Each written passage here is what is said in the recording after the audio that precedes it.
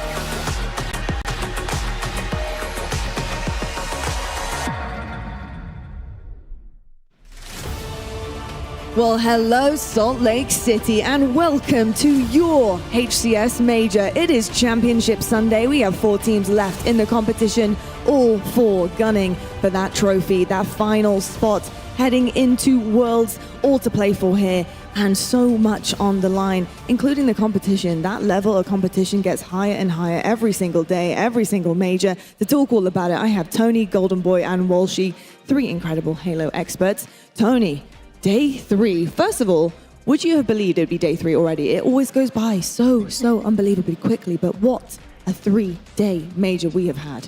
Yeah, we've seen some craziness from pool play to bracket play, the upsets, the storylines, and all for this very moment for us to be crowning a champion here in Salt Lake City right before Worlds. I couldn't be more excited than I am right now. And we have our top 4 teams right now set. Yeah. And Golden Boy, I think I was expecting maybe a little bit of a shuffle, but we kind of ended up back where I think we all kind of expected from back in Atlanta. I know some hiccups were made back in that major, but things seem to have kind of righted themselves here before Worlds. Yeah. Were you expecting these 4 to end up in the finals? Yeah, you know, I mean, well, yes, because I think that was pretty much all of our predictions. I think except one had Sentinels in the top 4, but outside of that, I mean, and of course, you know, that could have been very possible as well. But I think that this gave us a really interesting kind of, prelude, if you will, to what we would be seeing at Worlds, because honestly, like, I came into this one thinking, oh, it's going to be bog standard, what you'd come to expect, you know, from the top teams. But there were so many shakeups happening in Friday and Saturday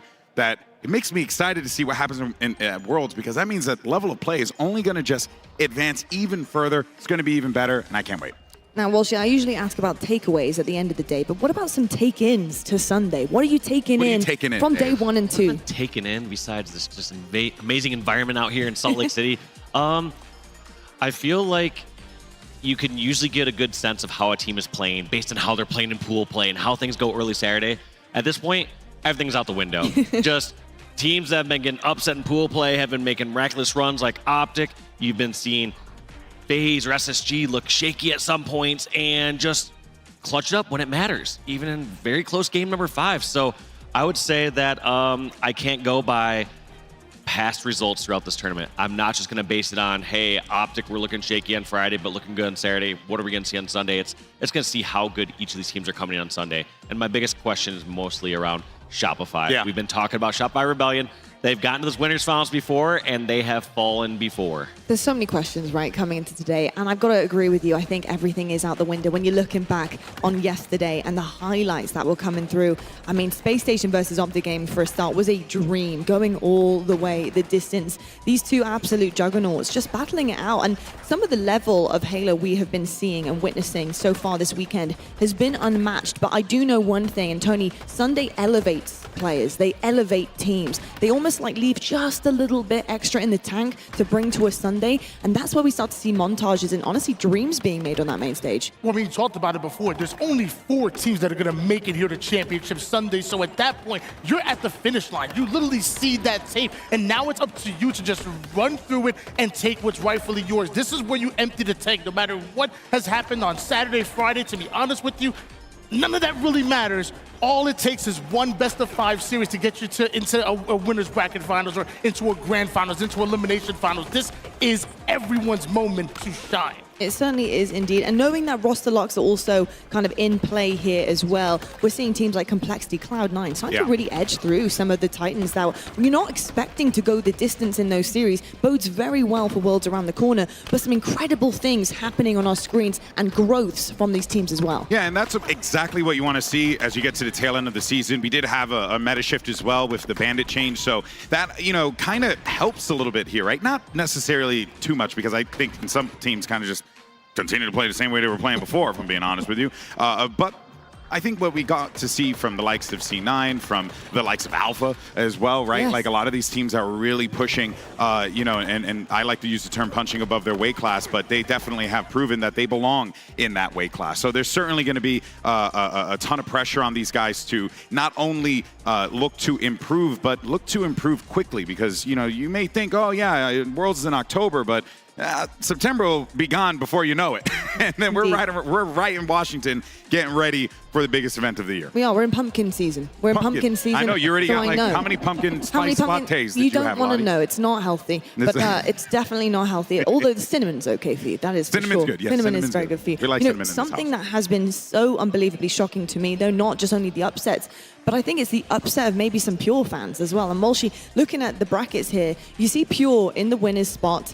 3-1 Shopify Rebellion. That I'm not too concerned about. Okay, you took a map off them. It might have been close. But when you get down to the elimination bracket, seeing what happened against Quadrant, I'm very, very surprised. Not only with the result, but the way that it was formed. What is going on with Pure? How are you feeling about them right now? Well, I mean, the first 2 losses that they had throughout this event would be FaZe, and then obviously we saw the one against Shopify. 2 very strong teams. The bigger question there is around Quadrant, though. Quadrant capitalizing on Pure, obviously being a little down and out throughout that series. Yeah. I didn't get to see exactly every single game throughout that one, but it felt like, you know, it just feels like we've seen one of the biggest fallings we've seen from any of these teams. Someone coming in as the 3rd seed and going out in 9 through 12. Hello, me, Pure fan, disappointed. You know, I'm just bummed out. I really like this team, but I think this is good for them. They need this. They need to light that fire, and I think Tony, you know, this is a squad that definitely is going to be putting in that work going to the Worlds. Yeah, when I was looking at that winner side of the bracket that was up on the screen, you know, you looked at the road to get to the winners finals, you know, if Pure would have beat Shopify Rebellion, maybe they beat Complexity. Maybe they have that road to the winners finals where you looked at Optic, who had to go through SSG, then FaZe. Like, this was kind of Pure's moment to make a deep run through the winner's side, and sadly they weren't able to do so. And then maybe ran out of steam in that elimination bracket. You're completely right, blessed with that side of the bracket for sure. And we often do see that blessings in certain sides. Some are more difficult than others, depending on pool play results. And honestly, depending on results in past tournaments too. I hope Pure do bounce back. We do have our world qualified teams, and as you can see, Pure is one of those. But I'm really just kind of looking at Alpha, Dark Inside, Ascend Baseline, Mind Freak, Cloud9, TLF, you know, really, really incredible feats for them. They came in with one job this weekend, and that was to qualify for the big one. Yeah, and I think if there's one team that I'm really focused on here is actually Native Gaming, because Native, they were really in that rough position where it was like, hey, is this team going to be able to even qualify for it? And it worked out for them, but they didn't just qualify. They expanded upon that, got themselves a 6th seed as well here. That is a really, really cool thing to see Native Gaming really push past that, and now they have even more time to build together. Yeah, I love watching everything from from that 1 to that 10 seed. But what really was impressive to me, what kind of I loved, was that last chance qualifier. For those guys who don't know, Mind Freak, Ascend Baseline, Dark Inside, and Alpha Esports, they played one best-of-5 series to either qualify for Worlds or to go home and be really upset. So it was just a really cool idea to have that last chance qualifier. So congratulations to them, but obviously the road not over just yet. Yeah, 100%. There's a couple of safety nets there for teams just because, it's difficult. It depends on who you're facing, what the circumstances are, and to have that safety net, like you said, well, the LCQ is just, it's a great opportunity for some of these teams to try and right their wrongs and progress through a weekend. We all know you need to adapt on the fly. Well, you've been there, done that, mate. Got many jerseys, not t-shirts, jerseys, mate. You know how it feels. But to have that now under your belt, they can breathe a little bit, go back, reset, and trying to push forward for Worlds. How are you feeling about some of our global teams heading into the next event? I mean, they gotta be looking good, but now that I think about it, like, I used to adjust. Now I'm old, now I'm 40, now I don't change anything. I am not malleable. I won't do anything different. Yeah, I know all about that. Stuck in my ways. He's stuck in his ways. He's glued to the desk. I don't know if you know that, but we glued him earlier on. Yeah. He's actually propped up with sticks and stuff. We did. But you guys should be glued to your screens, and I'll tell you why. Because if you are, with all those tabs open, you're going to get your hands on these Twitch drops. Watch all day long, folks. If you haven't been, it's your last chance. Watch at least for 9 hours, please. Get your hands on these in-game goodies. You won't want to miss out. You're going to look like the coolest kid in the lobby. So make sure you are tuning in and watching all of the action. Because, look, it's not just about the Twitch drops, right? The Halo Infinite is insane on a Sunday. We all know this. We have been there every single time. It gets better. And I can promise you today is going to be ever so spicy. I'm very excited, though, about our first game of the day because this one arguably is probably the spiciest. And I know I would usually say that in the grand finals, but I'll tell you why. We haven't seen these two teams meet yet this season. We're in the last major of the season, and we haven't even seen them meet up yet. This is the first time. This is an unknown. We barely have any stats on them. I'm so excited to see how these two teams, will fare on that main stage. So, without further ado, let's take a look at Space Station versus FaZe.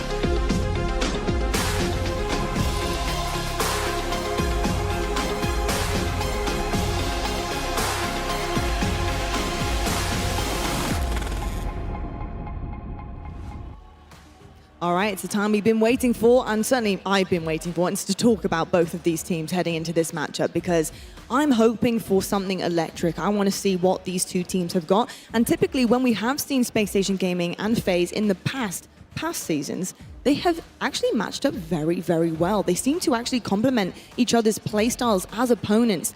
I think it's a little bit different for FaZe versus Optic and Optic versus SSG, but these two seem to click. So I'm wondering how close this is really going to be. Tony, we haven't seen them yet this season. Have you got anything statistic-wise to go off of in terms of records maybe, or even just a vibe of how two teams are playing?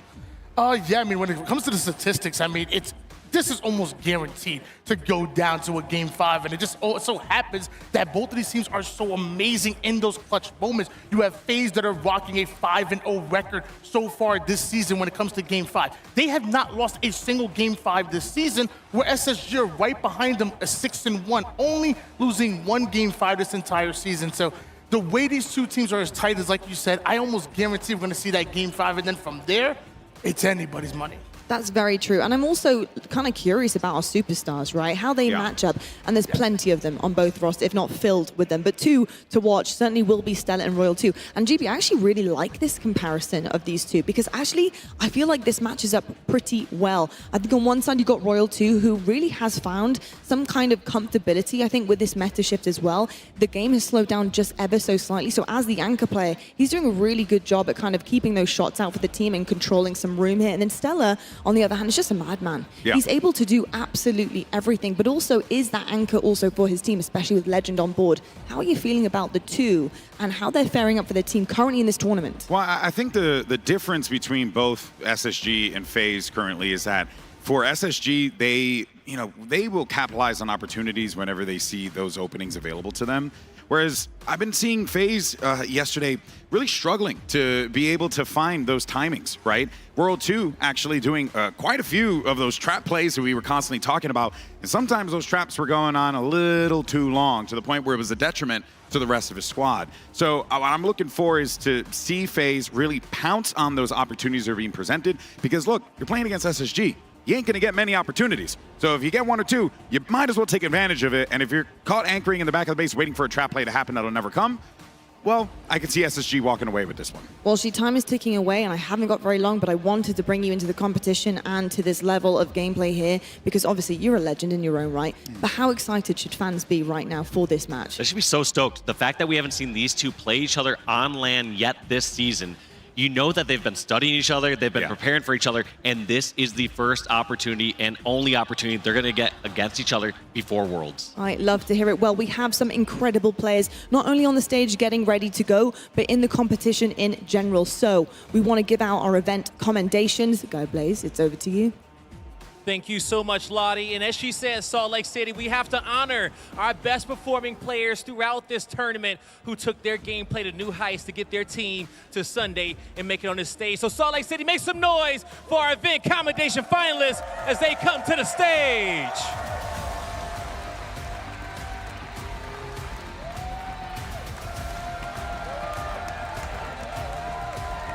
First up, for Best Slayer, we got Stella with first in kills per minute in Oddball and Strongholds. Next, Best Support is gonna be the man himself, Psycho. Psycho, a Super Slayer, but first in damage differential per minute in Oddball and Strongholds. Next, for Best Objective, show some love to Legend with first in flag steals per minute here at SLC. And last but not least, give it up for Coach Lunchbox as he has led his squad back to a winners finals, taking down Space Station and FaZe. One more time, Salt Lake City, show some love to our accommodation finalists. And now it's time to get this series started. Let's go.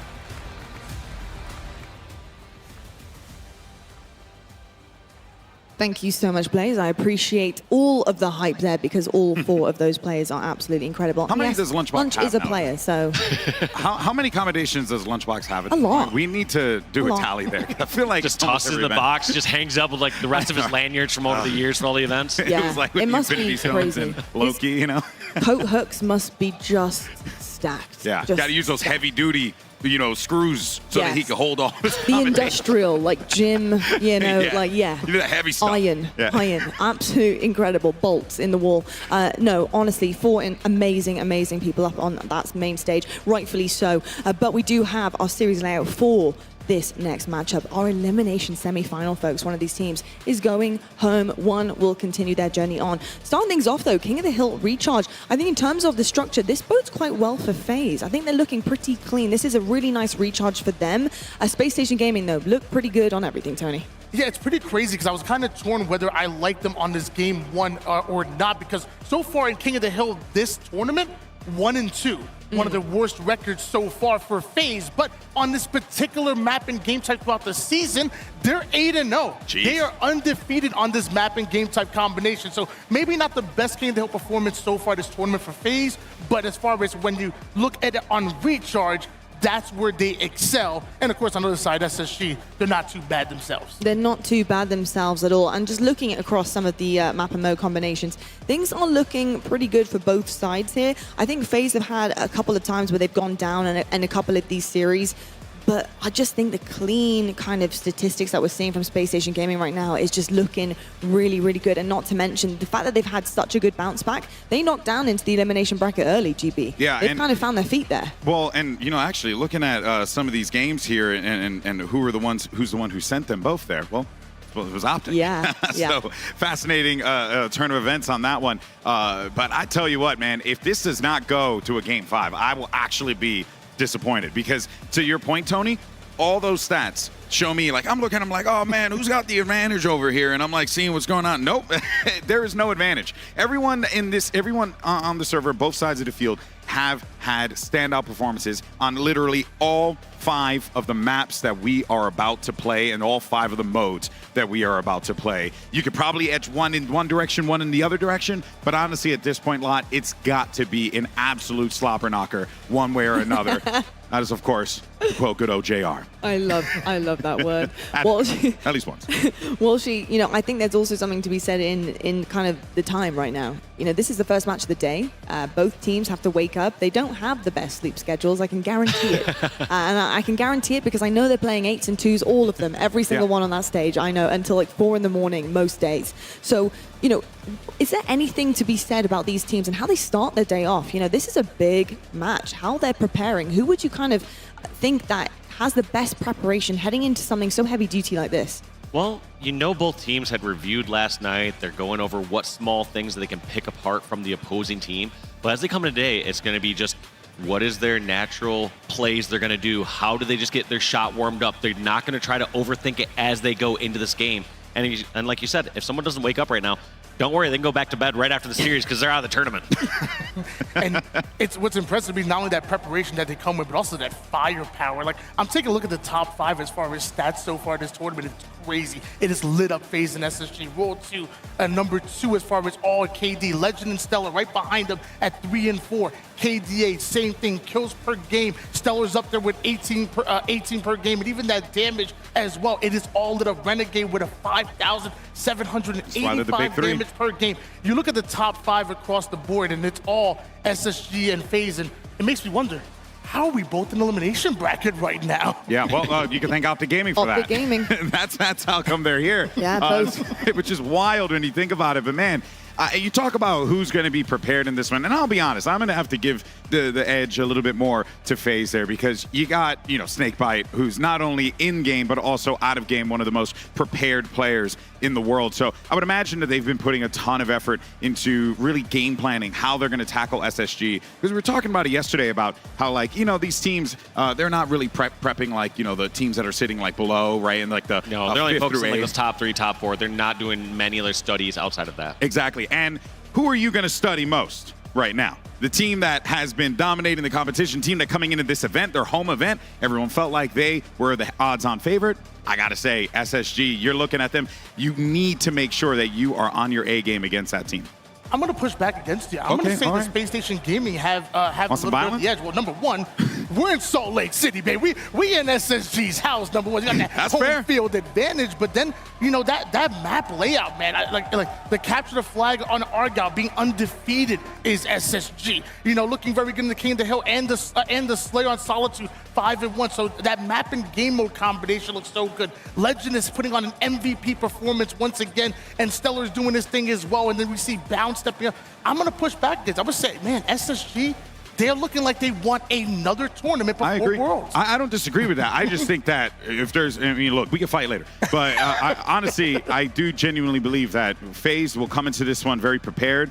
But there's only so much preparation that you can have against SSG. And I'm glad you mentioned here in Salt Lake City, because you got, well, that 6-man on the field, right, with them. You got the crowd that's actually going to be very much behind SSG. You got a lot of SSG fans here that are going to be cheering on their boys. And FaZe Clan, you know, always has been kind of, you know, riding under the wave, if you will. So they're going to be feeling that pressure. But this isn't unfamiliar territory for them, right? They faced off against Optic plenty of times in a grand final. Yeah, I think honestly, I don't think it's a bad thing to say it, but I think sometimes FaZe have been seen as the villains, and I think that's purely because the accolades and for so long in different iterations of the game, how often they've won, and then coming to Halo Infinite, continued to win as well. And that's not even talking about like the actual lore behind the players that are on that stage. Yes. How many times were we casting a grand final in H5 between, you know, Stellar and Eco on that stage, and then you also had the core three of FaZe and Snakebite, Frosty, and World 2, right? And Renegade was with them. And Renegade was with them, bro. So it's like there's so much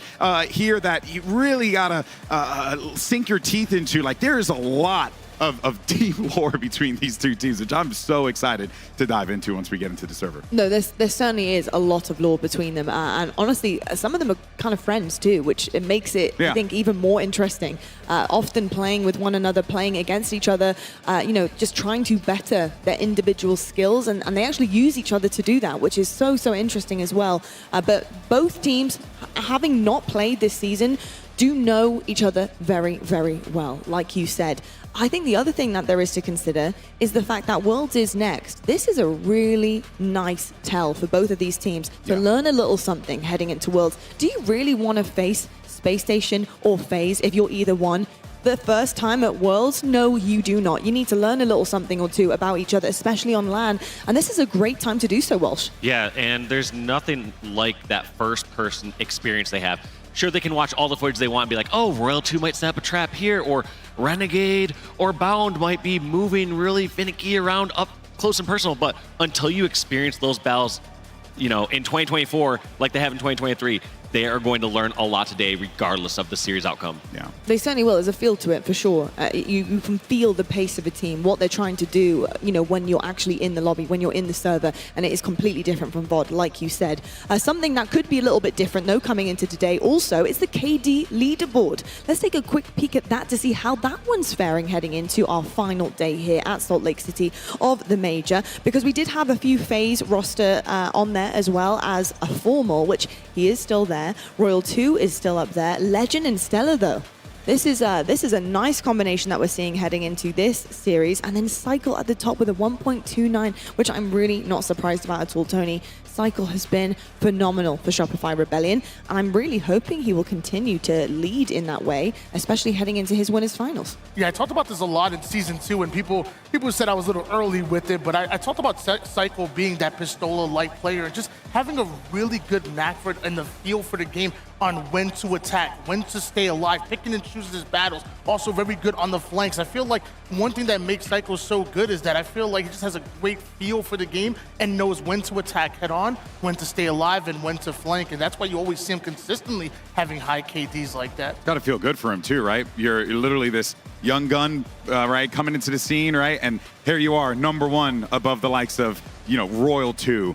Formal, right? Like, it's just like really, that's a cool thing to see from him. But really, that the way that battle shakes out between FaZe and SSG, with you know, Royal 2 being up on that leaderboard, I'm actually leaning more toward SSG because you got a lot of guys there that are putting in a ton of work each and every one of these series that they're in. And for Legend also win that objective commendation, while at the same time being a Slayer like that, goes to show how effective he is. It's actually something I wanted to touch upon because you heard it in the Unlocked episode, and Bound talked about how good he is at objective work. And I'm sure there were a few fans going, huh? Really? Because it's distracting. I think it's like, you know, he's so good at everything. He's so good at killing. He can do it all that it's almost distracting to the fact that he's actually an incredible objective player. And that's what's crazy to me. Like you saw him up there as far as KD #3. Excuse me. You see him up there as far as the objective. We talked about him being one of the fastest flag runners in the actual league. And then on top of that, let's not forget he's #2 as far as KDA. His assists propel him to a 1.91 KDA. So he's literally doing everything. When I think of a player like Legend, it almost reminds me of like a young Snakebite, like literally just a Swiss Army knife type of player. Whatever his team needs him to do, he's there. Yeah, I couldn't agree more. He has been phenomenal and really has not let his foot off the gas, even when they had a hiccup as well. Yeah, and to add on to that point there, Tony, something that I think a lot of people need to be paying attention to, and we were harping on it a lot yesterday, was FaZe's objective efficiency, right? And that is going to be something that could potentially be a sore thumb for them here. So if you got Legend going on the server, fragging the way that he is, running the flag the way that he is, playing the objective the way that he is, and then you have a FaZe that's struggling with the objective play, I don't know. I mean, look, you got to win at least one of those, objective maps, right? You can't just rely only on the Slayers in order for you to walk away with this win. Could FaZe lean on those Slayers 100%, but they're going to need to step that up, and Legend ain't going to make that happen for them. Certainly will indeed. I've got to say, I think there's a lot riding on this first map. Let's take a look at the King of the Hill stats between the two teams here, because I think this is going to be indicative of how the rest of the series will truly go. And FaZe are going to be focusing everything on this first one in the series. So the matchups records are looking actually pretty similar currently. The average margin a little bit different. Team KD, there's nothing much to really take away from that. But Tony, what are you noticing about this first one? What's crazy to me is when you look at the records, 13-6 and 12-4, they obviously look very close, but the crazy thing to me is when you hone in on the recharge and how much of those wins those make up. 6 of the wins for SSG are on recharge, King of the Hill. 8 of the wins as far as that 12-4 record from FaZe are on recharge as well. And by the way, you see those 4 losses, they haven't lost a single time on recharge. So not only are they both fantastic King of the Hill teams, but recharge seemingly being both of their specialties. Yeah, I think that is going to be where we see a nail biter in this first map. When you are preparing for a really close series, Walshy, both teams incredible. You also don't really have any reps against one another, and you know that you're both looking forward to this first one. You're both pretty good at it. How are you mentally going into this? Are you ramping each other up?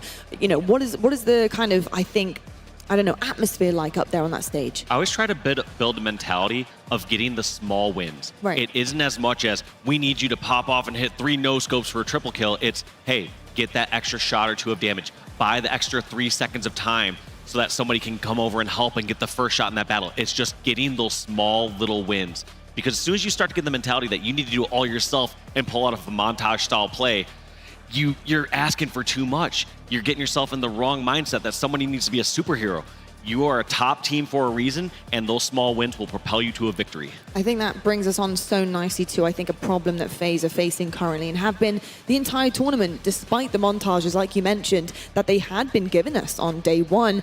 The discipline. The discipline is so, so important for this team. They have some superstars on this roster, but the problem is if you start to go too individual, you start to try and make things happen and you're not making things happen as a team and you're pushing a little bit too far, you will get punished. Tony, it's so important for FaZe to be disciplined. I did see that a little bit towards the end of yesterday after that Optic series, which I would argue was not disciplined at all from them. Going into that Native Gaming series, I saw patience, I saw discipline, and I saw change. Yeah, to me, it's like for FaZe, somebody else has to step up and be a little bit unselfish when it comes to that objective. Like we talk about Snakebite being the one to step it up all the time and be the one to fill in the gap, but I feel like they need somebody else, and to me, that actually might be Frosty. I think Frosty's very good at anticipating, what the opponent's going to do, having great awareness. So I think of like SSG, for example. You had back then, you had Dead Zone, who was going by Penguin back then, and then you had Eco that stepped it up.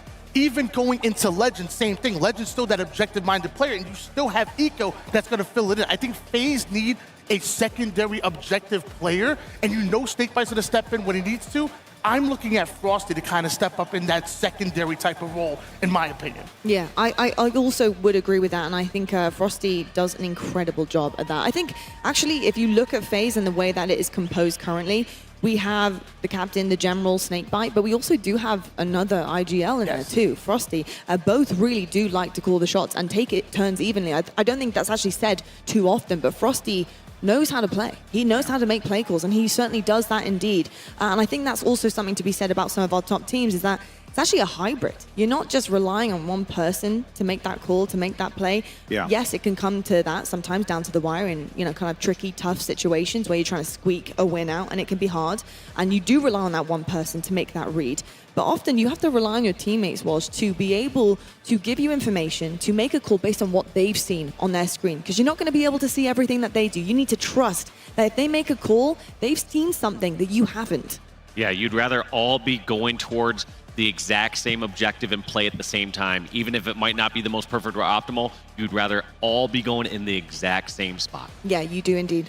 Yeah, you kind of talked about it yesterday where, you have kind of IGLs, you have kind of generals and whatnot, but Like, everybody needs to know what their role is, know their position, know what they have to do at every given moment. That's why you do so much work as film review. You know, you have maybe the leaders of the film review trying to share their knowledge or their situational awareness on what they would do in the situation. So this way, when you get into it, you're not counting on somebody giving you that read. You're not counting on somebody to tell you to take that lane.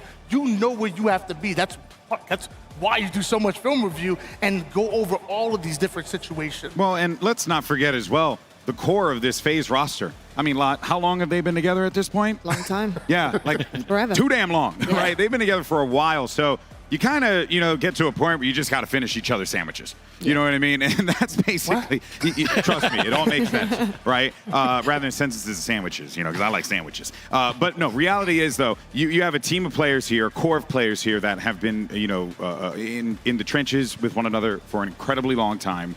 They should have that, a second sight, if you will, of what each other wants to do, because they have been in those situations. I mean, Walsh, you've been in that situation as well in your experience. Yeah, and the way it goes, once you build that repertoire of their teammates, is you have an understanding of what your teammate will do in a situation, and it's totally fine for them to pivot, but they will call out when they're doing something different. So let's say in a situation like Recharge, King of the Hill, a team gets spawn trapped over at Elevator, and you're like, hey, every single time we're going to send someone out to control and everyone else towards pipes. Instead, someone can say, actually, I'm flanking through Mangler Pit. I'm making a play right now. And now people know how to react differently to that play. But if nothing else is said or called out, you know what your teammate is going to do as they're the first spawner, or how they're supposed to react in that situation. Indeed, and honestly, that is what makes these legends so good. That it's true.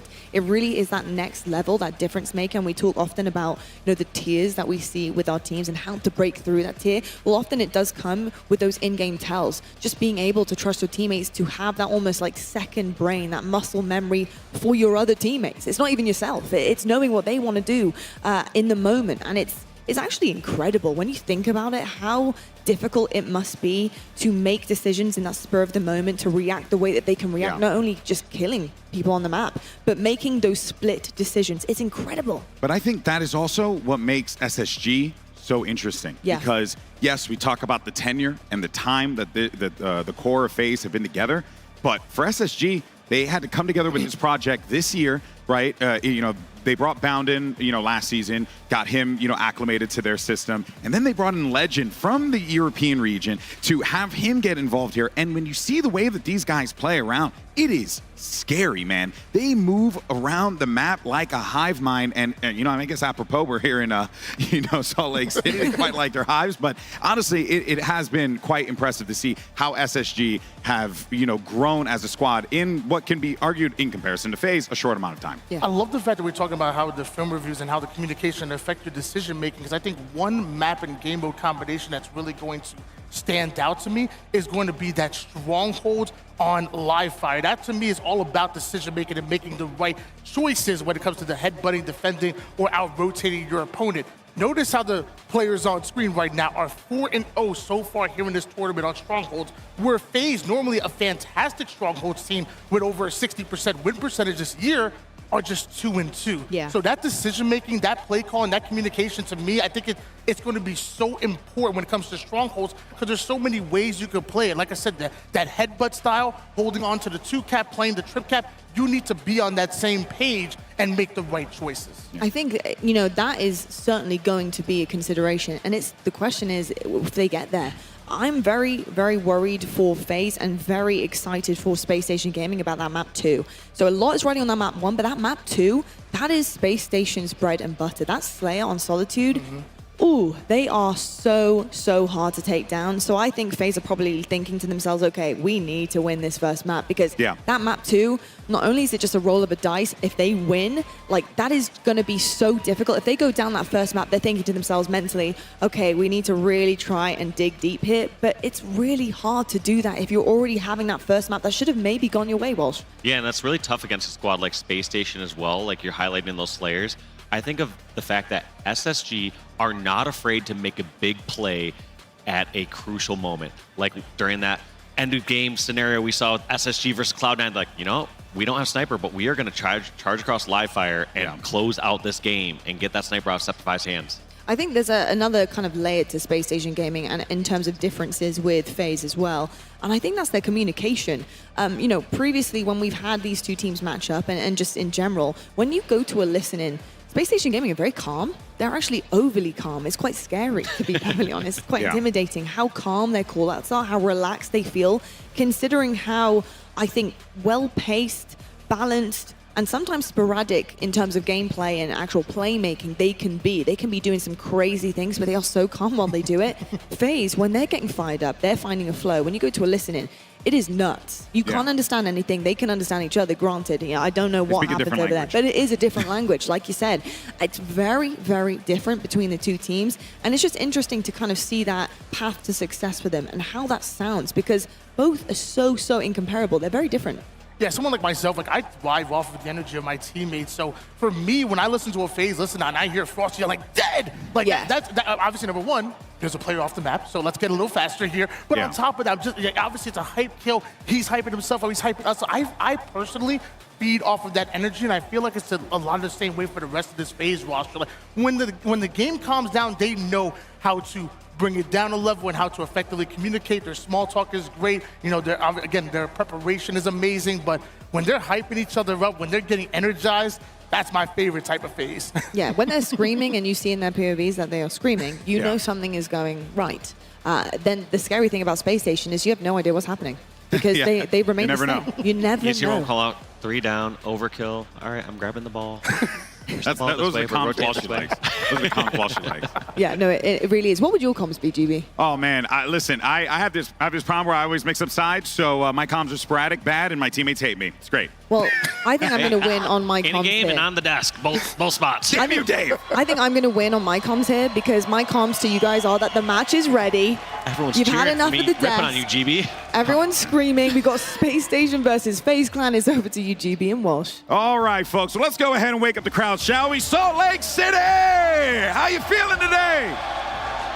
It's time to jump into the action as we get ready to kick off Championship Sunday. Top 4, and it can only end this way. Two teams that have not met each other yet this season, but have a ton of experience against one another, whether in previous seasons or in scrims. This is it. FaZe, SSG, let's do this. Bound getting aggressive right off the rip. They back off these players during long haul, but don't worry, Bound can somehow still hit a stick over on Royal 2. Yeah, those sticks have been incredible. If Atlanta was the camo event, this is the stick event. 100% the stickies thrive here. No joke, more people have been hitting sticky grenades and spike grenades than we've seen in previous events. And Snakebite somehow now getting that trade.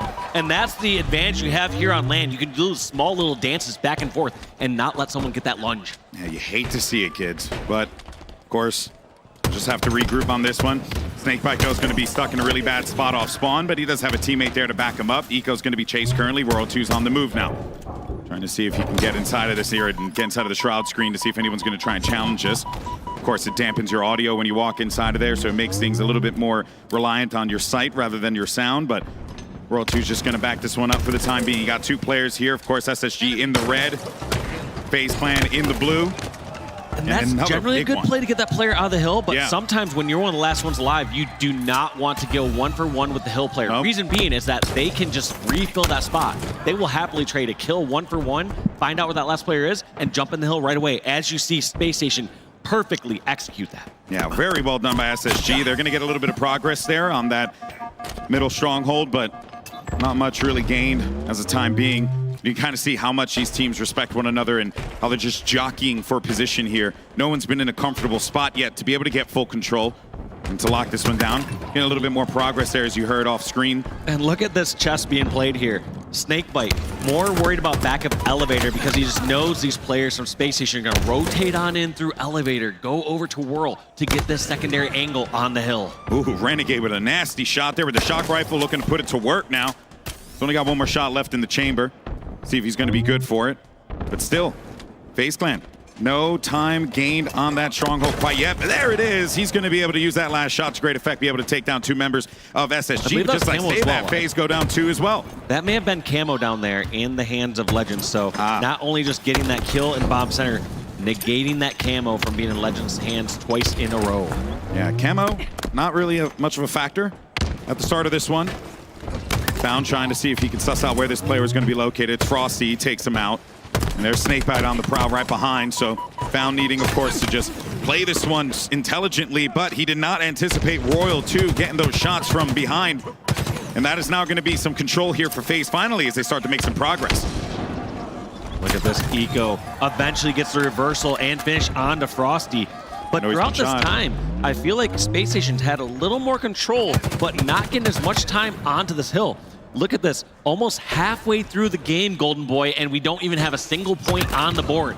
Yeah, again, it's just that respect that these two teams have for one another, because there's really just, you got to make sure that you're crossing your T's, dotting your I's when you're going up against either FaZe or SSG. But right now, it seems like SSG feeling pretty good here with the control that they have. Renegade trying to challenge from the top control. You got Frosty underneath, and they wipe him out. And now is an opportunity here for FaZe to answer back. Here we go, Eco's trying to find this weak player in the hill. Has to get a trade there onto Royal 2. But that's going to be just fine with FaZe Clan as they'll clean up one other player, Legend, just spawning, and Snakebite grabbing some hill time. Renegade's got his back over toward the Yellow Pipes entrance too. You got 3 players over toward control side of the map. Eco can't really do much to push through this one. Here's Stellar's trying to make the challenge happen, but Snakebite's hitting him with a hammer of a bandit. And this might very well be a cap at this point, but just as I say that, SSG now trying to get inside of there, trying to sneak this one away and take it at the last second. Frosty's got to make a move, though. No one's going to be hanging about here, and he's going to Mario stomp him right on the top of the head, but it's not going to be enough to be able to hold it down. They only need a little bit more time in order to secure this phase, and maybe he can come in the form of Royal 2 with this camo. Royal 2 with camo defending his teammate. That's going to be 1 point on the board here for FaZe Clan. Going to be a crucial one as well, because Spacestation had such a lead going into that first hill. They got about half of that hill grabbed at the very beginning, but could not finish it off. And this illustrates why FaZe and why Tony has been emphasizing why FaZe are so diabolical on Recharge King of the Hill, because that looked like a gimme for Spacestation Gaming, and instead FaZe Clan yank it out of their hands, and now they're looking like they're continuing their winning ways here with even more control here at the blue tunnel. Yeah, and Royal 2 just laying out damage from so far away from this hill. These players are going to have to fight Royal 2 over here on Catwalk before they even get a chance to shoot the player in the blue hill. And I don't see anyone from Spacestation really having a chance at this. Legend finally getting behind at back Hydro, but he is still staying alive and buying a little bit of time. Snakebite's going to try and see if he can use this shock rifle as best he possibly can. You got Legend circling around the back here. Eco is going to run right into traffic, but he cannot finish a kill. Snakebite instead. It's going to be Eco who gets the better out of him there. Maybe an opportunity now for Spacestation, of course, gain some progress and maybe even steal this hill away from FaZe the way that they did the first. Oh my gosh. That barrage of nades coming in from Eco, making sure Glass gets taken out there. It's like a bomb. Just like a trying to get another angle here. New camo coming up in 25 seconds. Who is going to be able to get this one? Last one we saw in the hands of Royal 2, and they got almost 75% of the hill off the backs of that. And so it looks like Spacestation Gaming will be running away with this one. A flank here that's not effective. Just a little too late, and now he's joining the action here. But what can he do here? He's going to get that first pick on Frosty unanswered. Now has to win this 1v1 against the hill, but there's 2 players back there. What can he do? Yeah, and they're going to go right in there because they know that they have the opportunity to do so. 1 more point, 1 more second left, and that's a big battle for Eco to win. Is it going to be enough, though? He only has 3 shots left. Now his teammates there to back him up. Snakebite's going to be the last man standing to try and get inside of that room, but it ain't going to happen. And we're tied up 1-1 here right at the start of game 1 here at the Championship Sunday, Dave. That somehow worked out for Eco and crew. It looked dangerous for a moment in time. Yeah. But able to clear out that hill, getting that double kill unanswered, and then winning that 2v1 against Snakebite to secure that second hill. Legend, I like this position on the hill. Most people sitting over at Needler, so any nades coming in, not going to be hitting Legend. I think that's why you want a player like Eco on your team, right? He's such a clutch guy. Like, he always finds those opportunities. He makes those opportunities for himself. And then when you have players like Legend on your team as well, and then, you know, Stellar and Bound, I mean, my goodness, this squad is stacked to the 9s. Look at this. Nobody wants to step foot inside that hill. They don't want to make this mistake. Eco fighting the world over in pipes, somehow able to take out 1, even though there's 3 members of FaZe over in pipes. Now might be the time for Spacestation to grab some time, and yes, they do. Gonna see if they can snag up a little bit here. Renegade's looking for an opening. He's not really getting much. He's not seeing what he likes. Okay, Eco up in the sky. Good try there, buddy, but When you're floating up, that shock rifle in Renegade's hands is always going to land its mark. Now FaZe are going to get control. Like that, they know the spawn's over in pipes and that gold. Renegade trying to defend here, but they realize that this hill may be the winning hill of the game. They don't want to overstep and overcommit to this hill early on, and what a shot there from Renegade, picking off Stellar. Almost tag bound there as well. Watch out for Eco down low, and that's going to be a headshot right to the dome of Eco, removing him from the equation. Look at that repositioning. Renegade a massive opportunity here to get into that hill and give his team a winning shot. Such a great play by Renegade, realizing they took out all the other angles, and he can just jump out freely into the center of the map, flank over at Needler, and hit an unsuspecting shot over at the triangle. And you will gladly take that trade. That's 3 down for SSG. Camel's going to be up. Yoink. I'll have that. Thank you. And that is his for the taking. But he's got to be careful, though, because he might get found out here in a moment's notice, and 2 players surround him, but that means 2 players weak, down low. Who's going to pounce on this opportunity? Bounce trying to get away from it here. Frosty gets himself a double kill off screen, and he got Frosty with a triple kill from behind to keep this game going. Time is a ticking here, Dave. Triple kill, but takes a few seconds for FaZe to fill into that hill. Still, they're not going to be able to win off of that triple. They're going to be able, maybe get to like the 60-75% mark, but these next kills are really what's going to decide what happens with this hill. Ooh, How Frosty did Bound get there so fast? I have no flipping idea, because it felt like they were perfectly fine, content living their lives, and then Bound just pops up out of nowhere. Big opportunity for SSG. I was just going to say, I thought that Frosty was doing such a great job of Bomb Elevator, shooting who I thought was the closest member up over in Mangler Pit, but somehow Bound has a faster Spartan than anyone else in this lobby. Sprints all the way to Elevator and gets his control. FaZe should be in a spot right now where they have 75% of this hill, but not the case. It's almost tied. We're in overtime here, so next cap is going to win. Bound doing everything he can to hold the door, and he's successful in being able to take out at least one of the members of FaZe Clan. You can see, though, where Snakebite's going to be positioned over toward the control. You got another one that's going to be perched up above, over here toward Yellow Pipes, and World 2 is anticipating that movement there. Big grenade explosion, but it ain't going to be enough there, not for Bound, and he's able to get that frag. They got to get time on this hill, and he cannot because of the cross Too there. good to be true. He 3 down. knew. 3 down here for SSG, Dave. SSG trying to keep control of this elevator. That way they can get the spawns nearby and contest this hill continually. However, they cannot just freely jump inside the hill. They know they have to worry about pipes and long haul. So throughout this time, as they're fighting here, they're going to try to clear out pipes. And here comes Stellar, trying to charge his past teammate Renegade. Takes him out with the shock rifle. What a massive win. That's going to be 3 down for FaZe now. SSG are on a winning way here. Is it going to be enough? Frosty, he's pushing forward now. Roll 2 looking to make a play, but they're in there. And SSG can put a blemish on this recharge king of the hill for FaZe. And they do just that, taking them out for the first time on this game mode and setting the tone for this series to open up Championship Sunday. What a start to the series, and you couldn't ask for 2 more evenly matched rosters. We're going into overtime on game 1. Are you kidding me? Yeah. Just 1 hill apiece as they go into that 3rd hill. No room for error there. Yeah. Both those teams don't want to overstep. You saw so many times in those neutral scenarios where they both had people in position to shoot players out of the hill. And so at that point, it's how do they get a new angle? How do they clear somebody away from long haul or from pipes? What a crazy series. What a crazy game, excuse me. That was nuts. You're so right, Dave. And we started off with an OT and King of the Hill. Because why not?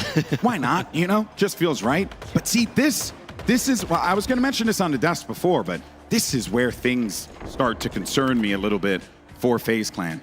Because this was a mode that was good. Good for them. They had so much success in Look at this challenger here. 8-0 run with this game mode and map. And that has been tarnished, wiped away, because SSG don't give a crap about those stats. They don't care about the numbers. They're here to win. They're in their home turf, and they got to make it to the grand finals. That's their only objective here, because they want to go back-to-back.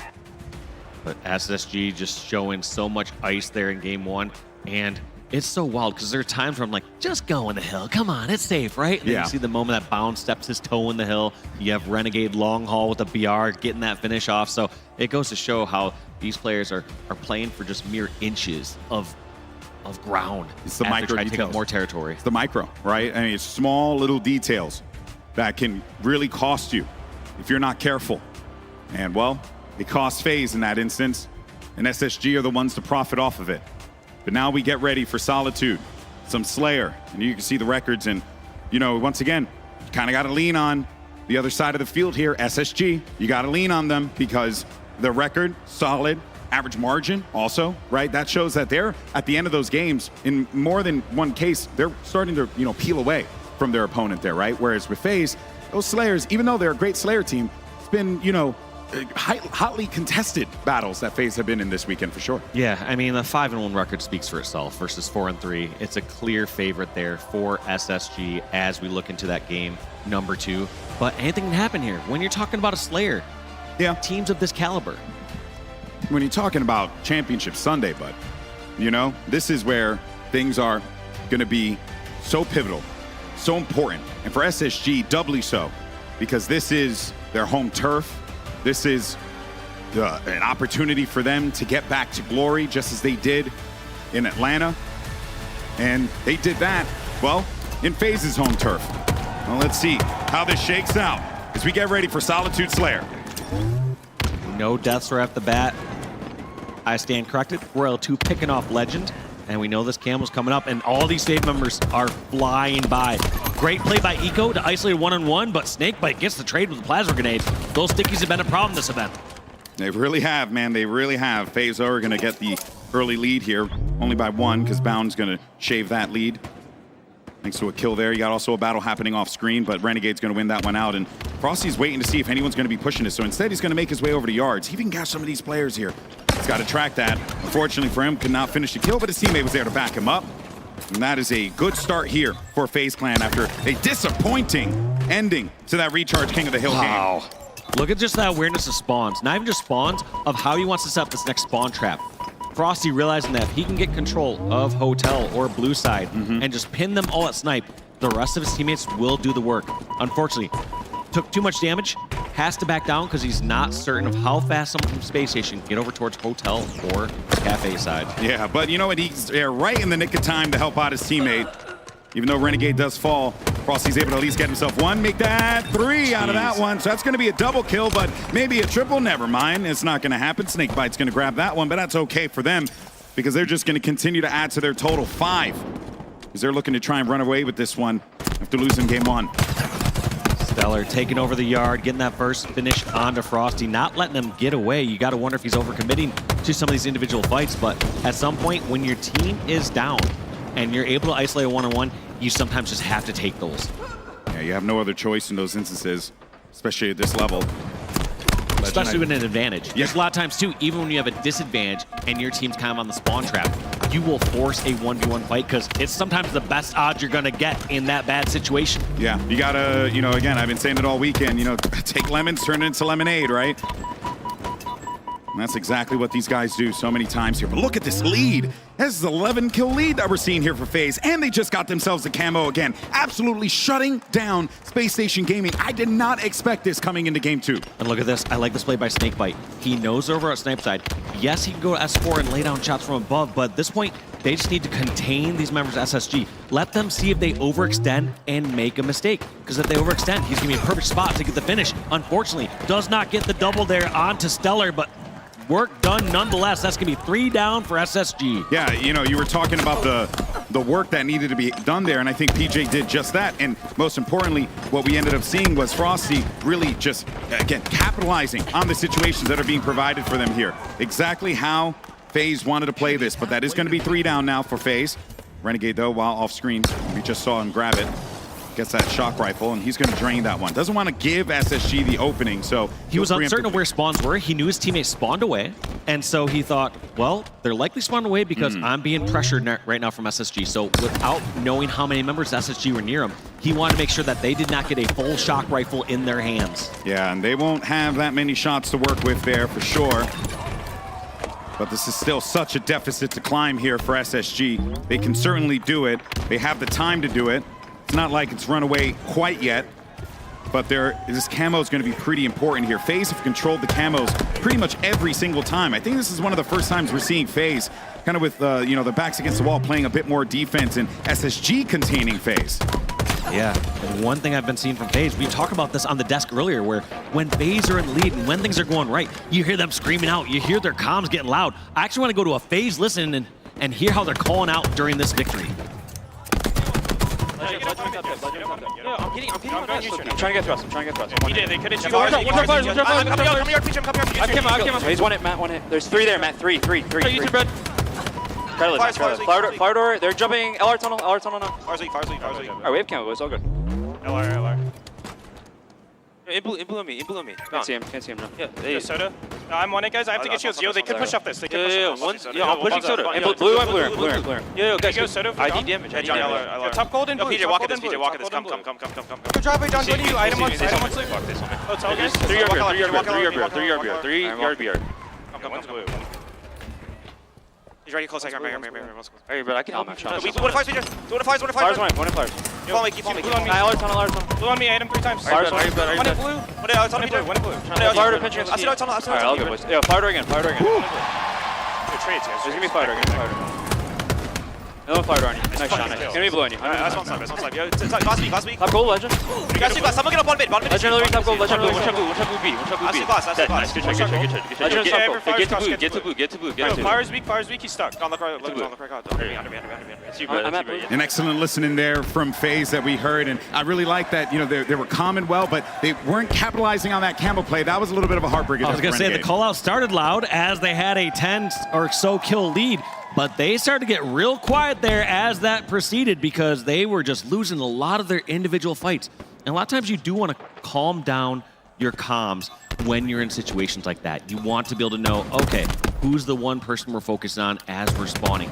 Or as that camo was slipping on by, Renegade's trying to call out 3 different locations where players are at and trying to figure out how they're going to break apart this neutral scenario. Yeah, it was a lot learned from that listening there, but while that lead did get whittled down over to like maybe a 4-kill lead, FaZe still managed to hold on to it. So 7 kills going to be the difference. And man, Dave, we got to talk about the fact that they have dominated the camo every single freaking time. That is hard to play against if you're SSG when you're not able to get those power items. And look at this. Camos are not safe in Salt Lake City.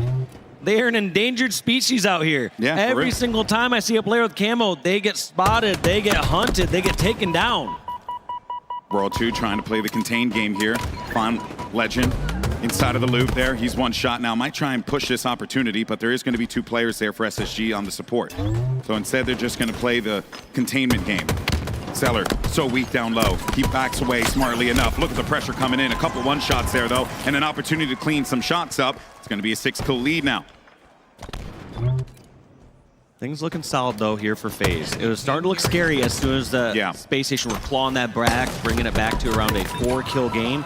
But it feels like FaZe have now been able to put themselves in a strong position, trade out a couple kills here and there, and just like that, World 2 winning a huge 1v1 against Eco.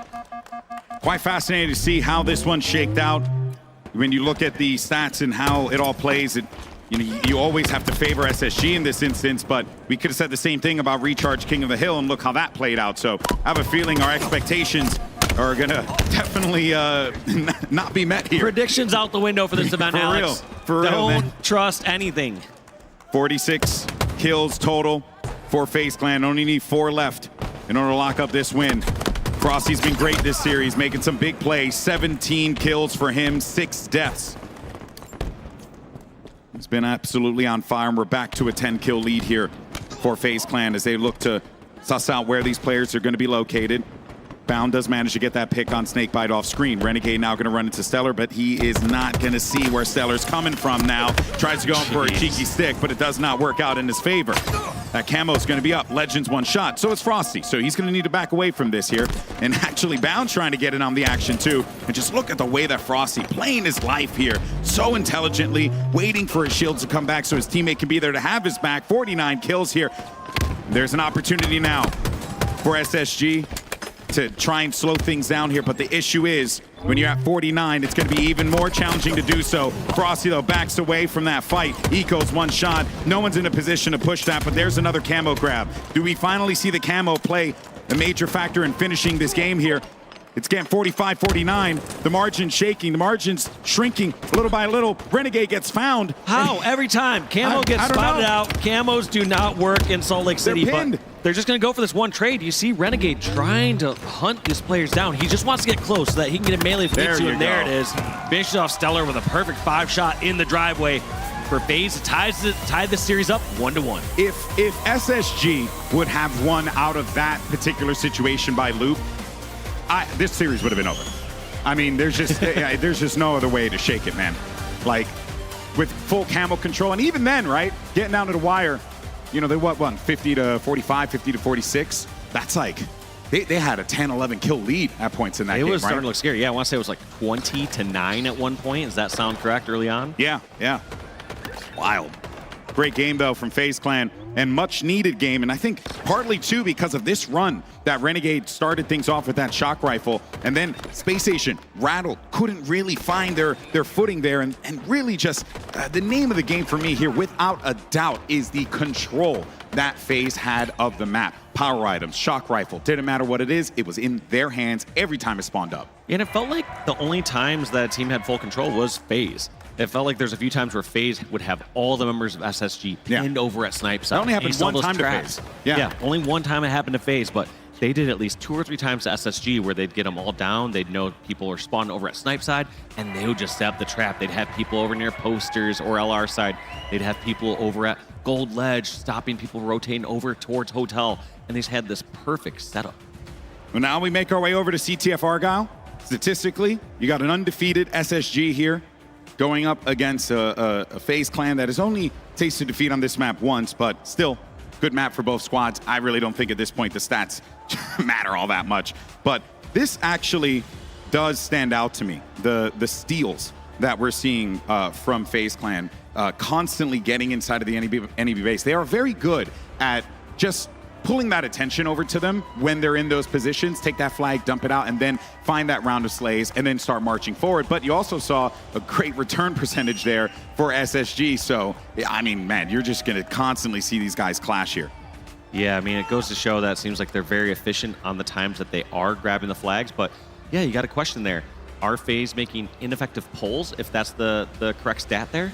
I feel like I expect to see on this one for SSG, I expect to see a Legend or a Bound in the back of the base as soon as they get that kill, grabbing that pull and going super fast. Yeah, and Legend will fly with that flag if he gets an opportunity to do so. Of course, fans coming out, support their boys. Snakebite, Renegade, got a FaZe Frosty, fan. and looks like we won't call it the last part. You know, there was some clashing there, you know. You got SSG fans next to FaZe fans. They're going to have to find ways to reconcile with one another. You know, how this pans out. See Coach Roll 1. He's looking to help lead this team to a potential victory here in Salt Lake City. SSG, though, do not want to allow that to happen, not on their home turf.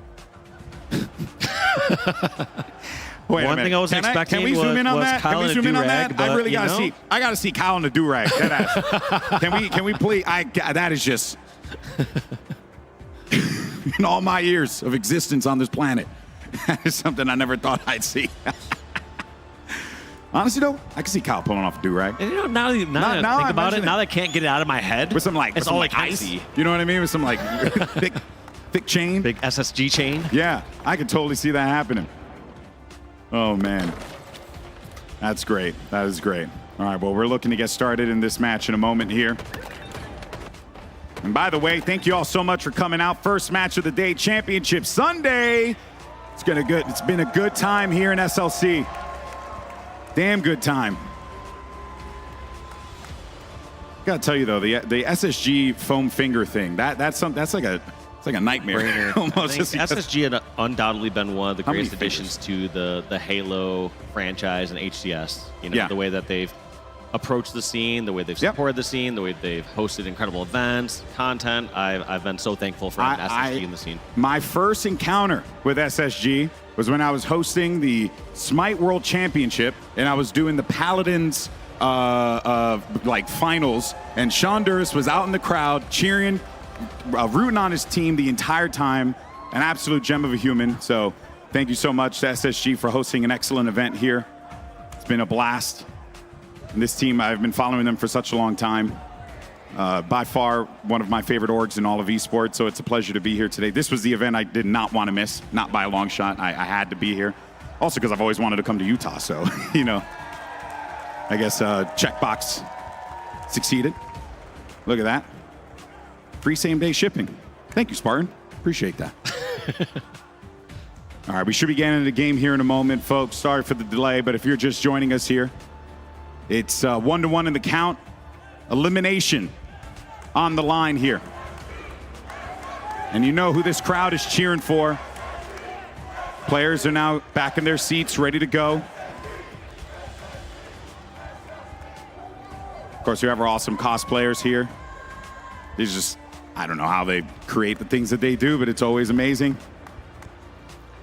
We're going to have quite a different map 3 here. We always talk about the pace of the game and how fast, how slow these teams are playing. CTF Argyle undoubtedly going to play a bit slower. Yeah, sure, there can be map. some crazy chaotic times where players might force a earlier flag grab, but for the most part, they're going to slowly and more methodically move across the map here on this one. Whereas when we do get to game number 4, which is Live Fire Stronghold, you can't help it. That game's just going to be fast. Yeah. People are going to be moving quick as that time and points are ticking up. Honestly, man, the fact that it's 1-1, but the way that we got to 1-1, we actually get an opportunity before the game starts to show the series layout again, because just genuinely did not see FaZe winning the Solitude and SSG winning the Recharge.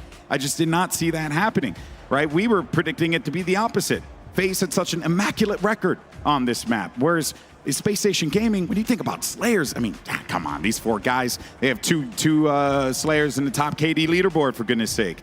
So, you know, you got to favor those boys in that situation, but it just goes to show you, you know, you got to expect the unexpected here in SLC.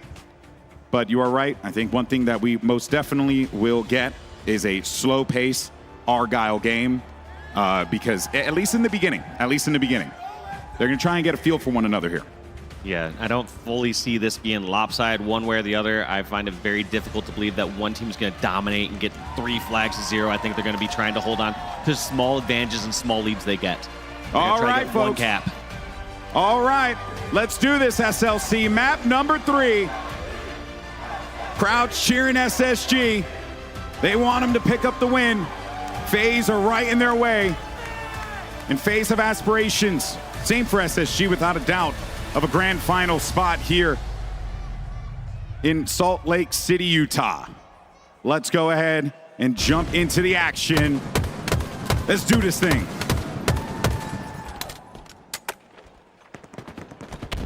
Look at this, Frosty not even wanting to push up towards the screens just yet, taking this slow. He must just be looking for one of these flankers, realizing that Legend or Bound is going to be trying to be tricky, trying to move up a little quicker through some obscure route. But Frosty finds a weakness, pushes on through, and almost gets a double kill. And there's your obscure route. He definitely wasn't expecting him He's to like, be I into wasn't events like expecting that. to be back at your base. Yep. What's going on here? Wait a minute.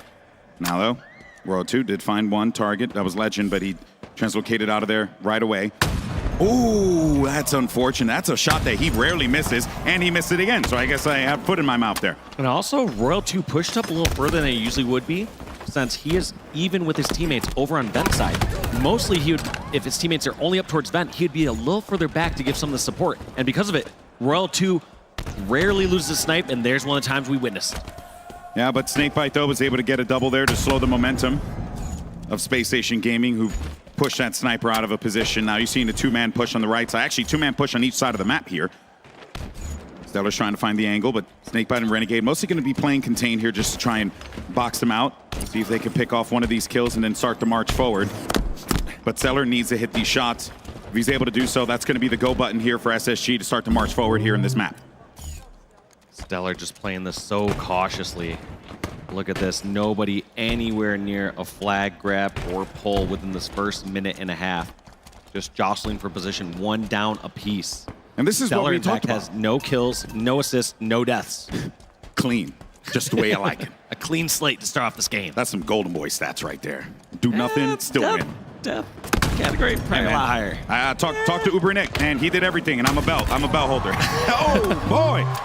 Stellar just absolutely domed him. Oh, my word. Stellar with a double kill. That could very well be the go button for the rest of the team here. But they need to get numbers, and unfortunately for them, they're going to be tucked away in the back of the base. So not much that they could really do to benefit off of these snipes. But it is going to give Stellar just a little bit more positioning, just a little bit more of an advantage, and allowing Legend now to make his way toward that face side of the base. And that's another shot clean. Just listening to call-outs and charging for these fights. I thought that Stellar was going to stay over and bait the opposing snipe. Instead, he pushes on up towards Vent. Royal 2 behind enemy lines. The player who we called out a lot of times for kind of being that anchor, being that sneaky player back in his base. He is on the front line, getting kills, taking out Legend. Very well done here. They got to keep their teammate alive, and Snakebite stays alive, but they have 2 players here that are going to be weak. And they do try to make that flagpole a reality, but that's going to be 3 down. 3 down. Let's see how fast Spacestation move across the map. They now know where the last member is. It's Renegade with Sniper in the vent. How do they decide to isolate him and hunt him down? Look at that, just Stellar knowing his routes. Yeah. That's just next level studying each other, saying he's gonna take a snipe shot, he's gonna reposition. Yeah. Where's his next reposition? Is he gonna go towards the ramp below? Probably not. Is he gonna move over towards screens? Potentially. By the way, we were talking about Stellar at 0 kills here, and as we said that, turned it up. He's now at 6 like it's nothing. Make that 7. He's got the number, he's got the read here on FaZe. These shots have been clean from him, and they could really build off of this momentum that Stellar's been giving them with these shots.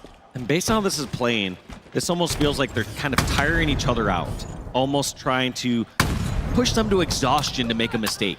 They aren't going for some sort of early forced play here on this flag grab. It feels like Spacestation are saying, let them keep overstepping. Let's see if we can frustrate them by killing them over and over again, and then we'll go in for the kill. Then we'll go in for the flag grab. Yeah, and it's been a difficult one for sure, because it does feel as if both teams are really just trying to just drain each other here in this Argyle CTF game, and it can oftentimes be a bit of a difficult one to get into simply because of the fact that it's such a slower map. But that's going to be a killing spree for Stellar. Immaculate so far. He's getting pushed and challenged by Royal 2. He gets the kill on him as well. That's going to keep the momentum going. That's going to be 3 down here for FaZe Clan, Frosty off the respawn back at the base. Frosty having to stop this push here. All these members over on Pistol side, and they were not able to get the grab. In fact, Royal 2 able to get the pick onto Eco. They have to get one more round of slaves before they can grab this flag. They're pinned. What is Stellar going to do here? They're pinned in the back, Dave, but oh man, I thought that this would have been the opening that SSG needed. But instead, it's going to be FaZe Clan showing that stalwart defense that keeps them in this game. That was one of Spacestation's best opportunities to get that flag grab and cap there. Unfortunately missed in that situation. You almost got to wonder if someone from Spacestation just need to move a little bit faster, as Frosty was just the one there, and get the flag out. Get the flag out of the base, because FaZe have to play quite differently, whether the flag's on their plat or whether the flag's out of the base. Yeah. And since the flag was still on their plat, they could hunker down in the back of their base without a worry of that flag moving across the map without them being a part of the play. Yeah, but I also do got to commend Frosty for being the LMS in that situation and really just holding the line, right? Because that could have gotten very, very bad, but his presence back there alone, you know, you got to put respect on Frosty. He's a guy that even when you're in a 1v1, he makes it feel like you're in a 2v1 with how he moves around the map. So certainly a lot to take away from that last fight there, but we're right back to the drawing board, and both teams really struggling to be able to find out where they want to go. Now look at Legend's position here, as well as Bound. This is actually a big opportunity now. They know exactly where Renegade is going to be positioned. So, opportunity for SSG. They got to shut out Renegade here, but Legend's going to be very low, and he's still going to be hanging around the base until Royal 2 finds his target.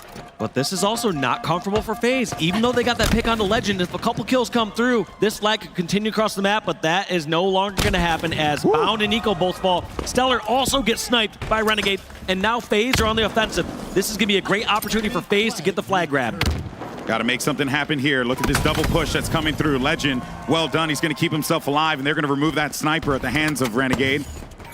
Giving themselves another power weapon to work with here. 2 shots in that one. 3 shots, excuse me, to work with. A quick push for Spacestation Gaming might set themselves up here. You can see the dangerous dances happening between Snakebite and Bound. Snakebite can't quite seem to get away from that one, and Bound's able to get the kill. That's going to be 4 down. Let's jump into a listen-in with SSG and hear how they're going to try and capture this flag. Don't run it. No, I'm keeping you alive. Don't up if you want. Keep it light, don't up. They're up, weak. I'm waiting. Just okay. Be bottom mid. Watch the bottom mid below you. They are. There's Commando, watch out the Commando. Yeah, they're on there. Watch out the Commando, Watch out. Watch out under. He's frags, one shot. Try to frag so bad. Jump. Look at, roll two. Yeah, roll two. Run, run, Nice, let's live. S3, let's get. S3 weak. Watch it, S3, watch it, snipe. I can go for it, sure. Don't snipe me, sniping their snipe, sniping long haul. Sniping long haul. He's sniping their needle still. Zell my Snipe me, bottom mid. Go into frag sniping, they're frag sniping. Nice, Brayden. Our snipe's up. Keep living. Watch out that basement. Yep, watch our basement. Frag large on. Don't dive on. You're the last one. Nice, man. Okay, I'll pit, all vent. Wait, two. In our commando. Could be above me. Our commando. Love me above me. Yeah, weak, one shot. Going for our snipe. And great comms there from SSG. You heard the times where they said to drop and slay and not to force that flag. In fact, the very first flag grab they got, SSG did not overcommit to it. Instead, they baited that out, got the kills on FaZe, and ran that secondary flag across the map. Yeah, they let them go ahead and return it, right? They were okay with that because they had the angles and they had the position. Now Eco with the sniper from his side of the base here. This is it. What does FaZe Clan look to do? Renegade looking to open things up there on the red side, but he's going to get tagged and removed from the equation, so there's not really much he can do there, and that's going to be two snipers now. You got Legend with one off screen as well as Eco. 3 minutes, 22 seconds. You could do a lot of contain here and drain that clock, Dave. And also just look at the angles that Eco is taking.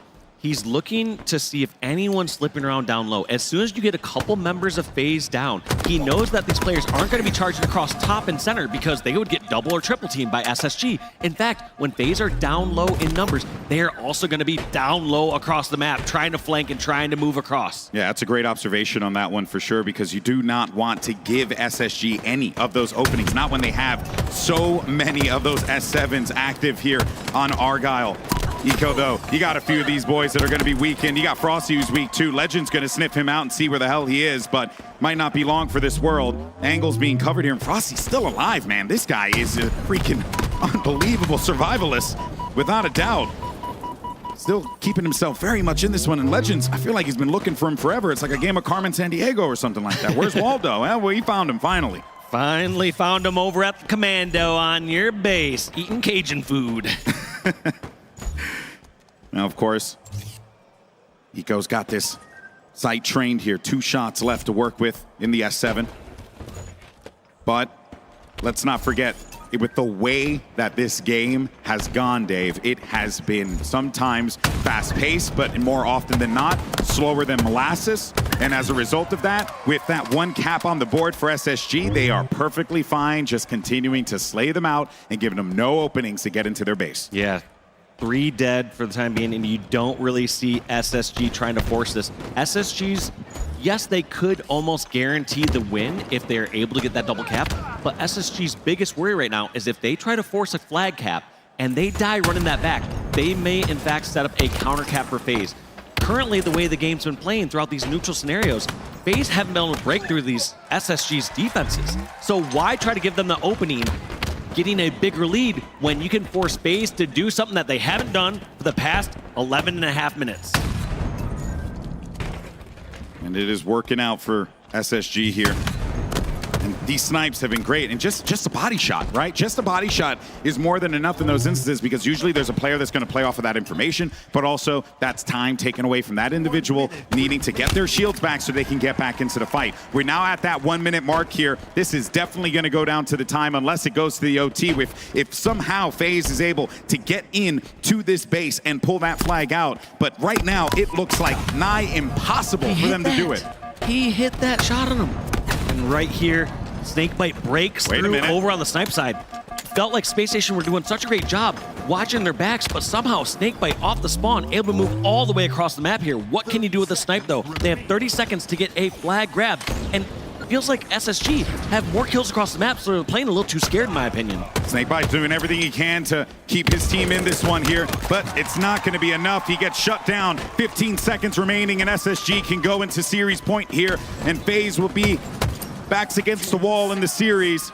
No one's in a position to be able to do anything. And if you know Argyle, you know that it's curtains. That's gonna do it. Double kill for Stellar. GG. Game 3 goes to SSG. So well played there by SSG.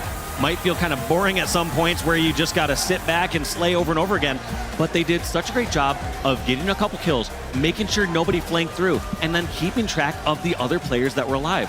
a lot of times as you get a double and you say, we just killed Snakebite and Royal 2, you start to keep track and say, okay, now when's the last time we saw Frosty or Renegade? And you call out those players, you see them across the map, and you'll start to notice at some point, all right, we found Frosty over at Vent, but we still don't know where Renegade is. That can be a threat. Yeah. But that's how these top teams coordinate and make sure that nobody is slipping through their defenses. Yeah, those deductions that you have to make on the fly really is what separates these players from the rest of the pack, and why we call them the Big Three, because they're able to do these things. They're able to do it at a moment's notice while also pulling off some of the most miraculous shots and incredible team execution that we've ever been treated to in Halo.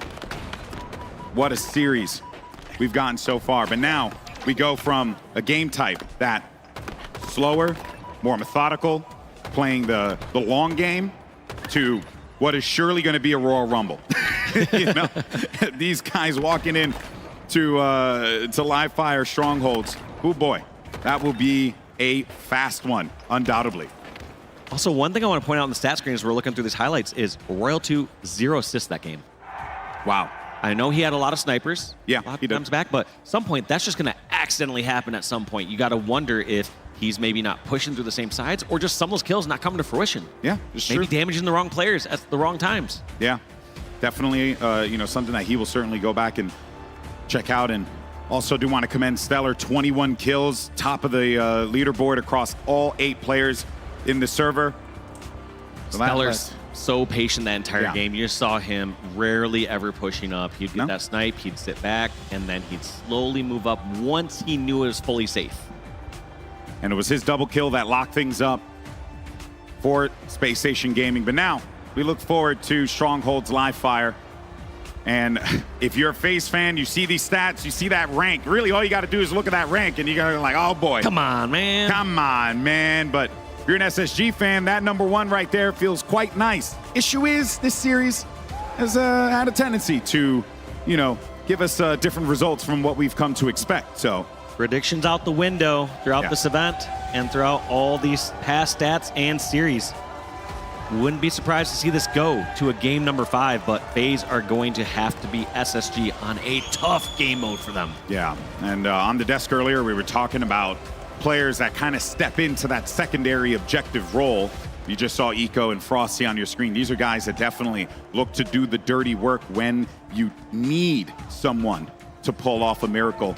You can lean on Frosty to somehow, you know, clone himself to fight people in what feels like 1v1s into 3v1s. You have Eco, who at a moment's notice can absolutely pop the hell off. But this is it for FaZe Clan. If they do not win this here, they will be eliminated, finishing in 4th place.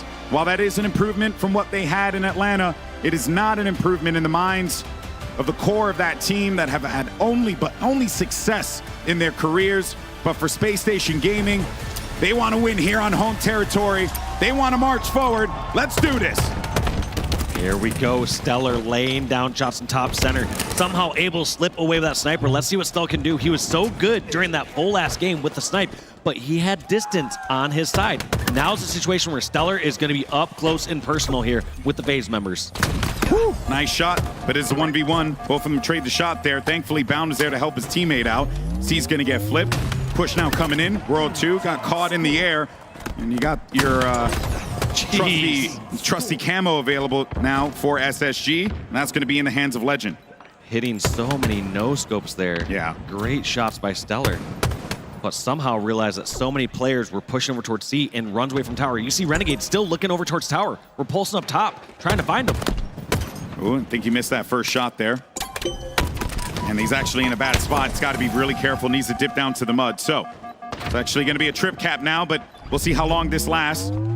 As FaZe Clan are going to try and flip. Hey, never mind, actually. It ends up getting contested, and that's going to be a firm trip cap here. This is dangerous territory now. 3 dead. They're looking for the last one. They know he's at A since A was converting a bit. Was able to get 2 kills, though. Bound and Eco both falling. So you're not going to see Stellar and Legend pushing across the map and trying to stagger these deaths. Instead, they're going to be happy with the double cap and with this 55-point lead. Credit to Renegade there for making himself a hard target for Stellar to hit. He's going to get himself the sniper, too. He's got found Bound, too. But here's the problem. He wants to go after that sniper rifle, which is right next to him. Can't do it. He's got some help. And now Renegade got himself that power item. But he's got to pick that up here. It's still going to be available. He has plenty of ammo too. Oh, Yeah, I thought I saw 4 for a moment. Just 1 bullet left. I was going to say that's more typical of someone like Stellar, not going to give a bunch of ammo to the opponent in that weapon. By the time he's moving up close and personal, he's going to be using a lot of those bullets. And look where the pathing comes through. Bound Red Renegade like an open book. Knew what he was going to do. He heard the repulse, so he had the process of elimination and was able to push that A side effectively. That is going to shut things down on A, but wait a minute, here comes the captain. He's looking to see if he could work with Royal 2 to get this win out here, but the translocator is going to be good for him to bail out of that fight. Going back? He might have to go back. Looks like he is not in this situation. Doesn't want to teleport to almost certain death. Instead, he gets that sick angle. Look at that. That actually was really sick. You see these players now starting to play with their teleport not just as a full escape across the map and covering more map coverage. Instead, they almost treat it as a 2v1 in certain situations. It's themselves and themselves versus their opponent. Like a mega strafe. You know, you're on one side of the map, Harry Houdini on the next side of the map. But what was a hot start for SSG now has become FaZe Clan finding their way back into this game. Bound, though, looking to make the flip happen. That's going to be another camo grab, by the way, for SSG.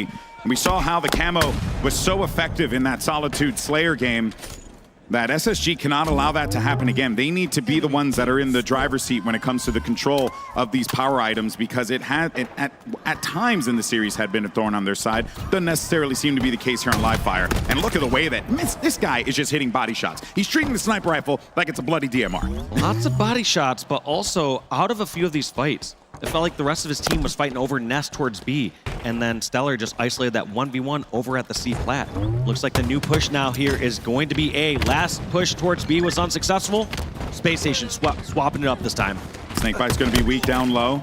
A little bit weakened player there, but that is a great play for Snakebite. Gets himself a double, and that is going to kind of slow things down, allowing his teammate to go into C now. Oh my goodness gracious. Take a seat, Renegade. Try again, my friend. Maybe Snakebite's going to be the receiver of another freaking headshot from Stellar. The man is freaking on fire. Stellar just ripping faces, but the problem here is that you're not seeing a massive lead come out of Spacestation Gaming. When you have a player like that popping off, you want to see a huge lead coming out for SSG. That's true. Instead, FaZe Clan up by about 30 points. What a start. What a start of the day for Stellar. But you're so right, Dave. You wanted to see a little bit more of that lead developing, but they have an opportunity now to do so with that A and B control, but they got to contest A here.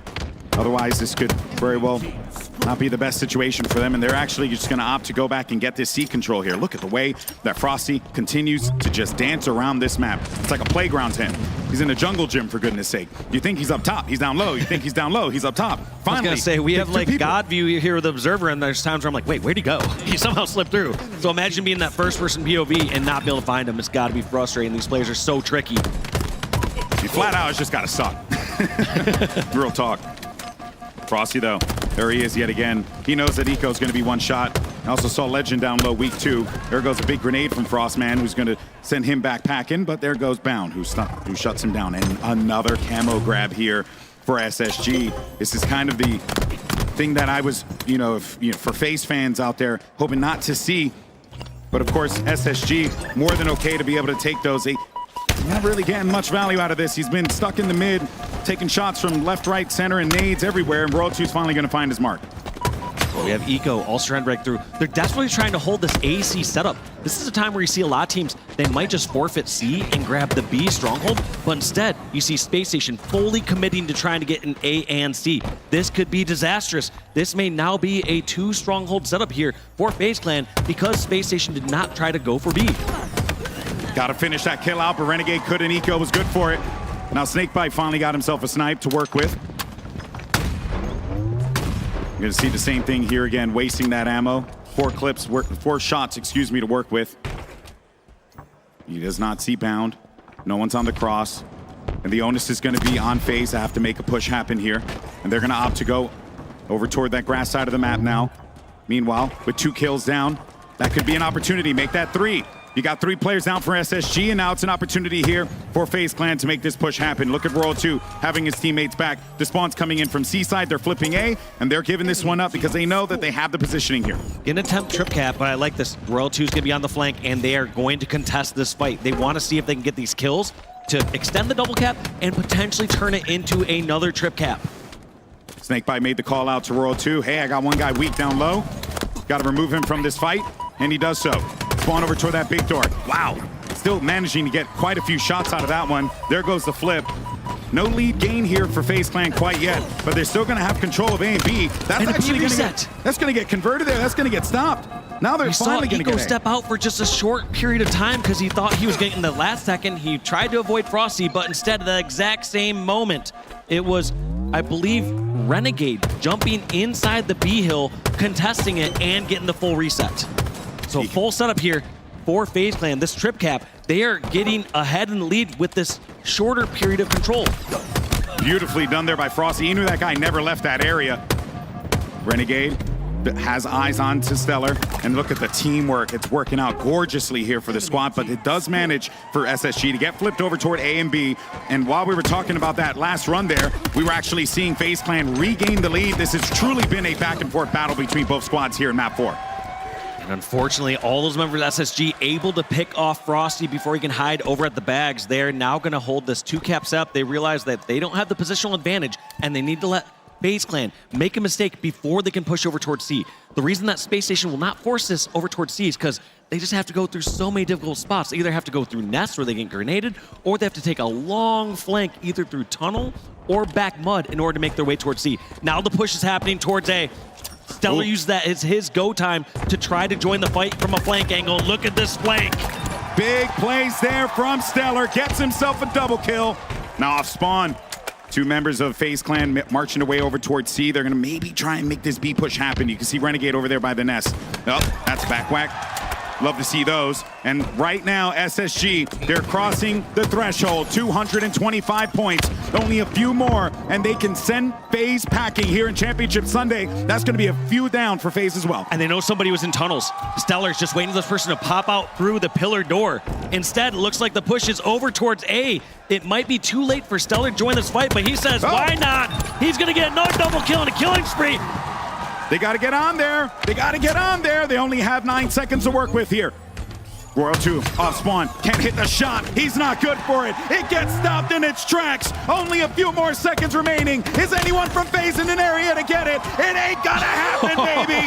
FaZe Clan's going home, and SSG moves on here in their home turf at Salt Lake City, Utah. Space Station just looking so scary good here today. We wondered what sort of squads we were going to see off the rip here on Sunday. And we're seeing a SSG that's looking to make a deep run in this tournament. And we're seeing a FaZe Clan that's being sent home to bed. To think that SSG, sent to the lower bracket by Optic Gaming, having to fight through elimination, no mistakes, no errors. They did it each and every time they were asked to do it. They were successful in that endeavor, and they have lived to continue to fight in this tournament. I mean, honestly, can you speak better about this SSG team? Goodness gracious, but FaZe Clan, of course, commiserations for them. You know, I would say an improvement from what they had in Atlanta, but you know that those 3 guys on that core, as well as Renegade, they're gonna want blood in Seattle. So watch out, because I think that team's gonna be coming in guns blazing when we make our way to Washington. Undoubtedly. I mean, that's a squad that, you know, you add up their last 2 placings, 4th and 5th/6th, like, that could equal the placings they've had throughout the entire season with all their 1st and 2nd places. Yeah, it's wild, man. Oh boy, oh boy. Well, that's going to wrap things up for us here at the main stage, but thankfully we got Guy Blaze standing by with a legend. It's a man who looks good in a do-rag. It's Elamite. Yes, he does, okay? And as he's already let us know, they not like us. Salt Lake City, make some noise as Space Station Gaming continue on in this tournament. Elamite, some players eat Wheaties, others wake up eating overnight oats, okay? But you guys definitely hit your carbs in this one. How you feeling getting this win against FaZe? Would it be your first time really playing them this year? Yeah, this is our first time we've matched up with them this year, so we were definitely excited to get these games underway.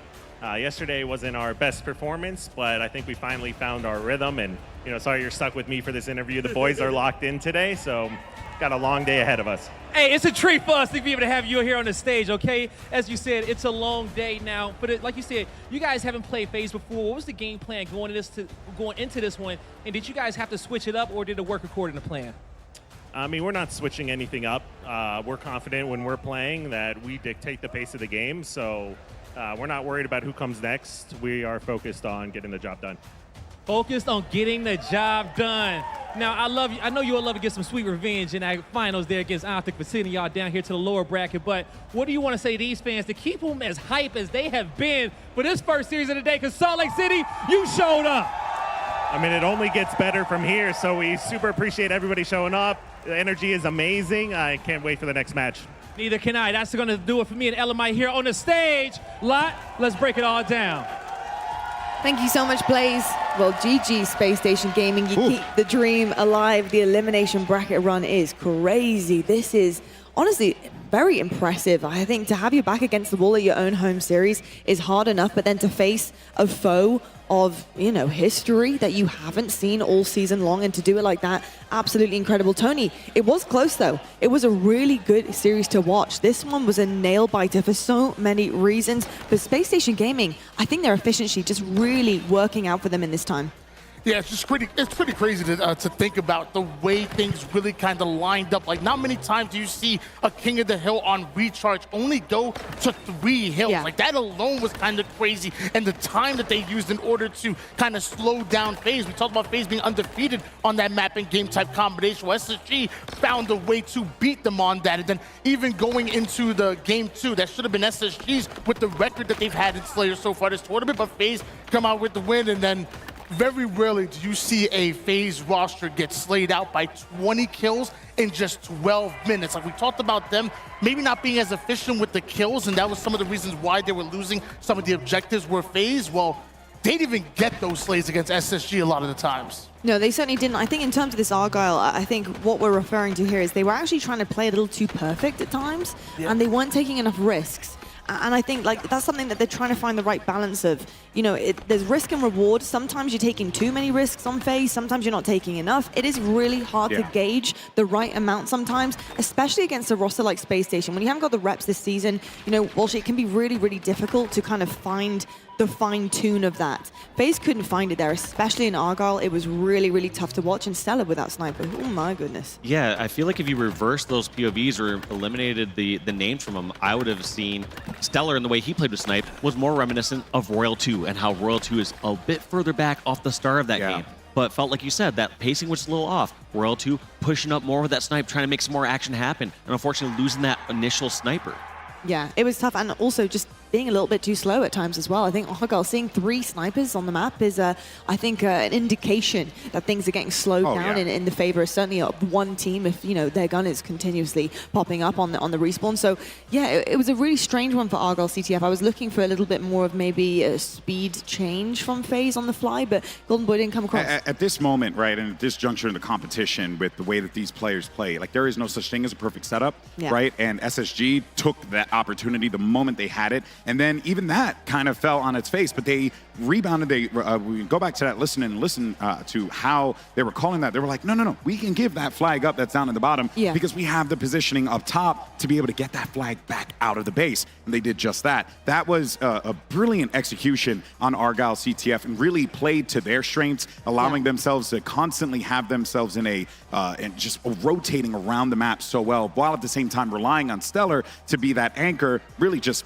doing business, man. That guy was unbelievable. Can't move. Yeah. You know, and I think they learned a lesson, especially coming into the final map there, because it was, you know, at one point it was like he was chasing them. He was like, I have the sniper, I don't want to use it. But they were running away. Walsh, you know, they were like, no, do not give him the angles. Yeah. You know, he really was on the back foot of FaZe for a little bit, which is where we saw that lead for FaZe in that stronghold. Yeah, and I was going to say, consider how many one-on-ones that Stellar took without fear, where he just charged over towards C-Plat, hit the no-scope, and get the finish. If he loses any of those one-on-ones, all of a sudden he loses Sniper, they lose that stronghold, and that game's completely different. Yeah, certainly is. There are also times, I think, between Juggernauts where that you just can't foresee things. I mean, Eco, with that sticky top mid as Royal 2 is coming through cuts, and he just, with the sniper, it's like, finally, Yeah. I've got the sniper, and he just explodes. Is that a spider? And it's like, oh, you know, these are game-changing moments. You know, when you do have a power weapon like that on your side and you are getting a top tower setup, like that is where you start to retain some control and you get some points across the board. And, you know, just not being allowed to do that space station always one step ahead, it seemed like, in some of those objective works. But both teams, absolutely incredible, which is why we have an incredible series. But talking about the losers for a second from FaZe, I believe you have a clip, Tony, to break down. Yeah, you know, after that FaZe win in game number 2, I thought this could be a turning point in the series here. And we're going to take a look at Snakebite grabbing a hold of this camouflage shield toward the top mid side. And this is where plays don't always show up on the stat sheet. Notice how patient he's being. He's not just attacking right away. The reason why, he is spawn trapping Space Station over toward that bottom snipe side. Top snipe is a power position. Bottom snipe is a death trap. And you see as Snakebite gets laid out, he adapts, sees the damage, attacks right through. He ends up dying with this camouflage. But I want you to pay attention at that top left-hand corner of your screen. He trades out his life to put the enemy team 3 down. This was fresh off of 1-3 down into a spawn trap. And although a lot of people are going to say, oh, that's inefficiency with a camouflage. No, the game is about plays, not about slays. So if you have a way of putting the enemy team 3 down, you take that opportunity, and that's what he did. And that's what a lot of times we talk about, a lot of plays not showing enough value on the scoreboard. You saw one from Snakebite, and trust me, SSG had plenty throughout that series. They certainly did. I love that you said that as well. I think a lot of people kind of think to themselves that a good camo play allows the camo to tick down and just completely, you know, just vanish on that player, and then they get a couple of kills with it or information. Like you said, using it to your advantage to make a play, retain more control, open up the map is huge. And like you said, 1 death, 1 camo burn creates 3 kills in its place. That is absolutely massive. But massive was the scoreline for Spacestation Gaming, 3-1 in that elimination semi-final. And stellar, not surprising to have the highest KD on Spacestation Gaming, but I gotta say, Bound with 20k damage to actually kaboot that as well. So incredible stuff. And I think if you look down the KD right now and you're looking at Bound and Legend going actually negative, it just shows you actually how close this series was, Walshy. And it's impressive to see 2 Titans kind of match up. How did you feel like the series went in you know, talking about it on the stage? You know, we're like, what's gonna happen? How is it gonna look? What did you make of it overall? Well, realistically, when you look at the KD, I feel like the only one where you saw SSG really pulling away was that game number 3 on Argyle. As the game kind of ended, you saw a lot of force pushes from FaZe, and sometimes it's going to be argued as almost fake stats because they're trying to make a push that they normally wouldn't to get a flagpole. But even when you looked at game 4, where SSG kind of dominated, SSG got outslayed there. They got outslayed by 1 kill in a game where they dominated in Strongholds. So it goes to show that they're taking the smart trades and the smart plays throughout those games. They certainly are indeed, and those smart plays are keeping them alive in their own tournament. Let's take a look right now at the brackets. Elimination side of things is where Space Station and FaZe found themselves. FaZe will find themselves packing up next because Space Station Gaming go on to that elimination final, waiting to see who will be dropping down to join them in that safety net. Optic Gaming versus Shopify Rebellion is your winners finals, both looking to make that run into the grand finals because, folks, if you are just tuning in for the first time at the HCS, that grand final has a potential reset. You need to win 2 best-of-7s to do it if you are coming from the elimination side. If you're in the winner's side, just the one will do. So there's a lot to play for here. Coming up next after the break, you already know, it's Optic Gaming versus Shopify Rebellion.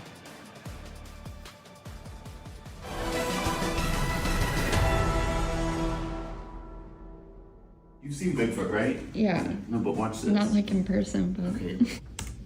Okay, so yep. And then right here, when he turns around, you see that? See what? Back up. So this is where AI gets kind of cool. There's nothing there.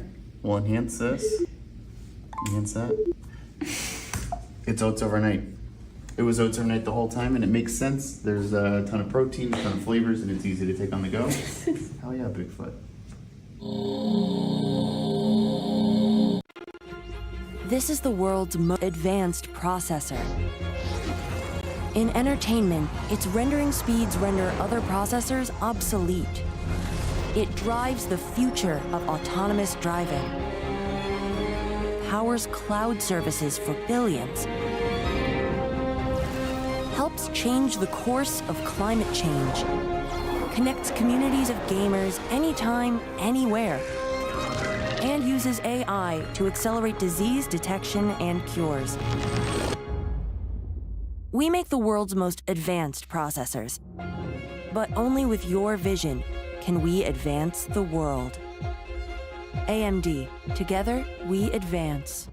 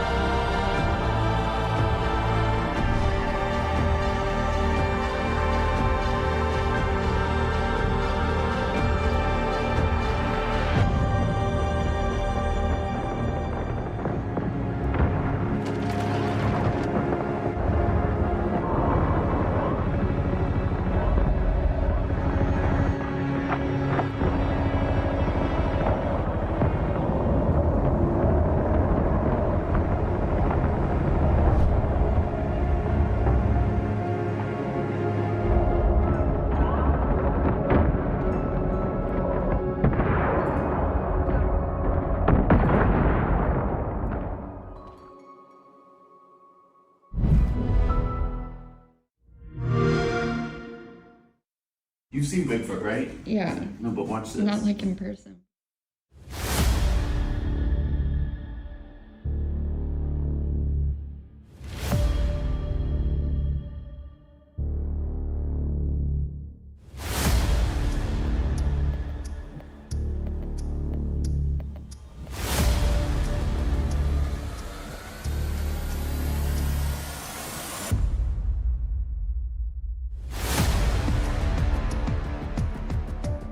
Processor. The HCS Spacestation Gaming Salt Lake City Major is presented by AMD and Player X.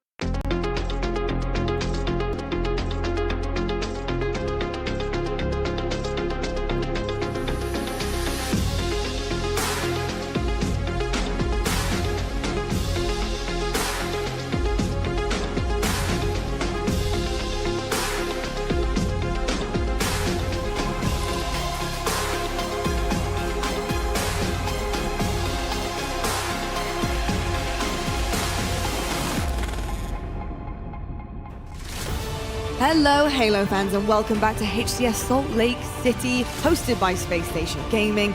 And joining me on the desk this time around, I have Clutch, Shurzy, and Gaskin. Gents, we have 3 teams left in the competition, and 2 of those teams happen to be in our winners finals, Optic versus Shopify Rebellion. I think on one side of things, Optic have been tested pretty early on in this tournament, and a battle hardened, I believe, from this weekend, because the way that they've been playing since that test, since that road bump, they have been phenomenal. They've overcome quite a few things in game and out of game, and kept their promises on the main stage. They said, we will not be showing up like this again. I can promise you it will be different, and it certainly has. And on the other side, we've got Shopify Rebellion, who honestly have had a fairly easy run so far. They haven't really been tested. This is going to be the biggest test so far for them, and we all know what they're like on a Sunday, Clutch. Are you worried for this Rebellion roster? I'm slightly worried. I need to see game 1 for Shopify. That's the most important game of their tournament here today, and I think that if they can come out game 1 and find some rhythm and have some success and actually steal it, that bodes well for their entire Sunday. No matter even how the winners bracket series goes, Shopify have not won a map on Sunday in a long time. I think their record is like 2-18 or something ridiculous. Oh. This is a massive, massive series where they can get this monkey off their back, because if this does not go well, then I really worry about that sinking into their mentality, especially come Worlds. Yeah, I think game 1 is massive for them, because if they lose it, they might just start to think it's Groundhog Day and here we go again. It's another championship Sunday where we go 0-3. They have got to come out hot, come out swinging in game number 1 and leave nothing on the table. Yeah, leave nothing on the table indeed. It's going to be difficult. I'm not going to lie to you. I think Shopify Rebellion kind of have those demons. They know that they haven't been performing well on Sunday. There's a mental kind of fortitude there for them. They're going to have to break through that pretty early on, because Optic, they have got over their hump, which was the semi-finals problems that they had in the past couple of majors, Gaskin. And that has already happened for them, so they know their path is right there, and Shopify Rebellion are in the way. Optic, they're feeling pretty good right now, if I imagine. So performing great, and for me, Formal has been so big for this roster in terms of stepping up. Formal's been amazing. Even when they had that difficult start to the tournament on Friday, Formal was still putting up 40 kills in a game. Yeah. And he was trying to drag them through, because Dead Zone obviously struggling due to illness. But I do think that across this tournament, they've got better at developing with the meta. I think that they had a little bit of a shock start to Friday. Along with the illness, it was just a struggle all round, but now they look even stronger, and they do look like they're in championship form. At the start of the weekend, we asked who's going to benefit the most from the meta changes. It looks like it was Optic Gaming. Optic Gaming's slow, methodical pace, paired with the slow rate of the fire of the Bandit, pairs perfectly with their teamwork. They are the best team with teamwork so far this event. SSG obviously looking scary through the elim bracket, but that's more of like individual skill and pressure. I think Optic look prime and ready to finally get a championship, but this is a massive series because you get that advantage in the finals if you're able to win the winners finals. That double best of 7, I don't know if anybody is going to be able to take down Optic with that kind of an advantage. We also talked about the GAs as well briefly, because those are in full swing and are being also, put into action. Yeah, they are being respected. We kind of talked about the troubles Optic might have not having as much sandbox to play with, because they're incredible with the sandbox. But now seeing them, I would actually argue it's benefited them. And I'll tell you why. They're great at prioritizing because of that incredible teamwork. But 2, they have less to worry about. They have less to have to make sure that they are getting in their hands. And in fact, having such a little amount to now deal with, they're able to grab that easily and take it off from anybody else getting anything else potentially to then switch the control in their favor. Well, even with the sandbox that is GA'd, Optic are taking advantages of the sandbox that's not. The plasma pistol is always in their hands. The sidekicks, the battle rifles, the commandos, they're using all of these weapons so perfectly and in their situational uses that Optic are still finding those advantages that we know them to have when they're scavenging for the rest of the sandbox that's on the maps. Yeah, indeed. And looking across this roster right now, all playing so well. Wes, just to quickly come back to you for a full circle moment on the desk. You talked about Trippy and how much you wanted to see him have some big games this tournament. They have been lacking as of recent. How are you feeling about him? Statistics out the window, Trippy is playing so well decision-making wise, and that's what we know Trippy to be. I mean, against some of the best in the world, Trippy's stats are never going to be these pop-off entire series, but he's having these moments in games that are so impactful, and that's what you need from Trippy. You need him to be in the right spot at the right time to hit the right shots, and he's doing so. You got to, I know briefly we mentioned how well Formal is playing. Something I have to be on the record saying is that when Formal plays like this, no matter the FPS, if it's if it's Call of Duty, if it's Halo in the past, when Formal has one of these tournaments, Formal wins these tournaments. And that is something that the rest of his team has got to know, that Matt has brought his A+ game. As long as we play good, consistent Halo around this kid, we are destined to find ourselves lifting that trophy at the end of this week. I think it's important to note as well, Optic on Friday, that was just about surviving. That's the way the team was, the way Dead Zone's illness was taking account. I think for him and for the team, they've looked better and better as the tournament has gone on. And it's always important to say as well, every single time that Optic have finished second place this season, they've gone there through the elimination bracket. So they now have a massive opportunity on their hands. Take care of business here, get into the winner's side of the grand finals and take advantage, get this championship. Yeah, indeed. I would argue actually falling short when they did was probably the best outcome. They don't want to fall short anywhere else, and they managed to keep themselves alive on the right side of the bracket, like you said, which is phenomenal. Well, these two teams have actually matched up previously. We do have a match recap for you from HCS Atlanta. Optic Gaming 3-0'd Shopify Rebellion. Cycle popping off for his team. It wasn't enough because we had everyone on the mark from Optic Gaming. They were looking incredible. And you're just looking across those statistics there. Lucid obviously, making some moves here, creating that space for his team. But every single one of them was doing everything it took to get that 3-0 across the board. Gaskin, do you see them kind of repeating this? Do you see the series going in that favor once again? I think series layout will play a big part in that, but I think that what Wes has already touched on, the Shopify Rebellion curse of getting into that winners final 0-3, dropping to elimination final 0-3. That mentality is going to be there in the back of their brains, whether they like it or not. Let's hope this doesn't happen again. And I think it's going to be down to those first couple of maps. As long as they can get one on the board, I think they can then say, all right, at least we are good enough. We do deserve to be here. Because they might even be questioning themselves at this point, because they have had an easier path than some of the other squads. Gaskin, you mentioned the series layout, and I'd love to stick on you right now because we're going to see that, to see exactly what is coming our way for this winners finals. We're starting things off with CTF Argyle. Interesting. Gaskin, are you kind of making anything of this for Shopify Rebellion? Is there any hopes? I think games 3, 4, and 5 are very good for Shopify Rebellion. 1 and 2 is not. Optic Gaming should be taking these, but we have seen this tournament, the stats have been thrown out the window a little bit. Some teams have been practicing on some of their weaker maps and modes, so it's really going to be a tough one for Rebellion, right? If they can get a job done here in one of these opening maps, I really do think they have a chance here. All right, well, a chance is everything at this point in time on that main stage, and a chance it shall be for both of these teams. Folks, we're ready to get into game. It's Optic versus Shopify Rebellion. Jersey and Gaskin, take it away. Thanks so much, Lottie. Winners finals times, folks. Optic Gaming up against Rebellion. And Dan, you speak about game 1 and 2 being so important, with Rebellion's record on Sunday being 0-3s galore. It's time for them to shift the narrative. It's time for them to change things. But map number 1 is not looking good for them. Optic have the best average caps 4 on Argyle CTF. It is the perfect way for them to start here on Championship Sunday, and I'm expecting a big hit. Time for Rebellion to flip the script, and for Optic Gaming, powering through, getting to that grand finals, and finally getting your hands on that ever-elusive championship right before Worlds. Optic Gaming have it all to do, Rebellion even more so. Shields up, weapons hot, we're underway here. Lucid has the second highest KD in the league when it comes to Argyle CTF, so we have to keep an eye on him. He averages about 16 kills per game. And that's very difficult to do with the teams that Optic have played against historically throughout this season, because they've been getting all the way to those grand finals time and time again. But can they go one step further here? Lucid flies basement. He gets taken down. These two teams are going to be back and forth all day long on this map, particularly with the sniper rifle. Formal with it in his hands. We know how good he can be with it. He's been on fire all weekend long. You know that's exactly why he's been the man entrusted with this weapon. Soul Snipe almost gets the soul sniped out of him.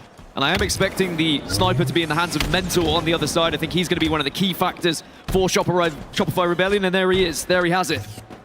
Can he shut down a player like Formal, though?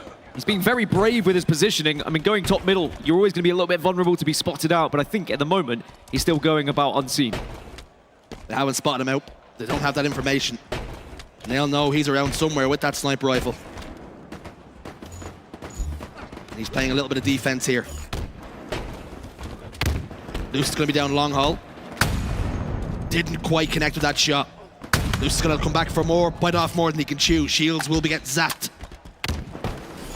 And for Rebellion, we spoke about how important this game number 1 is for them, Dan. If they could get the first capture, that could be massive for their confidence. Oh, first capture on Argyle CTF, we know how important it can be. You can turtle up, you can play a little bit more defensive, and that might really help out Shopify Rebellion's chances, not only in this map, but in this series. It is going to be a tough one, though. I mentioned Lucid averages around 16 kills per game. There is not a single player on Rebellion who averages more than 10 kills here on Argyle CTF. They just don't really seem to get going. And a lot of other teams have kind of bullied them when they've sat back a little bit. So I want to see a bit more aggression when that opportunity presents itself. Here is Formal pushing forward. There goes Mental. Soul Snipe's in trouble as well, as he continues to jiggle peek, trying to get information. Doesn't want to step out too far. Formal hits the body shot. Another body shot. So much damage being put down by Formal here. Quantum translocates away, chasing down that player that was no shields. Dead Zone gets the kill. Optic are pushing forward. And I think it is pretty terrifying for Rebellion when Optic are playing in this way. The aggression now starting to come through, forcing them back to spawns, forcing them to just put their tail between their legs and run away here. And now they're going to get pinched. Trippy's just arrived, picks up a double, and they should be able to get a flag run shortly. Formal's a walking turret at times. Oh, Cycle. Just hoped that Cycle wouldn't take that angle, but he did. Killing spree locked in. It's a press down to no shields. Again, Formal just needed one more body shot to get that kill. Rebellion have got to shut this man down. Well, I think what Optic are slowly doing here is they are chipping away at the defenses of Rebellion. Just walking forward an inch every single time they get a kill. They didn't quite have the all 4 dead to get a run previously, but now this could be the opportunity. Formal seizes the chance and will start to move. Troops are on the march. Formal with the killing spree also says, fine, I'll do it myself. I'll move this flag forward. Mental's in the respawn screen. Rebellion don't have the numbers to maybe get the stop here. Damage being done to Formal shields, but it's not going to be enough. As Suppress continues to try and do some damage just to delay this and hope for Rebellion to push forward and get the numbers where they need them. Soul Snipe falls. Now this is huge. 3 dead. Cycle last man standing. He's bottom middle. This flag's going in. Dead Zone slams it home. 1-0 to the green wall. Bad news bears, because there's another flag being pulled. Trippy tosses it out to front base straight away, but the spawners should be able to stop him, and they will. So it looks like that flag should be a dead one, but again, Formal is still carrying on with this tear. 7-0 right now. Cast a Curse coming in as he goes and will fall. But oh my goodness, that allows Lucid to get involved. It's been all one-way traffic so far. Optic have been laying siege to the Rebellion base. They've not been able to get out of their own 25% of the map right now. Optic have been relentless. And is this just a tale of the tape for what we're going to expect from Rebellion? Oh my goodness gracious, Lucid. Carry on, you filthy animal, and he's going to keep running this flag as well. This is what we'd expect from Optic Gaming. They haven't lost Argyle CTF so far this season, and they're looking to try and dominate Rebellion here, and it's going to be 2! 2 to the good. The QT gets them straight back to top middle as well, maintaining that pressure on the base. Rebellion just have not had an answer to the aggression that Optic have put down so far. And this is what I was alluding to with those kill averages across the board for Shopify. There's just no one on this team that really seems comfortable on this map when you go up against a squad like Optic Gaming, who do seem comfortable, who do find those angles to really punish you. And that flag is going to keep moving here. It's going to be in a dangerous spot. Oh, so close to perfection there from Formal. Formal putting down damage. Flag still in a bit of a no man's land. Trippy's going to get the touch though, keep it alive. 2 dead, Mental and Suppressed have to watch their teammates. Game over though. Green wall, 1 to the good. Optic continue their 100% win rate on Argyle CTF, and they continue 3 flags captured every single time they've played that map in mode. It just seems to fit their playstyle perfectly. They can slow the game down when they need to. They take the right angles. And a lot of it was the presence of Formal to begin with, but as soon as Formal went down, Lucid said, well, I guess I can take charge. And all the meanwhile, you've got Dead Zone Trippy running riot in the base, getting behind enemy lines and pulling that flag when they needed to. And there's winning, Dan, but there's winning convincingly. That was a statement, a demolition job from Optic. And Rebellion, they find themselves, you spoke about game 1 being so important. Wes touched upon it as well. You lose that game 1 now. Are you thinking we're in Groundhog Day once more? I think it's hard to ignore that fact, and I think the players, certainly in the back of their minds, they'll be saying, look, let's not let this happen again. If they've done their research, if they've looked at the series layout, if they've looked at Optic Gaming and done their preparation, they should be saying, it's okay, we just need to survive and get to Game 4. If we can get to Game 4, then we have a chance in this series.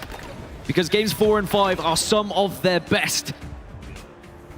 And I really do think that they need to look at that series layout and say, we have to give ourselves the chance. We can't just do what we have done before. The Slayers, more often than not, their championships are won and lost, Dan. That's what we have up next. What have you got for me? Lucid again is going to be the focus. He has the most kills across the league in Slayer Streets. In fact, in every single Slayer, he is the guy. He tops the charts in terms of kills, averaging around 12 kills per game here on Slayer Streets. So it's someone that they need to shut down. Rebellion can't allow him to start going off like he usually does, and it's not as good on the side of Shopify. Again, there's no player who's been averaging over 9 kills per game on Slayer Streets. It's not one of their better modes, and I just need to see them get to map 4 because I feel like we might be looking at a similar game here. And looking at these Slayer matchups between these two teams from Salt Lake City so far, records 5-1, Optics 3-3. So there is cause for optimism there for Rebellion. It definitely is. I mean, Salt Lake City has done great things for Shopify Rebellion, but you have to look at their bracket, you have to look at Optic and who they've played and who Shopify Rebellion have played. And sadly for Shopify Rebellion, they haven't really had that true test. So a lot of those Slayers have been against lesser opponents. But now you're in the big leagues. You're into the top 3. You are going up against an Optic Gaming who look like they're in championship form. If they can win this Slayer, then you start to say, all right, Shopify Rebellion can do it. I believe they can go on. They could get to a grand final. They could even lift a trophy. But sadly, you have to face reality here and know that Optic Gaming are going to look to try and go 2 up and will want to do this in 3. Slayer Streets on the horizon then in this winners finals. Optic already won to the good, chasing down a 2-0 series lead, desperately wanting to get to that grand finals and have that winners advantage. And for Rebellion, Dan speaks about wanting, needing to get that game 4 if they stand any chance. They've got to win this Slayer. I mean, Slayers in general, the way that Shopify Rebellion play, you would actually give them an opportunity against anyone. 4 very talented individuals, but someone just needs to go off here. I want to see Suppressed match some of the statistics that he did in previous events and shut down this Optic roster. There's still time for Rebellion to break this curse. It's been looming over them large for the longest time. All the good work they put in this season and the aura around them is they just can't get it done on Sunday. These players were put together to try and win championships, to try and disrupt that top 3. They've done that, but Sunday has just been a point and a problem that they can't solve. And you mentioned it earlier, we've never seen a team, apart from FaZe, win a tournament from the elimination bracket. So this would be huge for one of these squads to get into that grand final and have that advantage. Because FaZe now being out of the tournament, suddenly it begs the question, can anyone else achieve that? Of course, it is Spacestation Gaming down in the elimination bracket on their home soil. And I guess if anyone were to do it at this event, it may just be them. But that's what is waiting one of these teams when they do drop from the winners. 9-3 the score. Lucid still with a bit of camouflage to play with. So Optic have had the hottest start. And they've got all 4 members of Rebellion spawning in Tram. Stock rifle being fired over the shoulder. Soul Snipe's about to get face to face with Lucid as he backs away. Huge kill. Lucid wants more. Does damage, gets a second as well. And it's timings like that. Optic Gaming are gobbling Rebellion up right now. This one's going to get ugly very quickly, folks. This is when Optic Gaming are in full flow state. The chemistry is on point. They run around so perfectly together, listening to those call-outs, finishing off the damage that's been done initially by one of the players. Soul Snipe's going to be the next victim. And this is why I was talking about Lucid on Streets, because he just finds those angles, finds those positions to shut down everyone in his path.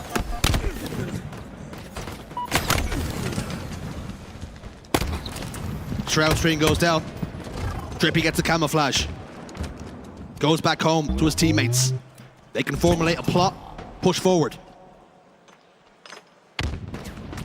Soul Snipe over on the commandos, gonna drop on the trash. He knows the camouflage player's there. Cycle looking for him too, but he's evaded them.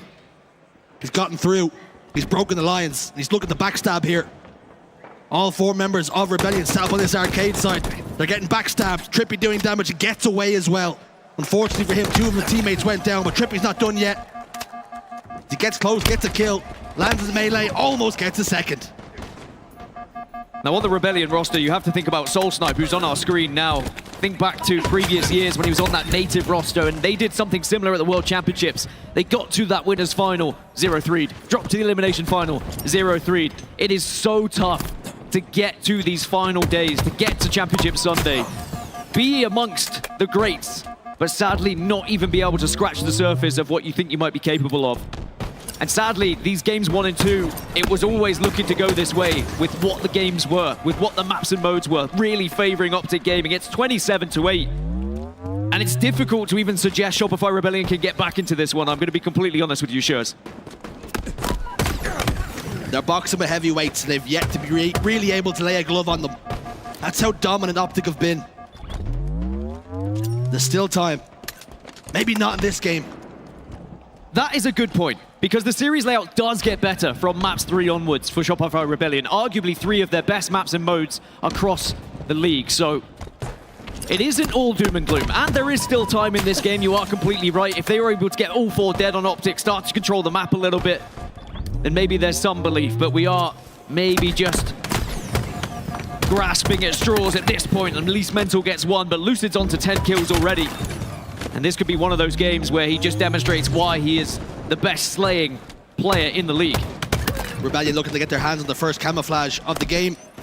But Lucid says no, he scoops up and somehow survives for a moment, is ultimately cut down. But that's also something Rebellion haven't been doing. Getting control of the sandbox and the power-ups. The camouflage has gone to Optic every single time.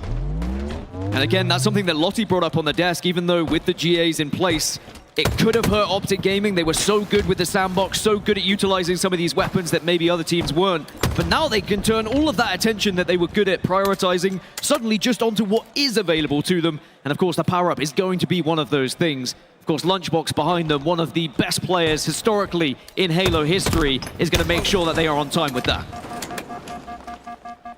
SoulSnipe down to no shields. Trippy had the Stalker Rifle over towards Arcade. He is now repositioned. You can see Rebellion are at a standstill. They have got to try and get themselves right back into this game. The Stalker Rifle just does so much damage. And Trippy's all the way back in the tram now. And that should be cause for Rebellion to push forward and take some map, take some space. They've got to formulate a plot here. And they've got to execute it perfectly. I mean, sadly, with a lead like this, Optic could just slow the game down and force Shopify Rebellion to actually do something. Start poking them with a stick and say, what have you got to offer? And sadly, I don't think Shopify Rebellion really have anything to offer in this game anymore, because they've tried and tested plan A, plan B, plan C, and Optic have had an answer every single time. 35-16, and we're starting to look at a steak dinner.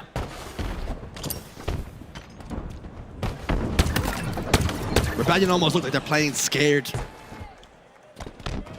Like the weight of the moment is too much for them. Rebellion are playing scared, Optic are playing matchmaking at this point. It is really a golf in class, and I am hoping it is just a game type thing. I really hope as this series layout goes a little bit deeper, we start to see a better effort from Shopify Rebellion. But this is one of Optic's best, and Lucid being arguably one of the best players on this map and mode as well. There's another camouflage that's gone towards Lucid and Optic. Another win condition ripped from Rebellion. They have gotten a couple of kills on the board. Perhaps something to build on. Suppress can just stay alive here to continue to jiggle peek. Lucid takes out the battle rifle and waits for Suppress to pop back out. Suppress will get that kill. But Optic, they only need 11 now to double their series advantage. And Rebellion just don't look like getting back into it. There's moments of hope for Rebellion where they'll get a kill or two, but then there's just another member of Optic waiting around the corner to finish off the damage that had already been done. And that's why Optic are so good at this map. They don't allow those one-shots to get away, as SoulSnipe is easily eaten up by Formal as he picks up a double.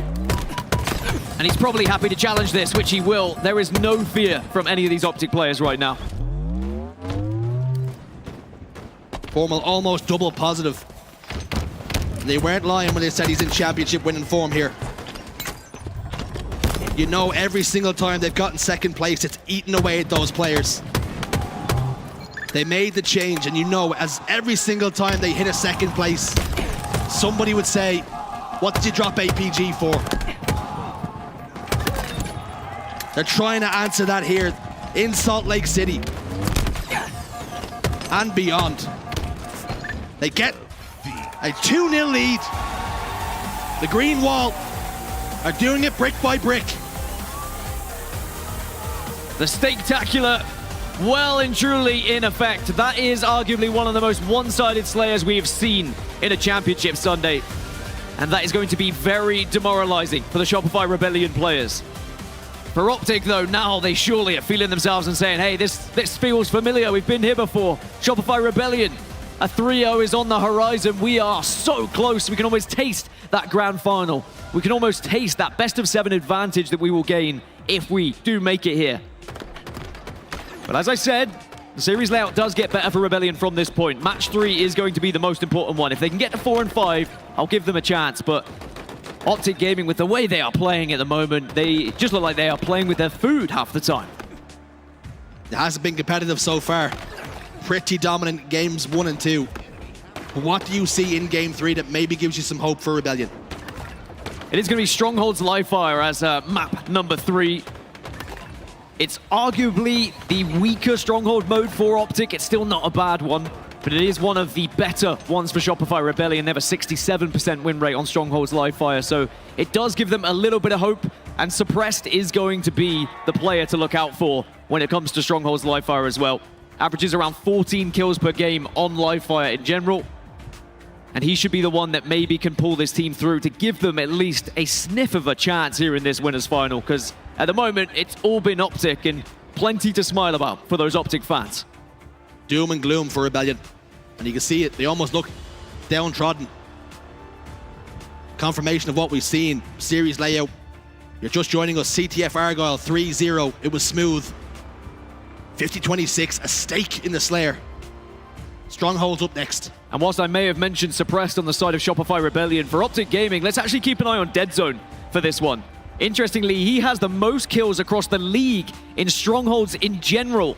And here's a head-to-head view of him against Mental. Now, Dead Zone has not really been the guy to pick up the kills. You wouldn't put him as the main slayer for the squad, but when it comes to Strongholds, he just seems to find so many engagements that he ends up in a ton of fights and he wins those 1v1s time and time again, averaging 15 kills per game on Live Fire. He's going to be the man that could maybe take them through to the grand finals here. Let's even talk about Dead Zone just a little bit more. Last year, his season was marred in second places. And for whatever reason, that meant Space Station made the change. He's landed on Optic, and it's another season of second places. You know he desperately wants to bring success to this Optic Gaming roster. Would love to be up there holding that trophy, hoisting that trophy once more. But it is still a long journey yet. Yes, Shopify Rebellion at the moment looks like they're a little bit dejected and perhaps they already feel beaten. But there is still life left in it, and that's what they have to tell themselves. When you think back to some of the interviews we've had on the main stage, Bound especially yesterday, saying that we just never believe that it's done until it's over. We always believe we have a chance to get back into a game, back into a series. We can reverse sweep, and that's the kind of energy that Shopify Rebellion have to be thinking right now. A little reset, a little bathroom break here is going to do them wonders, just to mentally clock in and say, look, series layout, it starts to improve from here. We were never going to win those first 2. Some of Optic's best. But if we can get to 4 and 5, there's still hope. And I wonder if that's the difference between the likes of SSG, Optic and FaZe and Rebellion, is that they all have the experience to draw back of when they were down 0-2, them making that reverse sweep, coming back and roaring back to life in a series. But every single time we've gotten to a Sunday for Rebellion, it's been this same old story. And whilst we do have a break, I can talk about that series layout a bit more in depth, as we could go to Oddball Recharge, which is, yes, okay, it's Optic's best Oddball, but it is also Shopify Rebellion's best Oddball. Both teams are actually at a 100% win rate, so that is a great chance for Shopify Rebellion to demonstrate what they are best at in Oddball Recharge. And then you go to Slayer Solitude, where actually Shopify Rebellion are the best team in the league on Slayer Solitude. They have a 100% win rate. They've never lost it, whereas Optic Gaming only have a 37% win rate when it comes to Slayer Solitude. So that's what I'm alluding to when I'm saying the series layout does get better for Rebellion. But it's sad when you're going up against a team like Optic, who have so much consistency across the entire map and mode combo that we have here in the HCS, that even when you get to some of your best game types, they are still good ones for Optic Gaming. I think something I want to talk about as well is Suppressed and how good he has been for these rosters. He's already picked up some accolades along the way, got himself some event commendations, and they need him to come to life here in this series. So otherwise, they're in such danger of just going 0-3 again, heading into the elimination finals, playing against a very hot Space Station Gaming, and they could really get put to the sword once again. They've got to find life here today. Well, fist bumps all round. The players are back with bums on seats and ready to get into Game 3. Can Shopify Rebellion make this a series? Can they do what they have not been able to do so far in a Championship Sunday position and win a map here in the Winners Finals? There's only one way to find out. It's Strongholds live fire. The series layout does get better here for Rebellion. Here's hoping they can make it competitive. It's last chance saloon for Rebellion then. They're on the ropes. And Optic just keep on swinging. Are they going to show signs of life? Or are they heading to the elimination finals to a hot and hungry Space Station Gaming? We're about to find out.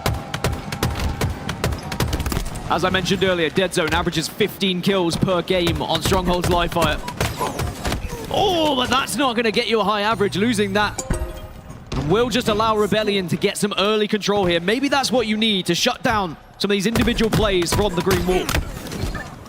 Gotta win your pivs. Get your confidence up. Formal hits a body shot from across the way. Beautiful shot from him. Dead Zone picks up on the damage then. So Rebellion are scoring. They've got control of B and C.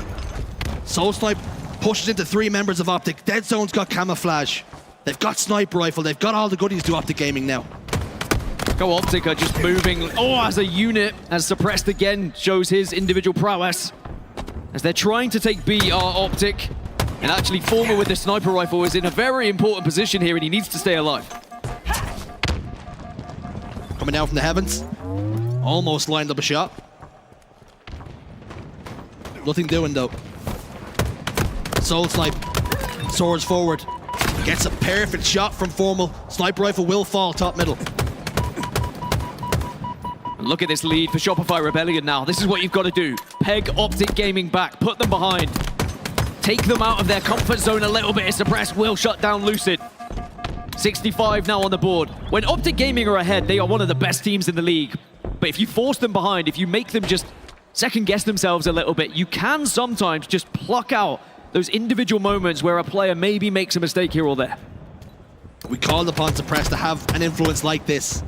He's winning all his pivs right now, and if his teammates can rally around him, they can see some success. Formal's in trouble. Trippy too, as is Dead Zone. This is better from Rebellion, much, much better. There is life in this series yet. 3 Strongholds in control. Double scoring right now, and another kill for Suppressed. As Optic Gaming, they may have had Shopify on the ropes, but as the series layout starts to look a little bit better for them, Shopify are looking more like the team that we've seen previously. Suppressed locked in a killing spree before going down. Cycle's top middle. Camouflage is about to pop any second, and Lucid's out there waiting on it. Dead Zone's going to try and help him. Beautiful shots from Cycle. As he rotates now into house, doubles back for the camouflage instead. Commando in his hands, Lucid goes down. They're starting to win the fights, and there's 150 points and climbing to 0. I mean, it would either be an incredible comeback from Optic Gaming here, or Shopify Rebellion should surely convert from this point. I know Strongholds is one of the best modes that we have in the HCS for that reason. You're never out of it until it's truly over. It's another camouflage. Again, Optic Gaming have been prioritizing them, but Dead Zone needs to actually do some damage with this one. Sniper rifle and camo now. Dead Zone gets 1. It was easy. Easy pickings. They're down so much in the scoreboard here, giving themselves so much to do are Optic. 2 dead for Rebellion. This is an opportunity for Optic to get a stakehold in the game and really build upon something. So Optic have finally broken Shopify Rebellion, but what a setup it was. 176 on the board right from the start of the game. But now this is where Optic Gaming usually look most comfortable, and Rebellion are going to have to come up with a plan to try and break. It's going to be a top, middle, and cuts push, it would seem. Dead Zone's forced back. It's good pressure applied from Rebellion. He pops back up with the sniper rifle, tries to land the body, gets one. Soul Snipe's back green, he's been taken care of. Dead Zone, one more bullet will put him in the grave. He wastes the sniper ammo, heads up play from him. But Rebellion proved that they can also break a setup. Rebellion, that's exactly what they needed as well, just to give them that confidence to say we are good enough, we can break through the green wall when we need to. But it's a good reply also from Optic Gaming here. They haven't allowed Rebellion to truly get into a position where they can start scoring again. And you can see they're trying to hold A here. You can see the pushes coming through from Rebellion, and Optic say, actually, we're prepared for it. What's the play call then? They've got numbers advantage now, do Optic. They're losing A. So Rebellion will have a per man set up in A and C. Very difficult to hold for long periods of time.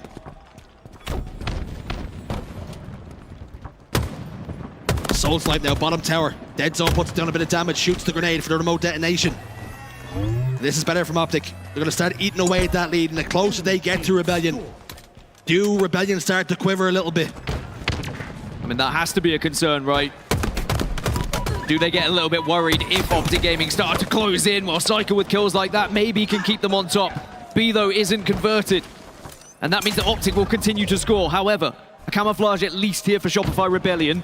And I think that's important. They deny Optic Gaming of the control of this camouflage, because we've seen how influential it was before it breaking that initial setup by Dead Zone. Camouflage is a non-factor. Optic on Nest. Formal. Eyes trained towards C. Nothing doing though. There won't be any point of contention. So he can just survey tower, hold it for his team. Rebellion have instead opted to try and hit B. Formal's going to try and help his teammate Trippy top middle. Happy to give up B perhaps here and take it back, knowing that all of Rebellion are going to be trapped over here. They can just collapse with all the damage in the map. 3 dead. Cycle last man alive. The 1v1 with Lucid, and Cycle wins it. And you just get that feeling with those kind of moments. Ever since the start of the game when Dead Zone lost that 1v1, you start to think, okay, Shopify are here. They have woken up. Maybe it was just a couple of bad game types for them after all. It has been scrappy, though, in the last passage of play between the two teams, and that's okay as long as Rebellion just get the better of them, even so slightly as we move forward here. They will slowly trickle towards that 250-point mark. I think slowly is good enough for them. Formal misses one, couldn't quite line up the second. Sniper will fall down then on Sandbags. Dead Zone manages to stay alive over towards the pillars. Lucid back green then. You know Optic are going to make this win as difficult as possible. Fighting tooth and nail. Cycle inside A. Almost looked like he took himself out. Formal says thank you very much, gets a free kill. Still has that sniper rifle to play with. Issue is Rebellion hold B and C. They're over that 200-point threshold and very close to registering their first win on the championship Sunday. And that is exciting for Rebellion. And you feel like that might just give them that belief that they need in this winners final, because boy do they need something after those first 2 games. It was a rough game 2 in particular, but they are still scoring here. Optic trying to find something though, and maybe Formal can rip some faces. Optic not out of it yet. The beauty of Strongholds. You always have a chance. Rebellion have got to shut this man down and do it quickly. Suppress does so. And they will continue to score. Camouflage though for Lucid. Optic Gaming have very few mistakes left. Optic have the camo to work with, and Lucid just needs to find those players that are watching B, because B is going to be the focus point, and they do get hold of it. So it does just slightly peg Rebellion back in towards A here. And we've seen teams come back from this point, and Rebellion will know that. They can't afford to slip. This is the best chance they will ever have at getting a map here in the winners finals. Optic still scoring. 3 dead though for a moment.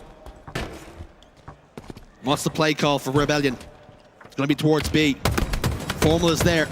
And he backs Mental all the way back inside house. Continues to put down damage despite he's got no shields left. Suppress steps out. Mental's desperately trying to stay alive. Grenade's going to do a lot of damage, but he will live. He will survive. Until now. Soul Snipe in B then. Lucid has got a 1v2 on his hands right now. Stay alive. He's forced to back away. Has to stay alive, and he will. Good experience, good knowledge from Lucid to recognize this game isn't over. They can have the poor man set up, but Mental got that call out and will finish him off down below.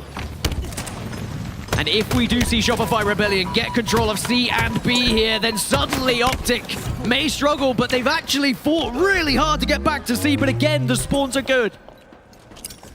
So close. So close. Optic have got one more push in them. And then looking for B. Suppressed has been backed up. He's going to head bottom middle instead and reposition. They're knocking on the door now. They just need somebody to open it. And will it be Suppressed? Will he kick that door in? You can see they are desperately fighting at both A and C, but haven't really been able to secure B. But now it's going to be the push. 2 are dead from Optic. This is Shopify's chance. They're scoring again. Suppressed is hitting the shots. Moments away. Shopify Rebellion are on the board. They refuse to be just another brick in the wall. And for the first time in Championship Sunday, in most recent events, they finally get a map.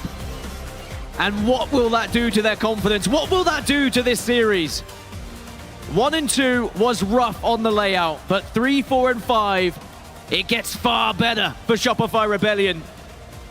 And even though Optic Gaming look a tier above in the previous, suddenly Shopify show us what they're made of. This series is about to get a hell of a lot more interesting now, Dan. That was much better. Patience was on show. The performance level totally different. Confidence, hitting shots, winning those 1v1 engagements.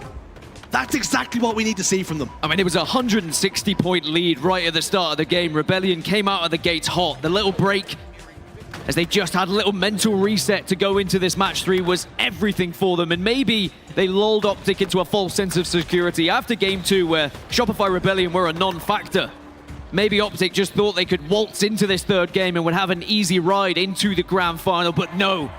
Rebellion are here for a reason. They are a top 3 team for a reason. And they would love to be able to shut down this green wall and get to a grand final. Well, you promised me game 4 was going to be pretty nice for Rebellion, Dan. Tell me why. This was the game mode I was most excited about in this series layout, because both teams have a 100% win rate. They are our 2 best Oddball recharge teams without a shadow of a doubt. You got the likes of Cycle, who has the highest KD across Oddball in general, and he averages around 20 kills per game here, so I'm expecting high kill game from him. But then on the other side, Lucid averages 27 kills per game on Oddball recharge. We're going to have 2 giants here going toe-to-toe to try and take all of those slays, but of course that's only part of the story. You need to have someone step up and actually be picking up that ball, actually helping that ball guy. And maybe that's going to be one of these 2, Trippy and Mental. They are the ball carriers. I talk about slayers, I talk about average points per game, but you need your objective guy. And Mental, he takes a step back when it comes to Oddball recharge. He's not that sniper that we see so often. Instead, he's the one who's in charge of controlling the ball. All eyes on Trippy and Mental, and indeed Lucid and Cycle. You've got killers on both camps, and you've got lads who are willing to put their bodies on the line to get the win at any cost. Rebellion have got to keep this series alive with a win here, because if they lose, they're heading to the elimination bracket finals to play against Space Station. They've already shown signs of life. Can they show us a little bit more? Someone will lose their 100% win record on this mapping mode, but someone will go into the grand finals still holding that 100% win record here on Oddball Recharge. And Cycle, not only is he the best player when it comes to Oddball Recharge, he is actually the highest KD in every single Oddball across the board. Good damage. But Dead Zones managed to sneak away with the camouflage. Soul Snipe's got the ball. He's going to bring it towards Pipes. 2 members of Rebellion positioned over towards Long Haul now. Dead Zone's getting pressurized in the back.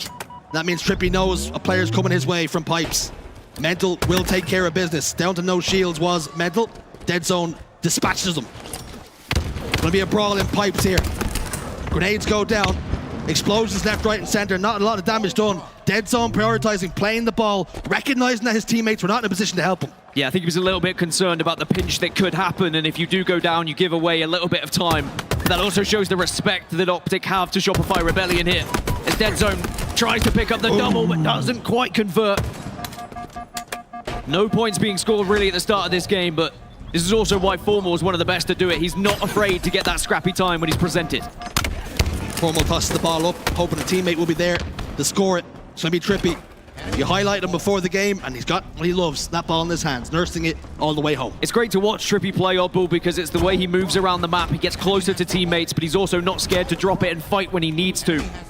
And as an Oddball player, you have to be constantly listening to callouts, but sometimes you can dictate those callouts as well. You can kind of manipulate your team in which way you want, saying, I need you here, I need my help. But sometimes Trippy can do it alone. Big double. He didn't need no help. All he needed was the grenades in his back pocket and that battle rifle. And a pretty routine double kill for him. Soul Snipe will get the kill on the dead zone. Drive back in towards pipes now. Shock rifle is up. Formal's bottom tower. Not anymore, he's not. Soul Snipe puts him away. The ball is in no man's land. Can he be by name and by nature here, Soul Snipe? And maybe start to eat up some of these souls? The answer is no. Instead, now Optic Gaming can potentially really disrupt this attempt at a setup from Shopify Rebellion. They really want to grab this ball. But sadly, there's just so many eyes trained on it. And Optic Gaming, it's a very slender lead at the moment, but the time is ticking. Got to keep an eye on that clock. 2 minutes 50 right now. It seems like a lot of time, but I promise you, when that ball is dropped, when you're down in the game, you run out of time very, very quickly. You don't notice it going. 2 dead, Lucid and Formal in the respawn screen. Trippy's just joined them. Or, excuse me, Dead Zone has. Trippy last man alive. The ball's over towards Blue, and you know he's trying to be an influence here. Trying to get suppressed, but he doesn't do so. And that will give now Shopify Rebellion a chance to hold this ball over towards Blue. You can see Formal is going to be the first point of contact, just waiting for a little bit of support, but he goes down, does get the trade though, alongside Dead Zone. But with Lucid falling, means it's going to be a 1 versus 2 here. Suppress the last remaining player from Rebellion. Dead Zone being a phantom. Beautiful shots from both players here. Dead Zone shuts him down. Currently sitting at 8-3 and 5. A wonderful opening engagement from him. Hoping to continue that as well. Just desperately trying to help Formal stay alive there, but there's not much you can do from that angle. Instead, he needs to focus and prioritize his own health here. And this has been very scrappy, and I think that's probably because we have 2 of the best Oddball recharge teams going up against each other. It's very difficult to gain control. It's very difficult to get set up when the other team knows exactly how to break it, how to stop it, how to position yourself so that that ball is not easily gathered, as it's a triple now for Suppressed. It's almost like both teams were cancelling one another out, trying to figure out what's the best way to solve the puzzle. Cycle's got camouflage now. Suppressed got hands on the ball. They've got a pipe set up, and they can be very difficult to break, particularly if Cycle can get an early pick here. Dead Zone's going to wait over towards the lockers, not show himself for now. Cycle hasn't seen him, and that means Dead Zone will get a lot of damage here onto Cycle, who just about manages to round the corner. Suppress provides some cover fire as well. They've managed to keep their camouflage player on the map. Very minor things where Cycle probably wanted to just grab that ball and toss it over towards window a little bit. It would only have been 1 more extra second, but we'll see whether that second can hurt a little bit later. But it is good time now from Rebellion as they show why they're one of the best. And if they are able to shut down the win rate of Optic Gaming, take us to a Game 5, suddenly maybe they can really believe that a grand final is very much achievable for them, but Dead Zone can't quite connect. Dead Zone looking to reposition. Weighing up his options, what's the best place to go? Right now the call has been hold the ball because Formal's got the sniper rifle. Or in this case the shock rifle, but it does a pretty similar job. Let me promise you that. You find a face, you'll put an enemy in the grave. Formal's been doing that all weekend long. He's been a bit of a reaper. Mental gets shot in the toes, that won't be enough. It will make your hair stand up, but not enough to kill you. Mental, jiggle peaks, Formal gets the kill. Shock rifle comes back out once more for a bit of play. Ball passed over again. They're passing it between one another. It's like hot potato over here. But watching Formal's POV is always a blessing in any FPS that he decides he wants to try and conquer. His knowledge, his reticle placement, and his positioning always on top. And he manages to take down Soul Snipe as well. This is good time now for Optic Gaming. They take an 18-point lead. That's how quickly your good work can be put and made to nothing. Murmurs of a let's go Optic chant as they take the lead. And they're looking a bit better, and we spoke about the time. Folks, as you can see, 48 seconds left now. And it would not surprise me if this goes to time. I think that's what you'd expect with these two teams and how good they've been so far. You mentioned it, 47 seconds left, but now Shopify, they'll have the chance to take the lead. Lucid on his own will be taken down. 3 dead now for Optic. Camo's coming up as well. This is a really important time for Rebellion. But it looks like a Shroud might not save Formal after all. And Rebellion are taking a heavy lead now, and Optic are going to have to do something soon. Both teams were emptying their pockets. Every grenade seemed to be thrown on the map. But they've got the reward, have Optic. They've got the camouflage. Mental's down to no shields. Dead Zone prioritizing just staying alive here. It is imperative that he keeps himself on the map and he does as much damage as he can. Gets one onto Mental with the help of Lucid. Suppresses top tower now. Rebellion have got to come and try and break this setup, because Optic are looking pretty right now. Yeah, Formal's done well just to walk on in, grab that ball, steal it away, and now suddenly Optic Gaming will be ahead. It's been a tug of war in this map, and Shopify Rebellion are going to have one push here to try and break Optic. They have a real chance, Optic, to win this right here. Back and forth we go then. Rebellion have got to make the play. They're running out of time. It's going to be a glass push. Dead Zone waits patiently. Cycle's going to try and back down the player shooting him from Elevator. Has no idea Dead Zone is where he is. Trippy's got 2 to contend with. Cycle's got 1. Soul Snipe gets another. Formal answers back. 2 go down a piece. It's a 2v2 on the map. Suppressing a 1v1 with Dead Zone. Oh! Dead Zone comes out on top. Massive for Dead Zone. Ball is currently played. Dead Zone gets another 10 seconds for Rebellion to try and grab the ball here. Can they get close? Lucid stands tall here. Ball down in no man's land. Suppressed has got his hands on the ball, but he's in big trouble, and he gets taken care of by Optic. Round 1 to the green wall. Giants collide on Oddball recharge, and it was so close, so competitive. But it was just that final setup from Optic and the positioning from Dead Zone. He saw the glass push. He gave that communication to Trippy and the rest of the boys. And it was the damage, the output, and then winning that 1v with the Commando was massive. We go again. We reset the whole thing and run it back. And Optic just 1 round away now from that grand finals. Double kill for Cycle, camouflage as well. And they can maybe build on this and get an early lead. Is it Cycle's time to start to put numbers on the board here? He had a quiet first round. And maybe the camouflage can be the perfect start to really kick-start his game here. It was Dead Zone who was getting the camo over and over again in the previous. Another double now for Cycle as he begins to heat up. Shock Rifle then passes over to Cycle's hands. Somehow, some way, Formal survived that shot. I mean, just use your bandit at that point. He saw he was on no shield.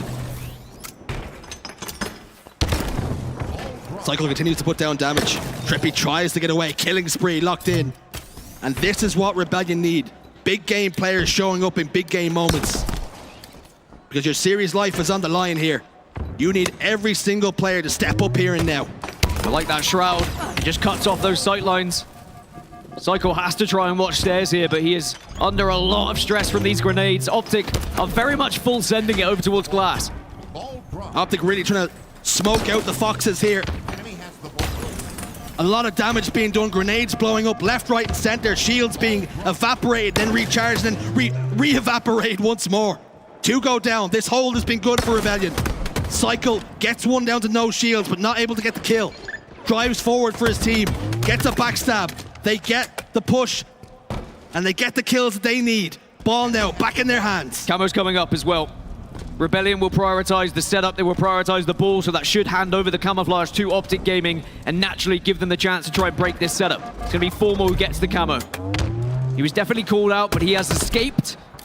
And now it's about what you do with this camouflage. He picks off 1. Like you say, they knew where he was. But Rebellion have got such a good lead here. 55 seconds to 0.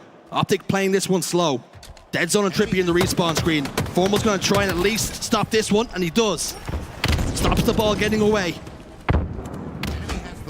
Looking to toss it bottom middle. It's a good play from Formal. Oh, Might be able to get another here if they're not careful. Cycle's in trouble. Double kill for Formal. Worrying times for Shopify Rebellion when Formal starts to kick into this gear. 22 kills for him at the moment. And yes, there is a big lead here for Shopify Rebellion. We already saw in the previous round. When Optic gets set up, they are difficult to crack.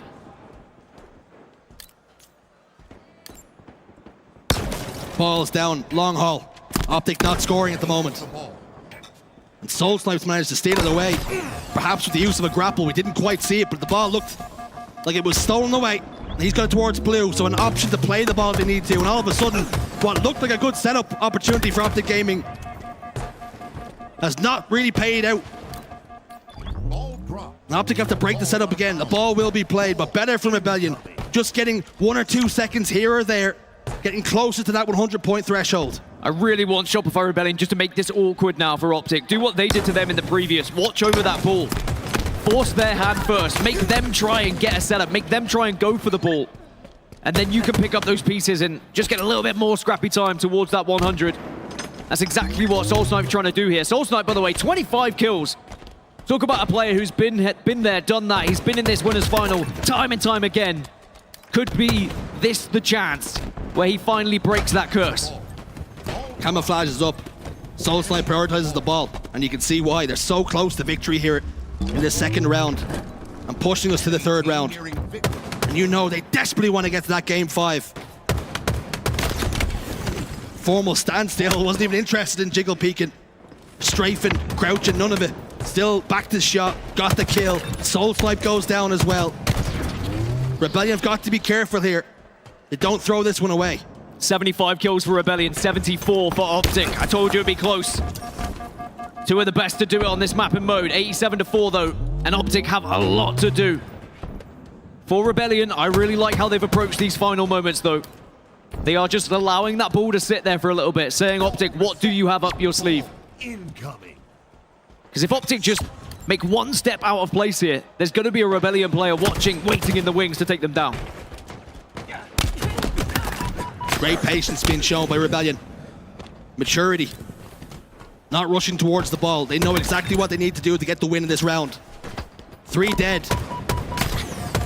Mental just tries to make that fight as difficult as he can. Suppressed was there to help him. Formal's gone up the stairs now, and he's weak. Cycle gets the kill. This is perfect from Rebellion, but as they can just keep chipping away at Optic, making them feel a little bit more frustrated as time goes on. And they can get those final seconds if they choose to. Honestly, you just keep the ball here and you play Slayer. You make it awkward for Optic. If you try and pick up that ball and try and set up with it, you leave yourself vulnerable to an Optic setup off of the counter. So I love this from Rebellion. It's working out for them right now. Just 54 seconds left for them to take themselves to round 3. But of course, Optic are going to start to play a little bit more aggressively for this ball now. This is always the concern. You leave the door open for them and they get the perfect setup. Soul Snipe got a double kill, and still, Optic don't have hands on the ball. 40 seconds, that time is dwindling down fast. And Optic are feeling every single second of it. Camouflage has popped into the chest, but again, Optic still don't have hands on ball. 30 seconds left. Now they have the ball, and they have the camouflage, but the camo goggles are perfect.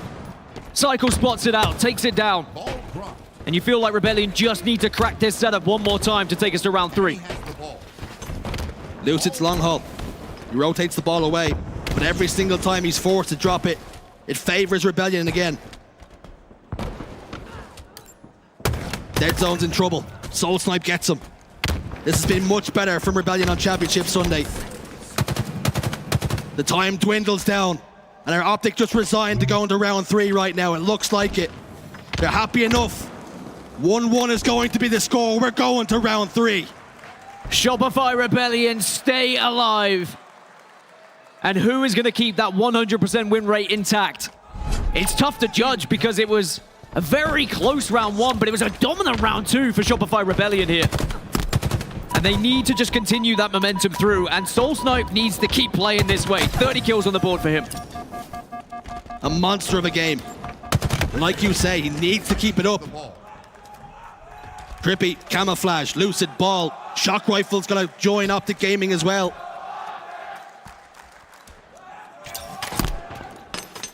Trippy's gonna be forced to back away. They spotted him out.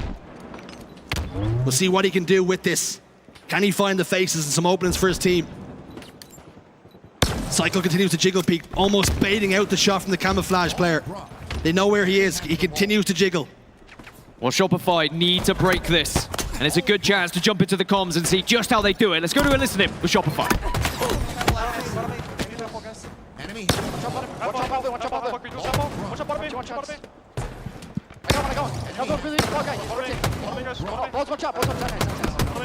I think one's gonna be I'm down here.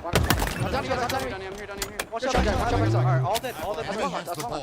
Should be spawning pipes, Preston. What, batteries, coming to me. Nice, on couple. Ready, one shot couple. Yeah, Oh no, chippy corner, weak. Yeah, he's scamming, he's C-stairs, Bottom pushing you, one shot. Let's see him on, Watch out. I have death cam. One dog right now to Sneaky. Mid-pitch now, to bomb blue. Every top cat. Top cat. Other one, stacks. Couple. Low ball. Watch out, tower. Chan. They're going up bid. What tower? Watch out. Batteries. Yeah, he's still batteries. He's on the wall. 2 batteries. I think I got batteries. Bring up bid, Donnie. Topper gave us cross. Yeah, C-stairs. Donnie's going. Watch out, C boxes. Behind you, Donnie. Top gas is weak. Map. Brief bottom mid. One shot, going main. Oh, it's trippy corner. Sticky, watch out. Alright, weak trippy corner. Watch out. Watch out. And you can see the Shopify Rebellion were able to crack the Optic wall. But they are still ahead, are Optic Gaming right now, but the ball is in a vulnerable spot, and Shopify Rebellion should be able to retrieve it, should be able to start scoring. And this has been one of the better Oddball games that you will see, and I am not surprised, because both teams have put their best foot forward here. Very little mistakes have been made, and that's why we've really struggled to see those perfect setups. This series is really about redemption for 2 teams for very different reasons. Rebellion trying to break that duck, break the curse of winning a map on Championship Sunday. They've already done that, and they're putting it to Optic Gaming. For Optic, it's about getting into a grand finals and having that winner's advantage, and they're on the doorstep here. These 2 teams so evenly matched here in this Oddball. Nothing to separate them. Continuing to go to war. 3 dead again on the side of Optic. Ball going to be in hands as Cycle seizes that opportunity, sees that no one's going to be watching it. And now they're going to have an opportunity to set up here. You can see the spawns are over towards Elevator. Shopify still have numbers here as well, and they need to call out dead zone, which they do.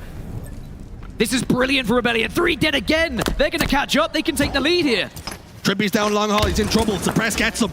They have the option to rotate the ball inside blue. Soul Swipe has gone that way to try and clear out tower, but that's exactly where Optic Gaming are.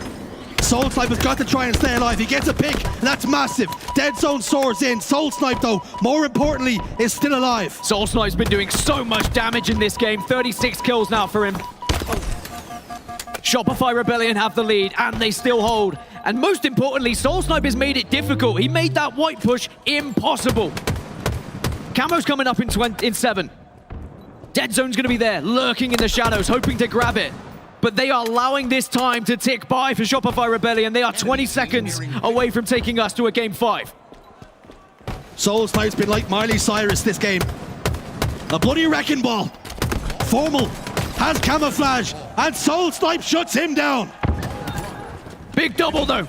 Massive double from Lucid just to save this, because that game was done. It was dusted if they didn't manage to break. Ooh. And suddenly Trippy also heating up. It's one last stand here for Optic Gaming. One last stand for Optic, and maybe one last dance for Rebellion. Lucid's getting the kills he needs, and he's rotating the ball towards pipes. This one's not done yet. This is so tough for Rebellion because they were so close they could almost taste game 5, but now they have to reset, they have to think, but they cannot take too long. If this push goes south, suddenly Optic have probably won it, but there's the opening they needed, but it is traded out. Shots continue to get traded back and forth. Balls on bat ledge. Lucid provides cover for his team. Psycho puts down shots. Lucid gets away with the ball, and they're within seconds of another. But Psycho, he can get some scrappy time here. They need to shut him down. You need nades, but he's holding on. Psycho continues to hold the ball. Grenades come in. He's down to no shields. The final seconds. We're going to a game 5. Shopify Rebellion, the team that couldn't even put a map on the board in the last 2 events, are taking Optic Gaming right down to the wire here in the winners finals. And Optic, they were in cruise control in this series. They absolutely obliterated Shopify Rebellion in game number 2. But Rebellion, they hold on to that 100% win rate on Recharge Oddball. But they take it away from Optic Gaming. Well, well, well. And does that now just plant the seed of doubt in the heads, in the minds of Optic Gaming? Like you say, in cruise control in games 1 and 2. They were playing matchmaking at times, you said. And now look where we're at. Game 5 on the horizon. We're going to a shootout, and Rebellion are exactly where they want to be. Could Optic Gaming look back at this as a missed opportunity with how far ahead they were in this series? How dominant they were in games 1 and 2. But they have slowly but surely allowed Rebellion back into the game and back into this series and back with a chance to get into the grand final. And what does that do for your mentality? A potential reverse sweep on the cards here for Shopify Rebellion. And you know, no matter what way this game 5 shakes out, one of these teams will be massively steeping in regret. The big game players have come to play on Championship Sunday here. What a game that was from Soul Snipe, really dragging his team forward. 39 kills, almost breaking that 40 mark. And that's what they needed. A player like that just to inspire them. And I loved it from Shopify Rebellion. Cycle, I think, noticed that Soul Snipe was having the game of his life and said, all right, I'm going to take the ball. You go ahead, bud. You take that damage. You take those kills. I don't need to be number 1. And Soul Snipe, boy, did he take that opportunity.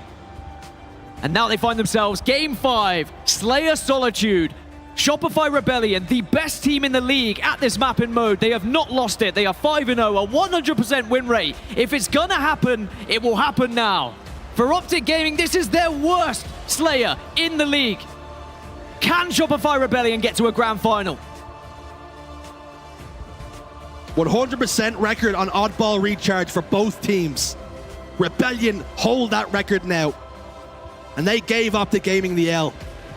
And you're speaking about Game 5 being their best. Optic's worst. Like you say, if they were ever going to do it, Dan, it's here and now. On average, they usually win Slayer Solitude, Shopify Rebellion by around 5 points, 50 to 45. But you've got to think back to what happened on Slayer Street. It was a very one-sided affair. Shopify Rebellion didn't even turn up to that game.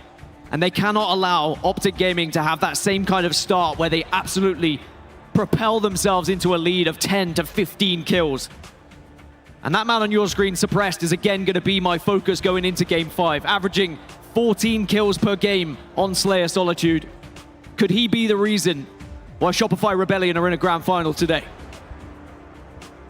And now the question is, do you start to play differently because of the situation you're in? It's Championship Sunday. Do you start to make decisions a little bit slower, a little bit more hesitant because of who you're playing against and where you are right now? Rebellion have got to remember what gave them a ticket to the dance in the first place and play to their own game plan. And let's talk about why Shopify Rebellion are so good at Slayer Solitude. It is how well they move together. And they are not afraid also to go for a flank, to send one player to get that angle whilst the other 3 are aggressive with a push. But then they will always pinch. They are always on the same page. Very rarely will you see them make mistakes with their aggression. And Optic Gaming need to be aware of that. And if they have done their research, if they have done their prep, they can lay those traps. Look for that one player making that flank. If you see 3 that are starting to push over towards blue side, you've got to expect someone on their own and you counter push. You take that one person down and then you can have a 4 versus 3 on the map. This is going to be a bloodbath. But I'm struggling to decide which way it's going to go because of how well Optic played in that match 2 Slayer. You still have to put them as favorites, regardless of the 100% win rate on the side of Shopify Rebellion. And it is also about experience here. Optic have been here time and time again. Second place, always the bridesmaid, never the bride. If they want to get married, it has to be getting to the grand final first and having that best of 7 advantage. So much experience on that stage, particularly for Optic Gaming. They've won world championships together. They've been in these big game moments. They've been in these big series time and time again. And they've come up with the answers. And for Rebellion, maybe that's where they fall short, just not having the reps. And that's a man who's been through many a Game 5 and many a championship. But so has he. We have two of the greats coaching these teams, Best Man and Lunchbox. At one point, enemies, frenemies. And now they are across the stage from one another, trying to coach their team. Best Man even said, I think games 1 and 2 are going in favor of Optic today, but 3, 4, and 5, I'm feeling pretty good at. And I agree with him. I looked at the series layout, and that was what I was saying as well. But how does Lunchbox feel about this game 5? What is he saying to the rest of the team? Because you have to pick them up here. A reverse sweep is on the cards, and you need to focus up, because if you drop down into this elimination bracket, you have Spacestation Gaming waiting for you, and you know full well they are going to be like sharks in the water here. And you have to question the mentality as well, with Best Man recognizing this. Game 1 and 2, they're not going to be our games. We need to stay in the series. And they're in this series now. Game 5, a shootout to decide who goes to grand finals. And who plays Spacestation Gaming, who are hungry like the wolves, waiting for the loser to drop down here. These two teams are going to put it all on the line in this Slayer. One team with a 100% record, the other with hopes and aspirations of winning a championship. Shields up, weapons hot, let's do this thing. It's a game 5 on Championship Sunday. And two teams who have looked so different from start to finish here. But it is Shopify Rebellion in the ascendancy. It is Shopify Rebellion with the home advantage when it comes to this map.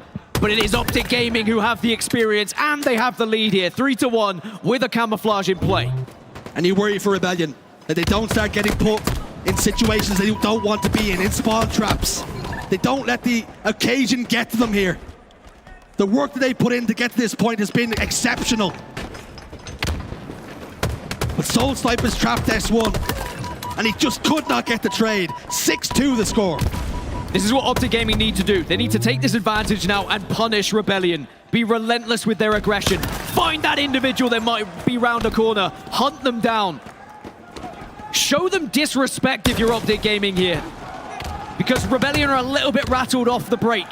And they are all scattered, sporadic around the map at the moment, and Optic can take advantage of it.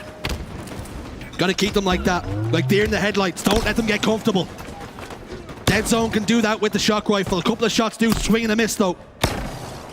And Rebellion have taken some map. They've got players positioned top middle. Dead Zone's not comfortable where he is. Lucid's gone down. Numbers advantage now for Rebellion to push forward. Soul Snipe takes top gold edge. Dead Zone spots him out. Formal dies on benches. Here come Rebellion. And here's that 3 push I was talking about, but now you've got to find the one. The one is Soul Snipe. Dead Zone has to call that out, and you have to prioritize taking him down. Because now Dead Zone's going to be in a 1 versus 3 here. He's in the middle of nowhere, but he has help. Formal comes in. Lucid comes in. 3 go down for Rebellion. The cavalry. Killing spree for Dead Zone. And they spot out that player. Soul Snipe was the final man to fall. 13-6, and how different it could have been had Dead Zone fallen. Good knowledge now from Trippy. Knows that suppressed over towards Hotel. Happy to stand out in the open because he has that camouflage and he could just give all that information. But Suppressed has won that 1v against Lucid, which does just mean Optic have to retract slightly. They can't get too aggressive here because Shopify are just spreading themselves out and watching these angles. Mental just maneuvers his Spartan out of the line of sight of Trippy. The camouflage now gone. Mental spots him out immediately. Suppressed is still in Hotel. And he's going to charge in and get that kill, but Trippy somehow, some way, gets the sticky, gets the trade. Mental's in trouble here, down to no shields. Taken care of. Soul Snipe backed away, bottom middle. Optic still with a lead. And those kind of sticks, those kind of moments could be the difference in this game. Just when you think you've been able to shut down an individual, they pull something out of nowhere, but Suppressed has just taken down Formal at the right time because that means Shock Rifle will be in control here for Shopify Rebellion. And they need it. Down by 6. Throwing bodies forward, but unfortunately they're not getting the kills that they need.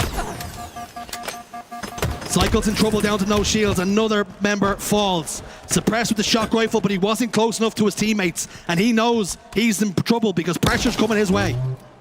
He's backed him towards blue.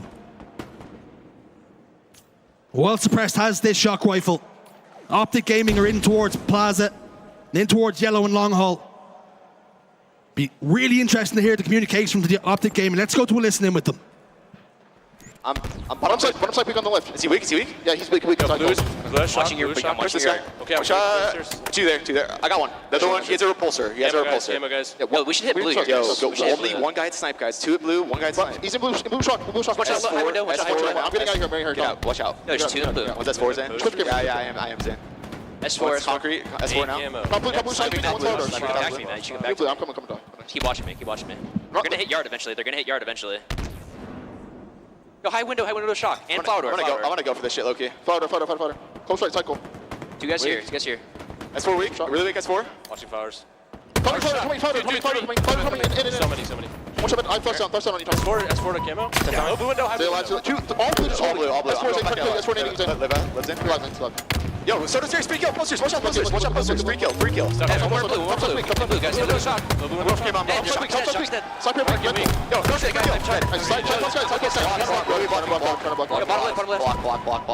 him spawn. Get in the blue. They're at snipe. Go top gold. Yes.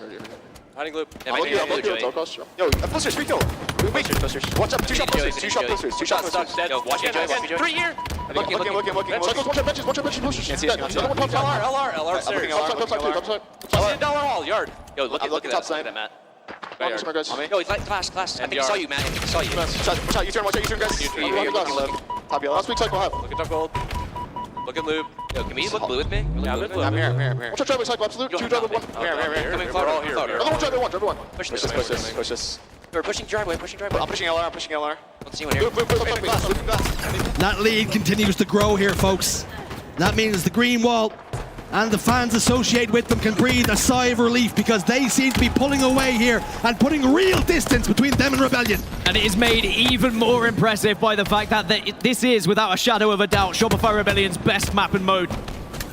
And Optic Gaming are making it look somewhat easy.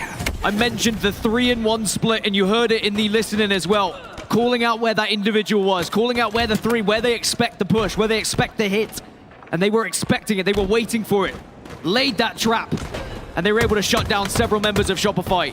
It is a 14-kill lead at the moment. This is going to be so tough for Rebellion to get back into. It's going to be a tough pill to swallow if they lose this one here. Typically, and particularly after coming so close. They're down by a significant margin here. We're into perfect Halo territory. They've got to get kills without reply. They cannot afford to trade here. And Optic Gaming are in no mood to give away free kills. Optic happy to slow this one down. Happy to just wait and see what Shopify Rebellion have to offer. Again, the 3-1 split, but Mental is probably going to try and get a little bit closer to the rest of the team here because they need to be working together, cannot get pinched one by one. They need a full all 4 dead if they're going to get back into it, but Cycle and Soul Snipe fall. And Optic Gaming continue their dominance. It was 4 dead for Rebellion. And they continue to chase this game, but they're chasing their tails. Optic Gaming are well and truly in the ascendancy here. Just 10 kills away from grand finals. They have their foot in the door. They can smell it, they can taste it. And maybe they can start thinking about the possibility of lifting a trophy already. But they have to be aware that Spacestation Gaming are still in this tournament and still in that elimination bracket. What do Rebellion have in the final knockings of this game then? Can they flip the script? Is there a sting in the tail somewhere here? The green wall chants are ringing out and they're ringing loud, trying to drive their team home to victory here. It's been a long series, a lot longer than they would have liked. 3 kills remaining. Trippy gets away, somehow, some way. Evades the grenades, evades the gunshots. Suppress goes down. 1 more kill for the green wall, and they're heading to the grand finals. And there it is. 3-2 the final score. Optic Gaming are going to grand finals. And it is another spectacular on Slayer. Forget the 100% win rate. Optic say, if you take one of ours, we will take one right back. And they send Shopify Rebellion into that elimination bracket, into the clutches of Spacestation Gaming, who are eagerly awaiting them. But the green wall will be in that grand final, will have that best of 7 advantage. They are in championship form because not only do they topple a 100% win rate, but they stop a reverse sweep. They stay strong, they do not let their heads drop, and they believe in themselves. Optic Gaming, guaranteed top 2. What a series. What a showing from Rebellion. Roaring back to life after games 1 and 2. And they can take real pride and confidence now heading into that Spacestation Gaming series. But for Optic, Dan, just stopping that reverse sweep, that was massive for them. Massive for their mentals. I feel like if they had got reverse swept, they would have dropped down, probably got beaten by Space Station. On the other side, for Shopify Rebellion, we have to give them a round of applause for how they played. They got maps on the board, they took Optic all the way, but sadly just fell short. It was one hell of a series, and I am curious to see what a member of the Green Wall has to say. Blaze, who have you got on the stage? I got Big Game Trip with me on the main stage. Make some noise for him, Salt Lake City. We got Optic Gaming taking the Green Wall back to the grand finals. Trip, you get a pair of steak dinners in here, and you haven't even won a tournament yet, okay? How you feeling coming out here, getting this big win against Shopify? It feels good. I mean, it's been a while since we've been in the grand finals from the winner's side, so things are great. Can't be more happy. Can't be more happy at all, right? Did they play awesome, Salt Lake City? Now, going up against this Shopify team, you know, they hadn't won a map on Sunday before, but they started peaking against you guys on that 3rd map and that 4th map. And then you go into a game 5 in which they're undefeated. What was the comms like? What were you guys talking about and the pressure going into that game 5, knowing that you guys had to close that out? Yeah, pretty much just take our time. I mean, they got some momentum in that live fire Strongholds. They're a really, really good Strongholds team, so they took that momentum into game 4. And just pretty much just take our time. Take every lead slowly and just play our leads, and that's pretty much what we did. You did it flawlessly, okay? Lastly, what do you want to say to these fans here that's been cheering since the doors opened up and that's blowing it up in the chat right now because they know what time it is? Thank you guys. We can hear you guys even through all the, like Tommy said yesterday, all the noise cancellation. We can hear everything, so thank you guys for real. Thank you. They can hear it, they can feel it. Keep bringing that energy, Green Wall. That's going to do it for me and Trip on the stage. Lot, break it down. Thank you so much, Blaze. I hope you are entertained, Green Wall. Wow, what a series that was. I think from a lifeless Shopify Rebellion in the first 2 maps to a bounce back like that going into game 5, and the man on the stage, Big Game Trippy, 15-7, looking incredible with 10 assists. That's exactly what you wanted to see out of not just this squad, but especially Trippy coming into this tournament and then keeping their life alive in the winners bracket side of things, knowing how important that is for Optic. Yeah, you had to wonder how that game 5 was going to get started because of how hot it felt like Shopify started to get. And then you take a look at the stat that Dan and Shers were talking about going into it, that Shopify were undefeated on that map mode combination. You have concerns if you're an Optic fan in the Green Wall and the crowd. But Trippy and the rest of the Green Wall showed up, and from the get-go, they started to dominate. It was the camo control from Trippy in that game 5 that was spectacular, and it's Big Game Trip having one of the biggest games of the tournament to give his team that double best-of-7 advantage at the very worst in the grand finals. We'll come back and gas Optic up just a little bit more, but while we're looking at the highlights here, we really are looking at the comeback from Shopify Rebellion, and it really did start here on live fire. They held such a tremendous lead, Gaskin. It was incredible. Very hard for Optic to come back, although we did see some sneak peeks of squeaks coming through from the Optic Gaming roster, but Shopify Rebellion, they really ran away with things. They had control, especially considering I saw you on Cycle's POV looking at him. He looked deflated, but my goodness me, you wouldn't have known what they were about to do to Optic Gaming in that next map. I think I would have looked deflated as well if I had been in the position they were after that game too, but thank goodness the stats didn't lie for once, right? Yeah. They told us that this series could go all the way if Shopify played to their best, and boy did they. Games 3 and 4, they look like a different beast, but sadly, experience always comes into play when we get to a game 5. In Optic Gaming, they dug their heels in, they showed us what they're made of, and they will be progressing to the grand final. I think that shows how impressive it was for Rebellion to get staked in game 2 and then turn up in game 3 like that and put in a dominant display. That's testament to them, and I think this is a different Rebellion that we've seen in Championship Sunday. Yeah, I was backstage after the Game 2 break, and I overheard Shopify just saying, we're giving them too much respect. We're playing too scared in these situations. It's very easy to do under the moment against a team like Optic that's been there, done that, has the chips to show. So it was great to see them come out games 3 and 4 and show us that they are here to play. It gives you a little bit of hope if you're a Shopify fan going against SSG. But that game 5, they kind of went back into those tendencies that they were in games 1 and 2, where they were playing on their back feet. A lot of it has to do with giving up map control, the power-ups, and how difficult it is to try and overcome that, especially in the moment, under the pressure and under the bright lights. So Shopify need to find a better recipe for success when it comes to getting those camos and the snipes in their favor if they want a better chance to compete against SSG. They certainly do indeed. I think something that was, incredible to watch was that Oddball. That's where I really was very shocked, because normally Optic, Oddball plus Recharge equals success. Yeah. And Shopify, they had an answer for everything. It looked like it was so difficult for Optic to really get a footing. And one of the rounds was quite honestly like an absolute train wreck for Optic. Shopify, they ran away with one of the rounds to keep them in it. And it was tremendous. I was really, really excited to see that Shopify had some life. They had a lot of mental fortitude to be able to overcome Sundays, and their map count on a Sunday hasn't been so good.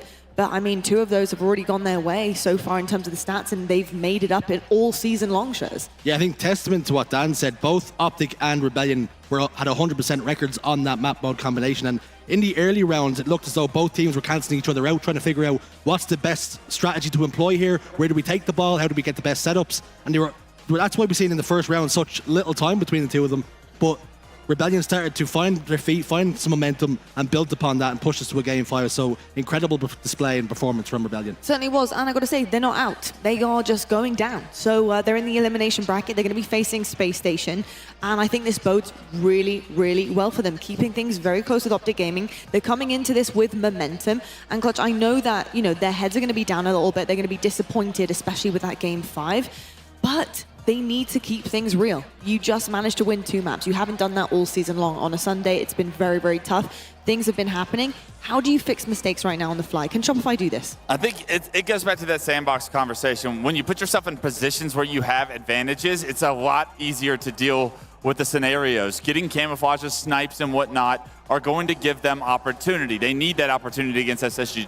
You saw how strong SSG was, how good Stellar is playing. When he gets a snipe uncontested on a map like Livefire, he takes over with it. You cannot allow that to happen. You have to stop Stellar from getting to the snipe, because once he has it, it's a wrap. Yeah, it certainly is indeed. I got to say, I don't think Space Station Gaming are going to love this, but Optic are in a prime position right now. I did call it at the beginning of this weekend that if Optic could get over the semi-finals hump, then they were in a very good chance to win this entire thing. Space Station Gaming, Shopify Rebellion, they're still alive. I want to see what you've got in this elimination bracket, and this next matchup is going to be a testament to what they do have left in the tank here on Championship Sunday. After the break, we'll be seeing Space Station Gaming versus Shopify Rebellion.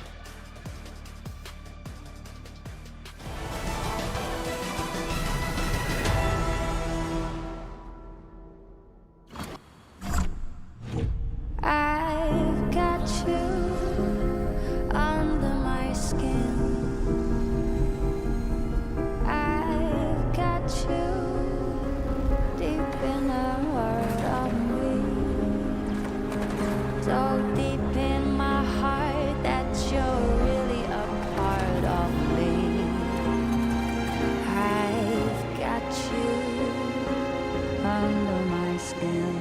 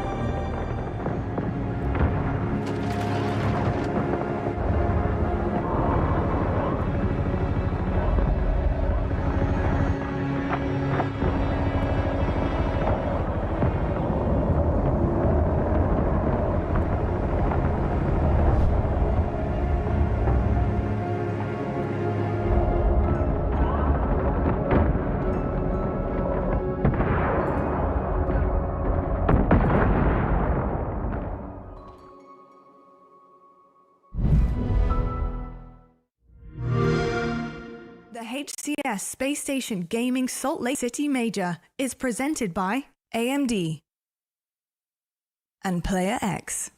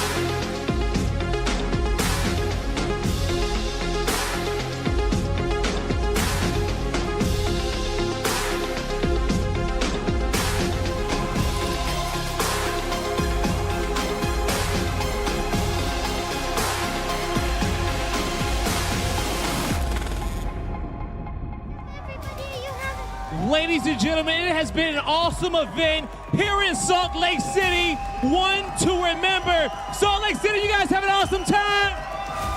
Yes, they are. And to help us put on this event and make this happen, I want to show some love and welcome to the stage. We're going to have Sean coming out with his daughter, Adelie. Make some noise for him, everybody.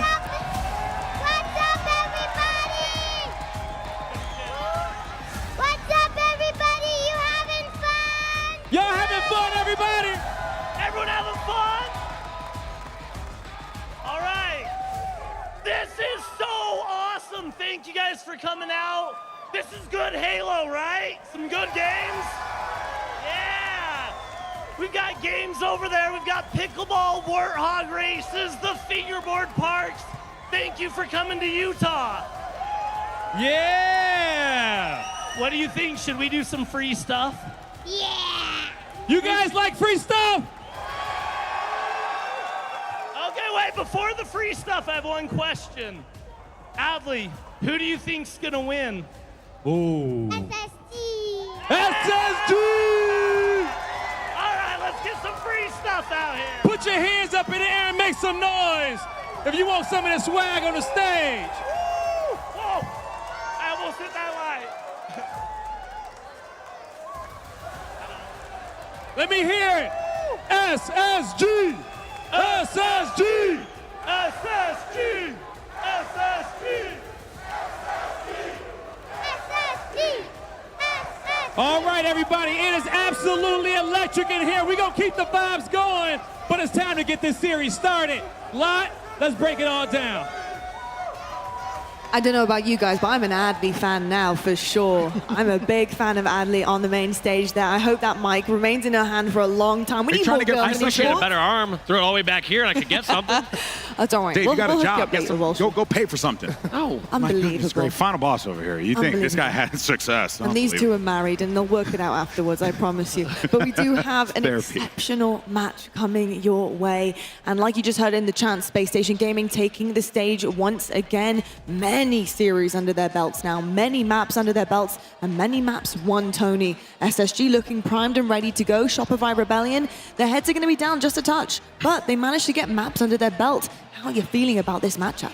Yeah, I know they're probably not happy with the results of what happened against Optic Gaming, but taking them to a Game 5, being as competitive as they were, is a really good sign for Shopify Rebellion. We already know that they can beat some of the big three. They can beat some of the best teams that we have in our league, but the question was, can they take games and look good on Championship Sunday? They look good. Now it's time to get over that hump. Now it's time to get a series win here on Sunday. Well, I got some good news for Shopify fans. One, no King of the Hill, which is absolutely, oh, sorry, not King of the Hill, sorry. Strongholds. No Strongholds. Okay, hold on. Let's just get that correct. No Strongholds, which is great because we don't want to see Strongholds with Space Station Gaming. They're 5-0 on Strongholds right now, and they're looking so good. The other bit of good news, and I will get this one actually correct, is Oddball is game number 1. We just saw what they managed to do to one of the best Oddball teams that we have here in the HCS. That was looking awfully strong. So GB continuing on that run from them, knowing what they just managed to do on Oddball. It's going to be on Streets. I know SSG are pretty good at Streets as well. well. Yeah. But they can definitely learn a thing or two from what they managed to do to OG. How are you feeling about this series layout? Well, you know, I mean, think about this, right? Yeah, series layout's good, but if you are Shopify Rebellion, you gotta perform better in those Slayers. And if you're gonna go to Game 5 against an SSG team, they ain't dropping that Game 5. So if you are not up to snuff when it comes down to those Slayer games, this is going to be a quick series. That is the thing that I'm the most concerned about. But if you get this Oddball Streets win, that's a good tone setter for the series, and then you can build upon that. Yeah, if I'm Shopify Rebellion, I realize there's no excuses here coming into Championship Sunday. I agree. This is an opportunity that you can beat the likes of a Spacestation Gaming. You have King of the Hill on Livefire and Capture the Flag on Forbidden as games number 3s and 4s.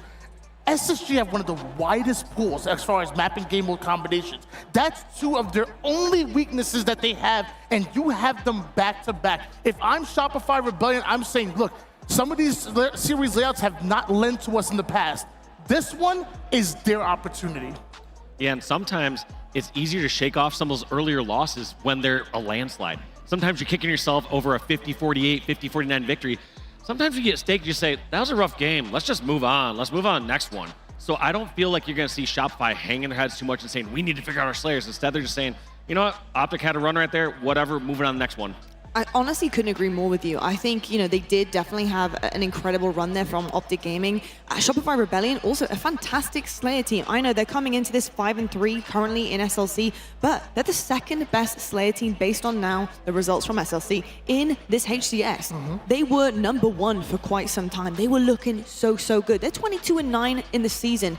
Yeah, a few mistakes being made against some of the best that we have in the business here, but that's okay because you know fundamentally you're a good Slayer team, GB. I don't disagree, and I know the Shopify Rebellion team's got the talent, they have the capability, but I look back at a, you know, painful Game 5, right? That you had, the most they were able to get was 30 and then 26 or something like that, 26 and then 30. Yep. So it's like, yes, I agree. Yes, they had Slayer stats in the past, but you're in the here and now. And the here and now is he got bopped 2 times on Slayer. So Shopify Rebellion are going to need to have to clean that up. Otherwise, this is going to be a fast game. Because you think that SSG is going to give them the time of day to be able to, you know, get back into the game there. No, they're going to see exactly what Optic did. I saw them in the back there, and they went through all the tape. They were looking at what these guys were doing, and I think they got the reads. I don't know. I think SSG have a really strong position here, regardless of what the stats say. Couldn't agree with you more, and bopping people is what both sides are going to have Sometimes to you do just if get they bopped. want their lifeline to remain here in the tournament. It is time to go, folks. Spacestation Gaming versus Shopify Rebellion. Golden Boy and Walshy,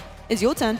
All righty, folks. One final time. Salt Lake City, Utah. Let's do this. Because we got ourselves a banger of a match on our hands. Shopify Rebellion proving that they can take those matches on Championship Sunday. But can they take the dubs? Can they take the wins? This is going to be that tone setter we were talking about, Walshy. Oddball Streets. This is a big one. If Rebellion come out swinging, then SSG might be in trouble. What I gotta say though is if Shopify Rebellion can beat Optic on Oddball, I think they can definitely beat SSG on Oddball, but it's all gonna come down to the Slays here. They're gonna be completely different play styles. You are gonna have a couple faster players here in the form of Bound and Legend. They're just gonna be moving around the map a little quicker than some of those players they're playing against on Optic. Yep, that's right. Those are going to be some of those minor details that can come back and potentially bode well for SSG. As I said, I saw them just combing over all the film, what they were going over. Seemed to be, you know, as a squad, what you want in this situation, considering that they're right there on the precipice of being able to make it to a grand final. So they're putting in so much work off screen here to just make sure that they lock this down, and Bound with a filthy double kill, and you're able to get yourself the camo to boot as well as ball control. Great start for SSG. Bound on a killing spree, and Bound with 16 points on the board, just doing all the work for his squad right now. Most kills in the game, most time in the game. I love that target switching he also had there too by that gen. He knew someone was one shot in the distance, quickly flicks, hits that shot, and then clutches it up in the cafe.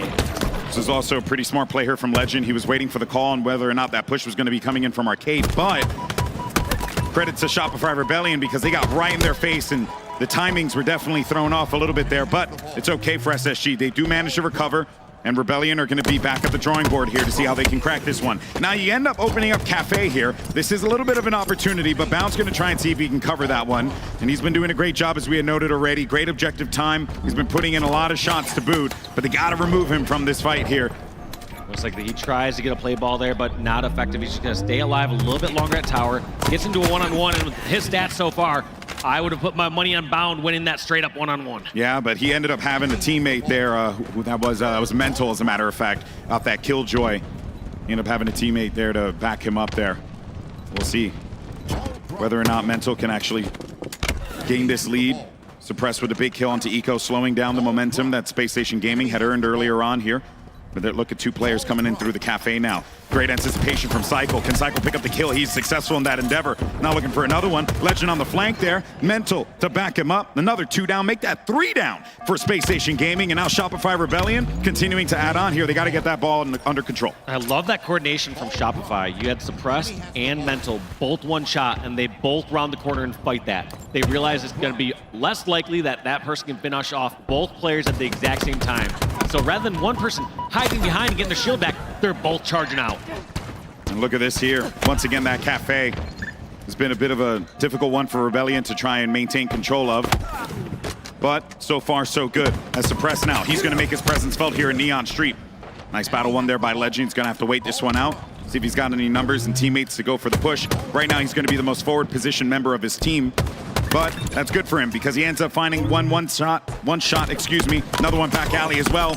Smart plays there. Cycle goes in for the challenge, but is able to anticipate where Legend was going to be moving out of that one, thus shutting him down. We're back 2-2 squared. Incredible defense by Shopify, because I was just about to say that Space Station had the perfect push. They got pushed all the way up towards Cafe. They pushed all the way up towards Tires and Arcade.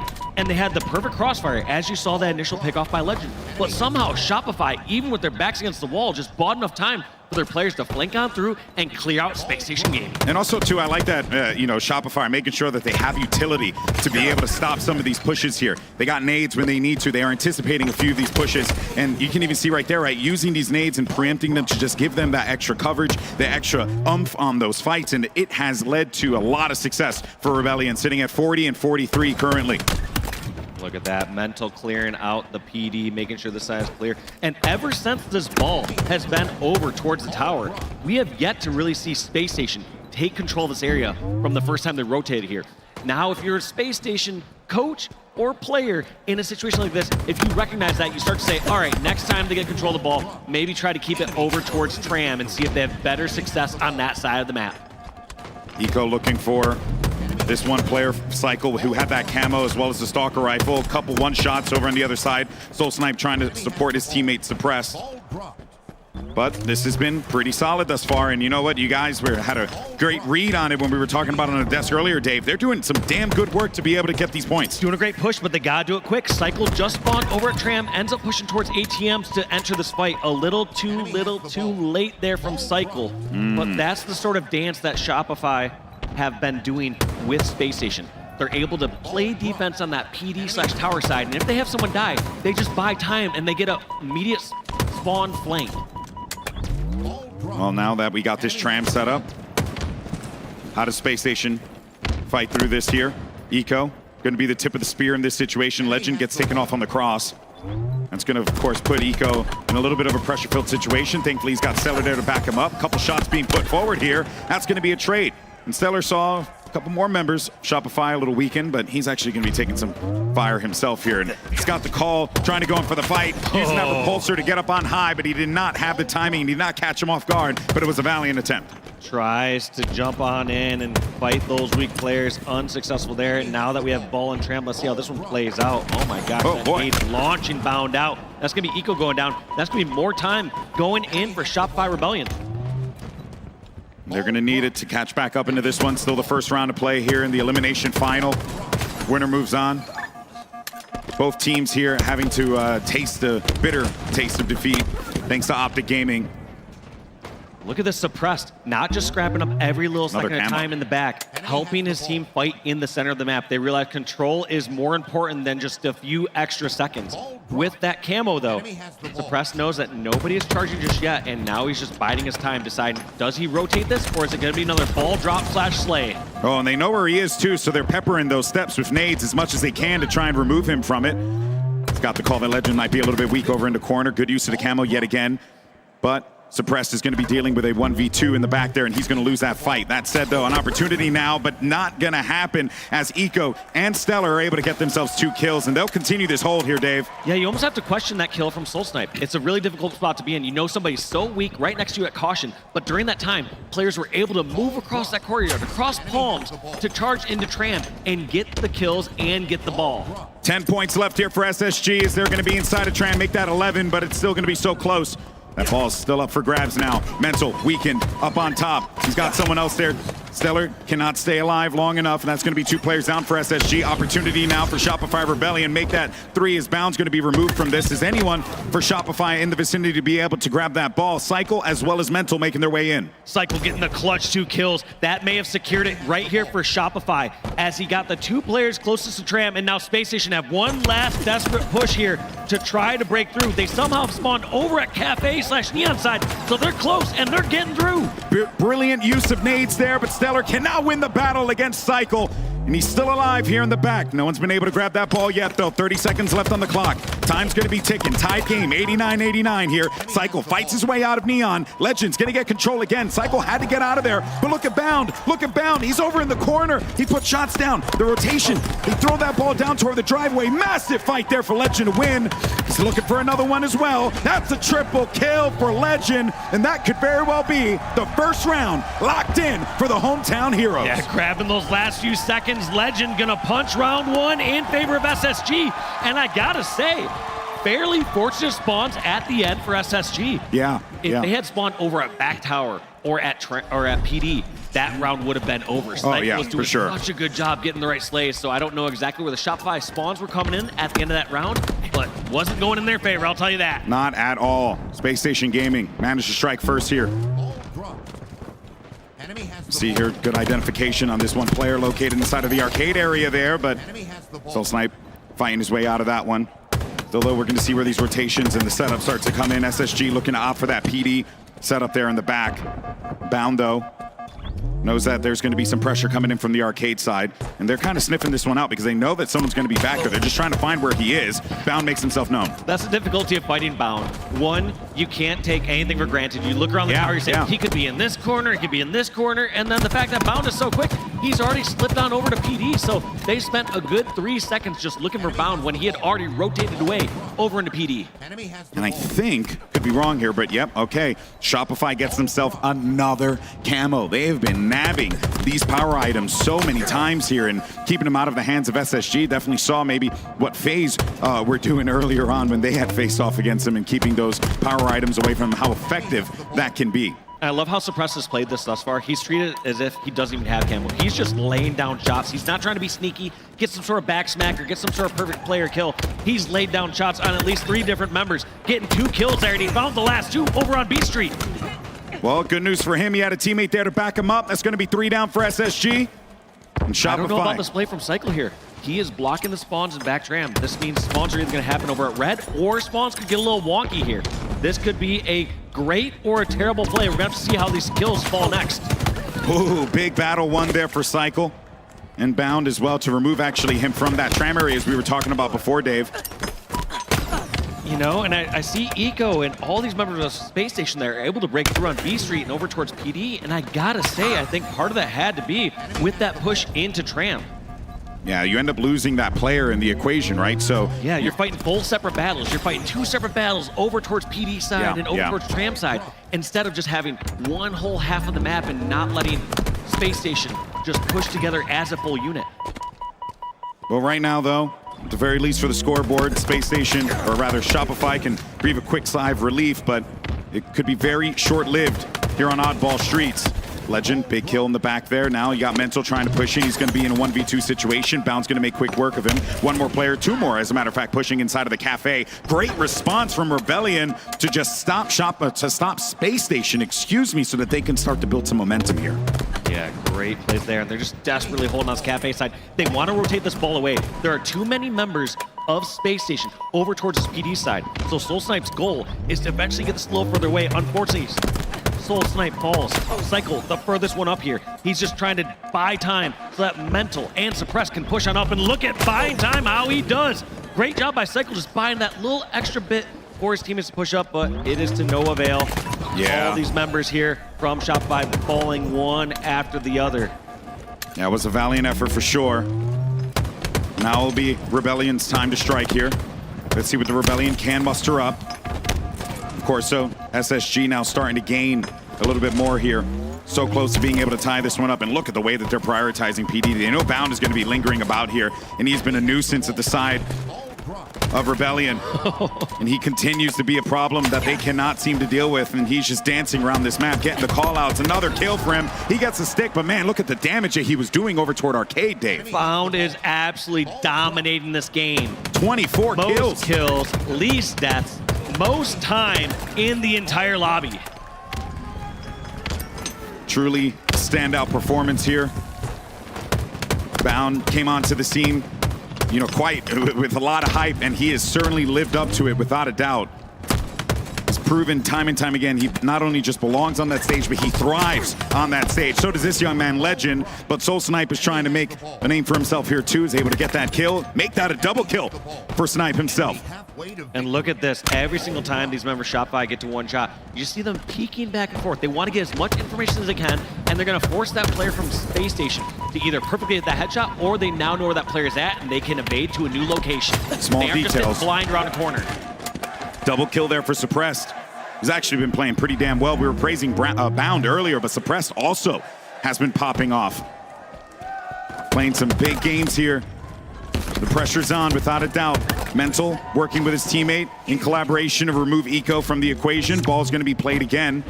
You got Legend over toward that Tires and Bound toward Cafe. They're anticipating this push. One toward Bat Ledge is actually going to give the indication, hey, they're going to try and make this push happen here. So instead, they're going to get back together, try and work this one out. And what Mental does in that situation, since he gave his position away over on B Street, he knows that Space Station are going to focus there. Instead, he repositions on over towards Neon, and they overload this side. But they aren't getting the damage or the numbers that they need. In fact, Stellar has a flank of his own. Yeah, and that worked out beautifully. 4 down to Rebellion as Space Station Gaming now get possession of the ball again, and they're across the 50-point threshold. Space Station bringing this one back towards Tower. Last time when they brought it towards Tower, you saw that Shopify were able to get some kills, able to get some sort of setup. Can Shopify break through again here in this position? That's going to be Legend and Stellar falling. The 4v2 charge is coming. What can Bound and Eco do? Feels like not much. Eco's the last one standing, just trying to desperately stay alive over in Tires. He gets the kill and the escape. But he does live. That's the most important thing out of that one, Dave. New Camo's going to be coming up here. And he's alive, and look at that. They didn't take him out of Tires, and that's come back to bite them in the butt here. That Stalker Rifle's been a problem for them. Just those small victories lead to later plays. Great play by Eco, like I said. Just good recovery, though. Time, staying alive and re-entering the fight. That's going to be 3 down for Space Station for a short bit. Stellar and Eco. What do they do? Yeah, that was, you know, credit to Eco for trying to make that play happen, but also a bigger credit for Rebellion for stabilizing in that situation, still holding control of the ball as well as backfield. Look at that very successful push there from Space Station. That's exactly what Shopify were trying to replicate before when they overloaded 3 people over to the Cafe side. Instead, unable to get that initial pick, and there are too many members of Shopify down, and he knows Space Station is going to play time. I wouldn't be surprised to see them grab this ball and just reset it to be safe, but I didn't get a sense of exactly when that ball dropped. Yeah, well, 8 seconds remaining. Only a few points here separates them, but it ain't gonna matter because time is gonna be a ticking. No one in the vicinity for Rebellion to be able to pick it up. And SSG pick up map 1.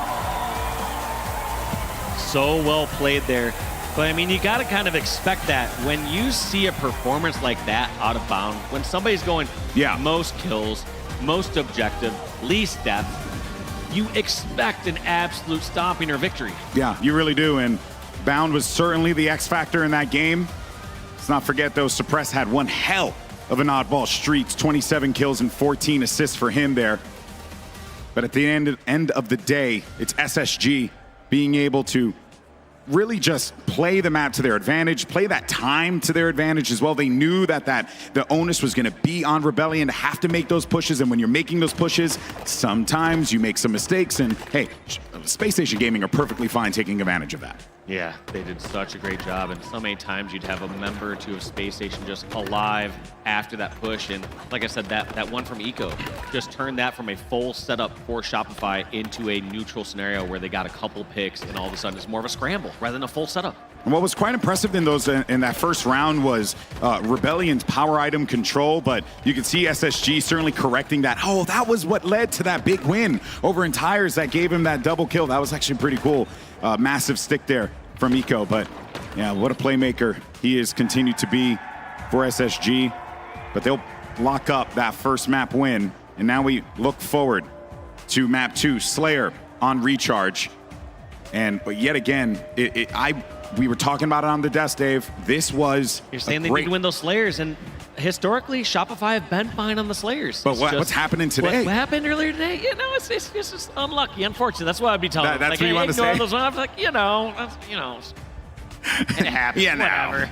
It happens to the best of us. There's no point in reevaluating a stake scenario from 30 or 45 minutes, Oh, especially a I new don't map. disagree. Yeah, in this case, they're just going to start fresh. They're going to say, all right, recharge. What are the small things we're focusing on? What are we going to do in the neutral scenarios? And are we going to try press our advantages even further? This is when you have to lean on your fundamentals here. If you're Rebellion, you're going to shake off everything that happened in those Optic Slayer games. You got to look forward here, because if you don't, you'll be down 2-0 in the series. Home territory for SSG. Momentum on their side. Going into a live fire King of the Hill game would be even more difficult for Rebellion to have to fight out of. This is a pivotal game 2 for the Rebellion. Let's see if they can pull this one off. Look at that. Mental just swapping over those plasmas right away. Throwing a couple out there, trying to fight now over at bottom control. But look at this. Eco not letting him breathe whatsoever. I believe that's a trade over at Camel. Not certain if it was burned or just kills traded out there. Yeah, but based on Mental moving away from here, I assume that's burned. Yeah, there had to have been a call somewhere like, we got this one burned, don't go ahead for the push now. Reposition here. You got 2 members of Spacestation Gaming over toward control. The other 2 are going to be more toward the yellow side of the map here. And Stellar actually trading shots across, and Legend is able to respond there. Man, where did that shot even come from? Where's that angle? I was just going to say, he had to be like bottom elevator and Needler. Yeah. I don't think he could even hit that from bottom control, but Stellar fearlessly jumping back in towards top gold. Now with Stellar in possession of the shock rifle, this man's been able to work wonders with this weapon, but you can see how Rebellion putting that respect on him. They're really focusing on when those opportunities for him to poke out. And Cycle's got his sights trained on this bat ledge here, so he's not trying to let him get away with it. No one from Rebellion is. Well, there's a couple different ways you can play against a sniper. On one hand, you can either just hide away and not give any sort of angles, any shots. Yeah. You can do that for a temporary period of time. The other hand, you need to focus that. Anytime that player's poking out, you need to damage them. You can't just be all in a hiding ground. It looks like Shopify are opting to lay down shots on Stellar, challenging him, and not just trying to figure out a time where they're just only moving one at a piece, or one at a time across the map. Those are the times where it gets dangerous, because you don't know when you're supposed to poke out with your teammates if you're in the hiding phase. Yeah, and then, you know, as we were mentioning before, when Stellar gets his hands on that shock rifle, it's very, very difficult for him not to, you know, have at least a little bit of an impact, even if it's an intangible one, though. Big battle one, though, for, I believe that was going to be Mental. Takes out Stellar. It's going to be 3 down here, and the camo's going to be coming up, so a great time here for Rebellion to be able to get this. Also, can we call out the fact that Stellar dropped that shock rifle with ammo in it? I'm not sure if he was passing it to his teammate or to try to throw off the timing on the new shock rifle just a significant amount. So he could have just said, hey, all right, there's only 1 shot left in this, I'm going to toss this down, let it despawn, and then new respawn. Or he's just saying, I'm not having the hits that I need right now, someone else take it. Yeah, yeah. And either of those circumstances are acceptable, right? Especially if Stellar identifies like, hey, I'm not really hitting with this one. Yeah, they're respecting me, but I ain't getting the shots I need. And SSG, they had a decent lead, but Rebellion managed to chip away at it. Down within 2. Bound, wow, what a shot from him. He tracked that one gorgeously over toward the bats. Mental behind, and Bound. He's actually got a teammate here to work with him on this one. So does Mental now. We're gonna go into a little 2v2 fight. See how they come out on top with Legend actually on the flank. He might be able to get both of them out of this one. They're unaware completely, and Legend gets a double kill. That's 3 down for the Rebellion. Somehow works out. I was just going to say, if that was a 2-on-1, Legends makes the correct play because he's cutting off where that player's going to run away from. Yeah. But in a 2-on-2, you want to match firepower with firepower. So Legend almost left his teammate out in a 2v1, and if those players had more awareness, they would have turned and burned Legend.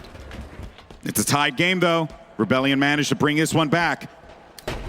Soul Snipe able to pick up that kill. Now we're going to be on board here with Legend. That was the one that decided whether or not this was going to be a tied game. So a massive win there for the Rebellion, who are looking to keep this one as close as possible. Now, Spacestation trying to really figure out where these openings are going to come from, identify where players are going to be located, and then make this push happen together, more than likely. But I do like the way that Rebellion are actually trying to just take space away from the map and limit Space Station's movement opportunities here. And let's see, there's going to be some action starting in the next 5 to 10 seconds as this camo's popping. We're going to have to see whether a Shroud comes down or whether someone got a grapple. But you know there's going to be plenty of grenades and utility grab from both these sides. Great shots through the floor grate there. That was nuts. Through the steps. Yeah. 2 players actually across now. Eco, oh boy, in a rough one now.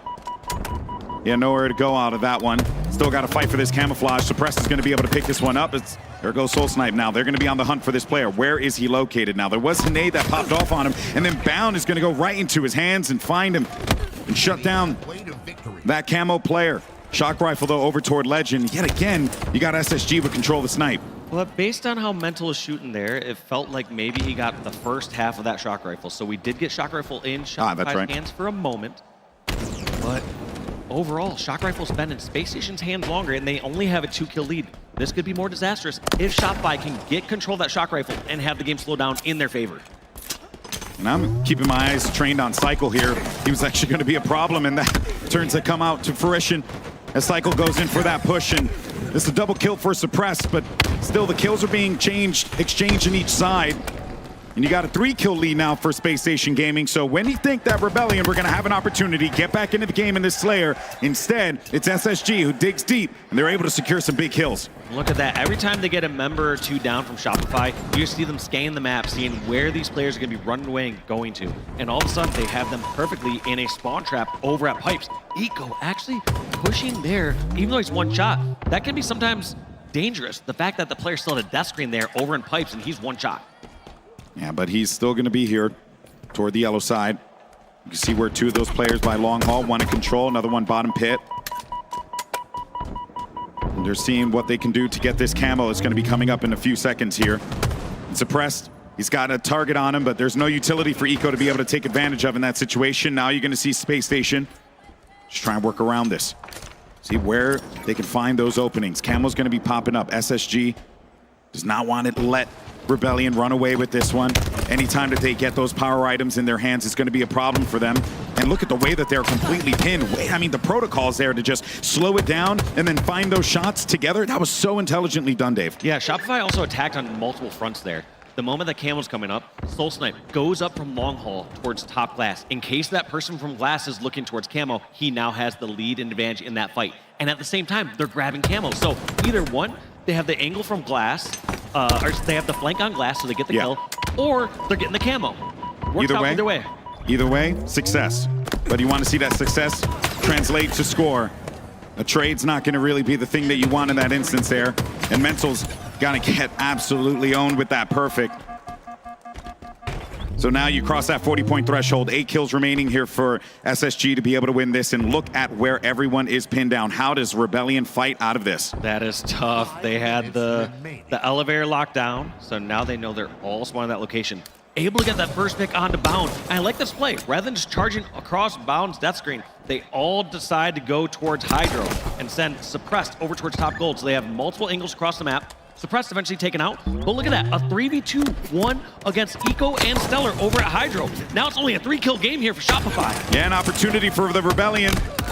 But Bound's going to try and shut this one down. No one's going into the room quite yet to go in for the challenge. 2 players toward the elevator side. Bound's got the eyes on him, so he's going to make that call out, drop back to his squad, and just lean on his shock rifle ability here to pick off anyone that wants to go in for a peek. Get this, Bound the furthest one up. He knows that he can try to go for a long-range shot towards bomb elevator, but he has to always worry about right next to him over at Triangle. over at Needler. Tries to get insta there. Bound takes a little bit of damage, but not enough to push in. Does shoot off 2 of those shock rifle rounds. And he wants to go, I think he might want to go after that grapple shot there, potentially get some movement, but I don't think it's really going to matter all that much. 4 frags remaining here. A camo grab yet again, but despite them getting these power items, it has not led to success for Rebellion. That's going to be number 48. You got an 8-kill lead here. You can't make any mistakes if you're Shopify Rebellion.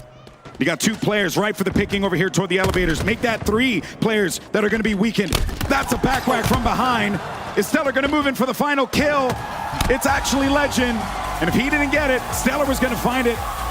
And that's Spacestation. SSG up 2-0. Just absolutely crushing when they get Shopify Rebellion just stuck in one part of the map. They do such a good job. They don't force the push. Instead, they just slowly constrict them in that spot, whether they're stuck over in Long Haul or Hydro or Elevator. They just cut off every single route. And if someone tries to sprint out, they take that first free kill and collapse on the rest. Yeah, it's really cool how they can go, they have like different go buttons, right? Like it depends on if maybe they see a situation where like, okay, we can probably play a little bit more methodical here. We know exactly where they are. Let's try and see if we get some damage and then push in for a pick. Or you play the full aggressive collapsing game on them, utilize those nades, chuck everything you have at them. But either instance has been good for Spacestation Gaming. And now that they're up 2-0 here, Rebellion, they're backs against the wall. This was, we talked about map 1 being pivotal for Rebellion. They didn't pick that win up. It was looking good, but they didn't pick up the win. We wanted to see them improve on the Slayer. They did, based on what happened in that Optic game, but it was just a beautiful game of control from Spacestation Gaming. Now, we're going to Live Fire King of the Hill. This is a fast one, man. And Bound's feeling himself. Legend's feeling himself. You got to have some of those Rebellion players wake up in that server. Yeah, they got to start popping off. And like you said, or as we were talking before this game kicked off, Tony said Live Fire King of the Hill. This is a great game here for Shopify Rebellion. 3-1 record compared to Space Station's losing 3-4 record on this map. So if there is a chance for Rebellion to pull this one off, start a reverse sweep, obviously it has to be here now, but statistically speaking, this is a good position for them to be in here. But you're still talking about SSG. This is a juggernaut squad that has caused a lot of problems for teams in the circuit. So I do think that no matter what happens, it's going to be an epic clash without a doubt. Yeah. And also look at those stats. You saw their average caps on this is 3.5, meaning that almost every single time they're winning, or actually every single time they're winning, they're getting all 4 caps. And their one loss, I believe they would have only got 2 caps based on those stats. Wow. Good math there, buddy. Thank you. You know, I wish I knew math. It's just, thank goodness for Prowler, right? I can actually see what I need to see. But yeah, that actually does bode well for them. And that says that they play an aggressive game and they try and get out there real fast and pick up those first few King of the Hill spots as quickly as they possibly can if they're averaging that much. Yeah, and they're going just for it every single time. You notice that. When maybe that's the strength of teams that they've been playing this far. Yeah. If you consider it, they set themselves up in a fantastic side of the bracket by winning their pool, taking out Pure, and making it all the way to the winners finals. What a run that they've had. But also, these teams that came out from the other side of the bracket have been forged by fire. What a nightmare side of that bracket. Ah, man. And the fact that Space Station goes down there early in the tournament, they cannot make any mistakes. They were a couple kills away from being 9 through 12 of this event. All of a sudden, they're about to find themselves in top 2 if they can close up this game. Because they almost lost to C9. They almost lost to C9. It was like a 50-48 Game 5 Live Fire Slayer. So Space Station just ice in their veins as they've worked their way back series by series to make it all the way here to the elimination finals, and they're just dominating so far. Yeah, that shows a lot of grit from SSG. There you can see another legend, Coach Bestman, who's going to be leading this squad in the coaching role. It's really cool, though, to see, how Halo has evolved over the years, Yeah, you got Coach generations, and that's what you kind of look at like from other sports as well. You start to be, top past players be coaches, and we're seeing that now in gaming, and it's crazy to think competitive Halo's been around for 20 plus years, so you're going to start to see a whole new generation of Gen 1 players who are now top coaches. Yeah, now I feel old. That sucks. No, man, honestly, that is what makes Halo so special of an esport. It has lasted for so long. It will continue onward. I mean, it's Microsoft's flagship title after all. But more importantly than that, it's got one hell of a community that's rolled out here in SLC to support not just their teams, but to support the esport as a whole. Want to give, again, a massive shout out to Sean Durst and the SSG team for brilliant event. Probably one of my favorite Halo events that I've ever been to. And I've been to a lot of them. You've been to even more. So too many, some would say. Too many. All right, I think we have maybe some players on a bio break or something like that. So we'll get cracking on this one in a moment's notice. But this is certainly going to be a tough battle here. And let's also talk about what's at stake now. All these teams have qualified, but this is an opportunity to really set the pace for your squad moving into the biggest Halo event of the year, the Halo World Championship. Make sure you join us October 4th through the 6th, Seattle, Washington, at the Seattle Convention Center. It's an awesome time. They got panels. They have games. I'm still trying to convince 343 to bust out Fire Team Raven cabinets over there so that your boy can get his high score up. You know what I'm saying?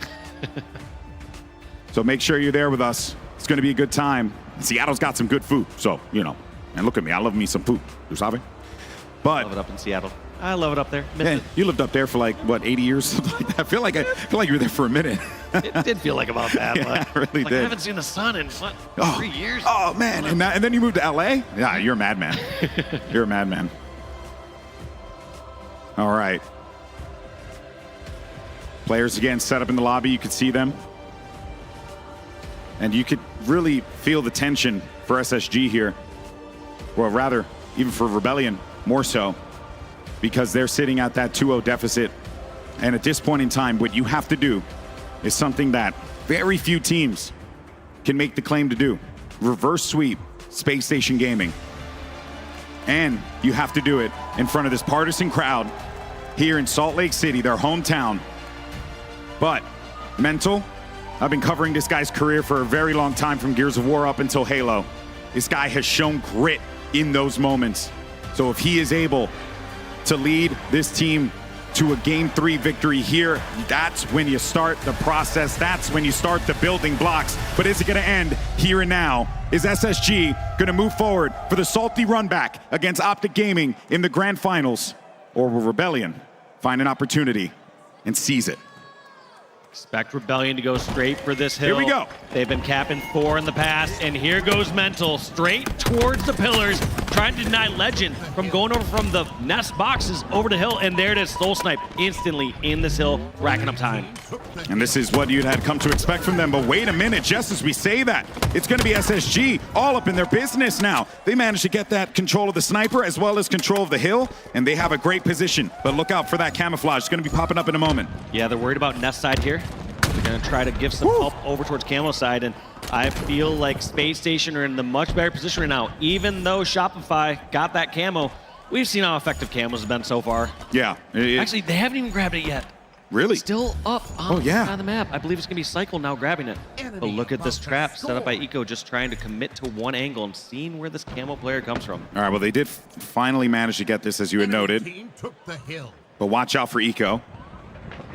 Now Cycle wants to try and cause a problem here. All right, so that's going to be one player identified, and they know that the camo is going to be hanging out over here. Keep in mind, walking over death screen, this could be giving it away. And it seems like Eco does not know camo players coming over from behind. Eco somehow escapes all the way towards pillar door, and those ones are where you hold your breath. Where that sniper's not shooting instantly, and you know that they're trying to line up that headshot, and so Cycle right there is just trying to shoot ever so slightly and avoid that. Yeah, trying to train that shot in a steady manner, kind of like that you just saw there against the guy he just yoinked the sniper from. Now Cycle looking to go there for a triple kill, but he's only going to get a double for his efforts. I also just love that movement. Even though Cycle got picked off there, you saw he continued to move back towards back green and cut off that angle where Legend was going to get the finish on him. Yeah, this spawn has been quite favorable for Spacestation Gaming. They got back into the hill now, more control. 2 players are going to be hanging out here. Legend getting peppered by a nade, but that's when his teammate's going to come up clutch for him. 2 players down now. See that carcass just flying across the screen, and SSG are going to be able to get that first hill. An interesting spot there. You feel like somebody wouldn't commit just to staying towards bottom green, especially when they have full shield. They almost want to get vision on when and where nades might be coming from. But must have just trusted his teammates across the map that they're going to do more damage than those nades flying in. Now we got a new setup here over toward the tower side. Camo's coming up in a moment here too, as well as the QT. 2 members of SSG are looking over there, and then you have 3 members of Rebellion pushing forward, but Bound was able to grab that one so fast, and he gets right behind him. He's trying to find where that other player is. There you go, found your target. That's a double kill. Maybe he finds himself another one here. He's got so many kills to go after here. Bountiful, plentiful riches, but he is able to get 3 kills out of that one. And I love that play by Bound in his target selection. When you are on a flank and you have a choice between the person that's absolutely closest to you and someone who's a little further away, I always prefer to go for that player who's further away because you still have that element of surprise on that player that's close to you. Yes, unless of course you have something like a back smack, but right there, he knew that he could get that finish and then go into a 1v1 where he's that slight advantage of surprise. And that did lead to a little bit of progress, but Cycle cannot do much with that snipe. Not sure if it got played. If it's off the back steps, Suppress might have grabbed it. Yeah, he did. And Suppress definitely grabbed it, so he used that one to good effect. And this is now Rebellion's time. Remember, Rebellion, a team that's, really, when they win in this game mode, they win hard. So what you're really looking forward here is to see Rebellion just get up in that business as fast as they possibly can. But Spacestation Gaming is making it so challenging for them here. Yeah, Soul Snipe knows somebody's nearby. Doesn't know exactly where, though, so he's just been trying to hold down tower and hope that teammates can get the control over here. There, they finally clear out this player at Mud, but so much time has passed through. Yeah, and that's allowed. Spacestation could just charge across top. Yeah, that allowed him to be able to charge because with that one player going Mud and then that guy needing to go down to support his teammate, that pulls all those eyes and that attention away from that middle area. That's given these guys an opportunity in SSG to push forward. But in a similar situation, what was going on with Rebellion? Whew, oh man, I thought he hit that.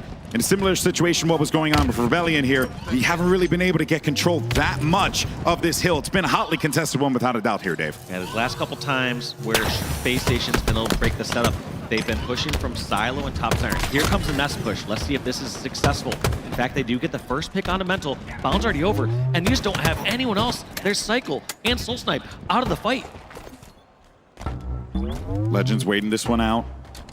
Got to make this jump here and work with Eco. Here he goes. Pushes right forward. And a good QT right back over to safety. Go pour back. No. Doesn't decide to pop it at the end. Knows that there are too many of his teammates that are dead. Instead, he's going to just try to run over towards top tower. Mental challenging it and winning that. We're now at the 2-minute warning here in King of the Hill. And again, to reflect back on the stats previously to the series, we were really commending Rebellion for, high point games and really putting control on the map and just basically securing it just by finishing it. But on the other side, SSG, they play a much slower game. They burn that clock down. And we are getting to a dangerous territory here where these next few hills are going to be quite hotly contested because of the fact that they don't have a lot of time to work with. And right here, best as she get this, it could be done. Can do. If SSG are able to get this second hill, I bet they're just going to slay out through the rest of this game. In fact, you almost feel like they've already started that. Yeah, that's why, I've been noticing this time has just been draining little by little by little. They'll get in there when they need to, but they're perfectly fine just taking these fights around and then going into the hill when they absolutely need to. I see Stellar actually all the way over at Garage. I don't feel like they're setting up this early for the next hill because they know that this one is still attainable. In fact, they can still potentially win right off of here by holding them out if they'd like, but still surprising that we're not seeing Space Station just step inside the hill while they're fighting here. Feels like they do want to drain the clock. Yeah, I do agree with that, and perhaps this game plan could work out or it could bite them in the butt. But with Stellar getting back in now, he's also got a teammate with the sniper inside. He got 2 players that are going to be making the push over toward that green side of the map, Camo. Look out for that, though, and watch out for the players on the other side, too. Here comes the pressure, and good QT to get out of there. He doesn't have the angle for the snipe quite yet, but his teammate was there to help him out, and he backed him up to the wall. More than enough here for Legend to be able to secure that kill. Another body shot. That guy can't get involved in the fight at all. Watch out for Suppressed here. Trying to get involved in the situation, but it is not working out in his favor. 44 seconds left here, Dave, and if they cap this, it could be very well curtains for Rebellion. Yeah, and you see Space Station still kind of toying with us a little bit. I feel like this can be a little dangerous, and there they go. They're gonna finish that one off. And now we got the hill over in the garage. Shopify already set up over there, but Spacestation have a 4-on-2. Legend looking to come around the corner and dominate the competition if he gets an opening to do so, but he's going to get stopped in his place. Rebellion have no time. They have to get into this hill. At this point in time here, you're down 2-0. You have 30 seconds left on the clock. Yes, time stops when you get into that hill, but you don't have a lot of wiggle room. And each and every time you step out of that, that's going to be a second drain from the clock. Such big kills there by Bound. Bound was the last one alive. He kills the hill carrier. He finds somebody flanked out near Nest, and then he's back in the action near 20 hill, seconds. draining more time. 20 seconds Any now. hope that Shopify had right there was squashed out by Bound. Suppressed, desperately trying to push over towards the scoreboard. He's also taken out. Make that cycle up for a killing spree. He's letting him bodies know. are being shot here, He's letting him know. He's telling him who's boss. 4 seconds remaining, and we're going back to the run back, the salty run back. We got SSG versus Optic Gaming in your grand finals. Rebellion tried and tried, but it was SSG's game from the beginning. Full control. They got that first hill, and then from there, they absolutely slayed out. A 60-49 outslay on that one. SSG were all over them like white on rice. So impressive. Pure domination there. I mean, also, Bound. Can we talk about the series that he had? Unreal, Game man. 1, 26. Game 3. Game 1, I believe he dropped 31 kills, 17 deaths. Game 3 right there, a 26-12. That was absurd, man. Absolutely absurd. Ladies and gentlemen, Spacestation Gaming are going to the grand finals. And what a way to do it. From coming out of that lower bracket, being sent there by Optic Gaming, fighting, clawing their way, going up against the best in the world in Halo, each and every round. That, they say legends are made in the lower bracket. I mean, I guess it helps when you have a teammate named Legend as well, right? Yeah, absolutely. I mean, they just somehow took that series by series. I mean, it's crazy to think that right now we're seeing a team here that could very well get a bracket reset and win this tournament. But instead, this is a roster that also could have got knocked out 9-12. That still just blows my mind. We're gonna have two different mentalities. We could have two different mentalities coming out from Space Station here after this event. It could have been like they went to the drawing board and saying everything's wrong. Look at how we lose these two teams. Or we could have a Space Station that's just celebrating tonight, cheering, and saying, we're the greatest, let's go. All right, well, we got Lottie and Tony back with us here, and wow, I mean, SSG, we had a feeling that this could very well be a 3-0 because of how well SSG are playing, but I gotta say, the way that they executed on that live fire, guys, that was a thing of beauty. I loved every minute of that. Yeah, Tony, what did you make of it? Go on, you kick us off.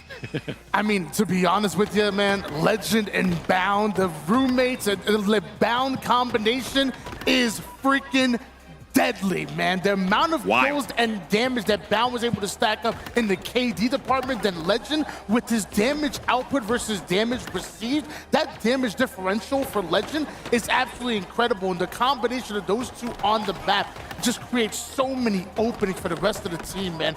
Bound and Legend are going to be a duo for a very long time. Yeah, you talk about famous duos, and that is definitely one, if not already cemented. I was going to say forming, but to be perfectly honest, it's cemented right now. I mean, you look at the Unlocked episode, GB, and not only are they just vibing off the sticks, but on the sticks right now, it is absolute magic. And that's exactly what you want, especially with your back against the wall at your own home series. You know, this is really tough for them. They're not used to being in this position. They want to be on the winner's side of things. They don't want to have to do a grueling 2 best-of-7s. But we've only seen one team manage to actually do that when it mattered most, and that was at Worlds, that was FaZe. Does Space Station have that type of ice, do you think, GB? Yeah, for sure. If this series got dragged out to 5, then you can start talking about fatigue, especially if you go for that bracket reset. But I don't know, man. They seem to be just on another level right now. And if they can continue this, Optic better watch out. The SSG are hitting, and if Bound plays the way that he played in this series, in the grand finals, it's going to be really difficult for Optic to stop them. That being said, though, Optic have more than the capability to do so. They certainly do indeed. We're going to take a look at the series layout in a second just to show you the results that came across from that series. And as you can see, it's just a clean astronaut across the board because Spacestation Gaming, well, they were just unbelievable. And the stars really are the limit for them. Very, very clean. Shopify Rebellion had absolutely no answer for what SSG were dealing with. I think right now coming into question more so than fatigue is momentum. And I think that's something that Optic need to be a little bit worried about. And GB, you kind of alluded to that. But the momentum on the side of Spacestation Gaming right now is something that is going to be hard to stop. I think snowballing in this fashion in an elimination finals, you just don't see 3-0s in an elim final because those two teams are there for a reason, especially Shopify dropping down from the winner's side. Usually you are seeing an absolute brawl. Walshy, Spacestation Gaming, this momentum, they're quite a momentum-based team too. Do you see them taking this first series off Optic? I mean, if they get the series started quick, yeah, I think so. I think the way that Bound is playing, and Optic need to figure out some sort of answer to that. Yeah, they certainly do. Many times do. at this highest level, you aren't just focused on a single player. You aren't saying, we need to focus on this person. But if somebody's having a hot game and they're on fire, it's totally fine to focus on them a little bit extra. It's fine to say, hey, we haven't seen Bound recently, or call out Bound when you see him and get that double team and prioritize that kill over another equal kill. Yeah, I've got to say also, in terms of taking turns as well, we saw Stellar absolutely pop off against FaZe. We are seeing turns being taken. Whose turn is it next, Tony, do you think? To be honest with you, I think it's Eco's turn. Like you already know Eco's in the back, making the play calls, covering his teammates back. But you know, when that damage doesn't end up falling the way of like a Legend and a Bound, they start to not get those kills, but put that damage in. You know that Eco's going to be there to clean them up every single time. So I guess who's next? It's probably going to be Eco. I think there's one thing, with the damage, the cleanups, with Eco, but his brain is so good at this game. Yeah, big brain. He's making calls. Galaxy brain. He's also just reading his teammates so well. We actually had a conversation about that, Walshy, GB, Tony, honestly, all of us, about how important it is to be able to read your team. I think Eco reads his team better than any other person that we have in HCS. He knows exactly what they want to do. And if you look at his POV and specifically his player cam, there's not a huge amount being said from him, and that's because he's just picking up on what everyone else is doing and capitalizing on that. And Walshy, that's really hard to find. You don't actually train that. That's a natural thing. No, I mean, he just has that intuition, and I've had this conversation multiple times. I'm like, is Eco like 2 times or like 5 times smarter than Golden Boy? It's really tough to quantify that at some points, but you know it's somewhere within that range. It's this many times. I don't know how many fingers, fingers on here, this abomination of a hand. But I will say, though, jokes aside, like what we saw from Eco being, I like to think of him as like a problem solver for the team. Whenever something is going awry and he needs to find that opportunity, he will find it. So yeah, I agree with that. But honestly, what I'm really looking forward to here is to see what both teams learn from one another after their last fight. Because this time around, you got more games, more maps, more time on that stage. It's only going to get scrappier at this point. You can only download and take in so much from your opponents, man, when you've ran into each other as many times. But if Optic don't do this, it will be a curse. It will be a second-place curse in 2024 for sure. Yeah, you couldn't tee this up better for them right now. I mean, they've got over several humps, to get to this point. You're looking right now, the elimination bracket and the journey of Spacestation Gaming. Round 1 is where they fell short. They came down round 1 because they met Optic Gaming back then. 3-2 with Cloud9, a deflated Spacestation Gaming, only inflating the entire way through the elimination bracket. Dropped 1 map against FaZe, but find themselves in the elimination final against Rebellion, who honestly were looking pretty hot going up against Optic. And 3-0 them. What a statement from SSG. Winner's side of things, though, Optic Gaming looking primed as ever. A really shaky start to SLC for them, but they overcome that. The resilience of this Optic Gaming roster continues strong through the semi-finals. 3-1 FaZe Clan, a tale as old as time. Winners finals got a little bit dicey with Shopify Rebellion, but learning a thing or two, I think, along the way, Welsh. Yeah, just look at that insane bracket that Optic had to get here. We talk about how we had some tough matches before. Optic had to take out Space Station. Literally the big followed four. By FaZe, followed by Shopify, and then back to Space Station. It's like, send them all at us. We don't care. We'll take them all down. Honestly, you look at that, and I know the elimination bracket journey for Space Station was pretty clean, and Optic's winners bracket journey wasn't as clean. I actually think Optic's journey was more beautiful. In terms of Halo Infinite, in terms of the gruelers, the battles, showing what they are made of, especially when their back's against the wall in a certain series, whether it go down to the wire, I just think it was far more exciting to me to see Optic being challenged in certain ways and to get over a hump as well, Tony.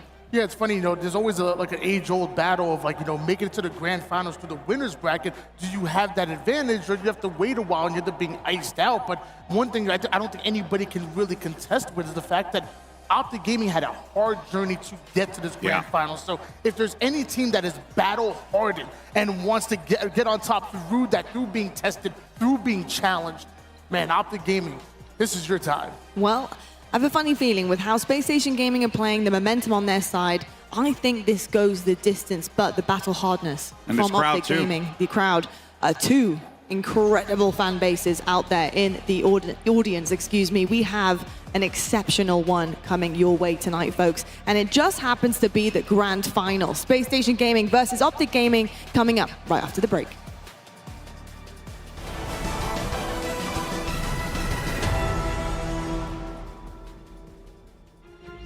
This is the world's most advanced processor. In entertainment, its rendering speeds render other processors obsolete. It drives the future of autonomous driving, powers cloud services for billions, helps change the course of climate change, connects communities of gamers anytime, anywhere, and uses AI to accelerate disease detection and cures. We make the world's most advanced processors, but only with your vision can we advance the world. AMD, together we advance.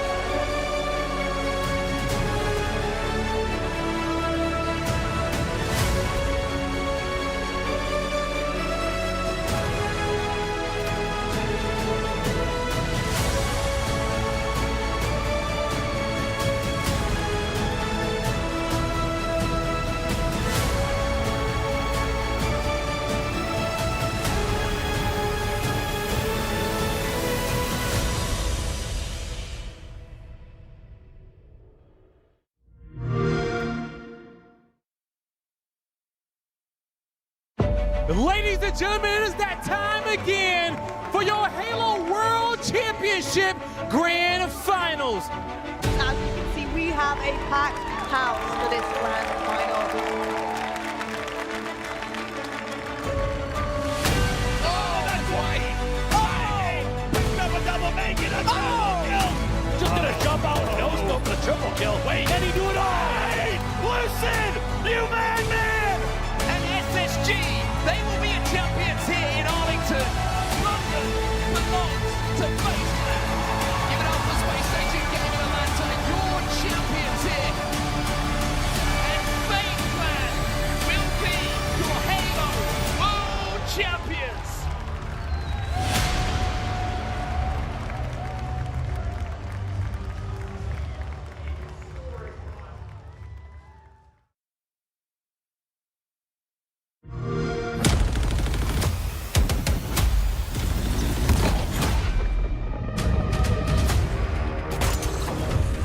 Party's over.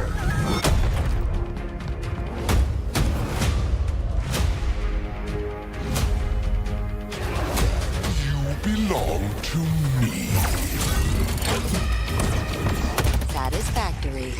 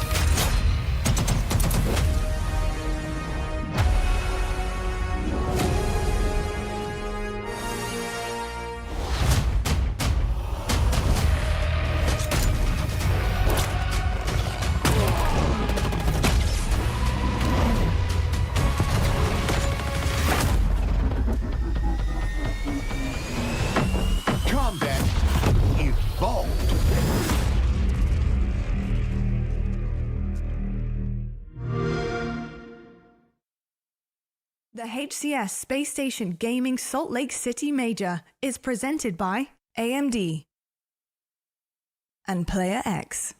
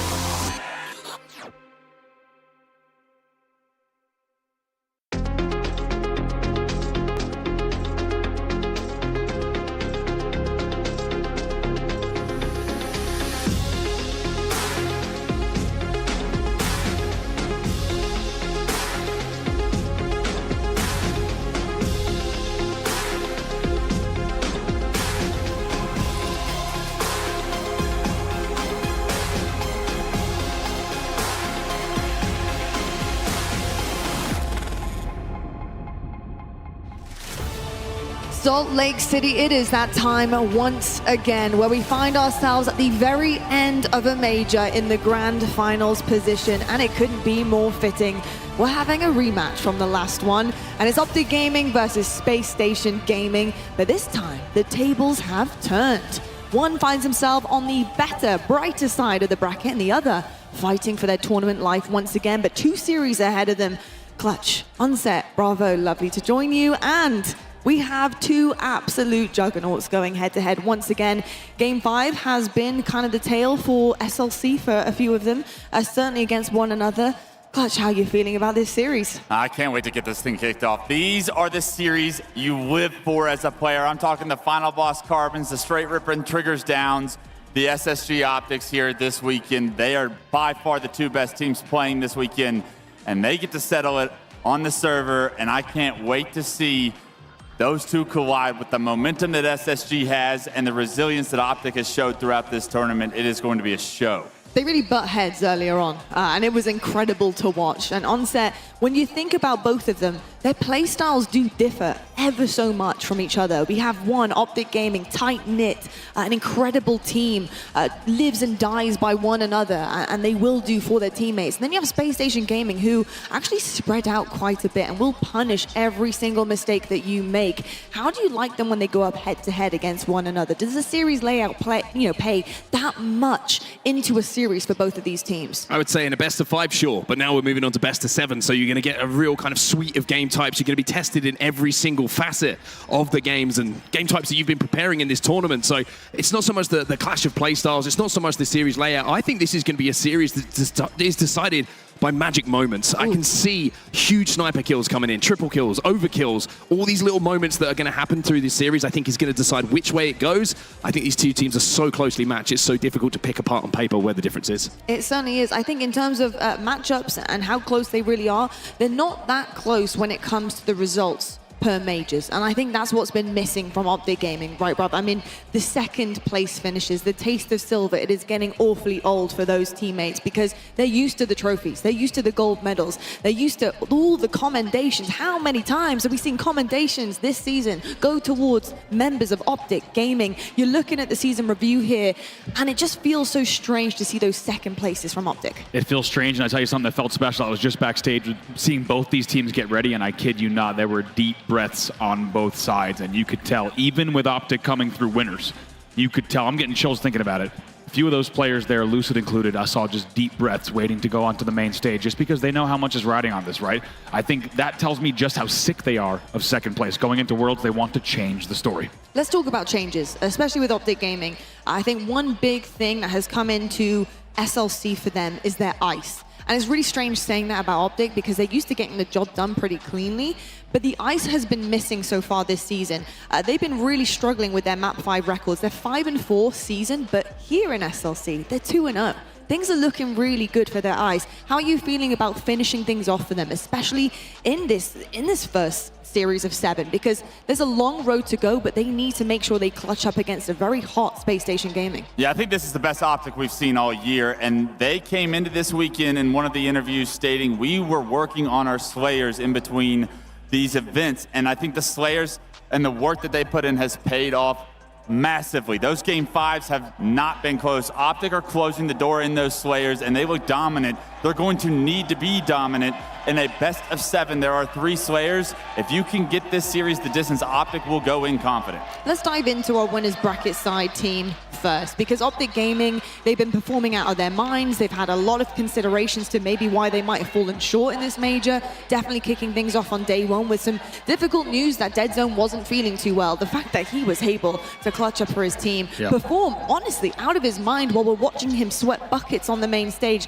That is testament to the skill of his entire team to lift him up and to be able to get the job done. And I think for me, that really does start with Formal. I think Formal sets an incredible example for his team, and he's only gotten stronger as the competition's gone on. Yeah, I think Formal's had a phenomenal tournament. I think he's been the standout player actually on Optic Gaming. Every time I'm watching his POV at the moment, he's winning his individual fights. He's playing his life so well. And the big thing for me as well is when Formal gets hyped up, and we heard this back in Atlanta as well, everybody feeds off it. So if he's playing, he's winning his individuals, and in his player camp, he's shaking his head at the opposition when he's winning them. It gives a good message to the rest of the team, and I think Formal is a key part of Optic's success. Well, folks, it is a stacked house out here because we have 2 incredible fan bases who have come out in full force. Folks, your grand finals of Salt Lake City, our last major of the season, starts right now.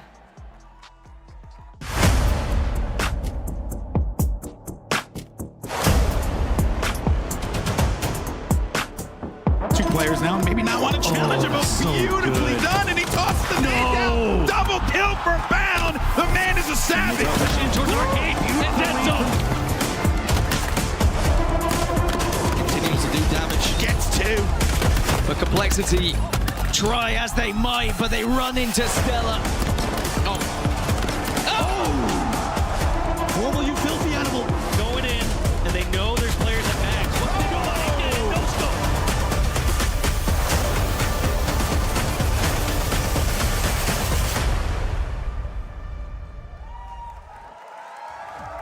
Ladies and gentlemen, we kick this weekend off with the best Halo teams all around the world with one goal, to hoist this trophy and make it to Worlds. But now, only 2 teams remain, and it's time to light this stage up green and gold.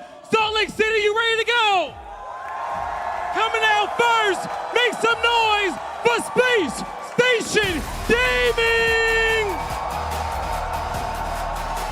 Leading the pack is the man, Bound! Followed up by his duo, Legend! Right behind is the man with the plan, Eco! Next up, Stellar! Followed up by Coach Elamite. Yo, Atlanta and Arlington champions looking to do it again and defend that chip here in Salt Lake City yet again. Make some noise for Spacestation Gaming!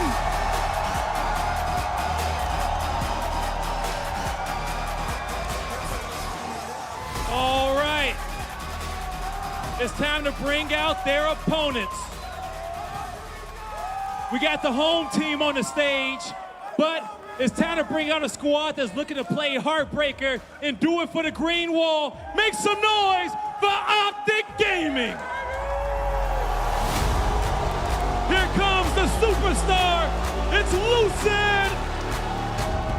Followed up by the FPS legend. It's Formal. Ready to leave it all on the stage. It's Deadzone. Right in front of him is Big Game Trippy and the magnificent Coach Lunchbox. Optic Gaming getting second all season, but now looking to do it for the fans and come out with that first place victory. Green wall, let them hear it. Make some noise for Optic Gaming.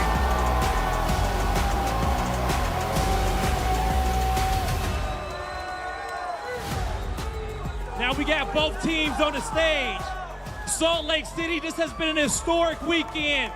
So many upsets and amazing matches, but one more left. Help me set this stage ablaze. Blow the roof off the Salt Palace. Are you ready to go? Lottie, let's get it set up. Well, there you have it. Your two teams are set on the main stage. They are ready to go. This one could be like a sit pretty, hold on, we're going the distance. Like, we could be seeing two series here, a best of sevens. If there is anything like what we saw earlier on, then we need to sit down, get some drinks, get some food, because look at this layout. Here is your first one in the grand finals. King of the Hill recharge to kick things off. Now, there's a lot of maps here to kind of take into consideration. What are you reading from this, Wes? Is there anything you're taking away for either team? Honestly, it's not. It's going to be, if SSG want to win this tournament, they're going to have to flat out be the better team. The map mode combinations, you're going to see everything under the sun to go in back-to-back best of sevens. For Optic Gaming, I'm looking at that Imperian CTF, and I'm saying that is a cornerstone to our strengths. If we can pull that one off, no matter what the series score is at that time, we're going to gain some advantage going into that game 4. Certainly. That map 1 also is going to be spicy. If you're looking at their records, 7-2 for SSG, 6-2 for Optic Gaming. This is going to be a brawl from the get-go on set. It certainly is. It just gets me excited. I mean, you can hear the crowd in here as well. I think the anticipation is growing second by second, because I think everybody here realizes that we're in a position here with our last major in front of us, our grand final in front of us, that it's not just this major that matters. It's the Halo World Championship. It's what we're going to be talking about after this major as well. And with these two teams playing at this kind of level, with so many game types potentially in front of us as well, if you're here right now, you're in one of the best seats in the world right now to enjoy some amazing Halo action. Bravo, when you think back to when these two met earlier on this weekend, what was the crux for Spacestation Gaming? What was the issue? Why couldn't they edge things out? Why did they get bumped down? To be honest, it's one flag and Forbidden CTF, right? Yeah. That's really all it is, which is crazy to think about. There's Walsh covered it well early on the desk. Let's not forget, they were one grenade bottom mid away from not even being here today. Yes. They were also one flag away from winning that series against Optic. So it is the smallest of margins between these two. And interestingly, not a lot of overlap in these first 7 game types from their last series. So we're going to see some new game types on display. Some fresh faces for sure in the series layout. And you're looking at a fresh face here. He is very new to North America, and considering how new he is, the accolades this young man has already this season is unbelievable. Legend, looking so good. We're talking about consistent players, another one on your screen as well. Both Formal and Legend, if I had a head-to-head right now, it would be perfect, because honestly, in terms of the way that they've been performing for their team, they are literally chalk and cheese. They are perfect for each other, but also have a little bit of a comparison in terms of what they actually do for their team too. I think the damage dealt is what those two guys are known for. They are massive damage dealers, getting some of that entry frag damage on the side of Legend, and then foremost, traditionally he sits back, but when he sits back and he doesn't miss, that damage is so easy to capitalize on for the rest of Optic Gaming. I want to say one thing, it is not often, if ever, Optic Gaming have been booed in Halo. You better be careful here in Salt Lake, because you might wake the beast. Using that to Optic's advantage is going to be something that they are going to feed off of. That energy, it helps when the chants are in their favor, but to be able to play the villain in this room specifically, that's going to be something that they take on their shoulders throughout this series. I am ready to see Optic Gaming shine. Yeah, something very different for them as well. And also just going back to the KD leaderboard we saw a second ago, Formal climbing his way up all weekend long to the top spot, heading into the grand final. Bro, that's got to feel pretty damn good. It really does. And you know what I feel like with Formal's demeanor, right? We've been around Formal for over a decade now in professional esports. The back-to-back second places seem to have given him a new drive, right? He's not maybe as talkative as he would be backstage. He's really driven, really focused, and it's obviously showing on the KD leaderboard as well. It certainly is showing indeed. When I look also across Spacestation Gaming in terms of how ready they are for this series, you know, they have quite a lot to go here. They have 2 best of 7s to win if they want to get this done. We talk about fatigue, we talk about being able to have that kind of stamina to get things going, and considering how fresh this series layout is for them, do they have that stamina to continue and do this for their home crowd? Yeah, I think the crowd is going to be energetic for them, and they're going to be able to feed off that as well on the other side. But I mean, if I'm SSG, I'm looking at this first best of 7, like, let's not go the distance here. Let's try to wrap this one up pretty quickly. They've had a pretty smooth day so far here today, and it has been a pretty cruise control ride as far as series not going the distance. So I'm looking at SSG. Can they keep that momentum up or will Optic force them to use a lot of that energy that they have still left in the tank in this first series? I want to jump on the fact that as well, something we need to highlight here is this is one of the first occasions that Optic have come through the winner's side of the bracket to get to this grand final. So they have the advantage. A lot of the second places that you've seen,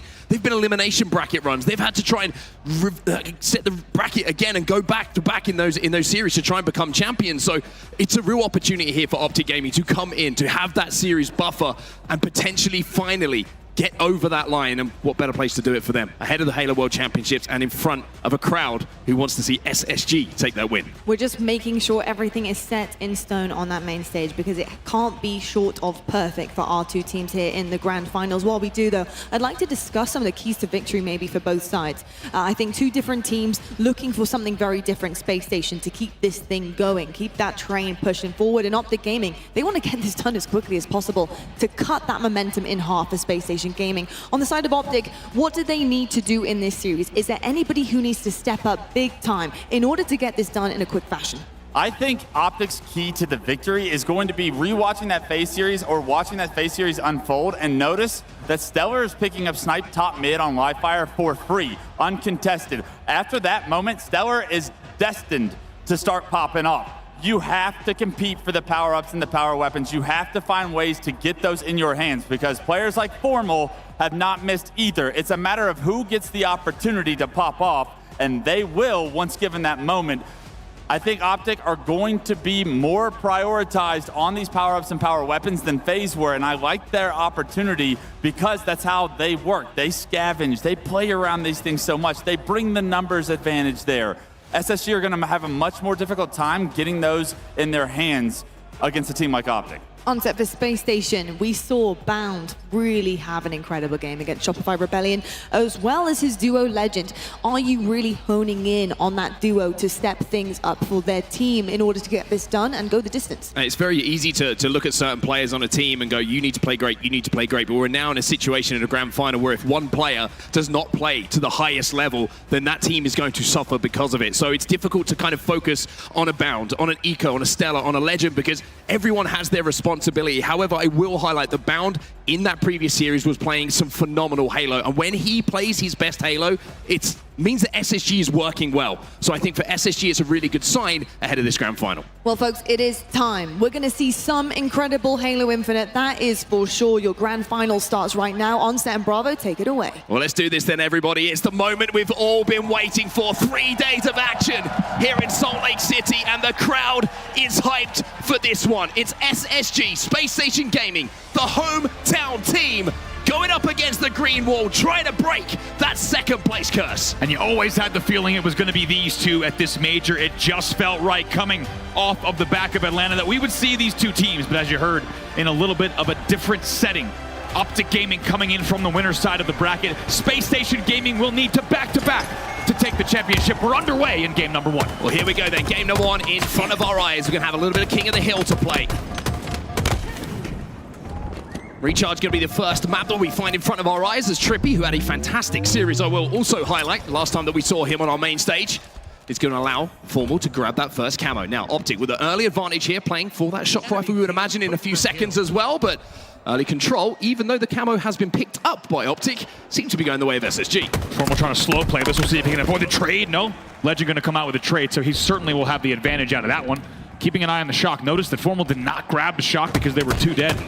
Instead, tried to clear out gold first if he was able to. In the end, now on board with the Eco under heavy pressure in Whirlpool.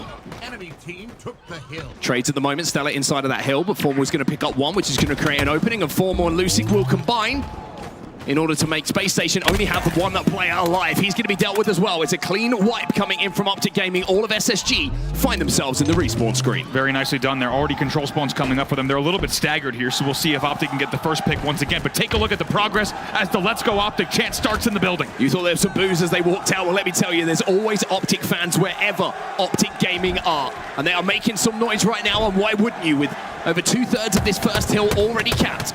Dead Zone putting some good damage down onto Eco. He's going to find a pretty simple kill, you would imagine, inside of this.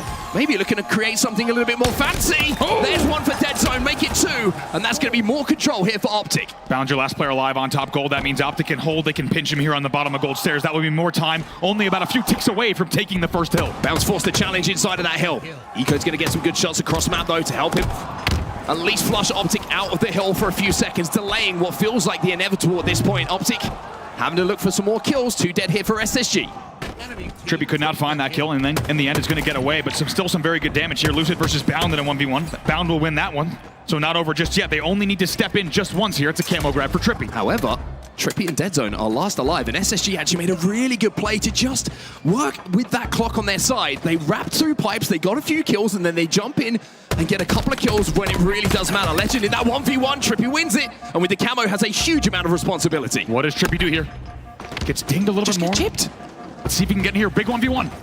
Tries to buy the time, tries to get the kill, gets the kill, but we'll be taken out inside of that hill. Lucid will step in now, and surely that means that Optic Gaming will secure this first hill. They're up 1-0. Brilliant patience there from Trippy. A lot of players would have panicked under that position. Do you just go straight for the hill? Do you try to get a back whack on the hill guy? Instead, he takes his time. He wins the battle at gold. He gets some help on the hill as well, and in the end, it's Lucid who secures that first hill. The man on your screen here, Optic Gaming up 1-0. 2 players from SSG are going to flood. It's actually 3 players who try and deal with Lucid, and deal with them they will.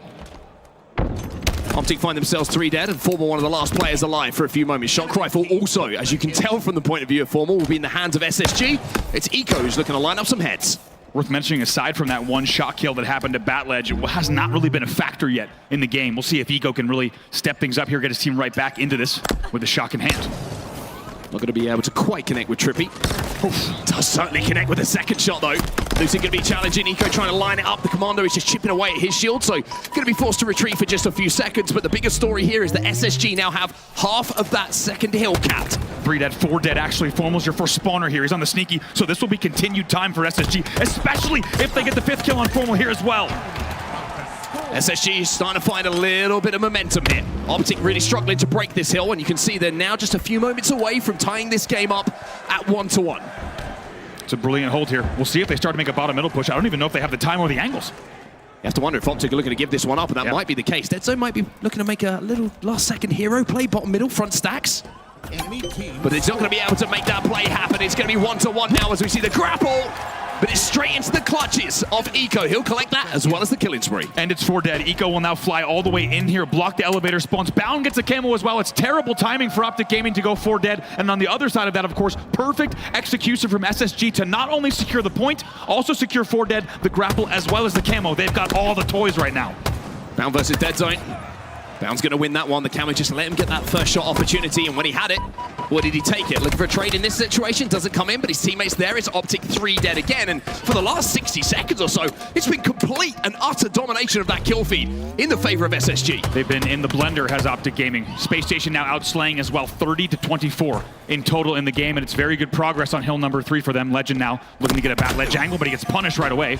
Good awareness from Optic to make sure the shock is not grabbed for free, but still additional time on the board here for Space Station. Here comes Dead Zone. Somehow he's managed to break through pipes there, playing off of the damage of his teammates. Optic find themselves 2 dead, but SSG also find themselves with only 2 alive. So equal numbers on the map at the moment, but Dead Zone will turn them now into the favor of Optic Gaming. A little bit of time finally on the board, but as I say that, SSG do force a couple of players out. But Optic look like they have control of the elevator and the pipes right now as they finally step inside that hill. Been keeping a really close eye on the kill feed here. Space Station was being outslayed 20-13 at the opening of the game. They are now outslaying 32-29. It's a huge swing from them, but still a little bit more work to do to secure the 3rd hill.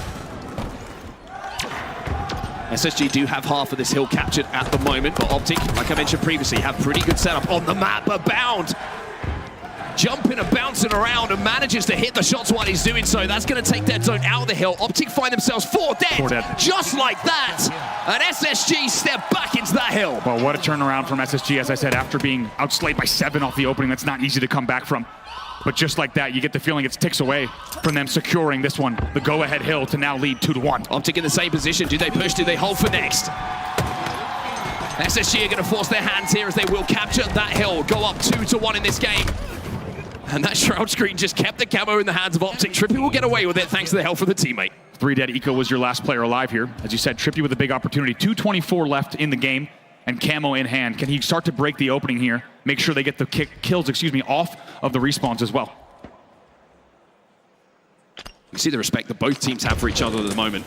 SSG know there's a Camo player about. They know they don't have control of the power-ups. They're not trying to overextend at any point, knowing that Trippy is going to be in a position to suddenly get those first shots down, but even from C-Plat to Turbine, seems like SSG's eyes are working quite well. Yeah, great drop to bait out the Camo there. Timing, no Camo in play. Really a factor at all. There's just a little bit of time on the board for Optic. And Bound now with shock in hand. He gets dinged back though. Has to retreat here. Actually, of course, he peeks again. Very Bound-esque of him.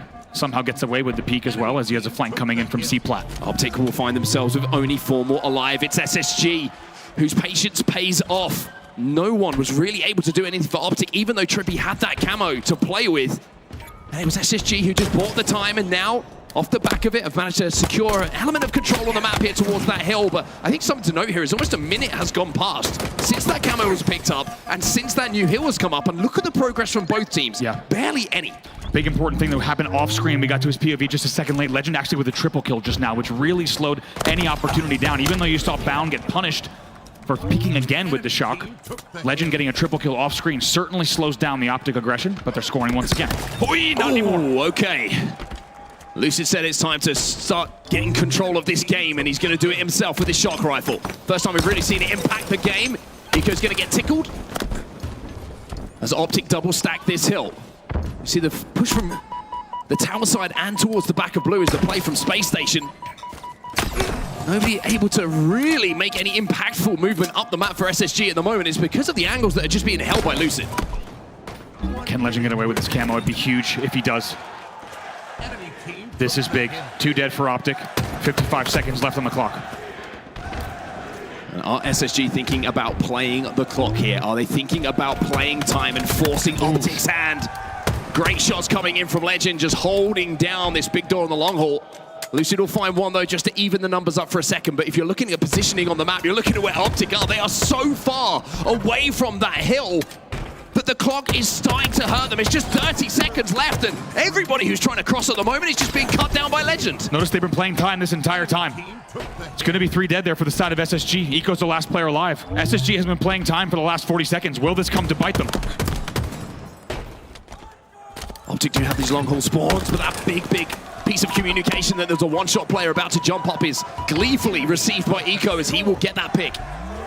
And every pick that goes their way, they inch closer and closer to closing out this game. However, you can also see in the feed that Eco's now trying to survive. And survive he won't, because 3 members are now down on SSG, and Optic is still in this hill. Optic Gaming, look at this. That was 3 dead. You got to look at the ticks. This is it. Spacestation Gaming tries to play time there, but they're not going to be able to do it here. The second hill will go for Optic Gaming with just 11 seconds left. Spacestation Gaming is punished for trying to play the clock early. And Formal now all of a sudden looks like he wants to take this game over himself. 4 seconds left on that game clock, and we will go into overtime here. Trippy stood in that bottom middle hill. Be a good push from Stella and some beautiful shots alongside it to flush him out. But let's talk about the composure from Optic in those final moments. What a game 1 to start this series. This is unbelievable. As you say, Optic Gaming playing it cool, calm, and collected. They had to slay about 2 full rounds of slays to get that hill comfortably. And as we said, they only had 11 seconds in the end to do it. And they get that second hill. Now the next one will win. Dead zone. Can't quite connect with the head, and now Stella, for the first time in this series, finds himself with a power weapon. This man was putting on the show of all shows in the previous series, and maybe he's looking to add another chapter to it. What can this man do? I called him backstage as well. He said, today, I'm feeling good. Other days, not so good. Today, he's hitting the shots, and he's not done yet. Lucid's going to challenge.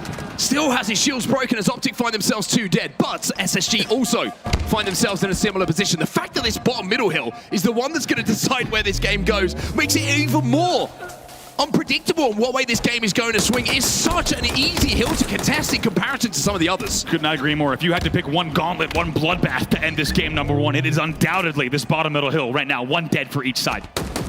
Lucid with this commando as well is just chipping away his shields. 3 dead on either side at the moment. It's a 1v1 momentarily on the map. Legend just trying to survive on the stacks here, hoping that no frag grenades are going to finally take him into the death screen, and just using the geometry of those stacks to avoid any splash damage. Great in-game knowledge, quite simply from Legend. Yeah, really, really nicely done there to hit that just slightly higher ledge to make sure the frags didn't take him down. 3, though, do fall for Spacestation Gaming. Could it be the 4th here? Loses it, takes him down. 4 dead for SSG. And it's not very often you see Legend losing those kind of 1v1s. But he will be the final player to fall, and Optic Gaming now halfway to capturing this bottom middle hill. Remember, we are in sudden death. Next point wins here. Optic in full control. Keep an eye on the kill feed. 2 fall for Optic Gaming. Kills are traded out just a bit though. Lucid's your last player alive here. And maybe SSG have taken a little bit of inspiration from Optic on that final hill, showing that they've got some resilience, they've got some heart to send this the distance. Trey comes in at the back of blue. 22 seconds left on that clock. Remember, next hill will win. Bounder's found himself a shock rifle, and that one is fresh off the rack. Oh my God, is this nervy? Look at the game clock here. 10 seconds before we would go into a tie here. Can anyone jump in the hill and close this one out? Shock rifle will be down. Optic find themselves 2 dead. Make it 3 dead. Estella finds another one, and this could be a big moment. Last player alive is trapped over at the pipes. But we are going to see the time tick down and get this one going again. If you needed a little table setter, a little, whetting of the appetite for what you can expect in this series, the fact that we cannot decide a winner, even in overtime in our game number 1, I mean, Lot said it best. Settle down, get comfy. It's it. We're gonna be here a while. That's it. Get a snack, get a drink, maybe a few, because we could be here for a while this evening. I couldn't agree more. What a game number 1 to start things off. Even with a sudden death overtime, it's not enough to decide a victor in your game number 1. In the end, the Slays go 74-69 in favor of Space Station, so almost couldn't be closer in the Slay department as well. But the most interesting thing is both teams had 9 to 10 kill leads in the Slay department that had to get shrunk down. And I'm very surprised that SSG tries to play time on that C-Plat hill. In the end, Optic Gaming just timed it so well, and they're one of the teams that can do it best in terms of just timing those exact moments to make sure they get those kills. In the end, I gotta say huge credit because Eco was alive on orange door there, bottom mid. He was the one keeping them out of the hill. They actually flanked through control to Mangler Pit to get the back whack on him. You might have noticed the man on your screen, Formal, was in mid-bridge. He didn't even know there was a player Mangler Pit. So fantastic work from Optic to put the pieces together to force overtime. But you got the feeling, Mark, at the end of that, but both teams might have been just happy to end in a tie, get a breather, and go now into a new set of overtime. Yeah, I have to agree with you. Nobody kind of looked disappointed. Everyone was just kind of thinking about what they have to do next. And we know how big a first game of the series can be, especially when you're coming from elimination bracket. Or for Optic Gaming, let's talk about their mentality. If they lose that first game, all of the thoughts start to flood back about second places and not getting over the line, and this is going to happen again.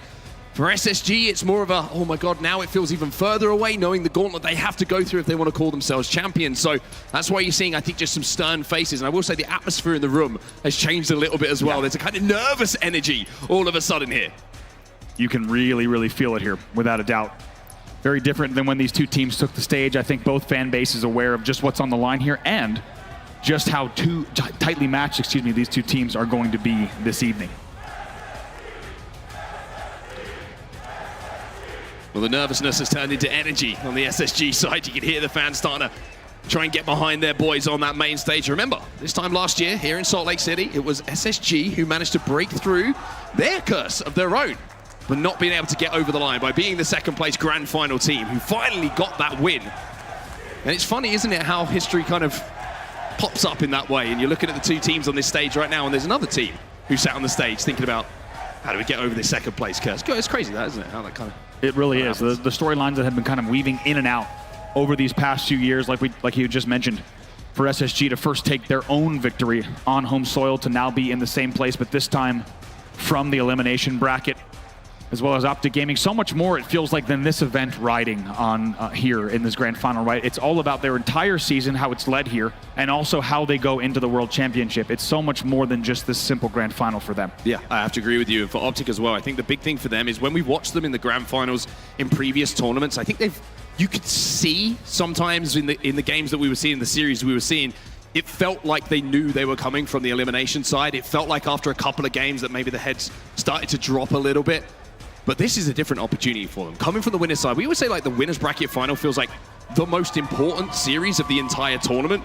outside of the grand final because of that advantage that you do get. So for Optic, it's a different mentality to even come into this series in comparison to the situation they've been in the build-up to this. So for Optic, it's a huge opportunity, and I think just that mental reset of not even having to think about what's going to happen in the final, but approaching it in a different way is a huge thing for them. It really is, without a doubt. And you could just tell every time we cut to these player cams, unreal when we see just how, you know, the fierceness, the intensity. A lot of times you see these players just smiling, kind of easy energy from them, but now we are back in here. We're getting confirmation here from League Ops. It will be first to 2 hills that will win this game here. We're underway.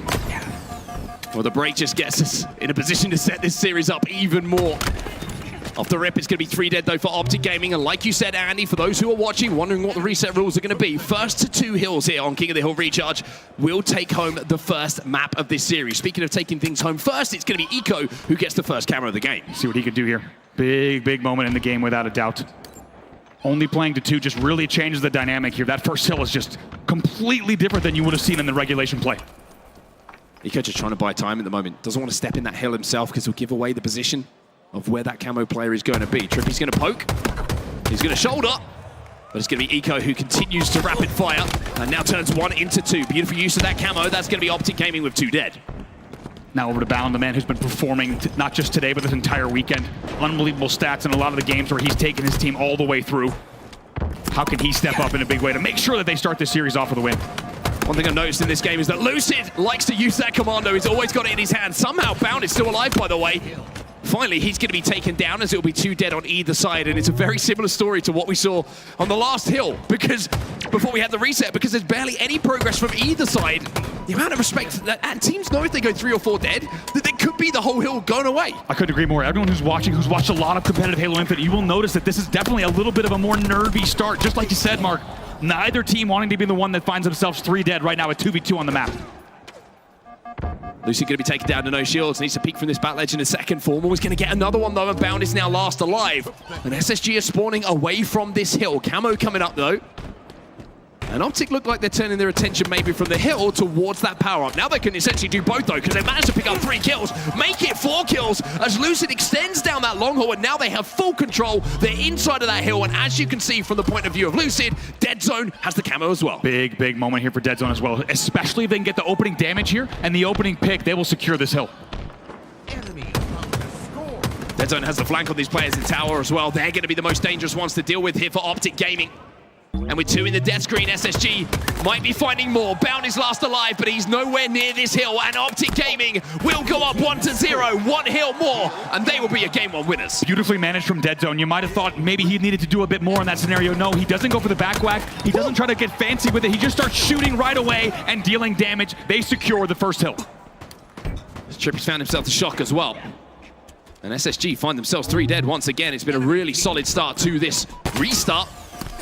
As Trippy tries to use the trapeze skills to try and get away, but unfortunately will get cut down, but at least gets that shock rifle back towards where his teammates can pick it up. Dead Zone was your last player alive. Formal actually spawns a window Stellar with shots gorgeous, just insane. Gorgeous shots from distance here from Stellar. That will now give even more momentum and control and an opportunity for SSG to get on the board here. It's one thing to be able to 5 someone in front of you when you don't have to zoom in, but when you're essentially just continually zooming in across map between shots and still hitting every single one of them, that just tells you everything you need to know about the skill that Stella has. SSG are answering back here, as you can see at the bottom of your screen, on that score ticker.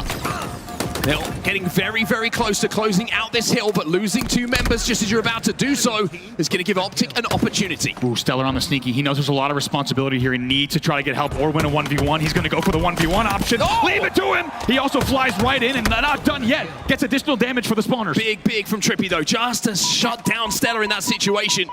Even though he had a shield advantage, when you've got Stellar full of adrenaline flying at you after just 5ing one of your teammates, holding on to the advantage that you have, so important to do. Now another opportunity. This time he can't make it work as Legend will burst through, but Dead Zone is there for the trade. It's just a battle of the back of C versus the front of C here. Just constant action here at the bottom of the hill. Will go. Scrappy. Spacestation Gaming on the board. We're tied 1-1. The next hill will win. So scrappy, but it is SSG who flood it. And SSG who will get that point on the board. Now we move towards the turbine. Green gun in the hands. of a member of Optic Gaming. It's going to be Formal who puts that one to use to find the kill. But now you see the flood and the collapse coming in from SSG from the pipes. Optic find themselves 2 dead. Legend knows a lot of responsibility here. If he starts to engage, he needs to make sure he has the help, and he does right now with Eco. They should easily be able to 2v1 this, and they do. They'll start to score here. 1 dead for Optic Gaming. Optic spawning over at Blue Tower as well. So now, oh my. Legend not only can stand inside of that hill, but he could continue to pepper people. But he's got no one to shoot. And if you're wondering why, it's because everybody on Optic Gaming is in the death screen. It's a wonderful hold coming in from SSG. A perfect wipe. And for the first time in the game, Spacestation actually takes the lead in slays as well. They're outslaying just by 3, 34-31. Half of that hill is in the control of SSG. And they are closing in now on a map 1 victory. Lucid is going to be taught a lesson. Dead Zone might be next. That's it. There's no pressure. That's going to be it. It took us going to overtime. But it looks like SSG might be in a position to close this one out. Just a few more ticks needed, but Optic is showing once again that you can't count your chickens until they've hatched it. Finally, it will be Stellar flying in. Finally, the kills will come in. And finally, SSG will close out map number 1. And if that's what it takes to get 1 game on the board, this is going to be one hell of a grand final. If you had plans later, cancel them right now. You're not making it. If you're meant to be somewhere for dinner, not making it. Get the delivery services open. Because this is going to be a long one, and we would not want it any other way. Spacestation Gaming, remember from the elimination bracket, put the first game on the board. Stellar even ending it with style, right? Grapples all the way to Steve Sayers. He's like, don't worry, I'll be back in a second. Grapples all the way back up to Whirlpool. We'll take a look at some highlights, which might actually take quite a while considering we had regulation and sudden death overtime and then double overtime in this game. What a game 1 between these two. I mean, it's a big moment in the context of that game as well, because you look back to the C-Plat Hill, right, and Optic Gaming, they looked out of it. SSG decided they want to try and play time. They think that they can kill Optic Gaming enough times that that will be the end of it. Optic, though, break through once, and then essentially have a perfect hold from there. And SSG might have looked back on that if the game had gone the way of Optic in regulation time and gone, that's something we look back on and we're like, should we have just tried to cap that hill? Should we have just tried to put it to bed? But now that they've, in that restart, managed to close the game out, I think it just means for them, they're not even thinking about it. It's forgotten history at this point because they got that game on the board. And for Optic, even though they were close in that series, even though it went right down to the wire, I mean, it's now some questions for them, right? It's only 1 game, don't get me wrong, but this man on your screen in the final moments is the reason I think that SSG probably closed that out. And how about that play from Stellar? You just saw the first half of it on screen. He was C-Plat, he was the only player alive. In that decision, you have 2 options. You wait for teammates that might spawn gold and long with you, and then you fight, or you can fly in, be a madman, try to win a 1v1 and do more damage. That's what he does. That paves the way for them to get that hill from the front. It was a brilliant heads-up play, and you look to players like Stellar to make them. They take game number 1. Stellar just been absolutely electric. He likes playing in Salt Lake City. Certainly does like playing here in Salt Lake City. One of the most ridiculous individual performances ever with a sniper rifle the last time that we were here, and he's looking to continue it once again on that main stage. This is the stats, though, from Salt Lake City. This is our Slayer matchup. This is the Slayer game type we're going into as our game number 2. And even though Optic said they were doing a lot of work on their Slayers, there's been a lot of big game 5 wins on them, like we discussed previously. Look at that record on the side of Space Station, 8-3. And even though the margins aren't quite as big as Optic, the wins is all that really matters. Yeah, it really is. Also worth noting, these 2 teams, when they matched up earlier in this tournament, they split the Slayers. SSG took Recharge Slayer 50-41. Optic, you might remember, ended it with a Street Slayer at 50-36. Now, we might see Recharge later on in the series if we get there, but these 2 teams so far won a piece in Slayers against one another. And this is one of the reasons that Optic have had some success so far this tournament, find themselves in this grand final. Those Slayer matches you're talking about, those game 5s, these 2 have been a huge, huge factor in them. You can see the KDs coming in from both Lucid and Formal there, both of them looking absolutely superb. And for Formal, I think the type of player that he is to be top of the KD leaderboards going into this grand final tells you a lot. It tells you a lot about how well he is playing going into this grand final. It really does. I think it also speaks to exactly what we've been talking about him in Atlanta, right? There's a different tier that we're reaching with Formal. I think Formal plays with this just absolutely kind of nothing to lose style. He will fly in, he will get kills he's not meant to get, but this seems like a different level of professional focus Formal, right? He's sick of second place. He's going to come out, he's going to be the most vocal. He's going to be amazing comms in-game, and he's also going to be top of the leaderboard. We're underway in game number 2. Well, let's watch a little bit of formal to start off our game number 2. Spacestation Gaming find themselves up by 1 after a King of the Hill win on Recharge, but now we find ourselves onto Livefire. And I want to really highlight something that Wes was talking about on the desk, the importance of that sniper rifle. They have to keep it out of the hands of Stellar. Yeah, already you saw from the we had the POV from the top of the tower, right? Dead Zone right away chases Stellar down to bottom middle. You are not coming away with this weapon cleanly. In the end, we'll keep a close eye on that sniper rifle, but I already like what I'm seeing from Optic Gaming to not allow for the free grabs. Well, here it is. It's in the hands of Lucid, and if it's not going to be in the hands of Stellar and Optic, that's probably step number 1. Get it in the hands of this guy, because he could do things like that! Goodness me, Lucid. Special players on our main stage. Popping off already, and you get the feeling there's going to be a lot more of that where this came from. Legend tries a shot of his own on the key door, narrowly misses. Oh, look at the health that comes in. Eco from the heavens. Keeps Legend alive, and now Legend has a go with a sniper rifle. Formal, though, has managed to grab the camo here for Optic. So you have a sniper rifle on one side, you have the camo on the other, but it's SSG who do have the lead here. Big moment in the game. Optic trailing by just a few. What can Formal do with the camo in hand?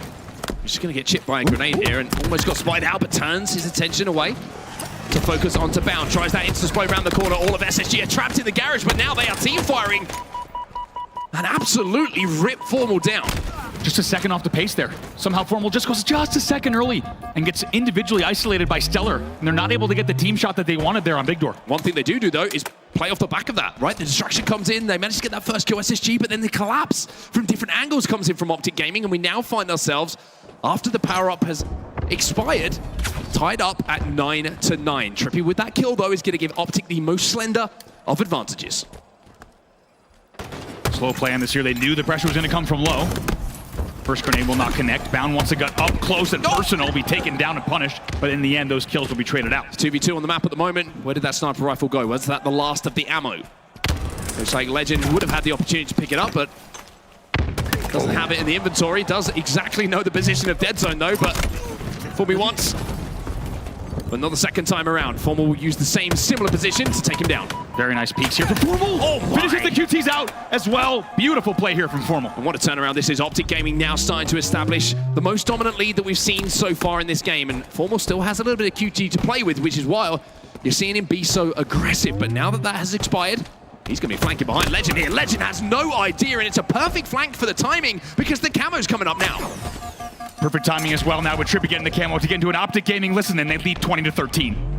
Green as well, green as well. Green. Green. Yo, I have camo, guys. I have camo. 3 shots green. Yo, 8 Tires weak. Tires weak. 3 shots, top cuts, guys. Top cuts. Going top of the vent. Get out now, Joey, get out. There was a guy green. I have sniper camo. Cement and pillars. Nice. Watch your big Yo, behind me. Cement and pillars. Okay, reset, guys. Joey has sniper. Yo, A plat. Watch out. Kill that. Absolute. Go, green. Keto, Back watch out, eight. melee. Yo, rats on, guys. Rats on. It's Obi. Last guy. One cut. Yo, repulsors up. I'm getting this. Okay, one elbow. Yo, one guy top mid. In the vent, Joey. Yo, he dropped bottom mid. Watch out, door. Watch door. Okay, I'm looking door. You guys here, watch me. I'm backing up. I'm getting out of here, Tommy. They could go bottom mid. Watching top mid. Yo, already on a safe plat. Nice. On Obi, maybe? On Obi, nothing. Yo, one guy pillar door. I'm looking big door. in. I think white box. Yo, on Obi, guys. On Obi. Turning around. I'm looking at Obi. Back green. I'm looking top mid. On Obi or what? Yeah, on Obi. Tires and back green. Sitting on Obi, maybe. Looking key door. Is he? Still? I nated it. I thought he was. Bottom's coming up. Yeah, I'm walking. Big door, let's jump. I'm coming. Lip mat could go. Chill, I'm chilling. A flat, guys. Watch out bottom mid. You go bottom mid. I'll kill that guy. Big door, Legend. Two big door. Let's shot Seeky. Yo, go tower. Okay, listen. Legend has quantum back green. Going pillars. I'm watching training. Quantum back green, Legend. How much snipe ammo do you have, Joey? I'm hiding bottom mid, guys. Okay. One guy key door. You saw me. Quantum, I'll go trouble. Yo, top mid on me. Legend. Watch out A plat. Watch out small door. Guy mid cut, I think. Watch out A plat. Yo, mid cut. Pushing dummies. Dummy door, 1 shot seller. Dummy door, 2 shot seller. I'm saying 2 shot dummy door seller. Mud maybe. Run. Yo, top nest with quantum. Bullet cuts. Watch out top nest. I don't know if he's yeah, he's absolutely He's still here. He's right here. Watching a plat. Watch out bound. Watch out mid absolute bound. Going tires. I'm probably getting pushed by seller. I'm nest with Tommy. Looking tires. Matt, you're alone. Strip play for trade. I ran away. A plat weak. Watching big door. Watching yo, in the vent. You guys big door, both weak. Yeah, one shot. Backing up. I'm looking bottom mid. Let's go. Ammo now, Joey. Go through, Joey. Alright, I'm gonna go. Make the play. I'm middle, guys. Look at top mid. Look at top mid. Watch out, watch the vent. Watch the vent. I'm in again. Camo. Two dead. I'll be in A. I'll be in A. Yeah, they're in A. I just saw one. Pit in the pit Screen screens. two. Both here. I'm both on paper. One weeks. Bounce out small one. Gonna spawn big. Shot, They're two gonna shot spawn here. green. Kill this guy. Guys, I'm Kill going window, bottom guys. mid. Watch out, I can go rag. Still Watch out big door. Watch out big door. Still window, guys. Still window. Push me. Screens. Go, screen. Screens. Weak or weak, Nika. One shot window, guys. Watch out window. Door. Optic Gaming sounding absolutely dialed, and why wouldn't you? Up by 10 at this point in the game, and when you're looking at control of both power weapons, power-ups, it's all been Optic in the last few moments. Love what I heard also just in the small talk as well. Little things like Lucid's bottom middle and Trippy's watching the rat tunnel. Little things like watch me. That little small talk, they know exactly how to be on the same page with one another. A lot of presence here at A though together. Kills will be traded out. Looking at the stats at the moment, and it's the old school duo of Trippy and Lucid who are doing the work here for Optic Gaming. 12 and 6 for Trippy, 11 and 4 for Lucid. And we mentioned what the key to success might be on this map, and especially when it comes to keeping Stellar quiet. Well, you can't really remember an opportunity that Stellar has had to even get his hands on a sniper rifle. EK will find one kill though, and maybe this is the start of something for SSG. It needs to be the start of something for SSG. But I mentioned that sniper rifle, and it's going to be Lucid who has it again. Bodies as well. First one cleaned up, and the second one cleaned up as well by Lucid himself. A lot of talk about Stellar, but Lucid is reminding us just what he can do on the main stage as well. There is no way on earth he hit that. Unbelievable. Say his name and he will hit the shots. Not missing so much damage coming from him. Lucid is 14-4 and leads the team in assists. Unbelievable run this from Lucid. Absolutely unbelievable. And now he puts Optic 9 kills, make it 8 kills away. You don't stop this kind of talent when he's playing like this. Even additional damage there onto Eco on the sandbags. Unbelievable start here from Lucid. I would say start, but the game's almost over. They lead by 15. And for SSG, now they know how everyone else has felt. Lucid has just been taking them apart with that sniper rifle. Dead Zone flying in now for Optic, looking for that 46th kill. And for SSG, it's been a lesson in how it feels to have that sniper rifle just peeling away at your heads. Dead Zone gets the trade as well on the window. That's 3 dead. Eco's your last player alive. Only 2 more kills here to go. Well, game number 1 was hotly contested, but this one is Optic Gaming's for sure. 1 more to go as Dead Zone will find the 49th. And Lucid, it has to be you, surely, to get the final one. And yes, indeed, Lucid will get the 50th. Empty the clip as well, as Optic Gaming answer back and tie us up at 1-1. We cut away from the gameplay to the stage cams, but there might have been a few extra shots exchanged as well. And even in the final moments, Lucid just screen watching to see exactly what was going on top middle. Cool, calm and collected, drops down with the nade and gets their 50th kill. They will win 50-35 in game number 2. Lucid's final numbers on the board will be 16 and 6, tied for most assists on the team as well at 7. I mean, let's take a look at some of these highlights. I mean, he's Lucid by name, but for a lot of people watching that, it probably felt like a Lucid dream, to be honest with you, with some of the things he was doing, some of the speed in which he was just turning around, whipping onto heads. It's out of this world. It's absolutely out of this world. And I mentioned how games in this series I felt were going to be decided by massive, massive plays, big skill moments. Lucid took over. Unreal. This shot as well. Come on, it's a red tunnel, and then he hits this one up big door. It's absolutely it's illegal. I tell you what, it needs to be said, he's given Stellar a run for his money because everyone's been losing their mind, us included, about what Stellar has been doing with the sniper rifle. And there you see the extra shots coming in as well. Just a little bit of extra flavor added there. Some trash talk exchanged across the stage in game as well. These two teams now find themselves tied 1-1. Optic Gaming even things up. It's only game 2. Crazy, right? I feel like we've seen enough highlights already in the first 2 games to call it a series, but we got a long way to go here as we see some of the amazing people have made their way out to SLC. You guys and girls have been absolutely incredible all weekend long. And I'm sure if the Halo continues to be at this level as well, Andy, it's only going to get louder and louder in here. This is feeling like a special kind of series. It really is. I mean, and also let's not forget these two teams we saw the first time they played on Saturday. This place was going nuts early on Saturday. Those two teams find themselves in the grand final yet again. CTF Imperian will be your go-ahead game number 3. Yeah, big game in the series as well, because Wes was talking about this one on the desk. He feels like this is the Optic Gaming bread and butter. This is where they are very comfortable in this game type, and having just won the last one in the style that they won it in as well, Optic, he could be feeling very confident, but do you know what? Do you want to know why I'm so excited about this? Tell me. Because we've got 2 sniper rifles, which means Stella's going to get one, it means Lucid's going to get one, and it means we're going to have lots of fun. We are going to have a lot of fun indeed. Sniper rifles all game. Sign me up for not just 12 minutes, but I'll go sudden death overtime in this game type as well. Give me double overtime. Give me as much as you got. Empyrean stats on your screen here. 2024 season CTF stats specifically in Empyrean here on your board. Yeah, not a huge difference between the two. The only one thing you would say that kind of stands out is maybe the efficiency once that flag is pulled in comparison to being capped. The flag cap's slightly higher when it comes to the side of Spacestation Gaming, but they do have a slightly higher flag steal as well. So Legend is one to keep an eye on always. He's always overextended, looking to get in your base and get that flag moving and cause a little bit of a dilemma. So if he can do that Optic, you're going to have to keep those that communication we heard in that last game as fresh as it can be, because they need to keep an eye on and track every single member of SSG and how they're moving. Without a doubt. Another thing worth noting here, by the way, that's a great looking energy sword as well as Chief Armor. Shout out to every single one of you in the building here. It's been an unbelievably electric weekend. Also, everyone at the arcade holding it down. A little bit of 18-wheeler. I love that. Guess what? There's a break between games 2 and 3. Just spend some time driving an 18-wheeler. Just go and deliver some load.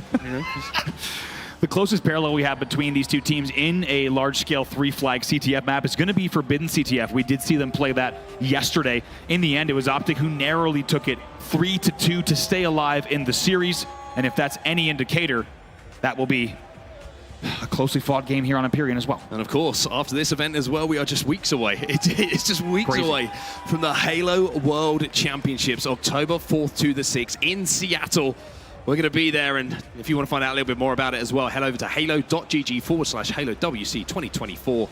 All the info that you need is there. Get your tickets if you haven't already.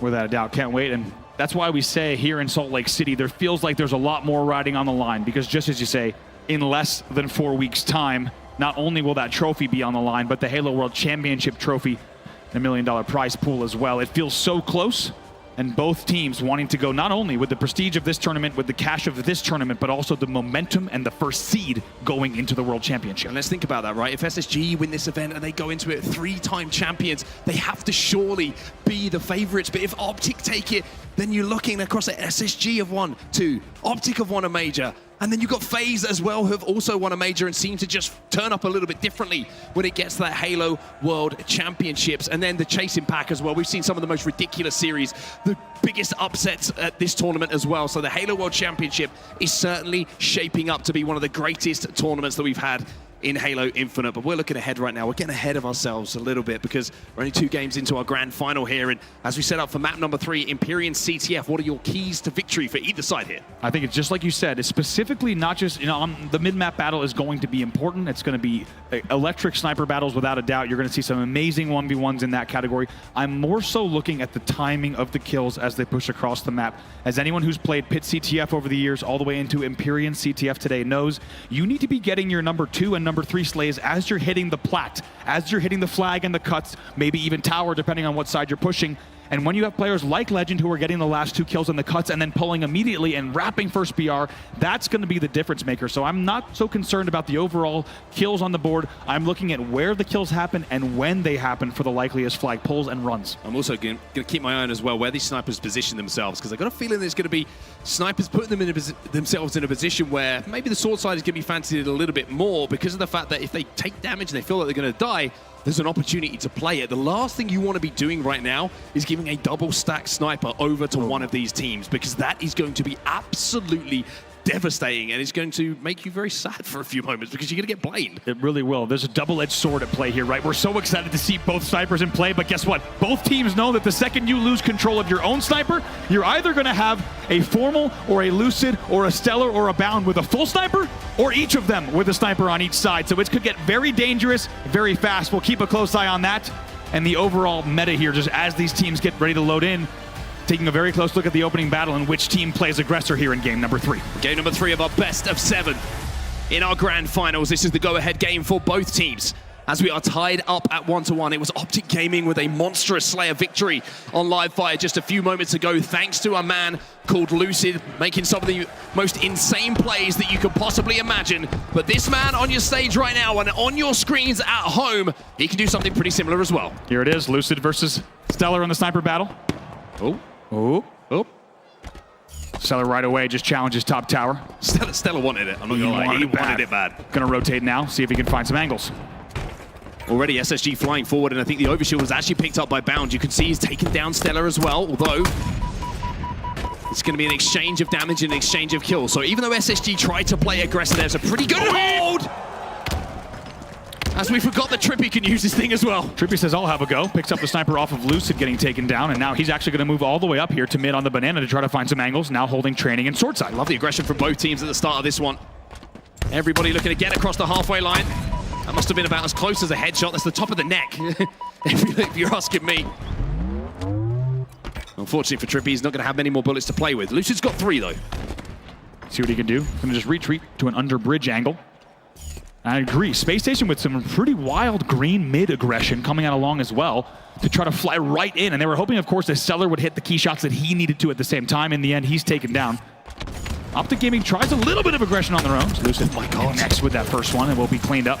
And now looks to try to clean up this kill and sword. Yeah, it doesn't just connect with the first, connects with the second as well. It's uncharacteristic to see him not connecting the body this time, and it's going to be Legend with that commando is constantly just outputting damage as a 2v2 on the map at the moment. You can see Stellar trying to overextend once again. So SSG look like they're trying to overextend constantly, get into the Optic base and make them turn around and decide if it's going forward or back towards their base. It's going to be the priority. I agree. I like what I'm seeing from SSG. Really just holding forward. Legend wins a battle from the courtyard. Not easy to do. Also, Formal tried to fly in cuts to S1. Got punished because he kind of ran into 2 players as well. That will now provide an opportunity for Legend on a runway push. Oh, I was going to see if Legend had the timing there. You could see what he was trying to do. He knew his teammates were fighting on the high and green side of the map, and he thought he could just sneak into the courtyard, come up behind them, but just as he thought he was going to cross, there was someone from Optic Gaming watching that angle and cut him down. And it's actually Dead Zone that sees the runway push and then kills Bound in the needle pit. So really good awareness coming in from Dead Zone and good shots onto the sword as well. I agree, though. It's not going to be easy for Optic Gaming throughout this game because you're going to have Legend and Bound continually just trying to get beneath you, underneath you, and behind you every single time and every single opportunity that they have. Love this from Lucid. Going to fly past the rockets to create the space for Dead Zone to pick them up. So the next power weapon will go the way of Optic Gaming. And controlling these, we've seen how tight it's been between the 2 teams when it comes to just the bandit fights. Ooh. Having the rockets is certainly going to help, but it's going to be an exchange of power up for power weapon as it's going to be Legend who has a little bit of overshield still to play with. See what can happen here. Starting to think about a flagpole and a flag run. Legend trying to stay alive on green as well. The kills will come in now. 2 dead for Optic Gaming. Yeah, it's good prioritization there from Legend to recognize the most important thing to do with players behind him was turn around and help his teammates not just survive, but also to clean out the Optic Gaming members who are flying in towards his base. And now you're seeing Space Station try and set up the trap in long haul, waiting for anyone to poke 2 members there. But Formal, he's already got a sniper rifle, trained on him. Big responsibility for Formal here. You saw that long haul push starting to develop for the side of Space Station Gaming. Formal was wise to it, as was Dead Zone, going to hold here in the Walshy and now start to fight in green. SSG trying to make a push through the courtyard as well, though. You can see they're just holding forward at the moment on either side of the map. Anywhere they can get an advantage, they're going to take it. Eco's going to peek, he's going to be bodied, but not cleaned up. Dead Zone will find one, though. Formal now having to relocate towards the long haul. No, someone's here. Ooh. He's going to see him, but Bound is a slippery pickle. See if they take him down. He will be taken down in the end by Dead Zone. Man, it feels like Dead Zone's running the needle pit, the runway, as well as the plat. He's just kind of holding training side angles. He's holding from the Walshy. He's making sure that nobody can slip through, and he's done such a good job right now. All 8 players alive on the map. Here's a new round of Slay rotations. Formal just not had the opportunity to hit many shots as yet, but finally has that chance. Hits the body, going to re-challenge maybe onto Eco, but pre-fire coming in from Eco just forces him to back down. Last thing you want to do is just give away an easy death and force the teammate to go and collect that sniper rifle. Now he can put it back to use. Legend is going to be immediately cleaned up. Stellar's got the sniper rifle, I think, for SSG in the long haul as well. So we could see a very interesting battle developing in a few moments. It really is a very uncharacteristic angle, as you see. Let's see what Stellar's able to do here. Stellar versus Formal, green to long. Stellar gets taken down. Oh! There's one. Legend is still alive in that mauler, though. And he knows that Formal has no shields. Formal's just trying to create angles where even if someone tries to poke out and prod, it's going to be a difficult shot to try and hit to take him down. Bound's going to have to just back up here as Formal will now decide to scarper away and survive. As we see a little bit of Tommy Wilson on our screen. He's only got 2 bullets, but that's all he really needs. Tag Stellar, that's going to push him back to the training. See if he can connect with this one as well. Now tries to fly in. Here comes the pressure. Another 1v1 in front of him. Oof. It's going to be the pistol that gives the advantage, though, to Stellar. The Psychic does the job for him. Dead Zone keeps that pressure up as well, and SSG find themselves 2 dead, make it 3 dead, as Bound will now be the last alive. And Dead Zone is finding out where he is, thanks to the bullet being Shot into his back as he tries to escape. Yeah, I believe Dead Zone's pretty isolated outside of Trippy. Trippy does have the overshield though, so this push could be very, very big here. They're in a 2v4 at the moment on their side of the map. Let's see how they play this. Yeah, Baum was just taken down as well, so the last player alive has been dealt with. Everyone else is a respawner, and this allowing Optic now to flood through the base. The last player alive is going to be trapped in the Mauler, and you better know that Optic know exactly where he is. It's going to be a green run coming in here from Optic Gaming. A toss off to Lucid, who's got this one all the way back home already. Beautifully done. This is textbook Pit CTF flag running, baby. Somebody on the green, ready for the toss. The flag goes in. Optic Gaming is the first to score at 1-0. Absolutely textbook. Imperian CTF coming in there from Optic Gaming, and it was all because of the overshield. The way that they managed to maneuver into a position to grab that, and then most of all, take advantage of it. Get those first kills on the board, and then wrap through for that flagpole. Also loved how Trippy used that overshield so wisely. Ooh, nice nade coming in here from Dead Zone to prevent that sniper grab. But Trippy uses that overshield so wisely to really use it as part of the run as well. And even though he doesn't make the green jump, these guys have played a whole lot of Halo 3. They know you always have someone on the green to catch the flag, start the run immediately. It's a clean run. And it took them about 6 minutes of play, but Optic Gaming is the first team on the board.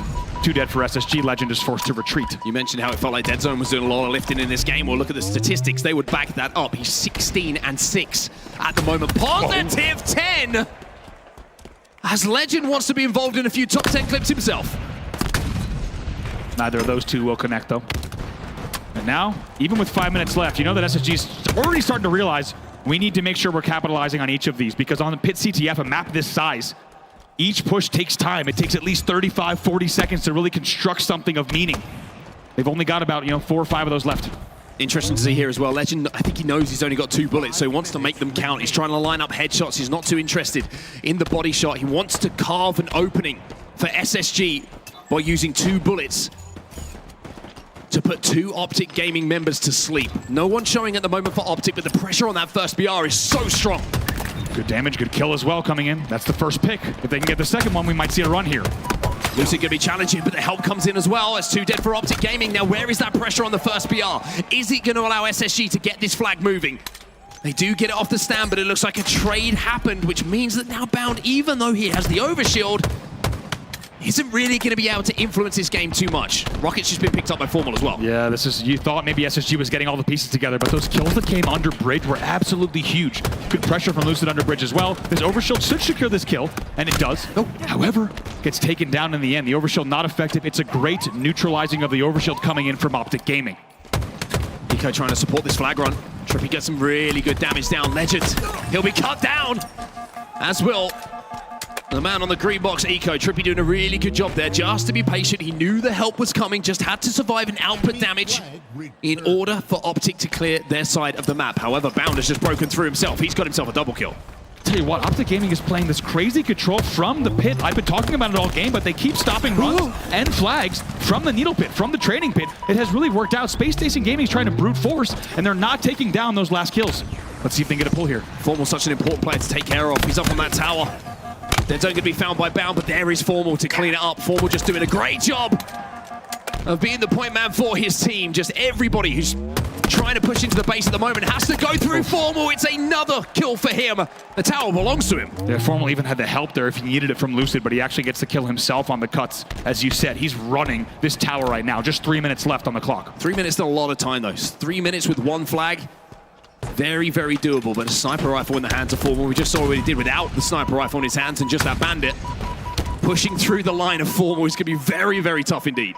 He's lined this one up a few times before. If anyone lifted there, they were absolutely going to get peeled.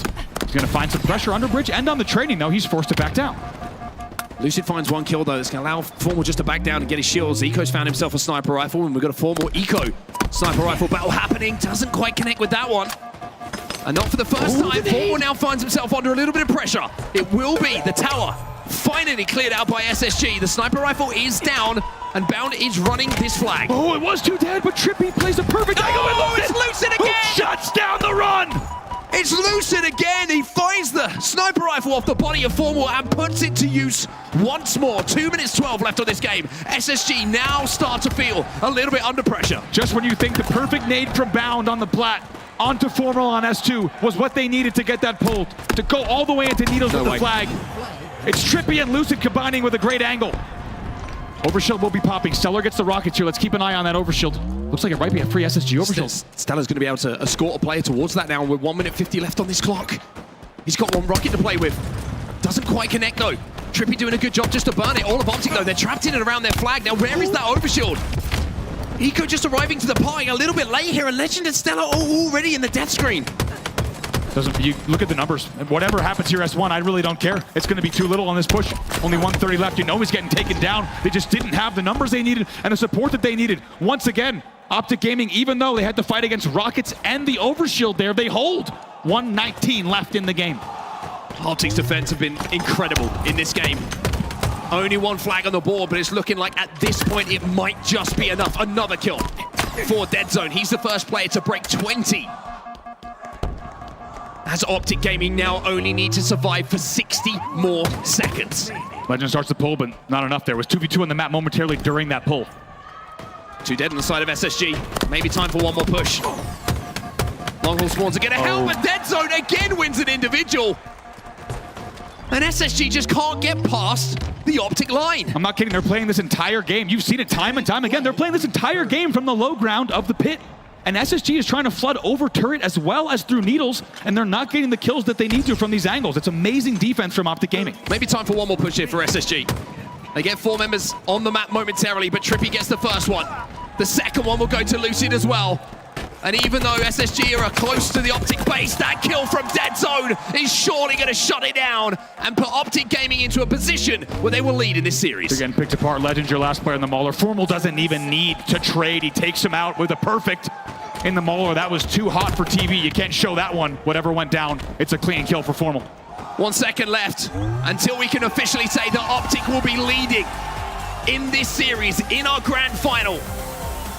It was only the one flag, but breaking through that Optic defense looked almost impossible at times. It really did, and honestly, there's a lot to look back to for SSG in terms of the tape, because I'm not kidding, I've never seen such consistent kills coming from the same part of the heat map on that map. Whatever SSG was trying to make happen, whether it was runway side or whether it was long haul side, the pieces were not coming together. Also, you really got to think back to the moment where we thought the flag was going to go. Trippy with a great training angle on Bound on the first BR, and Lucid also capitalizes. We'll take a look at some highlights from that game. A couple of things to look back on here. There was a couple of really clutch moments from Optic as well. Think about when Formal was taken down on that tower. Lucid off the respawn, picks it up, hits a big double kill to shut down what was looking like a really promising situation for SSG as that flag started to move. Triple kill there from Lucid. Followed up by a flag cap for Lucid, once again having a big influence onto this game. But for SSG, it just felt like a few times that the pushes were just a little bit off, a little bit mistimed for the 4 players. It was kind of 2 would flood and then maybe 1 would go down, and everyone tries to commit to clean up that damage, and Optic just holding the great angles, having that elevation on the tower, were just able to pick them apart. But to hold off the SSG pushes for that long a time just shows the kind of communication, shows the kind of resilience, shows the kind of expertise in how they want to hold that map that Optic had. Shout out to the observers there in the end. They do show the Formal 1v1 from the Mauler in the end. Formal goes 22-12 in that game. Dead Zone also 22-14. Optic will outslay 69-55 and win the game 1-0.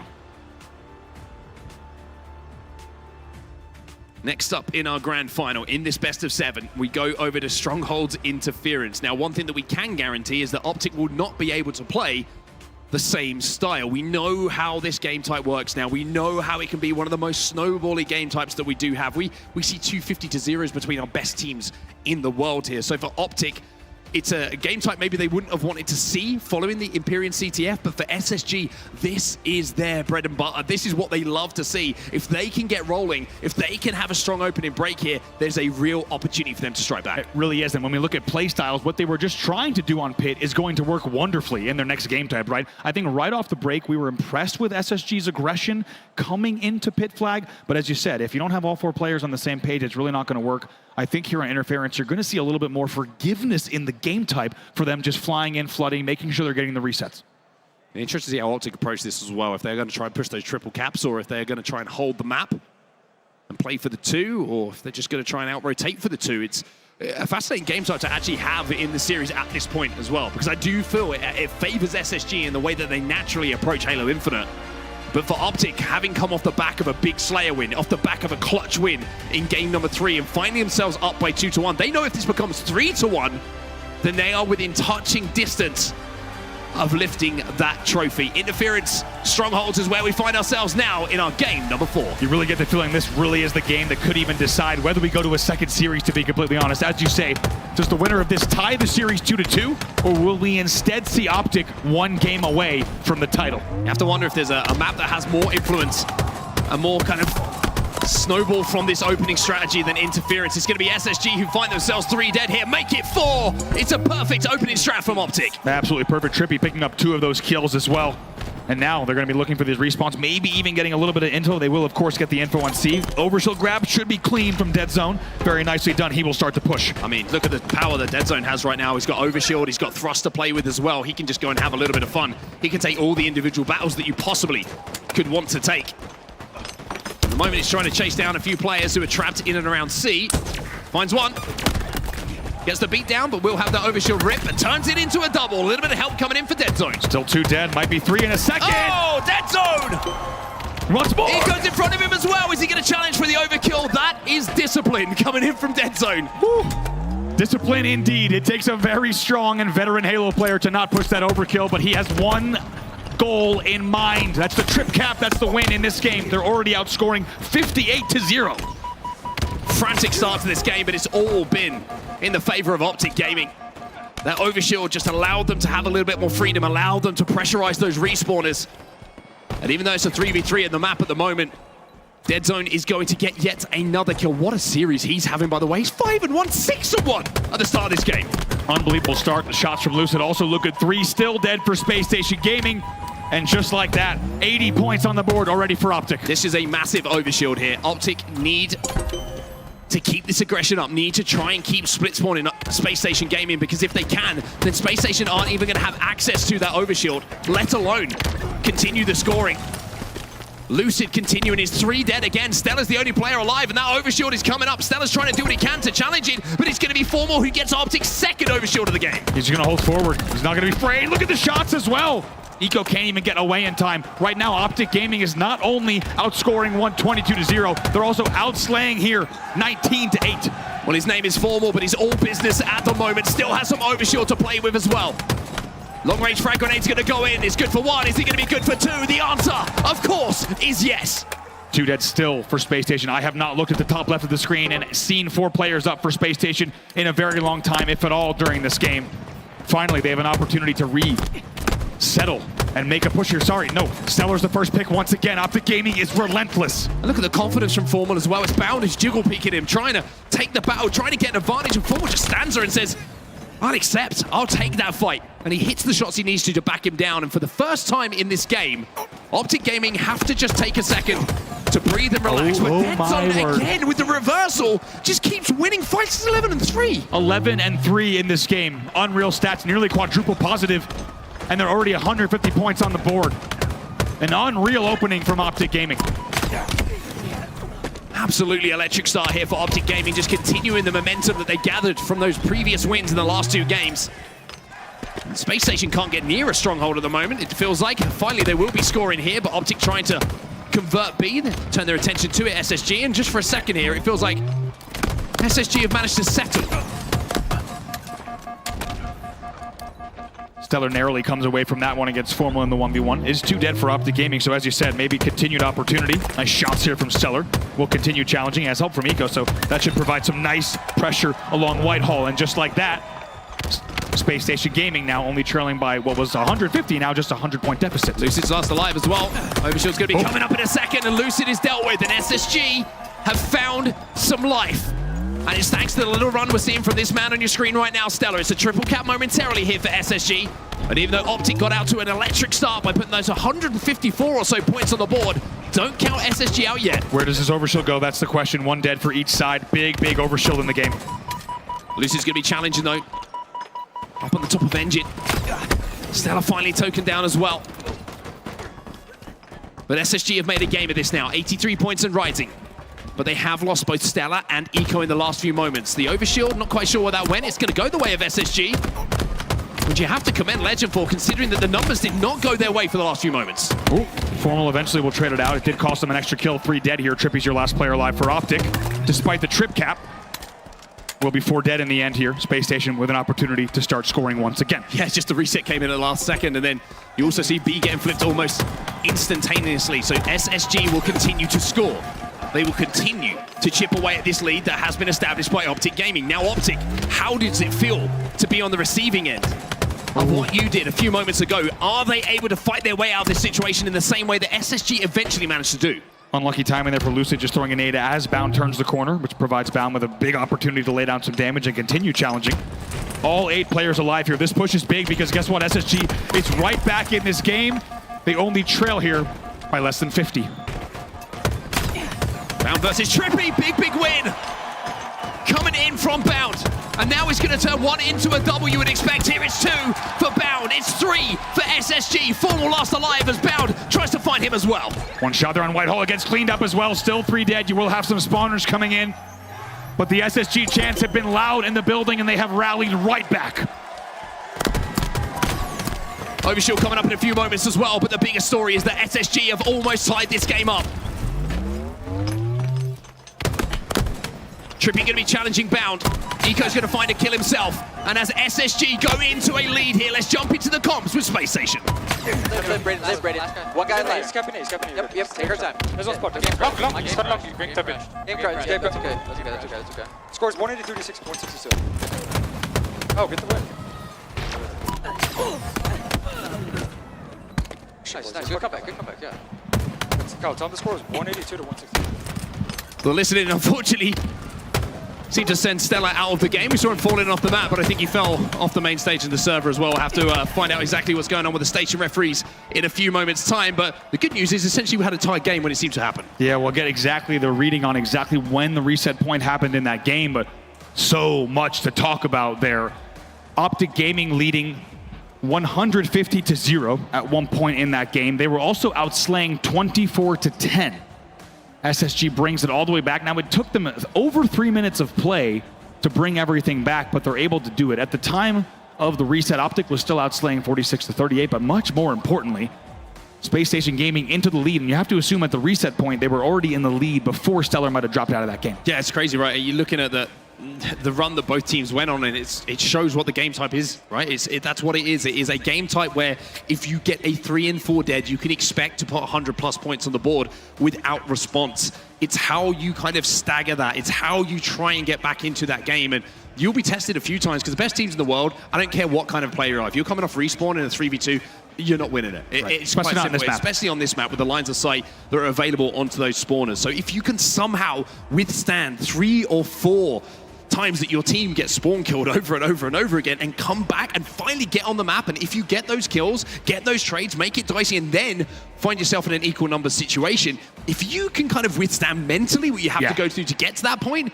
that's when you have to start your comeback. And you have to keep that in the back of your head the whole time, that even though it feels like you get absolutely pounded in this game and it's 150-0 and there's no way back, you can do exactly the same thing back if you can withstand that for a few moments. Right, it's both the veteran mental fortitude and the knowledge of the game type that both these teams have that allows them to do that, just to dive into the comeback even more. As we said, SSG was being outslayed 24-10 and it was 153-0 or so. It took them 3 minutes and 19 seconds to bring it back, both on the scoreboard and in the slays. By the 3 minute 19 second mark, they had, I believe, about something like 100 points on the board, and they were only being outslayed by 2. So it can take, like you said, in 3 minutes, there's so many respawn cycles, right? You would have died 3+, maybe even 4 to 5 times as a squad. And like you said, you have to say, okay, let's reset. What's the next play we make?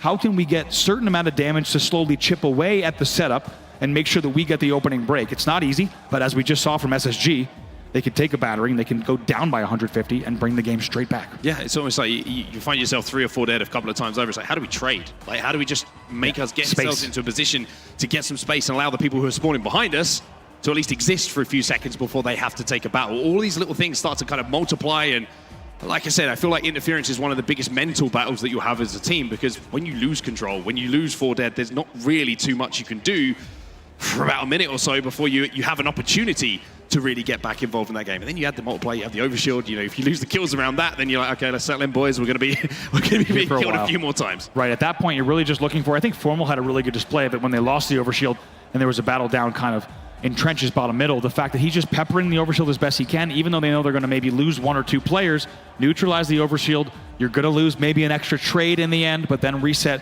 and go again. Really impressive from what we saw, SSG able to rally back. I also think Optic's stranglehold was equally impressive, and we'll have to hear word from League Ops on exactly what the score will be when we jump back in. Yeah, I'm certainly not going to be doing the maths on that one. No. On a fair grand final. Thank God they don't trust us with that. Yes, there's a lot of lessons been learned over the years from me doing that. Some of the stats from that game, though, before we got in the restart, once again, Deadzone having a fantastic performance, 15-9 for him on the side of Optic Gaming. I just want to give a huge amount of credit to Zane and what he is doing this weekend.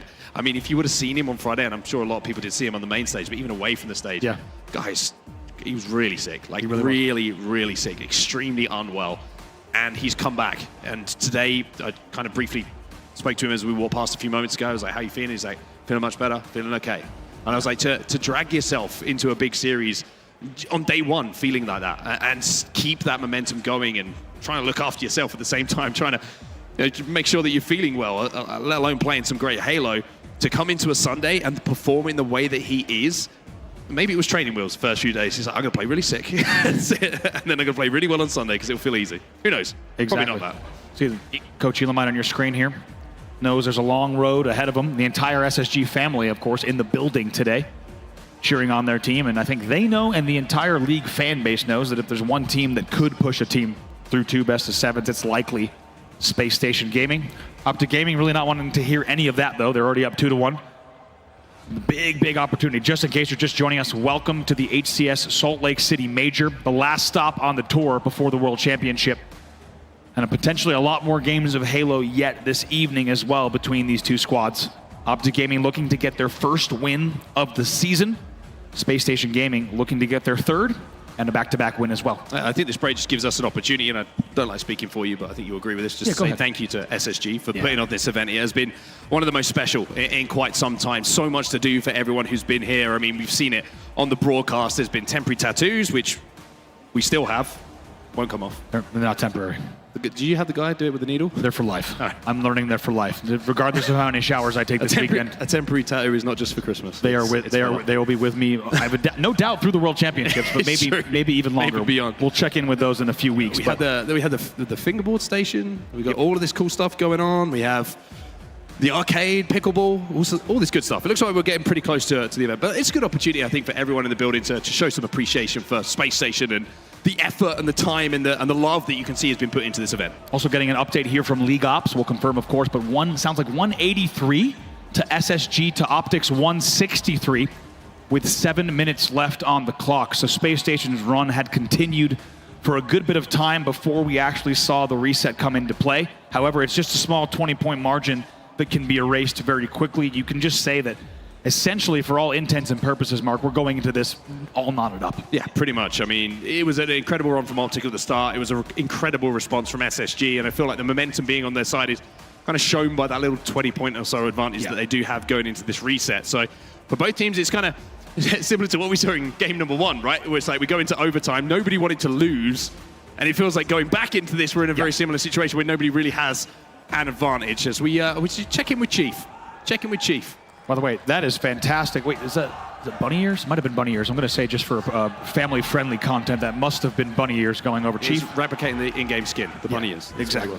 Beautiful set of armor did it there. on myself for some By the way, reason. also shout out to all the cosplayers in the building. There is some of the best armor I've seen throughout the entire Halo cosplay community in person here in SLC. You can check out a lot of it. I also spoke with a lot of the cosplayers. A lot of that, unsurprisingly, will be coming to the Halo World Championships for that cosplay contest. So all sorts of Halo goodness, and to be honest, even just broader SSG and gaming universe goodness here at the Salt Lake City Major. I was going to say, I just remembered as well the SSG cosplay entry. Do you remember last year? I do. The rat? I do. I wonder what they're going to cook up this year. I know, yeah. SSG is going to... I have no doubt they already have a full dedicated team of creatives getting ready for their entry into the Halo World Championship cosplay contest. All of that and more, of course, still to come, but now we refocus back onto the main stage. SSG knowing that they just had to fight out for their lives out of that gauntlet there, a blender of a 150-point run. They've done the hard work, and they will now enter this game resuming here up by 20 points. I think the crazy thing about the series that we're seeing in front of us as well is even when you see a team win 2 games in a row, they go up by 100. I think everybody who's on that stage now knows that every series that they're going to be involved in is going to be back and forth, and nobody lets their heads drop because of it. And the good news is we're going to stop yapping and we're going to start talking about the game again, because we are back into our match number 4 here in this first best of 7. Optic Gaming find themselves 3 dead off the rip, though, and it's continued. Oh boy. Essentially from the restart here, SSG continue to pick up those slays, and they should get an overshield off the back of it. Exactly, it's 4 dead, and look at the timing. It's perfectly timed so that Bound can grab this overshield before the pressure comes in. He pops, and there will be continued kills on the board. Still no scoring, though. It will be Optic who are looking to rotate towards A. Deadzone just going to be caught with his trousers down, and will be taken down. And finally now Bound, still with half of the overshield, could take this challenge against Trippy and try and flip C in their favor. Should be able to get this here. The 1v1 will continue. Trippy will probably have to double back here in the end. Now going to be 1 dead here. Bound knows he needs to play the slow this, man disadvantage to their side. Challenge is going to come in from Lucid. A little bit of help poking out from the tower from Deadzone. And Optic trying to play around this tower at the moment, flipping C. But as they say that, and as they do that, SSG will step into A. Stellar going to take this 1v1. A little bit of help on the engine as well, as Legend will find a kill himself. A little bit of space being created for SSG as Optic find themselves 2 dead. That's right, 2 dead. Stellar knew that angle was coming there. Deadzone tried to maybe get the jump on him, but it's a really good awareness from Stellar to watch that top tower angle. In the end, though, they answer back. It's 2 dead for SSG. Optic making the play on A once more.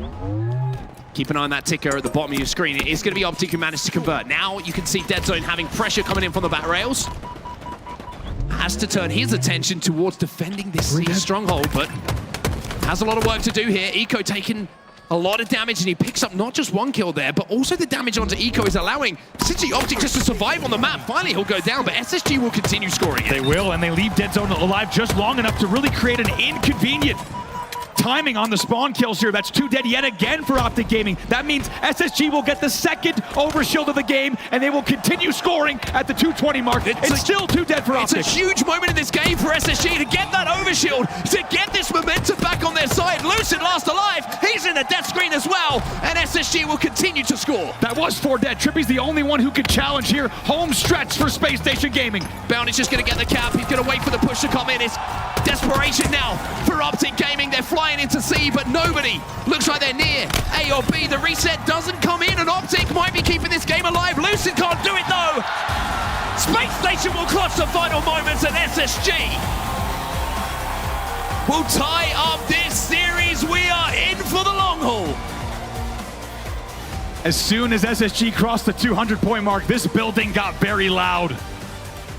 And it's just like you said, Mark, when we get into that reset, which team is going to make the right set of plays to get the early opening? It's SSG with near perfect gameplay. They outslayed 21-12. They get both overshields. They get an opening 4 dead. You could not have asked for more composure out of Space Station Gaming, as we'll take a look at some highlights from both rounds of that gameplay. Deadzone just doing so well.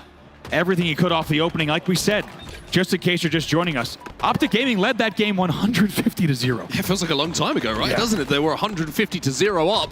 SSG fight back. The difference between the two teams is that once SSG got control, they never really felt like they were going to lose it, and they never really did lose it, to be honest with you. There was a few moments in the restart that Optic managed to get 2 caps, but it was at the expense of a few players being taken down, and in that restart, I think the big moment is the opening strategy. As it is a lot of the time when we have these restarts, when we go into overtime, the opening strategy will decide where the motivation, where the inspiration for the rest of the game is going to be taken. And Bound picking up that overshield, you can see here just having a lot of fun running at players who had already taken shots. Like we said, SSG truly wasted no time. An unbelievable comeback that took place in regulation as we went into that reset as well. See the confidence here, and even in the replay, you just hear the roar of this crowd, this hometown Salt Lake City SSG crowd. The entire family here, they like what they see. And just like that, we are tied 2 games apiece in your first grand final. And don't the SSG fans love it? Why wouldn't you? Finding yourself 1-0 up in the first game, then you see Optic roar back into the series. After that game too, I'm sure they would have been feeling very, very shaky with the way that Optic Gaming dominated that live fire Slayer. But now we go back into Slayer. Now we go over to Recharge, and you got something for me. We got some news here for SSG fans. You might remember SSG already took down Optic Gaming on this exact game type in game number 2, 50-41. We've seen them play this one. We'll have to see if SSG can repeat. You know that Optic has watched that VOD back undoubtedly to prepare for this grand final. Well, this is the stats that you saw there from the previous game in this series that was the Slayer game type number 2, and you saw the KD. I think it was 2.57 from Lucid. Crazy. Crazy numbers. Crazy, crazy numbers. Numbers that you do not see that often in any game of Halo, let alone a grand final here in SLC. As we get ready now to load in, as we said, Game 5 Recharge. Normally when you hear that, it's the deciding game of the series, but this is a grand final. We're in a best of 7. The winner here will simply go into the lead, not yet take the series, but it is a very important game. As we said, SSG has already taken down Optic Gaming handily, 50-41 in this exact game type. The question is, can they do it again?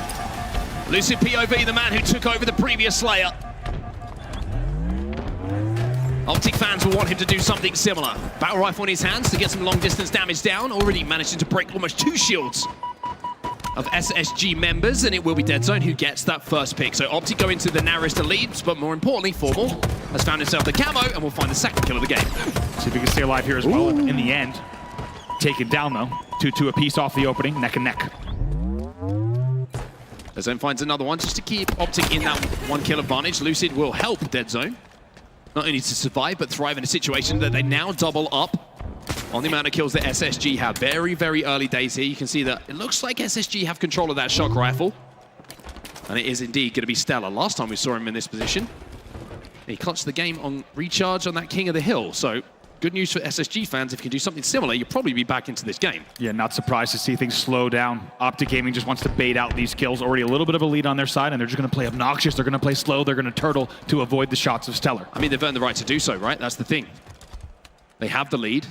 They can play in the way that they are because they know they don't have shock. They know that they have an advantage, and they can just wait for the clock and that next camo to force them to move. SSG are the team under pressure to make a play in this situation. As we watch the point of view from Stellar, let's see how SSG are thinking about this setup from Optic Gaming and jump into a listen in.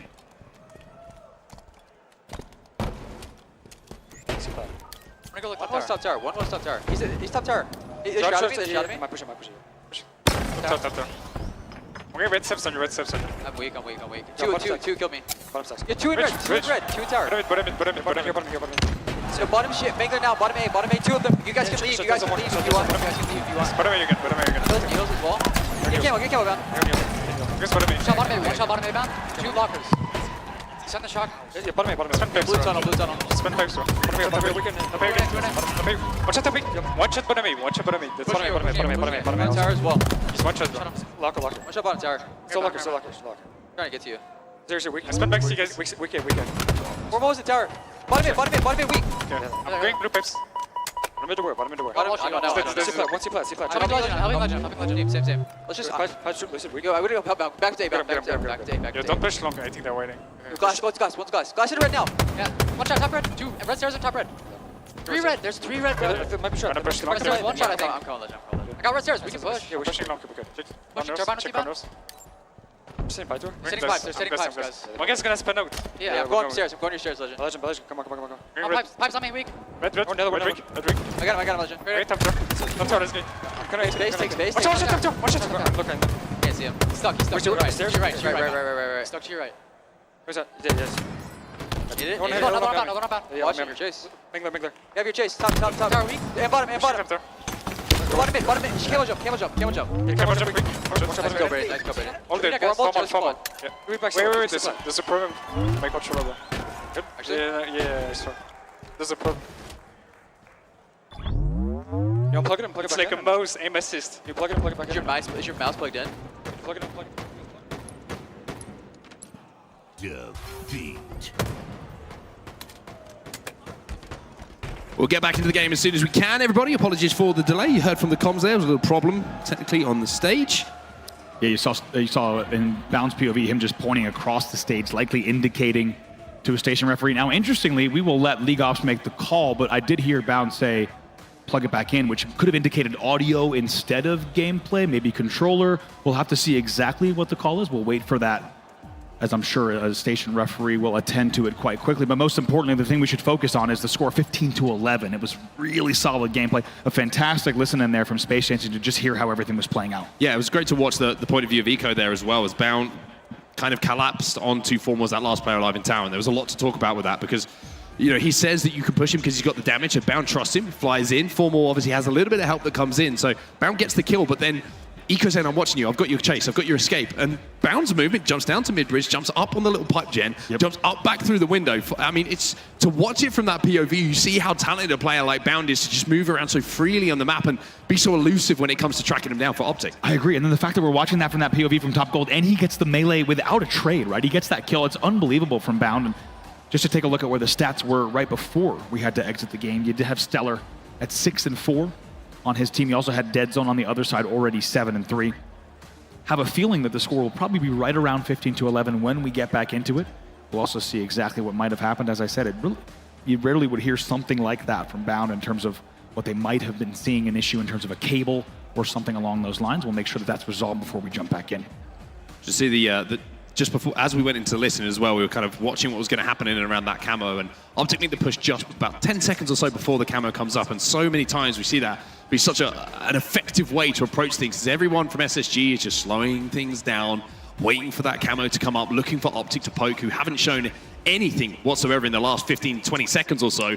And by making that push just before, it just catches them off guard. It just allows them to get that first pick, and then if you can get those kills, and you can go essentially positive when it comes to the trades, you get the cam off the back of it, and also off that, you then get the next spawn cycle go in your favor as well. So it's such a smart thing to do, and it's things we're seeing happen more and more when it comes to those team pushes in the standoffs in and around those power-ups coming up. I couldn't agree more. I think what's happened is the quality of play and the just how much these margins have shrunk have demanded the best gameplay, the best setups, the best timing out of these teams, and it's been amazing to witness since the beginning of Halo Infinite to today. That I couldn't agree more. The perfect timing, for example, you know exactly when you need to be there early for a camo based on the exact numbers and position that you have on the map. And these two teams are some of the best to ever do it in terms of timing those plays. We did just get confirmation as well from League Ops. It will indeed be 15-11 in favor of SSG on the restart. So exactly where we left off. Good from you. Good tracking. Thank you. I was pretty proud of that. Better than I would have done. 15-11, so just a 4-kill advantage. Optic will be able to turn that over if they win the opening strategy. It was one that went their way at the start of that game. We did see Dead Zone getting that first pick, and it was the first camo going over to Optic, even though they weren't able to make a huge amount of it. But the lucky thing about the technical issue that we're having right now is it hasn't been happening at a position. I mean, I'm not going to say that, actually, because that's going to jinx, isn't it? It's going to happen at a really important time. We don't say things like that. Okay, sorry, my bad, everyone. No, don't worry, you didn't say it, so we're totally fine here. Looking across Don't even think it, everybody. By the way, look at the bling on Elamite. You got one of those? I do have one of those. That's what you wanted me to say. Tried to wear it yesterday with that. We'll talk about it later here. We're back into the game. Game number 5. The go-ahead Slayer. No, come on. Nah, it gives you a chance to talk about Shane now. They wanted to hear the story. Come on. You don't have to end the game just to hear the story. We definitely could have gone into the game. It looks like we'll have to get word on what that might have been. Based on the fact that it was an immediate game end, it could have been a game setting issue if I had to continue speculating about the things that might be happening. But anytime you see a player start a game and end the game immediately, it's likely that one setting or two was just off on the dedicated server. And we will have to wait to get back in. So the SSG chain, where were you with that? I was actually really excited that I was off the hook on having to tell that story. Essentially, what a shame that you're going to have to I had a very colorful floral shirt on yesterday, and I found that when I put the chain on, I immediately became someone I probably wouldn't want to spend time with. It was like I would spend a lot of time in a city like Miami with some sketchy, shady-looking people. Yeah, the wrong crew. So I'm happy to say that I've been selective when I rock the SSG chain, but. Luckily, Elamite on a championship Sunday with the championship whites on. Not surprised to see him rocking the SSG bling. And man, does it look good. Also, shout out to all the SSG gear here because we do have some exclusive SLC merch. A lot of you in the room will already have seen it, but it is some of the best looking gear they've ever made, and that is saying something. Yeah, it certainly is indeed. It's awesome stuff. I mean, we always say it, like SSG merch is awesome, and I'm sure a lot of people would back up our opinion on that one. Super comfy, super great for traveling, especially the hoodies, living it. Pink Chief hoodie, ramen hoodie, sold out. Can't get that one anymore. Hopefully more are on the way. Not surprised to see a lot of the goodies sell out. But also, by the way, you just saw Lunch's Optic Gaming bling. We got to make sure we mention that as well. Of course. Be quite one-sided of us, quite biased to only mention the SSG bling. It goes without saying that Optic has the bling as well. I like the fact that the merch is developing into jewelry now. Like it's a natural evolution. Yeah, we're there. We're there now as an industry, without a doubt. It's been a fantastic main stage as well. And this grand final has certainly been no exception. We're tied 2-2 between two of the best teams in the world. The same two that you saw in the HCS Atlanta major grand finals as well. They meet yet again. And you're starting to get this late season feeling that these two are not only here to stick around, but also this rivalry could continue all the way to the Halo World Championship. Yeah, it's certainly setting us up perfectly for Seattle. And I think anyone who's going into that tournament at the moment and picking a favorite is probably a fan of that team, because it's it's almost impossible at this point to separate some of our top teams. SSG you look at, and it's crazy to go after Arlington. We were like, oh, SSG look unbelievable. Legend looks unbelievable. And then the next event they placed top 6. Yep. Lowest placement. And then they come back and they win. And then they're in a grand final again here. You look at Optic. It's crazy to talk about Optic because I keep putting this asterisk there. It's like, they're going to be so disappointed this season. And it's like, well, they've been in second every single event. Most people would kill for that. Oh, yeah. But like, that's the expectation that they have from a fan base, from themselves. That it's championships, it's trophies, it's titles that they want to be talking about as an Optic Gaming lineup. And they've got the opportunity now to get that first one on the board again, ahead of the Halo World Championships. And then there's the FaZe story, right? Like, the FaZe story is the strangest one of the season. Yeah. Because Arlington, very disappointing. London, they come back and win and look like the greatest team that's ever played the game. Ever, yeah. And then the next event they place, the worst they ever have. And then they disappoint a little bit here as well. So not really sure what to expect from FaZe. But like I mentioned, I feel like out of a lot of the teams we have in and around that spot fighting for the Halo World Championships, FaZe are the one who just, when it comes to the Halo World Championships, you best know they turn it up prepared. Let's not forget also who they lost to this weekend, right? It's SSG and Optic, right? It's very different from what we saw from them in Atlanta. We know that they will be roaring back, not just with a vengeance, but also fighting fit for the Halo World Championship. Can't wait to see where the FaZe story ends this year, but the two teams on your stage still writing their story here in Salt Lake City. We're tied up 2 games apiece. You're starting to see some fist pumps all the way across the stage, which means we are about to get right back into the game. All right, then. Live podcast will be ending pretty soon, and we'll get back into some Halo.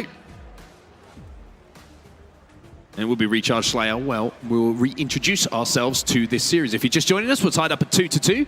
Welcome. You've missed some incredible Halo. Make sure that you go back and catch up on it. But there's still more to come. But there's still plenty more to come. Just to give you the lay of the land coming into this grand final as well. Optic Gaming coming in from the winner's side.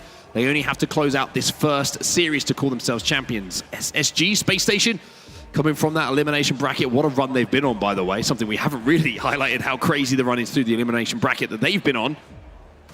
They will have to win too. And good news, everybody, it looks like this one's for real. We're back into our grand final.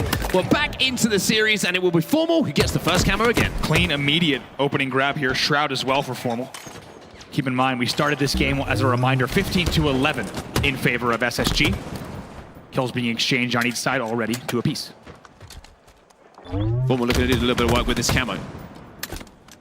Still got a little bit of time. He also has a Shroud screen, so he's got an escape option if he wants to use it. Ooh. Eco. Ooh, didn't spot him out initially. Does get the stick, though. That's going to be a good trade for SSG. Although the opening gambit between these two teams has meant that Optic have made this a little bit closer than it was as we restarted this game. Stellar just holding the long haul angle. You could bet he's going to start to push up as well. Lucid going to try to play spoil to that push. Legend somehow pings Lucid back there to maybe open the door for continued pressure coming in from long for SSG. Here they come. Legend's just trying to get up into this attic if he can get to top gold. But he might be able to just pick off a couple of players. Shroud is going to go down, which is going to allow him to try and cross, or maybe it's going to allow SSG to try and flood a different direction. However, Trippy's got a shock rifle, and he just shut that idea down. 2 dead here, as you say, for SSG. That brings Optic Gaming even closer now. Still trailing by 2, but have maintained not just map presence, but as you say, the shock rifle as well. A lot of opportunity here for Trippy to tie this game up. That Commando, though, just cross map. You can see how quickly it melts away our player. A little bit of chain reaction coming in here. There might be an opportunity to push on this for Optic Gaming if they want to try and be the aggressors and try and close that gap even more, but Looks like Dead Zone was being shut down himself from the tower. Look at this setup across the map at the moment. It's a 50% split across the map. Optic own half, SSG own half. The difference is Trippy at the moment, who has the one weapon that can get the kill most immediately. But look at Stella. He gets that first pick. Look at Bound peeking as well. As soon as Bound peeked, he knew that Trippy was top gold. You know those comms came in from the SSG side. Bound is that type of player. He's confident he's going to peek, he's going to get that info and somehow get away with it. Well, Stella somehow gets another kill as well. Finally, will be taken down by Formal. Trippy just looking for targets at the moment, but you've got to give a huge amount of credit to SSG at the moment. They know exactly the position of Trippy. They are not giving him Bound gets away. Any kind of easy shots whatsoever. Bound gets away. He was sitting Mangler Pit. And with the Shroud, he's able to get back to control. That now brings SSG into a 4-kill lead. And he's going to be able to get another one here. Surely no. Instead, he's going to turn his attention to Tower. A little bit of a rude surprise, but manages to at least take one down himself. 2 dead for Optic Gaming. 5 kills the difference, make it 4. Man, what a bloodbath between these two. Not just in this game, but of course in this entire series. Still 4-kill lead here for SSG. They're going to really look to play that to their advantage. They can trade just a little bit more if they need to and maintain map control. I'll take you back to this conversation we were having at the start of this series, where we had the series layout in front of us and saying you can't be good at 1 or 2 game types. You're going to be tested in every single facet of your Halo. This is a great example of it. We go from a breakneck speed in the previous game to now just a crawl where every single kill and death matters so much, especially with the series being on a knife edge here at 2-2. Halo Infinite really does test everything that you have as a team.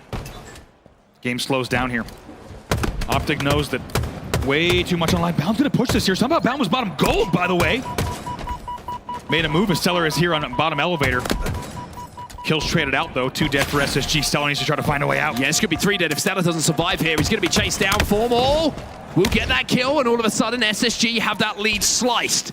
2 kills the difference now, although it becomes 3 once more. But this is all because this camo is coming up once again. Optic make the play. They make the push. But Eco will make sure that camo does not get popped. Just as quickly as you thought Formal was about to go on a run, can Trippy still get the camo? Is it down orange door? That's the question. He will get the camo, and he will with the shock in the end. Still a 3-kill lead for SSG, but everything to play for. Game in his hands at the midpoint for Trippy. This is the chance here for Optic Gaming to get back into this. He's going to drop it off, and I kind of like this play. It takes a little bit of pressure off of him. It shares the power for Optic Gaming. Has he been spotted? He can spot him out, but Lucid, look, in the kill feed's got that shock rifle, and now Trippy knowing that people can't poke, that people cannot show because of the shock rifle, has the flank. Lucid gets another one. Bound will go down. Trippy, alongside another teammate, will get that kill, and all of a sudden, we have a tied game. What beautiful execution coming in from Optic Gaming. You don't always see your camo player dropping shock, but as you say, it brings eyes away. They now have to focus on camo and the shock. Beautifully done. That 4-kill lead for SSG has now been completely removed off of beautiful tactical gameplay from Optic Gaming. Great shots coming in from Bound, just dropping down from those stacks. Such a difficult target to try and hit. Legend will find another one, and now that the power-ups and the power weapons are taken out of the hands of Optic, SSG will roar back into this one and go back into a lead. Who can Bound get away? The things that this man gets away with on this map. Finally, he's taken down. Lucid doesn't want to let that one happen as well. Still just a 2-kill game. So back to a little bit of a standoff, back to that split of the map that we've seen so many times already in this game. Camo going to be the next thing that pops on the map. That's where you're going to see the fight take place, as both teams will be forced to try and contest that power-up. Lucid trying to be a nuisance, trying to survive long enough for the help to come in, and the help does indeed arrive. But as Legend finds another kill in the feed, Stella finds himself a shock rifle, and he's positioned himself to have an angle on this camo that's coming up in 1 second's time. Camo is now on the map. Huge plays coming in from SSG just now. Once again, they're in the lead by 4, make it 5! This is big. This is the home stretch, and SSG is putting all of the pieces together. Formal gets taken down as well, and the camo distraction is enough for every single member of Optic Gaming to fall. Lucid will go down as well. Trippy is first spawner and manages to take down Stella, but is the damage done now? Legend has the camo, and SSG are up by 7. The opener was Bound going into control and cleaning up the damage. He is an absolute brutal workhorse. He will fly in every time through the tightest of gaps, and he will find those kills in the bottom of control. That was the opener that paved the way for Spacestation Gaming to now pull away in this game. Legend's still alive. Formal find one though onto Bound, which just makes this play a little bit more difficult. Camo disappears as well. Eco will just make it a little bit more comfortable again. But Legend, looks like Optic Gaming momentarily forgot about him at the back of blue here. Formal is trying to deal with the problem. Most importantly now, due to the reset as well, keep in mind we have less than 1 minute of play. That time could be a factor as well. SSG can certainly use that to their advantage. Well, SSG are 2 dead here. Formal managed to find 2 kills himself, so the score getting a little bit closer, but you are so right. Optic have to play aggressive here. They have to push the pace. And with the lead that SSG have, you expect that they surely will be able to trade out most of these kills. 30 seconds left on the game clock, and here come Optic. Here comes the push. They get the third as well. Will they get the fourth? They do Lucy now. gets 2! 43 to 45. 25 seconds left in the game. Optic forced to put their foot on the gas. Here they go. And Optic Gaming now find themselves back into this game. Lucid is on the hunt, trying to find members of SSG. He'll find another one. It's still 2 kills between the 2 teams. Stella's still alive here. He'll get taken down, but the trains come in. It's 2 kills, 2 seconds, and it will be enough for Spacestation Gaming to hold on. What an end to that game. This series has got it all. SSG will go into the lead in this series. And the SSG fans, the SSG family, love what they see. And if this series hadn't delivered enough, how about that for a Game 5 Slayer? Down to the wire, Optic Gaming mounting what felt like an unbelievable 6-kill comeback to challenge in the end, but time is a factor. I believe your final score in total, 49 to 46 as the clock ticked down. Unbelievable there in the end. We'll take a look at some highlights from that entire game, but Spacestation Gaming, as you say, they will take the lead narrowly 3-2 in the series. Absolutely incredible, and a huge amount of credit to SSG as well, because remember, it was Optic in that game too that absolutely stomped them. 50-35. Was not close. But in this one, they showed a lot of resilience, and I love the confidence that Bound plays with in these standoff situations. If there is damage to playoffs, so many players will be afraid to push, knowing that it can go so wrong, that you can walk around the corner, you miss one shot, there's 2 players there, you don't get the cleanup, and all of a sudden, you're the first death. Yeah. Look, everyone will highlight that. We will highlight that. We will say, Bound shouldn't have pushed there. Why is Bound pushing in that situation? But the confidence to keep going in, knowing that you back yourself to at least get a trade, at least create an opening in those situations, is what makes Bound so special. It's what makes him so unique as a player. And I think there was a lot of opportunities that were created in that game thanks to Bound, not fearing what could happen, but more thinking what he will do and what he can create. It was even closer than I thought. 49-47 is your final in that Game 5, but I could not agree more. Time and time again, you would see players from SSG at top gold, maybe at batteries, maybe at long, and all of a sudden we cut to an Optic POV, and Bound's in control with them. He has flown up on the boxes. He's either gone mid-bridge or he's gone from Angler Pit, and I'm like, what the hell is Bound doing in control? Sure enough, he's at minimum getting in there and trading and creating space. And when the game was tied right around that 35 mark, who was it? It was Bound who gets himself into control yet again. You saw it earlier in the game as well, when we saw him grappling in and jumping in. He gets himself into control, and he will find that kill. Like I said, you send him into a situation somehow, not only does he get the first kill, he will get more damage, and he will usually sneak away. And it was plays like that that helped them win not only the first time they played this game yesterday, but also today. They are now 2-0 on that game type. SSG will win yet again as we head into Oddball. And what a game to have, right? What a game type to have. This is the Optic Gaming game type. Oddball, when you look at it, you look at Optic against anyone, you fancy them because they have won so many games of Oddball against the best teams in the world. And to be down in a series, to be thinking about maybe a reset, Optic Gaming seeing Oddball coming up next will be a great thing for them. But the difficulty for Optic is, yes, it's a great game type for them. You can see on their record, 18-4. But SSG, I would say behind Optic, probably the best Oddball team. And with the momentum that they're going to be riding from that last game, like I say, you could not pick a better game type. You really couldn't, especially the fact that we're going to now be treated to 3 rounds of this, where even regardless of what happens off of the opening scuffle in the entirety of the first round, you know this one could go the distance as well.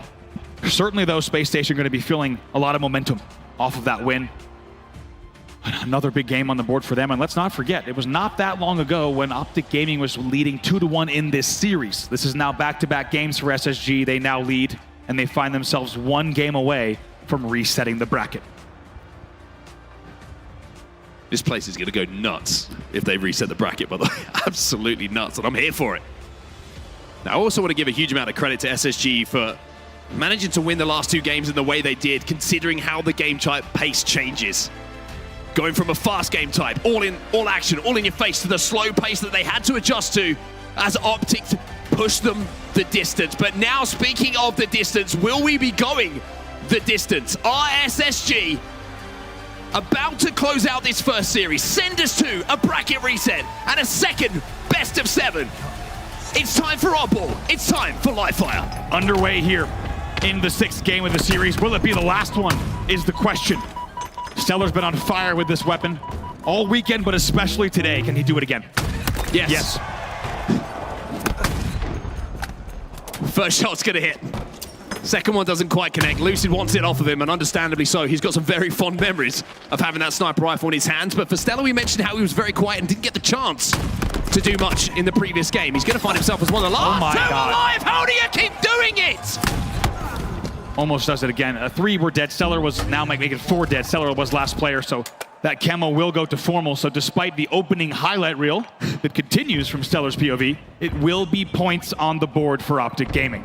I was talking to Aries backstage, and he says it's the only player in the HCS who doesn't realize it's a snipe. He plays like it's a shotgun. He really just does. runs at people, doesn't care. Just no scopes and backs himself every time. Well, early on here, it is going to be Optic Gaming, even though we see the highlight clips coming in early from Stellar, who have an element of control on the ball back in the garage. 20 seconds already on the board for them. SSG looking for the break. Love that fight between both players. Neither wanted to trade. They were kind of faking it and then backing out, looking for the swing from the other player. It's going to be Eco who comes out on top. SSG now ball in hand scoring, but there's a lot of pressure that's coming in. They were 2 dead as well, so it was an even 2v2 split momentarily. Might mean that SSG might have to drop and rotate here based on the spawns, or they might just have to get a few slays before the holds can continue. 12 points on the board. Should see a lead change in the next few seconds as well. Well, it looks like the push timing from Optic Gaming is going to force Eco to think about kills instead of that oddball time. Essentially a tied game here. Legend finding a couple in the feed is certainly going to help them maybe reprioritize from kills to that oddball, but here comes Formal. He's got a little bit of help coming over from top middle as well, but Formal survives long enough for that help to arrive. It'll be Lucid from top middle, and now comes Trippy through the rat tunnel, looking to clean up some damage. But another kill for Legend. He's had a really good start to this game. Yeah, it really has. Trippy knows there's a little bit more work to do here around the window. We'll see if he can pick this one up. Big 1v1 he does. Gets a little bit of help on it as well from players that were coming in from the dummies angle. 21-18 essentially tied up, and very close in kills as well. Optic right now leading 14-11. Yeah, this fight's gone on for so long as well that nobody really touched that ball, which means that it's going to be reset bottom middle. Optic are looking to bring it back out towards Trippy initially, and off the back of it, Lucid and Formal find some kills. Crazy movement coming in there, bottom middle from Legend. But Trippy was more than a match to it, and now he's going to find himself a camo. That was SSG 3 dead momentarily. Very, very good timing there on those kills. Once again, that's what we talked about. It's not just about the kills that you're able to get, it's when and where, and they are key to keep Trippy alive as long as they could. Eventually, he gets up close and personal with the camo, which is going to be unfortunate for that camo control in that position, but absolutely beautifully done in the end. Optic Gaming with a few extra points on the board now, 31-18. Every bullet at the moment just seems to be finding a home for every single player who is on this main stage. Optic Gaming, though, will find themselves 2 dead, and even though Trippy has that ball, he'll go to the death screen as well before sending it off the map. Now, Legend, what can you do with this sniper rifle? Can you grab it off the stand and match some of the plays that we've seen? Unfortunately for him, the answer is no, but Bound will collect for SSG. Bound, a man we've seen pop off with this as well. By the way, these teams still so neck and neck. It's a low-scoring oddball overall. They're tied at the 30 mark. And Bound says, I know how to use this thing too. There's a double for Bound. Formal might think about peeking. Oddball, he's going to be down in front of the tower at the moment. Bound is just flying at Formal here, and he's going to trade it out, but maybe give the sniper rifle over to Optic, and something that he did want to do. Oddball resets once again. Essentially a tie game here, only a couple of points between the two. Lucid picks up the first kill off the next exchange. Okay. We'll see what he can do now. This is just a treat. I'm absolutely loving this. Seems like everyone's just taking turns to see if they can outdo each other at the moment. No connection this time from Lucid, but most importantly, there certainly is a connection with the Oddball, because Optic have got into somewhat of a lead here. 47 points on the board for them as the ball will finally be played. But this kind of lead with some of the best players in the world is more of a lead than you think sometimes. 4 dead there for the side of Optic Gaming. We'll see now if SSG can continue to capitalize. They will continue scoring. QT will also almost go down for Bound, but most importantly, it's a lead change here off of the 4 dead. Spacestation now into a narrow lead at 50-47. Play ball comes in though. The ball will be thrown out bottom middle. Legend will be first spawner at the back of green, and it will be Optic who should have an element of map control. But you can see Bound already pushing up towards that camo, doing damage onto Dead Zone, and Legend wants to capitalize on this, being aggressive, knowing he can get out of here with a QT if he needs to. And before he goes back through the ball, he sends Trippy just for a little nap. Love that play. A lot of players might have made the low percentage play there just to get the shots done and then QT. Instead, he gets the kill and then he QTs. Great confidence coming in out of Legend. Getting a little bit scrappy here in the last few moments. Camo coming up. You can see the decisions kind of split. The priority is going to be split for the teams. Oddball becomes secondary to the power-up. And Lucid, as last alive, managed to grab it and burn it, but that's all it's going to be because Optic will find themselves all into that respawn screen, and it will be SSG who have that ball in their hands, set up on the cuts at the moment. Bound looking for targets. It's another 4 dead. Still, even though we've seen that, Space Station's only outslaying by 3, but we've seen several 4 deads for them, and it has really translated to time on the board as they now have 70 points to 47. Eco still has that ball in his hand, by the way, even though Optic find themselves with 2 kills. Eco is just milking time, and look at the score. It's starting to go only one way, and SSG are closing in on a round 1 victory here. Finally, they forced the play ball. Well, certainly get the ball out of the hands. Lucid will grab it and bring it back towards the tower, you would imagine, but for a second I thought the ball had been thrown off, but instead it was just SSG being cut down. I think they were trying to rotate there. I think they were looking for at least green tosses to open field or kind of right in front of B. In the end, they do get cut off, like you say. SSG, though, is able to then, off the next set of pressure, force a play ball themselves. Sniper rifle was up a few moments ago. Didn't quite see who managed to grab it. Green gun being effective, but not enough to take down Eco, and hey, there it is. Surprise, surprise. Oddball once again gets reset bottom middle. You would imagine that Eco's going to make the call to his teammates to try and drag this one back towards the tower where he can do the most damage. Narrowly misses on Lucid on the cuts. A lot of pressure here, top mid and the cuts. Very, very quick work. Dead Zone's the last player alive here for the side of Optic Gaming. It should be more time, and to be honest, it could be the final bit of time in this round. Enemy has the ball. Eco just hard scoping the rat tunnel at the moment. He had the comms. He knew that Dead Zone was going to step into his reticle, and all he had to do was pull the trigger. The hardest of scopes indeed. Knew exactly where he needed to have that down. Lucid tries to peek again. This time Eco connects on the cuts angle. 30 seconds left on the game clock as well. Goodness me. I mentioned it just feels like an internal competition to who could do the most impressive thing in a grand final. Bound will find the kill onto Lucid, and SSG getting closer and closer now with just 10 seconds left in the round to going up by 1. It's the World Sniper Rifle Championships here as 5 seconds tick down before the round will end. Bound will find 1, and with 2 seconds left, SSG will put the first round on the board here and are 1 round away from resetting this bracket. Ooh-wee, has this been fun. In the end of that round, by the way, Space Station now starting to outslay a little more. As we said, it was a pretty tight margin in terms of the overall kills on the board. But now after that round number 1, Space Station outslaying 52-41, and a very, very nice bit of late game composure as well as game clock management to close it out. Stella's found the snipe off the rip here. It's going to be the Oddball trying to be wrapped back. Of course. Just turn around, just 180 no-scope people, clean them up like it's the most simple thing in the world. Don't even shoot him. Don't even shoot him. Oh! 4 dead for Optic again. Stella. My time under the bright lights. Let me tell you, if you're playing a game of Clue, or Cluedo as they call it sometimes, it was Stellar in Salt Lake City with a sniper rifle is the safest answer to any dangerous situation. What a start here from him. Still alive, by the way. You can see that Optic just terrified of walking towards him. He hits the body, even though Bound was in this position. It's going to be Stella who finds more kills in and around the tower. And it's transferring into time here, most importantly. It is going to be SSG who are holding the Oddball while all this madness is happening. Can you imagine your top tower and Stellar has snipe and Bound has camo, and you have to choose which angle you want to try to fight that 1v2? It's not happening, and as you say, it has translated the points on the board here. 26 to be exact here for SSG in round number 2. 3 dead though for SSG, finally make it 4 dead. This is the moment maybe the Optic needed. All the momentum in the last few seconds has been on the side of SSG. Big plays coming in from Stella. but the lead has not got out of hands. It hasn't translated into 40, 50 points. It's only 26 on the board, and we know how effective Optic can be if they get that ball back to the tower, and they can get that set up themselves. Absolutely true. Optic Gaming on their side of the stage, they need to remember that there's a lot more series yet to be played, potentially in SSG, that they cannot let Optic run away with this round. Round just got a double kill in and around Green, I believe, and a couple of members who were pushed up. Legend finds another. Oddball was trying to be rotated away, but it looks like it might have been cut down, and even though Optic had an element of control, SSG are flying forward, and Legend has that ball in his hand. So Optic and Lucid going to be trying to chase him down. It looks like the play ball might have come in, so... No play ball. In fact, it's Legend, like you say, no play ball. He's just throwing it towards his teammates once more. Yeah, just kind of tosses it out there. It looked like it might have been going off the map. Instead, he just throws it down to dummies. So in the end, just wanted to keep this ball in play. Lucid picks up another nice kill, not an easy one, against Eco. And we'll see if they can grab that ball. It's a pretty confident play here coming in from Spacestation to keep the ball on the map, but so far it's worked out for them. 2 dead on the side of Optic, though. Camo coming up as well. Legend's going to be closest to it. Ooh. Flank comes in from Eco, though. You can see he jumps up, and that allows Legend to get that camo into his hands.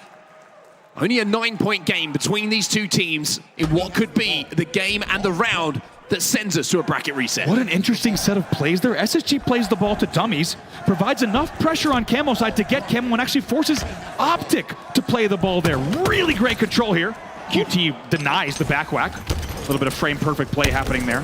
Still a 14-point lead for SSG. In the end, can he pick it up? Oh! Legend stays alive in a 1v1 against Formal. The way he's moving around at the moment, he's just avoiding so much damage that would kill so many other players. Lucid, as the last alive, finds 2 kills, and most importantly, by getting those kills, keeps the ball out of the control of SSG. If he doesn't take those 2 players down, this is a very, very different scenario. SSG, off the back of those kills, now find themselves chasing down Optic Shadows. Formal is going to move away with that Oddball, and we are going to potentially see a tied game here as Optic continue to move that ball away. Oh, it was too quiet there. Eco was the last player alive, but SSG really took their time on this push and the counter. Here they come. Optic will go into a lead. It's only slender, but it's a lead still. Legend trying to push across top middle. You can see the flood is starting to come in, but a lot of shields have been broken on the sides of SSG. Optic taking some damage as well, but here comes the flank from Trippy. Finds one and tries to move that Oddball back towards the garage. 3 dead here for almost your last player alive. He's going to try to cut this off, but instead SSG is wise to it. They're going to instead rotate that ball out of Rat Tunnel here through bottom middle. Just amazing chess matches being played here. There's a flank on one side, bottom mid. There's a flank on the tower side. Really just counter strategies being executed against each other. And these two teams still right here tied at the 39 mark. Absolutely insane. Absolutely crazy what we're seeing on our screens right now. The QT away is going to keep Foreman alive for a few seconds after getting that initial damage down. But now he's going to get straight back into the action. Teammates dropping around him, though. Grabs the sniper rifle on his way to his shields coming back. Stellar got the kill. That should be one. But Stellar is still alive at the back of the tower. There's a body shot, but it's not the headshot that Formal wanted. Formal does not take down Stellar top tower. If he doesn't switch the swipe there, I'm pretty sure he gets the kill. He prevents the kill back tower, and the whole set of plays here that follow would have been completely different. Stellar now with that pistol, trying to work alongside Legend flying through this tunnel, but now he finds himself as last alive, and that will be 4 dead momentarily for SSG, and it's Optic now who grabbed that Oddball, and with the grenades flying into them as well, we know where those spawns are coming in. Dead Zone grabs that ball. Eco trades, but it will still mean that SSG has to construct an entirely new push. Pressure already coming in here, Formal with the camo, and a 5-point lead to stay alive in not just the round, but in the grand final. Can they do it? Moments like this is when the shots that you hit matter even more. Optic continuing just to tick that score up. Wow. In their favor, but here comes the push from SSG. The nades fly in, the ball is going to be rotated away. Dead Zone manages to find one. That's going to be 2 now. Falling for SSG as Legend will have to try and survive. Legend knows he needs a kill, he needs the damage. Spotted out. That's why he's playing this very carefully here. It's just a 10-point game with 70 seconds left. 1v1 with Dead Zone. It's going to be a trade. 3 dead on the side of Optic Gaming, and now the race for the Oddball will be won by Eco. He will have in his hands.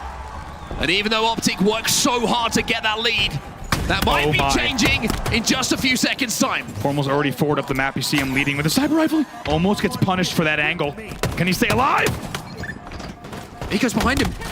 Eco's behind him, gets one. But Lucid will be there to trade those kills out. Throws it off the map. It is a tied game here. 55 to 55. Unbelievable. 2v2 on the map. The QT does not pay. for Lucid. He will get taken down. That means the sniper rifle will trade hands as well in just a moment here. What can Bound do? 40 seconds left. As you say, tie game. Tie game. Less than 40 seconds left. Bound with the sniper rifle. Oh boy. Hit these shots, win your team the game. First body will be cleaned up. Everybody knows how important these next few moments are. It's a smart play from SSG. They go for the extra second, but Optic are there. And now Bound has even more pressure on his shoulders as he's last alive here for SSG. He's going to be challenged for the rat tunnel. He finds one, but 3 players from Optic. It's going to be too much to deal with, and Optic will come away with that ball. They flood. 14 seconds left. Here comes the pressure. Off of the damage. Legend gets one. Legend will find one. Oddball is going to be down, but it's a 1 second advantage here for Optic Gaming. Legend will find 2. Former last player alive, that's gonna be it! They grab the ball! They grab the ball! They get into the lead!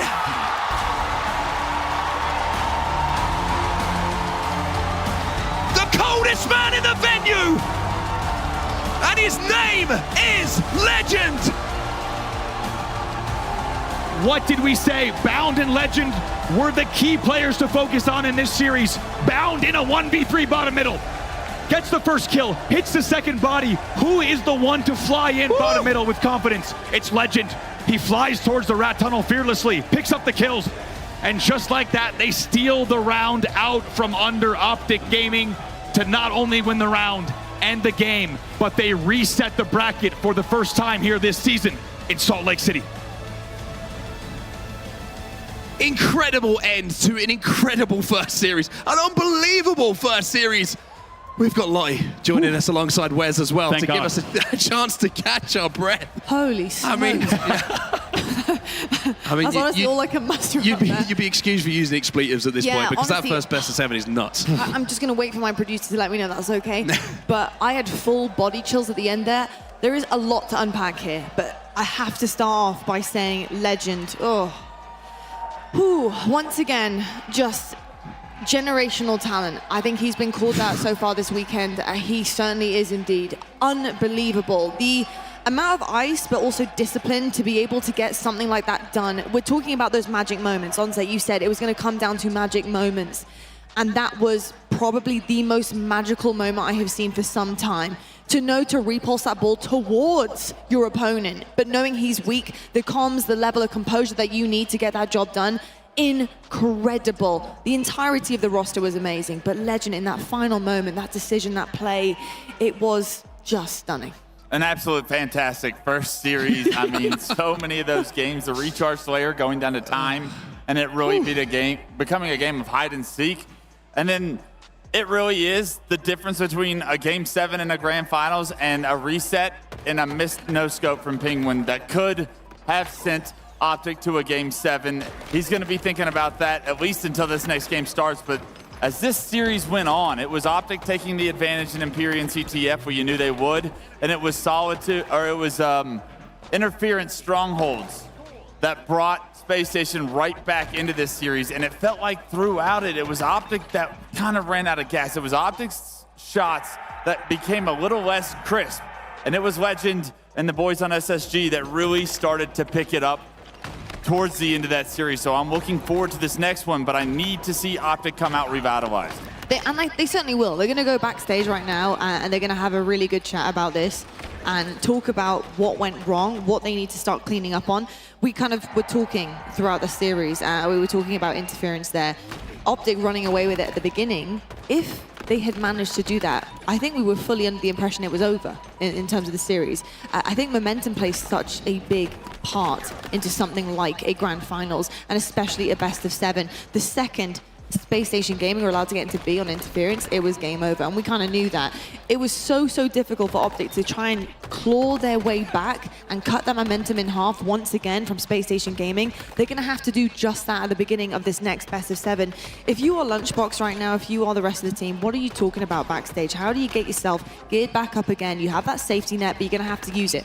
Honestly, I hope you get some food. I hope you get some water and understand that this is a long series ahead of you as well. Optic are playing good enough to win this tournament, and those games were decided by very small individual plays. They are making those individual plays themselves. It was really just SSG edging them out in the last few of those games that really made the difference. I think getting Snipe in the hands of Bound and Stellar towards this Oddball, as we take a look at the highlights, that was the big difference maker for me. If you can deny some of that going forward, you're going to give yourself a much bigger opportunity. But right now, SSG, they're playing their game. Optic need to get back to controlling the pace of some of these games if they want to win. Onto, I think some of the problem that is occurring on Optic side, but the best part of SSG is that we are seeing tight teamwork coming out from the green wall, but we're also seeing Spacestation Gaming being able to pick that apart individually, which is really, really difficult to do. And that's, again, back to those magic moments. But you're looking at Bound there, just peeking down, bottom middle, and he's just taking on the entire squad, buttoned up, tightened up, with one sniper rifle and a dream. And that's keeping them alive in situations they shouldn't be. Yeah, I think it's a great point. It's like you can do everything perfect if everyone on your team has a bandit, but if someone is flying at you with a sniper rifle who just headshots you, it doesn't matter. Like, there's nothing you can do to counteract that. Even if you're putting them under pressure, the level of like skill we are seeing from some of these players, and it's been everyone. Like Stella's done it, Lucid's done it. It's just nuts. But for Optic Gaming, it's like, it must be frustrating sometimes to think we're doing everything right. We're taking a player down to no shields. Oh, I've just been no-scoped in the face. I didn't do anything wrong. And that plays on you, right? Like, you've been in that situation where someone's just so hot, and it's like, what do I do? Like, you don't have an answer. Yeah, the key to stopping those players, the snipe downs, the hysterias of the world, is making sure you deny that snipe. A similar fate that FaZe saw earlier today. When Stellar gets the snipe, it's too late. Denying that from happening. Stellar, once again, at the start of that Oddball game, was able to get the snipe virtually for free. Someone has got to start contesting. Multiple people need to start contesting Stellar for those snipes and making sure that ammo either gets wasted or it goes into someone else's hands. Even Eco was popping off with that snipe, but I'd still rather have Eco with it than Stellar at this point, because of the way Stellar is doing it, it just doesn't seem fair. Rob, you're smiling over there. It's making me smile. And I know what it is without even having to ask. It's the disbelief of what we are witnessing on our screens right now. The level of competition is insane, but the level of Halo Infinite being played by both sides, to be perfectly honest, is just... It's just something that I don't think I could have dreamed of. It just gets better every single major. How are you feeling casting over some of this? This is amazing. He's having a great time. Mark and I are just having like an amazing time here. Not kidding. I would say this is the best grand final we've had all season. I would say it's also already one of the best Halo Infinite grand finals that we've ever seen. And we don't even know how it ends yet, which is an amazing thing to say. I agree with Wes. I think the key for Optic Gaming is going to be not about countering Sniper. It's prevention, right? You just make sure it doesn't get into their hands at all. Like, I couldn't agree more. But also, I couldn't be more excited to strap in for another best of 7. It's going to be awesome. And strap in we shall. I am ready to buckle up. I hope you guys at home are too. I told you, get some snacks, get some drinks, because it was going to go the distance. It always would have. History right now is being made for Halo Infinite here at the HCS Salt Lake City Major, the final one. We're going to head to a quick break. When we come back, we have another best of 7 series for you in this grand finals. We'll see you on the other side.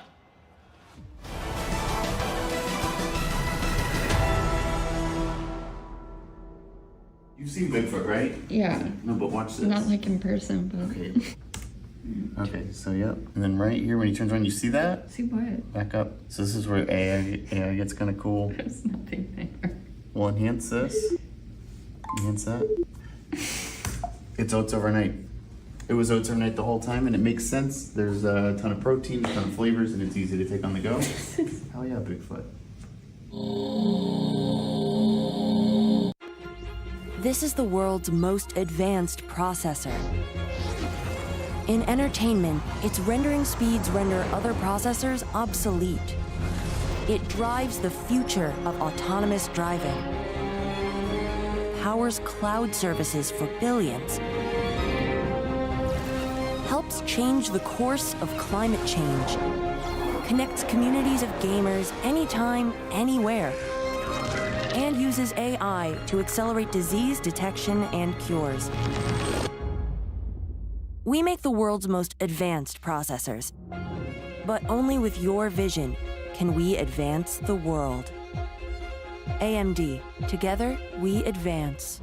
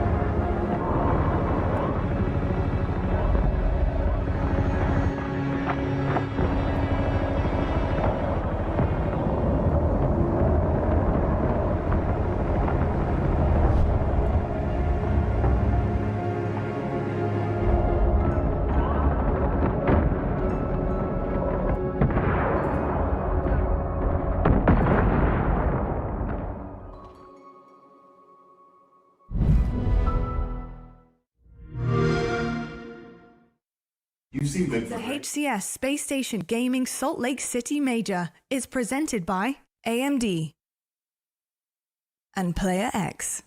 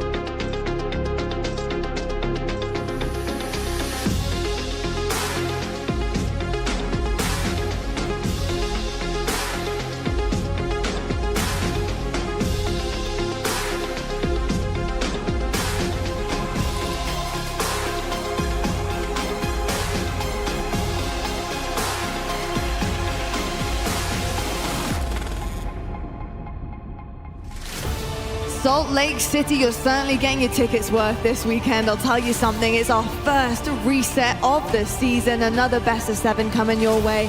And I hope you're ready for some more Halo Infinite. Starting things off in this grand final reset, we've got CTF Aquarius.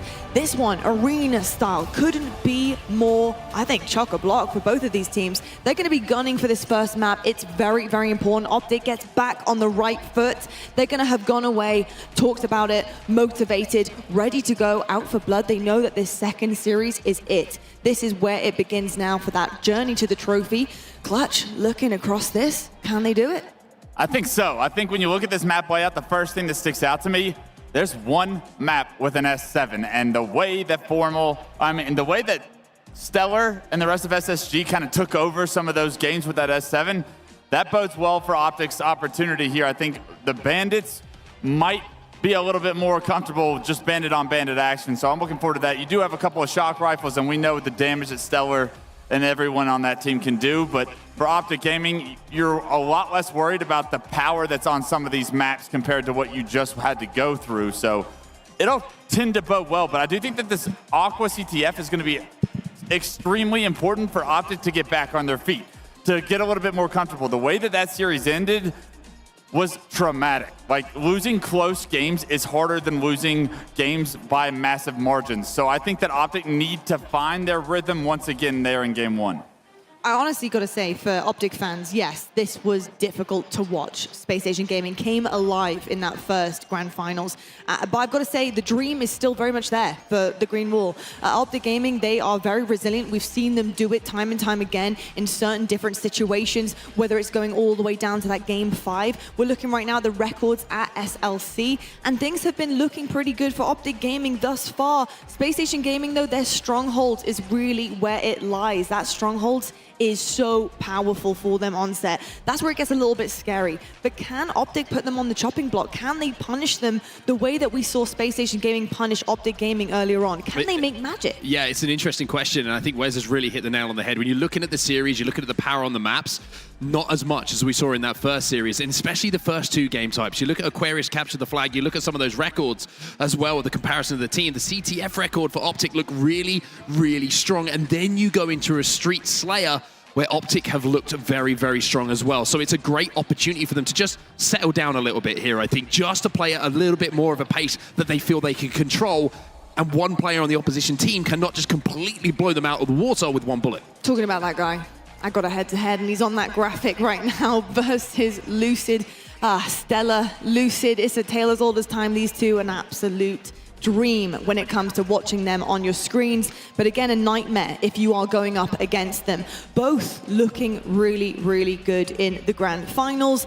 Just one getting the better, I think, of the other team, to be perfectly honest. And it's when Stellar gets that S7, like you said. Different story, though, now in this grand finals reset. Do you think they have the same type of firepower, when it comes down to the teamwork that Optic Gaming can? They can grind through these first few maps and get a little bit of momentum themselves. Yeah, I think when they do have momentum, they do have as much teamwork. When they get the ball rolling and everyone starts flying, that's when SSG is the most dangerous. You saw it towards the end of some of those games where interference for example, SSG started to fly and it really threw Optic onto their back heels. It was so difficult for Optic to come off spawn and understand where players are coming from. When SSG create that level of chaos, the game is pretty much over. So I'm looking to see how to Optic stop some of that pressure, slow it down to at least get back on your feet and have a standing chance. Well, you see the fist bumps coming in. It means one thing, folks. Spacestation Gaming versus Optic Gaming Grand Finals reset on Set and Brav. Well, here we go then, SLC. Let's lock in for our second best of 7. Spacestation Gaming from the elimination bracket win a nail-biter final round of Oddball to send us back to the beginning of a fresh new series. But will we have a fresh winner? Will Optic Gaming be able to get over the line, or will it be a second place finish again? So many stories, so many questions to have answered, and we start off here on Aquarius Capture the Flag. A real test of endurance here this evening. Of course, already one series under their belt, and now we dive deep into our second series. Ladies and gentlemen, welcome to your first grand final reset of the 2024 season. It's Space Station versus Optic, everything to play for. Difficult to highlight a player that's been outstanding because everybody on the main stage has had their moments, but this man, you saw in some of the stats, and he's going to be the player that usually is the one for Optic who can drag them through tight moments with something just a little bit special. Overshield is going to go their way off the rip here, so Optic have early advantage, and they also, smartly, I would say, move over towards the gen side to make sure that green gun isn't off the stand as well.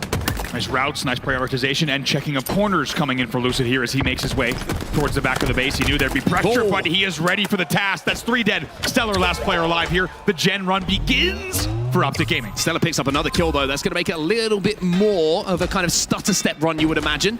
However, Trippy, in that feed, finds one. Overextension may be coming in here, and you can see that Lucid is just going to double back here. He knows that this isn't going to be a clear run home. Pauses for just a second, as you say, has to fight from the connector. Very nice angle. The grenade, somehow he stays alive, and the run will continue. 2 dead on the side of SSG. Maybe the timing window has started to open. Lucid's going to slide this one home, and Optic retaliate from the disappointment of the previous game that we were watching. They will strike first here. It's 1-0, and that is a massive moment mentally for Optic Gaming. And so beautifully executed by Lucid. How about the fact that he goes to the connector, he pauses for a second, he helps with the top-mid battle on Bound, still challenges somehow, puts himself in a position that's so difficult to nade, he stays alive, and he continues the run. And within just 1 minute 30, they score that first flag. They lead 1-0 as we look for the next overshield. Pressure still coming in from Optic Gaming as well. It's 2 dead, making 3 dead momentarily for Space Station. Optic still putting the pressure on the base. You can see shields being broken in the back of it. Everybody from SSG at the moment is essentially trapped in and around the back of their base. It's only Bound who's trying to extend on the pink side to get out. And as that overshield comes up as well, the map control will evolve into an overshield pickup. The second one in a row for Optic. Legend doing everything he can to peek shoot along with Eco, but guess what? The overshields plus Formal's gun skill is going to equal a lot of kills coming in. They've already cleaned up 2. Formal's still got a little bit of overshield to play with as well. Bound's trying to chip away at it. Bound slides out to the front of the base as well, but Formal is still just being a nuisance. Great play from Bound. Let's see if this flag goes. We'll talk about that Bound play more, but I think with the 3 dead, this flag should still go for Optic Gaming. P1, the next piece of attention that needs to be taken care of. And Optic Gaming will take care of that second flag. 2-0. Lucid having a really good start to this game, and I'm talking about his assists. Very standout here. Only died the once. 6 assists to his name, leads the lobby, and now picks up another kill. Beautifully done. Optic, by the way, not only leading 2-0 on the scoreboard, they're outslaying 23-13. It's an unbelievable opening from them in the Grand Finals reset. Bound looking to find this reticle onto Formal.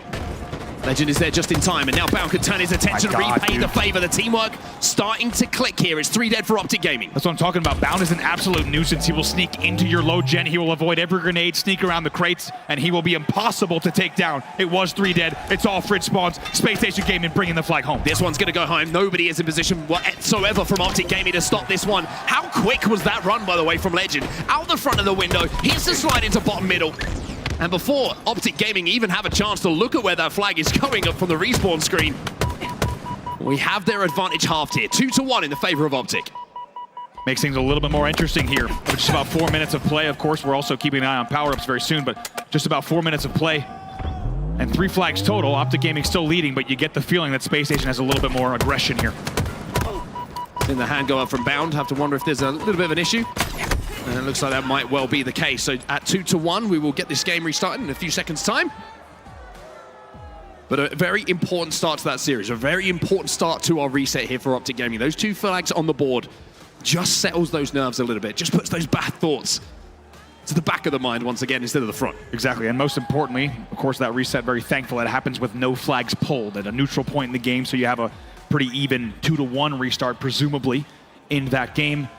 And Optic Gaming, they were still, at the time of the game ending, they were still outslaying 30-18, very handily. Dead Zone, by the way, was 8-4 at that moment. Lucid, 7-4, as well as Formal on the same stat line. So it's a very nice opening from them, but you did get the feeling that Space Station was not only heating up, but the efficiency, as you talked about, Mark, of that flag run was so fast. Yeah, it was interesting to kind of dissect the flag runs that we saw, right? The one from SSG was just clinical. It was 3 dead, 4 dead, run the flag bottom middle quickly as possible, deny the players from getting halfway across the map. SSG, that's textbook Halo, right? If you can get those 4 dead within a few seconds of each other and everyone is in the death screen, the job is fairly simple. The Optic one I want to talk about a little bit because there's a little bit more nuance to that second run, right? They get the first flag on the board, but the second one, you just felt the timing wasn't perfect on the kills. There was always a few players kind of lurking alive who you saw in the feed kind of popping up a little bit. And even though Optic felt like they had numbers, forcing that one home against a team like SSG, if you go down inside of your flag and you don't get that flag captured,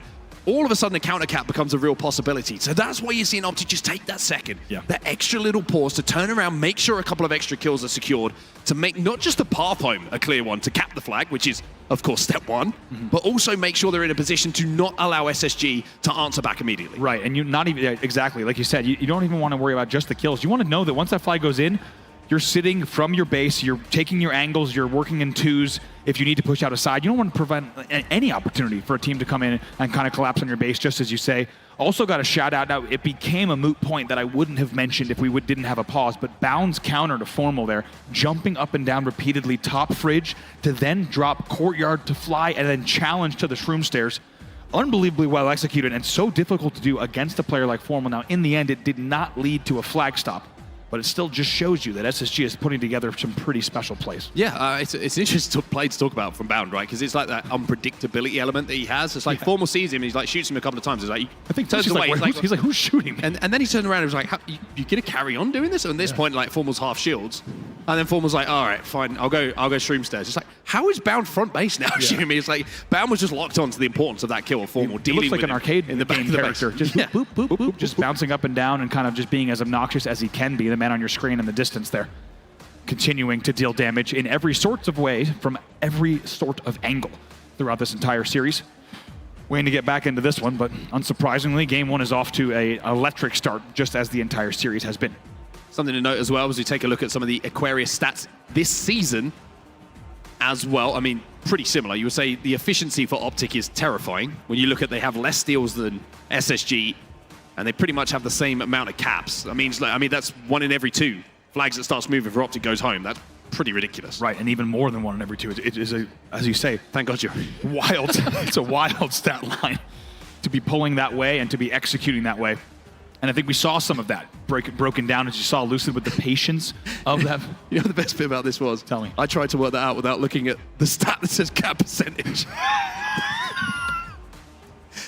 Did you? Yeah. Yeah, there's a big bottom stat line that really I was like, wow, that's impressive. That really helped me out with that. I just didn't read the whole thing. With that one. Oh, man. One day I'll get the numbers thing. No. I think we just depend on not having to worry about that ever. We let the stats team in the back. By the way, huge shout out to the entire team here at the SSG Major here in Salt Lake City. Across all of production, everyone in the venue staff, the SSG family, everyone who's helped bring this show together. It's been amazing, and of course, we're not done yet. A lot more games to be played and still yet to crown a champion. One thing to highlight from that first game as well was overshield control. Both went to Optic, and off the back of it, Optic were able to capitalize and get those flag caps on the board. The first one was picked up off the break. You saw that went the way of Optic, but I love the way that actually Formal played with that second overshield. And there's a lot to learn for people who are watching. A lot of the time you see the overshielded player feel like they're invincible, right? They will fly into a base. SSG are playing for that. They're thinking if we can get a couple of beatdowns or playing corners, we can make a trade situation occur in our base and the overshield becomes a little bit moot. But the way that Formal plays it, he kind of just stands there on the stream stairs, looks up, does a little bit of damage, holds his ground. Other players then try and challenge because they're like, the overshield's coming, he's going to run towards us. and he plays his life as if he's playing it without an overshield. Right. And I think a lot can be learned about that. Using an overshield to maximize damage output is more important than just randomly taking space. Yeah, absolutely. I think that's becoming, at this level of Halo Infinite, such a difference maker, right? Is how do you use that overshield specifically? Do you make sure that you're the one doing damage? Are you simply staying alive? Are you making sure you're staying alive, for example, on your high gen for a touch? There's all sorts of different ways to utilize that overshield that isn't simply a brute force mechanic, and you're really seeing that on display here. Oh, you. Taking a look here at defensive stats from both of these teams across Aquarius as well, specifically throughout the entire season. And really, it's Optic Gaming with fantastic stats once again. 60% of flags being returned that get pulled. Just over 60%. Very good from you. Thank you. Very good from you. Column 3. What? I think it's row 3. Yeah. Fantastic stuff. I don't have Excel installed on my PC for good reasons. Lucid there, ready to jump back into this game without a doubt. As we said, he was not only 7-4 in that game, but also tied for the most assists across the entire game with 6. So a very, very good opening from him. And he will be eager and anxious to jump back into this one. We also saw him essentially escorting that flag home so well, somehow avoiding the damage, peeking back for additional damage, staying alive to bring the flag home. We'll see if they can continue it here. We just got confirmation as well from League Ops. I don't think it's any surprise, but it will be a 2-1 game to Optic Gaming with 8 minutes in total on the clock. I love the fact that production and League Ops only talk to you now. They only tell me that part. I didn't get that. I cannot. It's got to that point in my career where they're like, this is complete waste of time to tell me. Which is fair. It's good for everyone. We can move on with things now. 2-1 will be the score, and as you say, confirmation from that, and we'll get into the game as soon as we can. What's been your favorite moment of the weekend so far? I mean, this grand final, without a doubt. I think there's been a lot of highlights, but it's hard for me to even think back to any other moment that would stand out over than this grand final. I got to talk with some of the SSG guys just now during the very quick break, and on the staff side, certainly not on the player side, they said it's already been such a special weekend. It'd be nice to get it, but it just feels like the fact that we don't even know how this grand final ends. There could be 7 more games of unbelievable Halo ahead of us, and it still already feels like one of the most memorable grand finals as my vocabulary starts to go in the grand finals reset. You do the numbers, I'll do the words. Yeah, exactly. That sounds between us will be somewhere half near. of a commentary team. I think as Lottie said, it really just summed it up as well, just the fact that there's been just unbelievable Halo from both sides of the stage. I think everyone here, not only in Salt Lake City, has gotten their money's worth, but I hope everyone tuning in from around the world, we want to give shout out to each of you in chat, wherever you're joining in from, whatever time of night it might be, especially, of course, to everyone here in Europe and the UK joining us for some late night Halo action. As it starts to even get late on the East Coast as well, certainly we're set in for an unforgettable grand final. It's already been wonderful, and to see how this one resolves, I can't wait. Yeah, I like the fact that we're changing pace between games as well. I love Halo Infinite for that at the moment, and it's a conversation I remember having with Snakebite quite some time as well. It's like so difficult for a team to go from a fast-paced Aquarius CTF then to a Street Slayer, because it's a completely different mental you have to get into, because it's like this, we need to move forward, we need to progress, we have to work on an objective, we have to watch over extensions to, I need to watch this lane. That's it. I need to hit my shots. Right. And it's such a test. It really is such a test, Halo Infinite, as a game, when it comes to not just in-game skill, but what you have to adapt and what you have to think about between games, between series, and what teams you're playing against as well, how they approach it. It's just, I want to give a huge amount of credit to our players and our teams and some of the best in the world, because so much goes into it, and I wish I could sit here for hours and talk about how highly I think of all of our professional players that are on, get to our main stages, that what you have to put in to lift one of those trophies, because it is just ridiculous. Like, they are so talented. It's nuts. And you could say it's harder than ever as well, right? I think not only have we always given, I think, proper kind of props and due respect to pro players throughout the entirety of professional Halo, it feels like right now, if you are not putting in 110% effort every night of scrims, every night of VOD review, there's no chance you will lift that trophy. So huge respect, as you say, to every single one of these players on stage. A lot more games, of course, yet to be played. But I think it's even worth noting that within Halo Infinite, if you use that example you use, maybe going from something like an Aqua CTF into a Street Slayer, there's even going to be moments within that Street Slayer that you need to play at breakneck speed for these quick little exchanges and then go back to slowing things down. So you have to be ready for everything. Yeah, you look at the Recharge Slayer, it's a standoff for most of the game, and then the clock is like, sorry to push you guys, but we got to kind of get this done. So if you could start moving, that would be wonderful. And you have that explosion, which almost turns into these crazy comebacks. So a lot to consider for everyone on our main stage right now. The most important thing is when we get into the game. Hopefully we can get back into it as soon as possible. We apologize to everyone who's waiting to see the games. We want to see them, trust me, just as much as you do. Also worth noting there, that second flag from Optic Gaming went in right at the 8:49 mark. It was actually essentially 50 seconds or so before that second flag went in for the side, the follow-up flag for SSG. So it really could be called a counter, and you have to wonder, because we were talking about the importance of those counter opportunities, if Optic's going to buckle down and be even more careful with their runs. They will lead 2-1, but there will be a lot of time left on the clock, as we said, 8 minutes to see where this one ends up.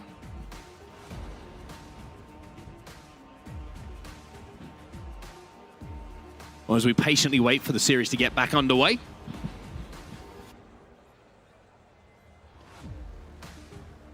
We do know one thing, and that is that this series is certainly going to be one we talk about for quite some time. It's crazy to think about like how this is actually going to end, right? It just feels like, from what we saw from that first series, that this is just going to be a series that doesn't get decided, that it's just going to keep going. Third best of 7? Hey, sign me up. I'd be down for it. Just 1-1. I think one thing also that just kind of following up on that as well is the fact that for Optic Gaming, how much this means I think we kind of teased it earlier, but in so many aspects of this year, right? As we start to hearing now from League Ops, we're getting right back into the game in just a moment, but how much this means for them. Of course, they want to win this major and they want the momentum into Worlds, right? Those are two factors, but breaking that second place curse that they've had to deal with all season long has to be on the top of their minds. And how will they feel if after this series, not only do they play second again, but they do it from winners and they lose back-to-back series? That would be devastating. That would be a tough fate to take into Worlds. So there are two just vastly different roads for Optic Gaming out of this grand final into World Championships. It is the highest road with the most momentum you can imagine, or potentially the lowest part of the season for them. Is it redemption or is it continued disappointment? Yeah. That's what Optic Gaming have on their shoulders right now, and nobody would know it more than the 4 players that are sat on that main stage right now. We always say, like, one of the most storied organizations, Optic Gaming, one of the most popular, all the fan base, and with that comes a lot more pressure. But good news, everybody. We're back into the game. We apologize for the delay. It's going to be 2-1 in the favor of Optic Gaming.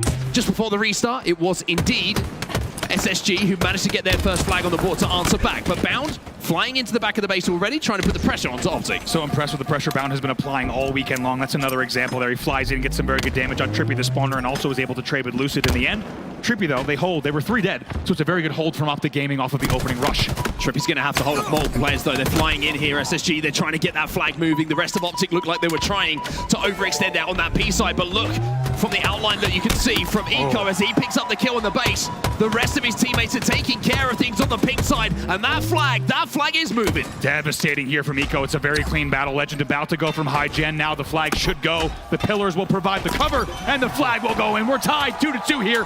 SSG scores within 65 seconds. SSG's response has been absolutely phenomenal from this restart. Tied up at 2-2. Remember, they were 2-0 down just a few moments ago. 6 minutes 40 left on this game clock as well. And with the speed and the efficiency of these flag pools, it feels like every time it starts to move, it ends up going home for both of these teams. Former going to find one as that first pick, though. Legend now trying to turn it into a more equal number game. But finds himself having to chase Formal down. That will do it. 2 versus 2 on the map at the moment. Legend is furthest forward for SSG, but he's been spotted out. Flag going to be pulled as well. 2 players trapped in the low gen. The pressure comes in right away from Trippy. They need to get this one. They need to get these kills clean. It's a good forced trade that comes in there for the side of Stellar. In the end, the flag will go back. 3 dead for Optic Gaming. Finally, SSG can break out of their base. It's Bound, who does not ever need to be asked twice about holding forward and getting up the map. Timing not quite there for him. Look how those shots coming in from Lucid, by the way. That was not an easy fight. You felt like he was on the back foot for most of it, but somehow came out with a kill. In the end, the kills are traded out so fast. It's amazing to watch this level of play. Formal grabs the overshield. We'll see what he can do, but it feels like anytime damage goes down on the map, those kills are at least traded out, and that tells you the intentionality and the fantastic execution coming out of both of these teams. Oh, Formal, that's a big 5-shot. Perfect shots coming in from him, and now he turns it into a double. He's got Legend in front of him as well. Formal is hungry for triples, and he'll find it. The flag is moving for Optic, and it's all down to Formal. That's what you want Formal doing, getting triples in the back of the base while that flag is already being run by Dead Zone here.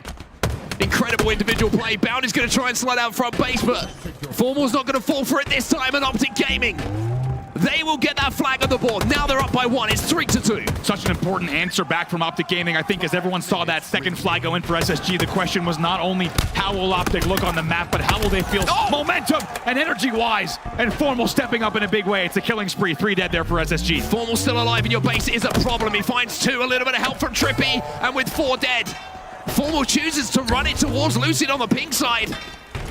And Lucid will find that kill onto the respawner of Stella. This is another opportunity here for Optic. That's essentially 6 straight kills there. They haven't even been taken down. There's been no counter from SSG. It's still 2 dead. This flag will go. Optic will put this one home. And Optic will be 1 flag away from taking the first game in our reset. What a response here from Optic Gaming. They found themselves essentially receiving end of 2 back-to-back flag caps across the reset, but right away they wake up, they get right back into the game. And now leading 4-2, 1 flag away from taking game number 1. I mean, we like to be self-deprecating sometimes and talk about how ridiculous the term perfect Halo is. However, Formal is kind of playing perfect Halo, and he gets the kill onto Legend even when he had no right to. From the grave, ceiling bounce from the courtyard. Formal ending that entire spree with style. Beautiful stuff from him in the reset. He's 7-5. Well, SSG have been under the cosh for the last few minutes, and now, finally, they've got something to celebrate. It's Stella who has an overshield, and Optic are trapped in the back of their base. And even though they have a 2-flag advantage... Oh no! On paper, it's a ninja. You might debate whether it was or not, but most importantly, Trippy gets the back whack on Stellar on the flag. It's an absolutely huge route from him to shut down the SSG pull. It's not just that, he kills 1 player on the flag just beforehand, and I think Stellar just expected that kill to at least be traded out. It wasn't. And then before he knows it, Stellar is walking forward to fight another player in the back of the base, and Trippy is just presented with an opportunity to neutralize that overshield with the back smack, and now Legend is finding out how a back smack feels himself. Dead zone double kill. He sits in the gen corner. Sneaky gen corner. He's not done yet. Finally, Eco will take him down as it's 3 players stacking on the SSG side here. Optic fans starting to pipe up a little bit as well. Trying to get behind their team, trying to refocus them, remotivate them. In this second best of 7, I mean, this game in itself is crazy. Has a double kill and a beatdown is going to go down to Trippy. Immediately countered by a break the wall chant coming in from this SSG wall of noise here. Their hometown crowd getting very loud. 2:25 left on the clock. 3 dead for Optic Gaming. Stella, this time with no overshield, but a very similar position to what we saw him in a few moments ago. The clock may be starting to become somewhat of a factor here for SSG as well as we approach the 2-minute mark in this game. 2 players from Optic trapped on the gem, but great damage output means that Stella will fall as well. And SSG have to reset once more. We do have to say it would be very SSG if they were to somehow find a way to close this out, but with less than 2 minutes left, as you say, it is going to be a very difficult task ahead of them. Overshield coming up as well. Dead zone will be taken down. Stella now trying to move forward to get a touch on this flag. An individual fight is going to be won, and they get the touch. Optic Gaming are 3 dead. And Lucid is the only player who is on the map right now, even though the flag is the way. As he runs past it, he's going to get the return himself. Legend finds a kill on the respawner, and with 1 minute and 30 seconds left in this game, we have a 1-flag game. Legend gets the next kill as well. It's still 3 dead, 4 dead for Optic Gaming. Dead zone's your first spawner. He's going to come off spawn, and they're going to look to double cap here. Stella now turns his attention from running the flag to slaying Optic Gaming members. The flag is moving. It's back at the base. It's back-to-back for SSG, and we're tied up at 4-4. We said it would be a very SSG thing to do to cap within 2 minutes. They cap within 45 seconds, and both flags go in. Unbelievable. We're tied 4-4 with 1 minute left. And what have Optic got in response? It's been an absolute whirlwind of the last 40 seconds or so that they've been trapped in. And Optic with 2 dead and 1 coming off from the respawn might be in danger of a few seconds ago being 2 up and losing this game. I cannot believe my eyes. Some of the best Halo we've seen played all weekend in the last 3 minutes, from Spacestation Gaming to back-to-back counter cap with 7 consecutive slays to bring those flags home. Next flag wins. Are we going to go to overtime here? Not for the first time in this series. Legend wants to end it here. He wants to end it now. The return will come in, but he's going to sneak past. 1v1 in the back of the base. A little bit of help coming in for Optic. Legend recognizes it, tries to play his life elsewhere. Eco's going to find one, doubles back, can't get the kill, but Optic have lost 2. Was good damage. Can they convert? That's the question. You look at the stack here. Optic Gaming now trying to push out high gen. They're going to push out front. Should deal with Eco pretty handily here, and the timer will tick down, and we are going into overtime. Wow, this series, man.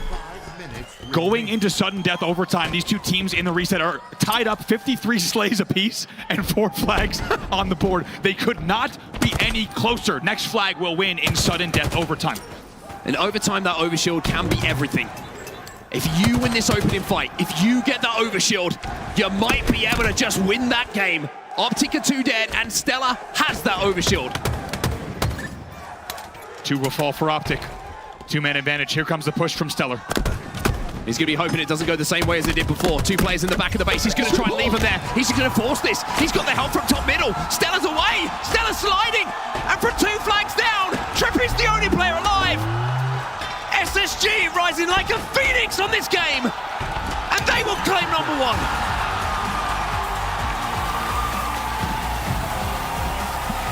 Oh my God. This place is going nuts. And for good reason. How about Stellar with the overshield? Starts to engage one player, starts to engage the second player, and pulls out the front of the base. He gets out of dodge and he says, see you later. The rest of the SSG team comes in. They clean up the job. He goes for a gen run as the team continues slaying. Let's take a look at some highlights. Absolutely breathtaking. The final moments of that game. Optic fans and Optic players have got to be absolutely crushed by what they've just had to watch happen. They were 4-2 up with 2 minutes left in the game. SSG go back-to-back with the flag caps within 40 seconds. It goes to overtime. And then they lose the opening battle. They lose the overshield, and they lose the game. It's heartbreaking to watch from one side, but from the other side, it is absolutely inspirational. I mean, the people who are watching are part of it. Moments ago, we were talking about the spree from Formal. They were up 4-2. He's getting stylish kills from the grave. We thought this one was over. Trippy's getting back whacks on the flag, on the overshield. But at the 130 mark, that first flag goes in. Now keep an eye on this replay as well for when that second flag gets in. This is the speed. Look, it's 111 on the clock. It's a 29-second difference between those caps. It's absolutely insane from Spacestation Gaming. And that's what it means. That's what it means to the SSG fans. Overtime belonged to Stella. The overshield. What a run, what a run. The run. The recognition of what had to happen. Yeah. And another example of SSG making the perfect decisions under the biggest pressure. Especially because Optic tried to sit in the very back of their base. They didn't fight from the flag. They sat all the way back, hoping to hit the team shot on the flag carrier who was about to maybe pull. Instead, Stellar says, not interested. Here's some damage. I'm leaving. When you're in the back of the base, there's no prayer that you're getting over to those angles. You're going to get flushed out immediately in the end. It is Spacestation Gaming closing out game number 1 in overtime, 5-4. Stella also probably recognized he has the help from top middle. There's a couple of players from SSG who are probably saying, pull front, we've got you, we can cover this. We can get you away and get you back home with that flag. We move on. We go into game number 2 now, and we are back talking about Slayers. There's the records of both teams. 4 losses on either side, but SSG with significantly more wins. The big thing that jumps out to me, though, is when you're looking at the difference, when Optic win, they win big. And if they can win here, and if they can win big, then all of a sudden, the series feels a little bit more equal again. And speaking of winning big, let's go back to when these two teams played this game type. It's one of the only game types they've already played against each other this weekend in the winner's bracket. Street Slayer was not just big for Optic Gaming, it was a 50-36 Game 5 win to send SSG to the elimination bracket. And of course, that's how it would be written, that that's our game number 2. Of course it would. Yeah, forgive me, everybody, for just taking a few seconds here to catch our breaths, but game number 1 of our bracket reset, absolutely electric Halo. That's a great example of why these players are the best in the world, why these teams are the best in the world, because this is what you have to do to win a game. You have to be exceptional. You really do. Unbelievable. By the way, we should mention as well, unsurprisingly, Optic was outslaying so heavily for the majority of that game. There was actually a point where I believe it was a 9-kill advantage in terms of the slays. At the very last second, Spacestation will outslay across that reset, 60 to 54. And that's just the reset. That does not include the first 3 flags on the board. So SSG with fantastic actually doesn't do it justice. The late game composure, I will admit, when I said it would be very SSG of them to cap 2 flags within 2 minutes. You were just saying it to be nice. No, I mean, we know that's possible, but let's be honest, the likelihood of that, I don't think anyone would have bet on that taking place. SSG does us one better. Within 45 seconds, they put both flags in, and there's still 70 seconds left on the clock for them to play with. It was the most clinical set of play that we maybe have seen all weekend long, packed into 45 seconds of play from SSG. They do it again in sudden death overtime, and they take the lead. And it's crazy that's only game number 1 of the reset. I mean, I'm thinking about what Optic are going through right now. They go into that. They've just had the bracket reset on them. Heartbreaking. Last second play. 1 second, the difference between an oddball round. Yeah.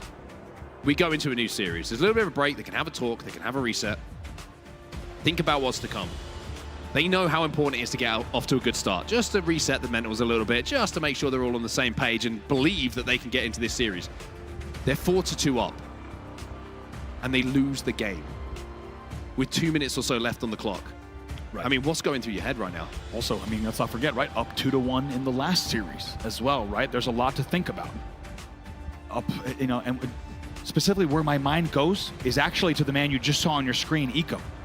Because guess what he said during their post-game interview at the end of the day last night? He said that Optic series, we shouldn't have lost it. We probably should have won it. So the confidence that they had that when they matched up with them again, that they would not only push them to their limit, but in their opinion, beat this Optic Gaming team, that is showing here in the grand finals. Well, Street Slayer is going to be our next game type. It gives us an opportunity just to talk about this a little bit, right? We've just seen the carnage of Aquarius CTF. We've seen overtime, we've seen back-to-back flags, we've seen everything you could possibly wish to see from a game of Aquarius capture the flag. I'm very interested to see what the pace of this game is. I'm very interested to see if SSG try and ride this momentum and play a little bit more aggressive to punish Optic Gaming and really make them hurt. Or if Optic, and the way that they like to approach these game types and the way that they've had success before, is going to bring them that same success the last time these two teams matched on it. Or if SSG gone away and looked at that, how they can get better. Because they would have.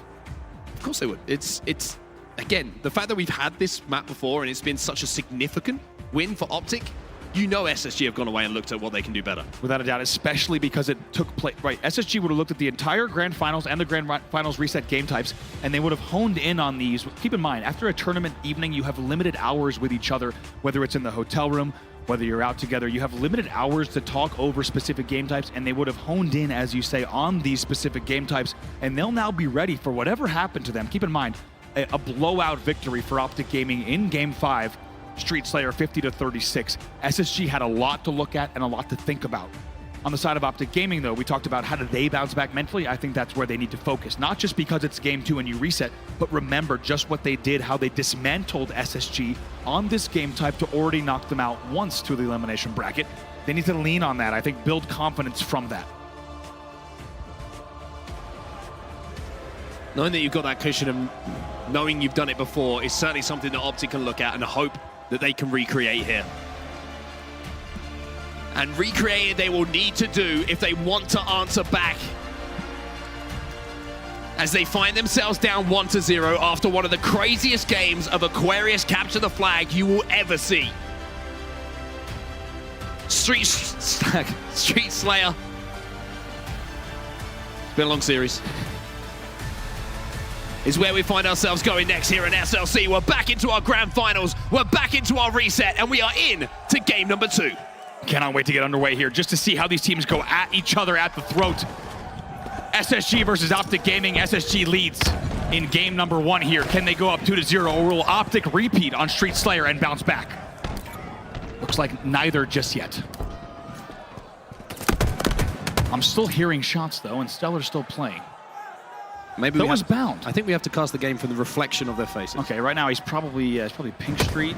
Okay, here we go. We're back into the game, everyone. No harm done. Only the 1 kill on the board. It's going to be Optic Gaming who do get out to the first kill. Camo's going to be up bottom middle. And it looks like Optic might be able to get away with it, or maybe Lucid is just looking for Shadows, and he is chasing Shadows at the moment. Oh, look at this, look at Stella this. who sneaks away. Decides to shoot there from plants. In the end, does not get punished. He somehow gets out in the end, but what a low-scoring opening, by the way. 3 kills registered in the first minute of play. Stella still has the camo, most importantly here, and he's spotting out where Optic Gaming are going to be spawning. So Stella has a chance to just sneak in and not be seen. Maybe play for information, maybe play for damage. Oh. Camo disappears at just the wrong time. He's going to be pushed, he's going to be flooded out, and Optic set the trap, but has he created enough of a distraction here for the rest of SSG to move in? Clock strikes midnight at just the wrong time there. 3 will fall though. Formal's your last player alive, and in the end they capitalize on the damage and on the information that came from the camo driveway push. Off of your opening, Space Station will lead 6-2. And sometimes, like we just saw from the point of view of Stella, it's not just about getting the kills, it's about getting the information, creating the diversion for the rest of your teammates to capitalize on that damage. And SSG do exactly that. 6-2 the lead now. Really low scoring here. We're 2 minutes in, only 8 kills registered. That tells you just how much is on the line here, how much respect is being shown as Bound hits a nice perfect with the red gun. Not an easy angle. Tees another one up, and we'll come away with 2. Camo coming up as well at the perfect time for SSG as they can play off the back of Bound's damage. Bound still dealing damage. Retires and he's not done. They cannot take him down. Somehow he's still alive. They lead 9-4. Let's get into a listen-in with Space Station Gaming. Yeah, on Shoddy. Someone get back to A tower. Shoddy and C. Someone get back to A tower. On disruptor. One, B-stairs, one's going driveway. I'm looking heaven. I'm looking heaven. You don't have help. In red room, Kevin. You don't have help. Can I go help Bound, guys? There you go. The top seat. There's a guy in red room, 100%. Go help Bound. Stay close. Yo, 3 left. Driveway, Yo, watch out B-stairs. Watch out B-gen. Ice cream, watch ice cream. Watch ice cream. Watch top B, watch top C. Hey, B-roll legend. Last 2 B guys. Oh yeah, B-stairs. B-stairs.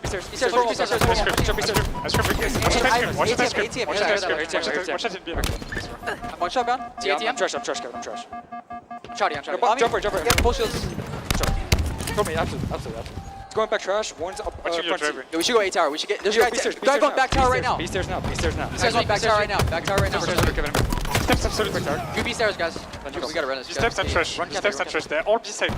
No, 3 guys B-side, sorry. 3 guys. Spawn C. Let's go purple. Bottom. Let's come back. Let's come back. I'm panic. You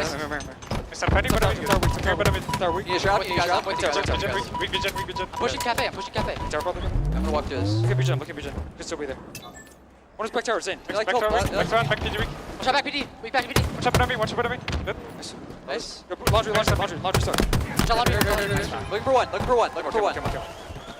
It could be an arcade. You want to clear arcade or no? Yeah, probably arcade, 100%. Well, let me check PD. Two spawn Ivy. Check PD. Don't see anyone knocking. Ivy. Hey, red room. Come on, guys. Camo 10. Do we have shroud? Look for it. It's... I don't know. Hey, right. Go B-stairs. 2 left side. There's 3. I think there's 3 left side, guys. I'm watching arcade. Okay, two arcade. I'm heaven. Arcade really stock. Arcade really stock. Two there. Spikes, one shot. Watch out. Spikes. I keep you live. B-stairs. Benches. On shoddy. Last guy shoddy. Get out. Top tower, weak top tower. Yo, don't let him cross. Going trash. Yo, shoddy. 2 guys shoddy. 2 guys not shoddy, weak. 2 guys weak. Okay. They have camo, right? No, I killed him. Oh, okay, good call. I'm just sitting here. Look at the score. Look at the score. Cafe weak. Top tower trying to I have a repulse. I have you bound. I can walk at this guy fake. He's just stuck at it. No, we don't. SSG established a dominant lead in this game, number 2 now. And Andy, there was a lot that you wanted to take away from not just the listening, but the gameplay that we've seen in the last few moments as well. Yeah, I love the comms coming in from the SSG side without a doubt. One thing you might have noticed, though, there was a moment where Bound and a teammate spawned back A. Now, instead of challenging everyone around the courtyard, they actually go to Neons. They go to top Pink Street. From an awkward angle, they keep each other alive with the Shroud, and then they retake A on their own. Really non-traditional and probably frustrating approaches to that setup coming in from the SSG side. Optic Gaming is feeling it. They're down 23-14. Optic have got to find a foothold in this game, and you feel like the next opportunity to get a power-up is going to be the one that presents itself. Lucid and Trippy, though, maybe they'll find a way forward themselves, and all of a sudden SSG are trying to scarper away. The last player is going to be Stella. He'll have his shields broken, and you would imagine in a few seconds should be another kill added to the collection. He does indeed fall. So Optic with a fantastic push now find themselves in a position where that gap doesn't quite feel as big. As you say, 6 kills and 6 minutes left on the clock. A lot of time for Optic to find a way through, but they need to make that happen now. We're at the midway point here, 25 on the board for Space Station. He's going to slide out bottom middle. That's going to be Legend, and it felt like Optic just a little bit disjointed in what they wanted to do there. Did they want to go up the map quickly? Deadzone was staying back in Tram, maybe trying to block the spawns, but it ended up with everybody getting isolated by the respawners of SSG, and look at this damage coming in from Legend. What do you even do? Look at Legend just holding it down for Bound. We talked about this duo all evening long, just absolutely holding down the sidelines for Bound to come flying in. The Bash brothers, they now lead 30-19. No! Oh, God! Hits him with the ninja as well. 3 dead for Optic, and that one hurt. Stella finds the final kill onto Deadzone, and now we are starting to look at Space Station Gaming with the kind of lead that might become insurmountable pretty soon. This red gun in the hands of Legend, by the way, is absolutely ridiculous. Actually, might be illegal in the state of Utah. Luckily, we don't have too much law enforcement present in the building. Otherwise, that could be a lot of trouble here in terms of legality. 37-21, and the damage continues for the side of SSG. Bound is 15, 6, and 7. Well, let's remember, it was Optic Gaming who were doing this to SSG the last time that they met up on this game type. SSG have gone away. They've watched the VODs. They've put in the work, and now they're saying to Optic, you've got to try and come up with something new. Just doesn't back down. He's just challenging everyone. His ability to challenge multiple targets in between the battles he's already in is unbelievable. 3 dead, though, for SSG. And the trade comes in there in the end for Stellar and Formal, bringing us now to 40-27. Now, is this possible for the side of Optic Gaming? Yes, but it will need to be consecutive, perfect plays coming out of them. Found peeking through the smokes. Formal going to find one, but Trippy's going to be there to follow up as well. Deadzone will be taken down. It's a double kill for Legend, just playing off the damage. He's looking for 3 here, and he's going to hit the 5! You knew he was going to hit the 5! Somebody stop this man. Finally, he's taken down on the commando, but not before dealing an outrageous amount of damage, not only in the game, but also on the scoreboard. Less than 4 minutes of play, but more importantly, less than 6 kills to go for SSG. Bound just trying to bait out this player on the B stairs as well. Get some damage down. Should be able to follow up and add another kill. Trippy will escape for now, but Bound knows that he can chase. Unfortunately, doesn't check both ways when he crosses the road, and Trippy will escape. In the end, Bound will escape as well. So you're just seeing absolute games of cat and mouse. Uses the Geo to avoid the grenade on the B stairs as well very nicely. And it's still an 11-kill game. Formal, though, with the camo in hand. He's been spotted out! Formal's been spotted out! SSG with the camo eyes. I'm not sure who it is. It was Bound who saw him, and now it's going to be Eco who follows up. So the one thing for Optic that goes their way in the last few moments just gets evaporated. The comms would have been amazing there from SSG because they knew they flushed Formal out of the L, and the players on trash. Go ahead and look at him. 4 kills to go for SSG.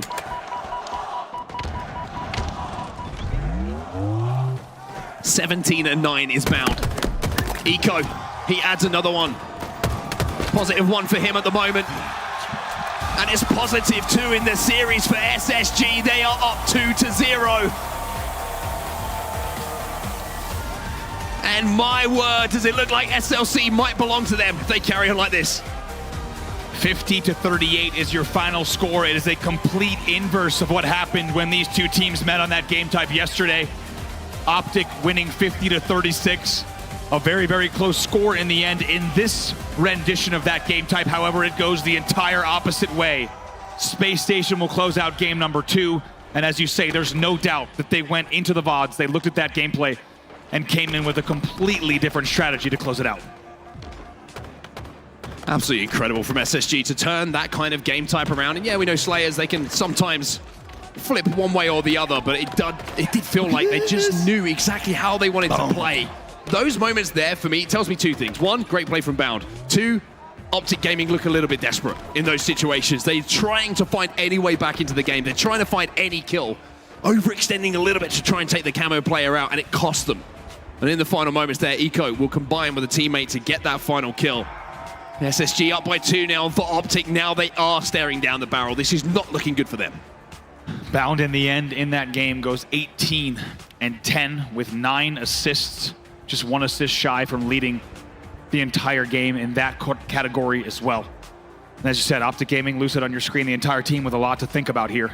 Taking a look at the series layout. Spacestation Gaming only 2 away from closing out your grand finals reset. Well, I hate to be the continual bearer of bad news for Optic fans, but Strongholds is the next game type. And SSG's record is pretty damn good on it. Certainly does favor them, and at 3-0, that would be more than an alarm bell starting to ring for Optic Gaming. It would be a real worry for them, and you can see exactly what I'm talking about on your screen. 6-0 here in Salt Lake City. They are yet to lose this game type. And the margin's over 100. It is, I mean, look, we do need to focus on this. Not only is the 6-0, as you said, a concerning thing for Optic Gaming, the margin is absurd. That is not a statistical error or a graphic error. An over 100-point margin to a -17 margin for Optic Gaming. This game type has historically, as you see, and here as well, belonged to Space Station. And you get the feeling that Optic needs this game on the board to stay alive. Otherwise, they have to reverse sweep a best-of-7 4 games straight. They will need to throw the stats out the window and dig deep here. Well, here is the stats of the dynamic duo, the unlikely couple. It feels like. Le Bound. Le Bound. The KD's very similar. The kills per minute for Bound, outstanding when it comes to Strongholds. And the damage per minute for both, outstanding. You can see who the front man is here for Space Station Gaming. That damage output per minute is something that they are so reliant on to have success. Everybody else can play off of it, and if Bound is doing his job, that's why the stats for a player like Legend will match and look just as good. You know what I love too is not only are these two teammates, of course, also roommates, but when we're in the listen-ins, you'll hear Bound just, Legend, come here, Legend, do this, Legend, do that. Do you reckon he calls him Legend at home? Yes. I'm 100% sure he calls him Legend at home. Without a doubt. Legend, come to the We've shop. seen the behind-the-scenes documentaries. Legend, we're going to the bar. Legend, we're going to McDonald's. Legend, go to bed. I have no doubt you hear it in the listen-ins. I have microphones actually scattered throughout the apartment, so I have a lot of listen-in opportunities. But not kidding, in the listen-ins, it's amazing to hear, and you'll hear from Eco as well. Just they're directing Legend and exactly where they need him on the map. Legend will provide comms of what he's seeing, what he's getting. But Bound, as you see, Bound is playing this game so fast, and he's always one step ahead of most of the lobby, that he knows exactly where he wants Legend. Legend loves it to be able to be IGL'd like that, and man, has it ever paid off for them in this grand final. They're looking so strong. Looking strong, but I just got a strange feeling there's a twist in this series. I don't know what it is. It's just there has to be something more to this series, and there has to be something that comes from the Optic side to give a sign of life. It's very easy to look at a series as like 2-0. This one could be over. But if it's 2-1, right, and you look at that series, it feels so doable to turn a series on its head. It just happened, right? Optic was leading 2-1, and we already know where we are now. Absolutely possible if Optic Gaming can get this game on the board. Well, let's see if Optic can answer back. Let's see if there's still some juice in the tank from the green wall. But they're going to have to overcome one of the best teams at Strongholds, the undefeated team here in Salt Lake City on Strongholds in SSG. So much riding here for the side of Optic Gaming, and you have to wonder, do they have not only the endurance and the stamina, but the heart and the fight to think about their entire season so far and how much that has weighed on them? Repeated back-to-back second places. Never taking home the title this year. Can they dig deep as Trippy wins the opening battle? Something as simple as an opening break being won for you can just help. Legend last alive and even helps Optic Gaming out himself by nading himself. B is going to be flipped. Optic will score early here. It's just something to give them a little bit of confidence, and a win like that from Lucid also will. A nice win indeed. Lucid making sure to just challenge that bat angle in the end. If you take a look at the POV here, Bound will be the one on your screen. Just trying to reset, but really good bat ledge hold coming in. Look at that from Trippy as well. Just nice pipes control continually from the side of Optic Gaming, already up 22-0. Let's think of the few moments that happened already in this game. You see the individual battle bottom middle for the camo being won by Trippy. Yes, it gets traded out. Then you see Lucid with the 1v1 win. All of these things added on top of the opening break going the way of Optic Gaming, and the scoring will be something that just lifts the spirits. It just gets them going. It just gets the belief back. And with 40 points already on the board, and we've seen the triple cap being flirted with as well, Optic will all of a sudden be locked back in for this series. It is just as you say, they needed something to grab hold of, something to give them the hope in this series. They found it across the opening. They already crossed the 50-point mark uncontested. Wow. And then Bound comes and does that to you. Dead Zone will fall. As Spacestation will flip A here and will start to begin scoring for the first time in this game. 53 points without response. It was a strong start from Optic. Amazing prioritization specifically of the Batlet here. Finally, Bound's gonna maybe get away with the shock, but I may have spoken too soon. Look at the pressure that's coming in from Optic Gaming. Trippy's gonna close it out. Optic Gaming has been staring at the Bat Ledge and batteries this entire game, and it's been great prioritization as they continue it. 4 dead here for SSG. Big moment for Optic Gaming, and one thing I really want to talk about here, I feel like Strongholds is forcing Optic just to up the pace a little bit here. As soon as they're getting damaged, they're moving across the map. They're trying to collapse, and off the back of it, they have this triple cap, they have this lead, and Trippy has that next camo. Won't be able to do too much with it, but as now we flip over to the point of view of Lucid, you can see that the power is starting to stack for them. It's a really good job from Eco to bait that out from Sneaky. He forces the camo to be traded out and doesn't even get taken down himself. It's a very, very good strategic and tactical play coming in from Eco and a play call from all of SSG. However, through all of that, Legend picks up another one. In the end, they might start to trip. B will be flipped, so it will be an AC hold likely in just a moment. That is going to be coming in, but it's already 91-23 in favor of Optic. Oh, Formal, that is big. It's a triple kill for him.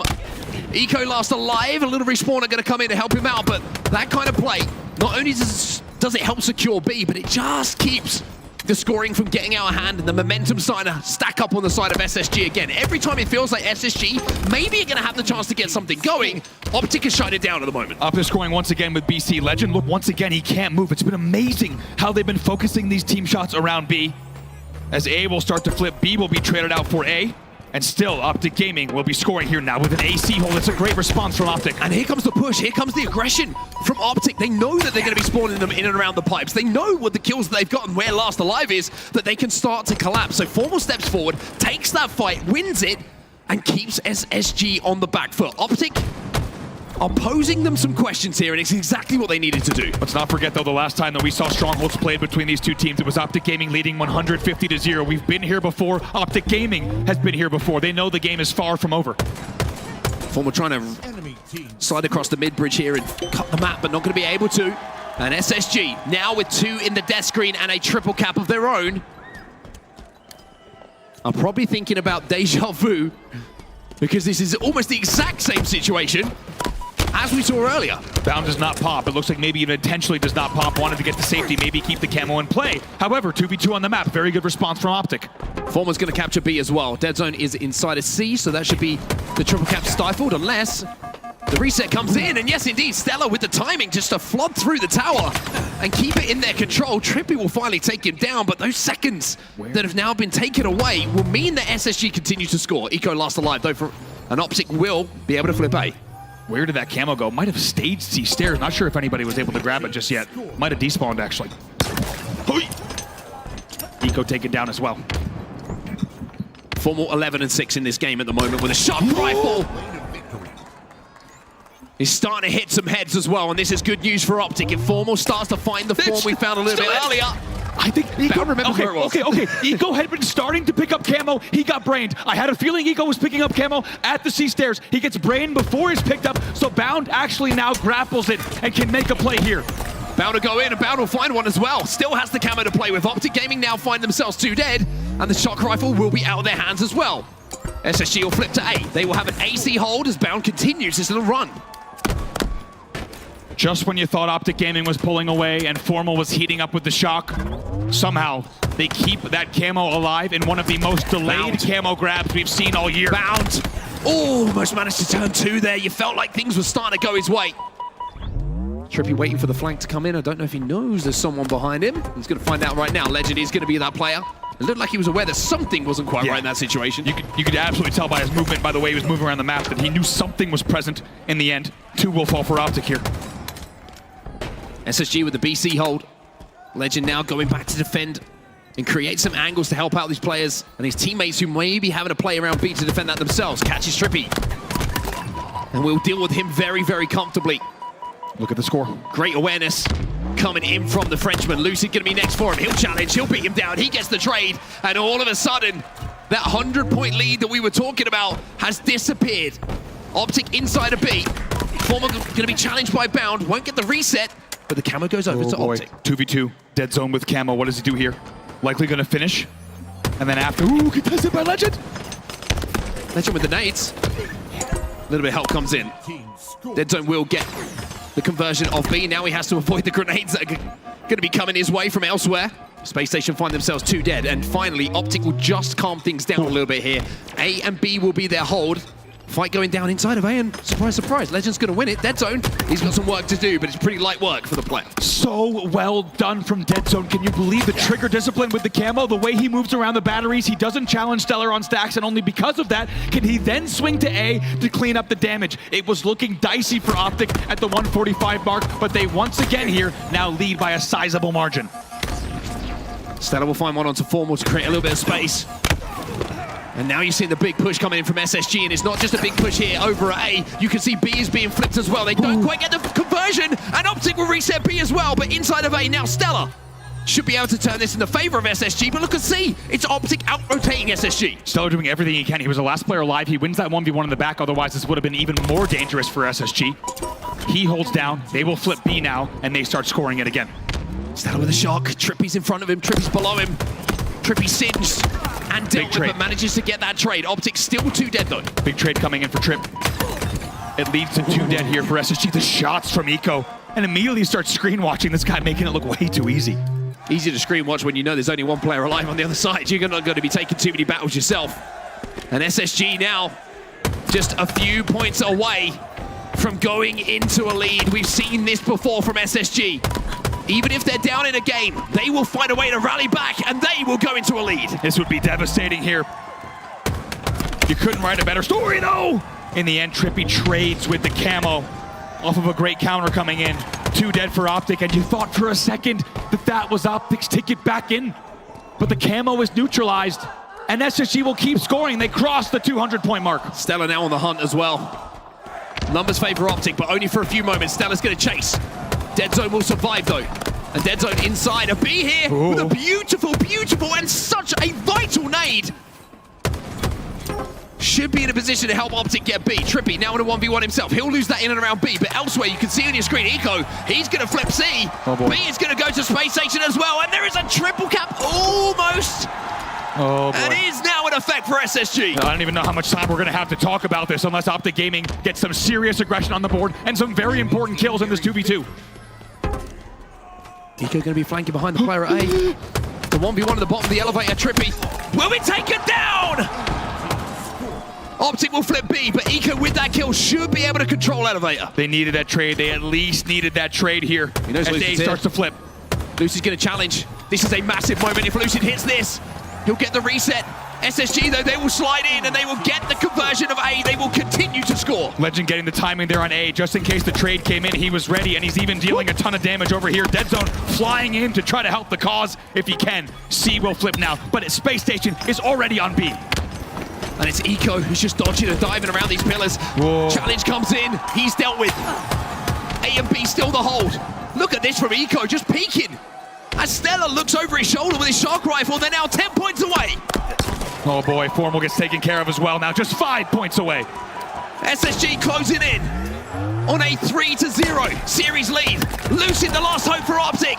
He'll be dealt with, and SSG are 1 game away from being your champions.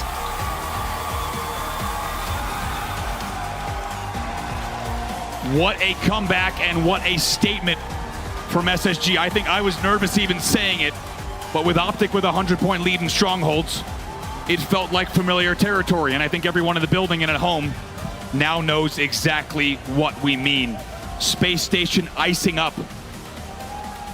with unbelievable control from their side of the stage to steal the win out from underneath Optic Gaming.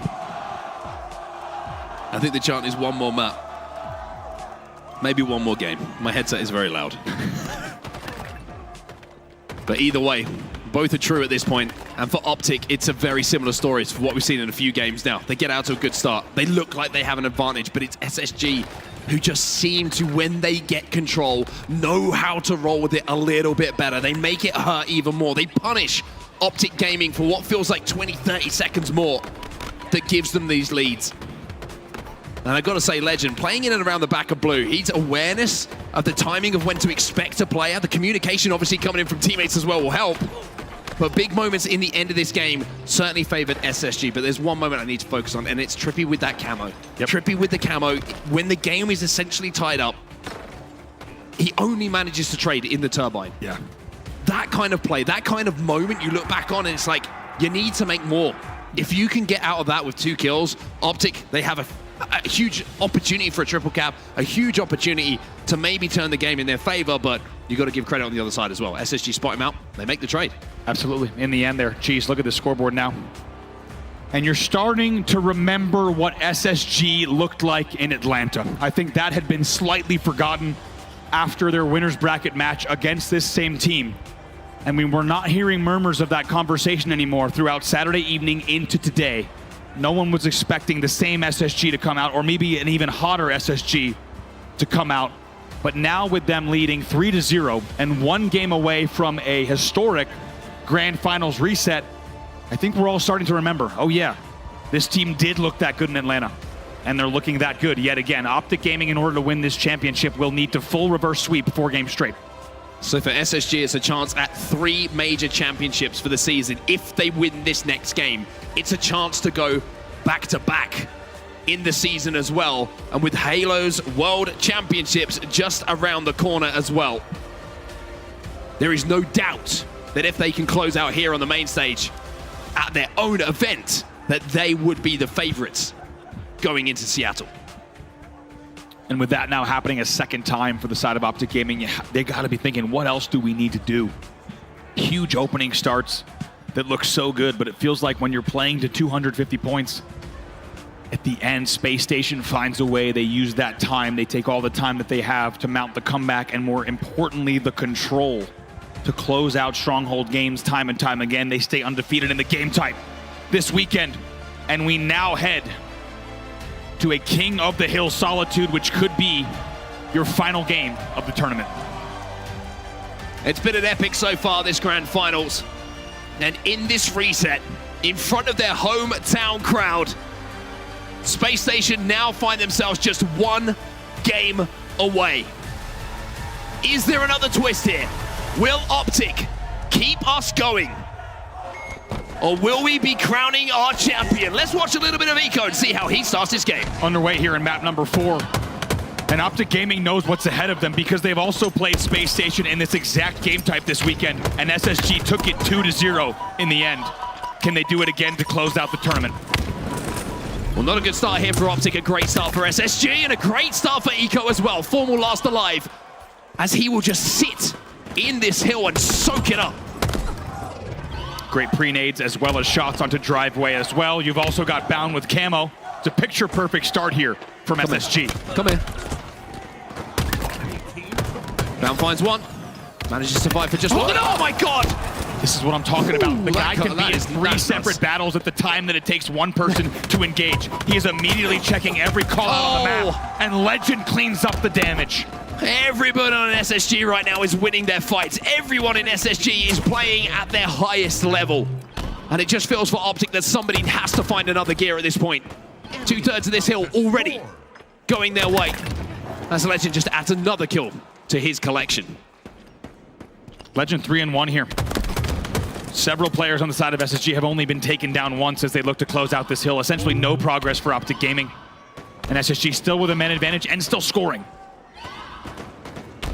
Into Optic, you're going to give this one up, and it looks like that's exactly what they're going to do. It's going to be SSG who get this first hill on the board. Or are they just going to try and apply a little bit of pressure here? Make them wait for it?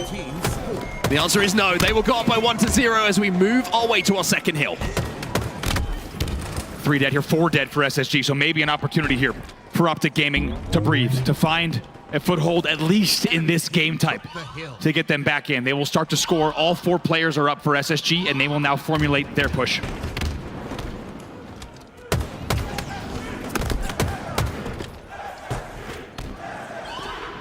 Optic trying to find a foothold. 2 kills go their way, but on the other side of things, 2 kills go the other way. Legend with another individual win, this time on the back of BR. Second camo in the game will go to SSG as well. Everything seems to be lining up for them at the moment. 2 dead yet again here, and they will get the 3rd kill. Bound with the camo again. Feels like we're watching the same loop of gameplay over and over in terms of power-up control as well as slaying. SSG leading by 3 in the kills category. Bound still behind enemy lines as well. You can see everyone is trapped on the snipe side for Optic, and that is not a good sign with the hill is over the other side of the map here. Halfway. SSG to going up by 2. Bound is just killing spawners.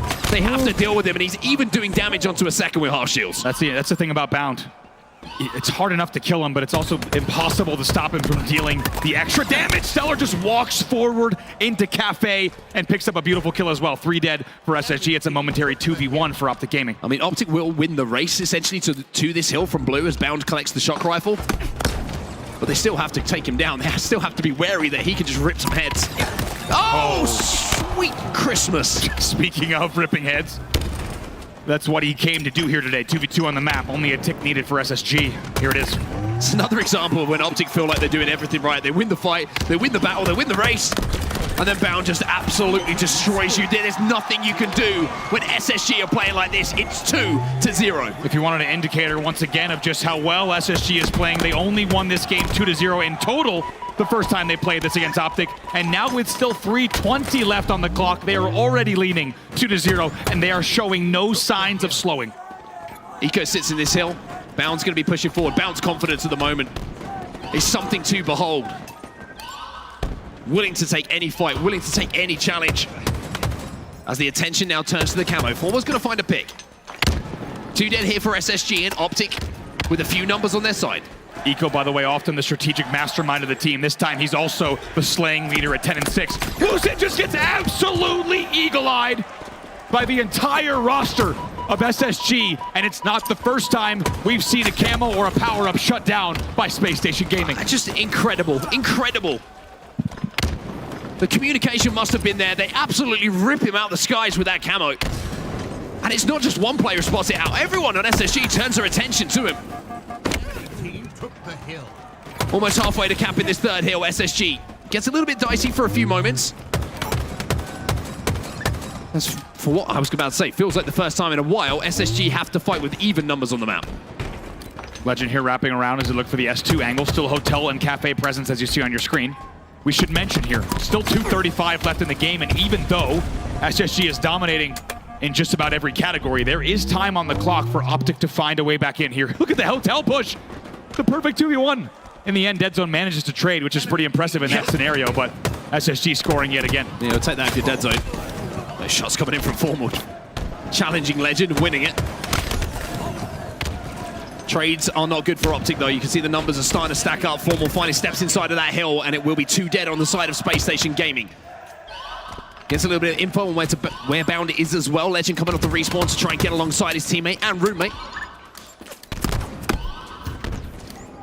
And is this the moment for Optic? Can they find something? Formal now last alive, and it just feels like everything's going against them. The pressure there from Legend all the way from S2 the entire time to just keep dinging Formal long enough until Eco makes the bottom mid push. Just so impressive, as you say.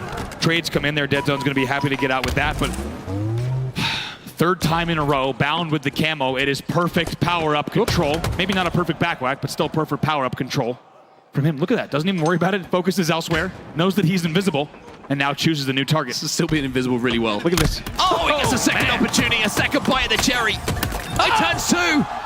He knows he's done damage as well. And even though he whiffed a back smack a few moments ago, he makes up for it. I love how he whiffs the back smack. He says, I'll get back to you later. I've got other things to worry about on the map. I'll be back with you in just a moment. Thank you for your patience. They will continue scoring. It's another one for Bound. 2 players from SSG trying to flush these players out from Optic. Bound's going to challenge inside the hill. Optic will be 2 dead. Legend looking to clean up Lucid in and around the hotel. Only 1 minute and 20 seconds left in this game for Space Station to close things out. And over the last 2 minutes, keep in mind, no hail has been put on the board. Actually, 2 minutes plus of game time and much more elapsed total play time They're going to start to play clock a little bit here as well. 1:06 left on the clock, still 2-0. Looks like SSG want this third hill. They want to really put a dagger into Optic Gaming. They really want to make a statement here. Formal trying to challenge. Lucid will find 2. But Lucid with no shields will fall as well. Dead Zone is the last alive. SSG will be up 3-0, and even Eco is getting loud on that main stage. SSG don't want to just win this tournament, they want blood, and the entire SSG fan base here wants blood as well. 50 seconds left, and it's going to be insurmountable. 3-0 lead in game number 4. You're looking across the stats. We've been talking about Bound, Stellar, Legend, but it's the IGL, the captain. Eco, 17-11. In a bracket reset game to potentially win this tournament. Optic Gaming will know. It will be, most likely, another second place for them, another podium finish, with more work to do. But here in Salt Lake City, there's only one team that's going to be talked about, and that is the hometown team. You know what's about to happen. This place is about to get loud. These people came here to see one thing, and we're now just 10 or so seconds away from that moment. Double kill for Stellar, thrust away from Lucid. But with Dead Zone the last alive, and with Bound stepping out of this hill, it's 4 seconds until we can finally say that Spacestation Gaming will be your SLC HCS Major Champions. They reset the bracket, and they do it in front of their home crowd. Over 20 years of professional Halo Grand Finals we've watched, and this Grand Final is a historic one. SSG back-to-backs from Atlanta to Salt Lake City, and they do it in the most difficult fashion possible. Make some noise, SLC, for your champions, for your hometown team. Spacestation Gaming, the trophy belongs to you.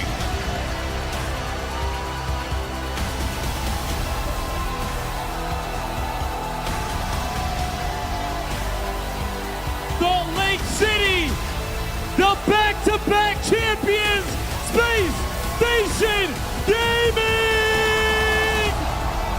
Wow! What a tournament that was! Make some noise for Eco!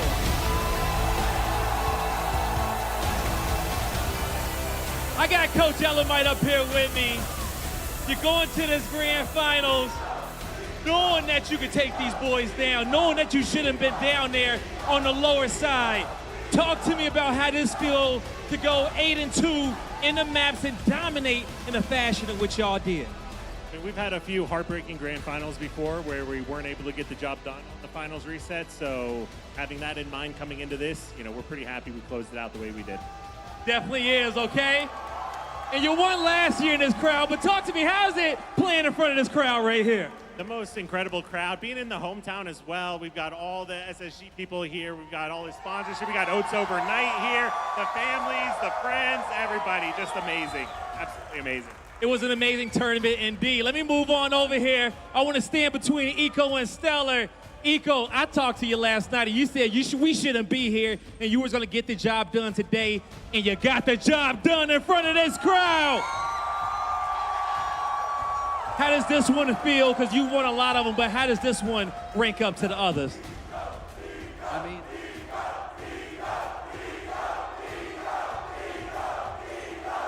I mean, I don't really know what I did. I'm just, you know, being a good teammate, just letting these guys excel. But this one means everything. You know, we knew yesterday that we would come back and do the same thing, and I told you guys I wouldn't let you down. He didn't let you down, Salt Lake City. Let me move on over to somebody who radiates like no other. The Snipe God himself. Make some noise for Stellar. Stellar, you was playing out of your mind, and there's something special about Salt Lake City. What is it, and how does this win feel, man? The vibes out here are just unlike anything else. But yeah, this one feels amazing. We almost failed, but we brought it back, got our shit together. You definitely did bring it back. How proud are you of your teammates up here, especially this young duo standing next to you on your right? They're the best players in the game. The best players in the game. Are they good, Salt Lake? Let me move on down to this young buck duo right here, Bound and Legend. Man, Bound, you won your first event last year in Salt Lake City. You knew you had to come back and do it again for the city. Talk to me about how this one feels for you. I mean, doing this from losers after we lost some winners, you know, we had this mentality that if we make grand finals, we'd win, and I don't know, it was actually doing it and seeing the fans, you know, to put on for the city. So it was amazing. Definitely was an amazing win, and you know, we saw the documentary, you teaming with Legend, you know, bringing him out to the States. Talk to me about how is it to win this one with him and what he brings to the team. I mean, the guy's unbelievable, you know what I mean? Like, we picked him up and he won his first event with us. I know those pressures myself since it happened with these guys too, so the fact that we've won 3 out of 4 now, it's just insane. I don't know what else to say. Absolutely insane. Now, step inside, Legend, okay? Can we make some noise for Legend, everybody?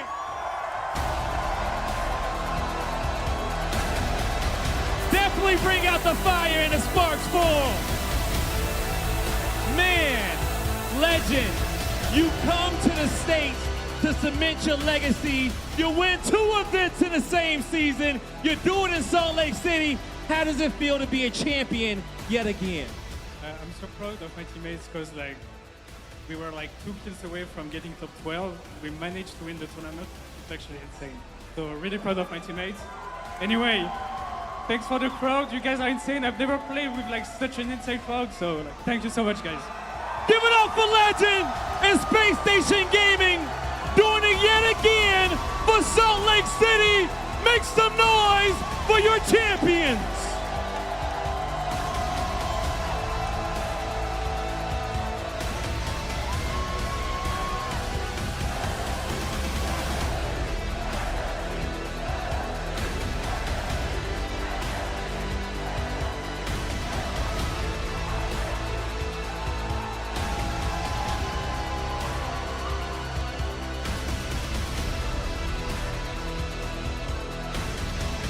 You can always question champions after a win. Will they be complacent? Will they get the job done once again? Or will they take their foot off the gas? Well, the taste of winning is too sweet for Spacestation Gaming. They go back to back. And not only that, Salt Lake City, they go back to back for you in 2 different seasons in their hometown. They are undefeated. Incredible, incredible Halo Infinite being played by these 4 young men. Before we get into all of what we just saw and witnessed, right, which there's an awful lot of it, and I have a few notes, I just want to quickly give just a little bit of flowers, some attention to that man right there on the right, Elamite. We don't talk about coaches a lot, and to coach a roster to back-to-back victories is no easy feat in itself. Clutch, talk to me about this man, this legend, this legacy that he's built, not only as a player in his time, but then to be a coach of champions multiple times in a row in 1 season. It's incredible. Yeah, for those of you that don't have the pleasure of watching Elamite in his prime, he was one of the best, if not the best, to do it the way he did it. He was scrappy, he was efficient, and he was a leader for every one of his teams. He was somebody that I looked up to specifically, and what he brings to this team is just so much maturity, so much experience, but his mentality as a competitor was bar none, and I guarantee he's able to resonate amongst these players throughout these long series, throughout these long tournaments where they do get knocked into the elimination bracket, to tell them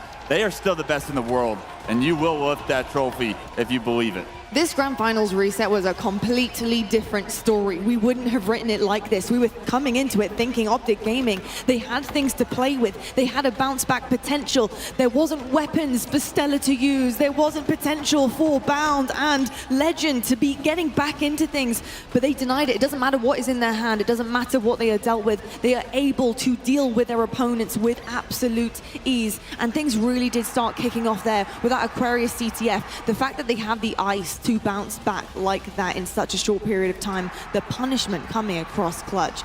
These 4 men, they cannot be stopped right now. They could not be stopped, and I don't know if they can and will be stopped going into Worlds, because this team, when they find their rhythm, they are untouchable. even without the S7s and the map pool maybe favoring Optic, Legend and Bound and the impact that they have every single time they spawn up are an absolute problem to deal with. And then you got players like Stellar and Eco making perfect plays behind them. I mean, this team is the best team we have seen in Infinite so far, and they are primed and ready to dominate all of this year with the one blip they had in London. I've got to say, there's something that really stood out to me, some characteristics of Spacestation Gaming's dominance. And Onset, for me, it's the finesse. The level of finesse they are getting away with is insane. Some of the things I was watching Bound do, not only was he getting kills, turning his head full 360 to just completely annihilate somebody else. You guys were making jokes earlier on Solitude. You're like, I'll pick you up later, don't worry, I'll come back to you. Thank you so much for your patience. I loved it because it was perfect. That's exactly what Bound was doing. He was literally dealing damage across the map, dealing with somebody else, and coming back to eat later on. And Onset, the finesse across our screens, that's what really was the demise for Optic Gaming. I think it's just, he had an incredible tournament. I think that might be the best tournament I've seen from Bound. I was impressed in Atlanta. I thought it was great in Atlanta, but that one, it just felt like he was on a different level. And I think there's just this level of confidence building within SSG, within the unit, that everybody knows their roles, knows what they can do, knows how they play off of each other. And you can see I mentioned it during the cast, like the confidence that Bound has to play off of damage. As soon as he hears damage, he will go. He will try and finish it off. And even if he doesn't get the kill, he knows there's an escape route and he's going to be covered by his teammates. And I think that every single cog that is working in the SSG machine right now is working at 100%. And I wonder if they can get even better. That's the thing for me, because this level of Halo Infinite, I don't feel like we've seen before. It is just absolutely outstanding. And when they're playing at that level, like you said, I don't think anyone can stop them. Even with the superstar performances Stellar put on throughout all of today in Legend, the consistency he had throughout all of the tournament, Bound has got to be my MVP. He is by far my favorite point of view to watch out of any pro player on this planet. His ability to transition from one situation to the next and quickly influence what is going on the other side of the map is unbelievable. It's almost mouse and keyboard like that he's doing on a controller, and he's so perfect with it. His micro and his macro are literally top tier, bar none. It is so impressive to watch.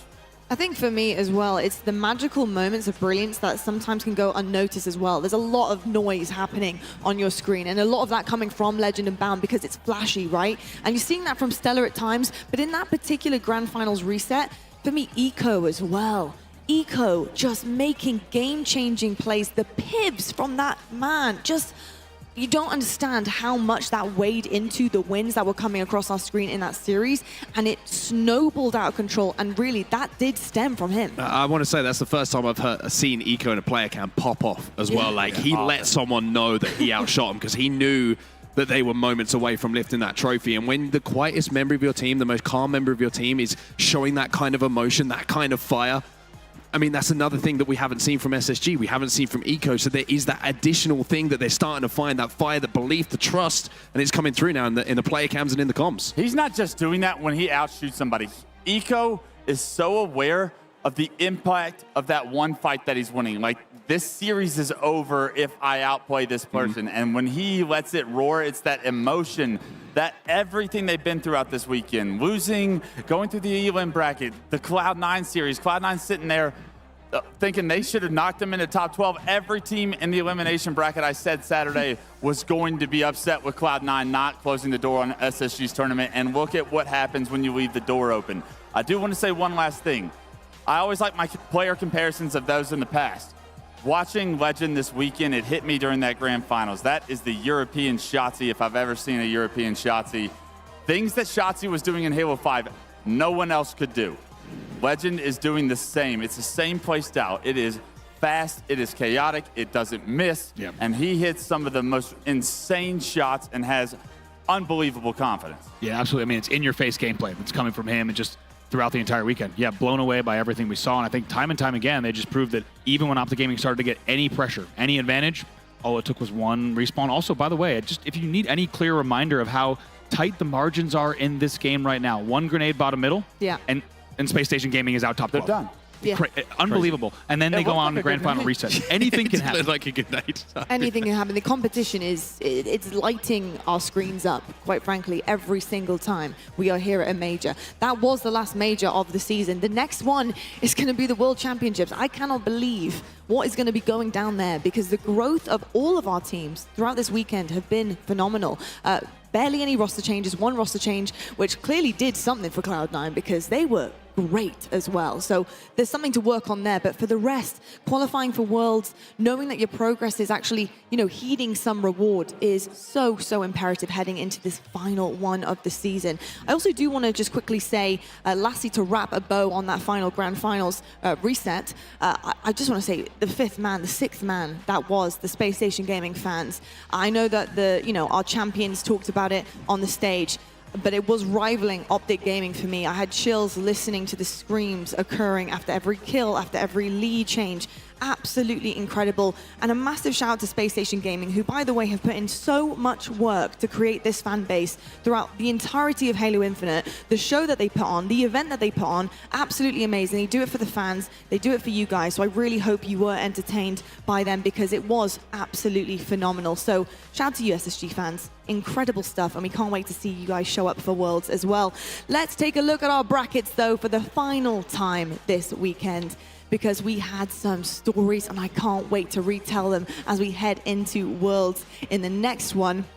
But as you can see, elimination final, Spacestation Gaming, like you said, a grenade stopping them literally. It's crazy. It's so crazy. It's crazy, been a 3-0. It shouldn't have even gone to live fire. Insane. Look at the journey from Spacestation Gaming to not only just go through the elimination bracket the way that they did, then to rebound back up, meet Optic Gaming, which, quite frankly, we thought were gonna do it. Let's be perfectly honest here, okay? No bias at all, but Optic Gaming getting through that semi-final hump. Not only that, then heading into the grand final, thinking, okay, this is your moment to shine. The taste of silver, it's become too much. There is the trophy right in front of you. You've got 2 series to do it. They couldn't get it done. And Spacestation Gaming putting on one of the best shows, I think, all season long, without a doubt.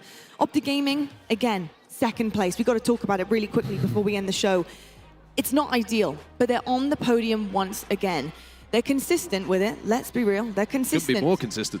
But they do have one more chance to get it right. And the growth was there. They didn't go through the elimination bracket this time around. They went through winner's side. They didn't get it done.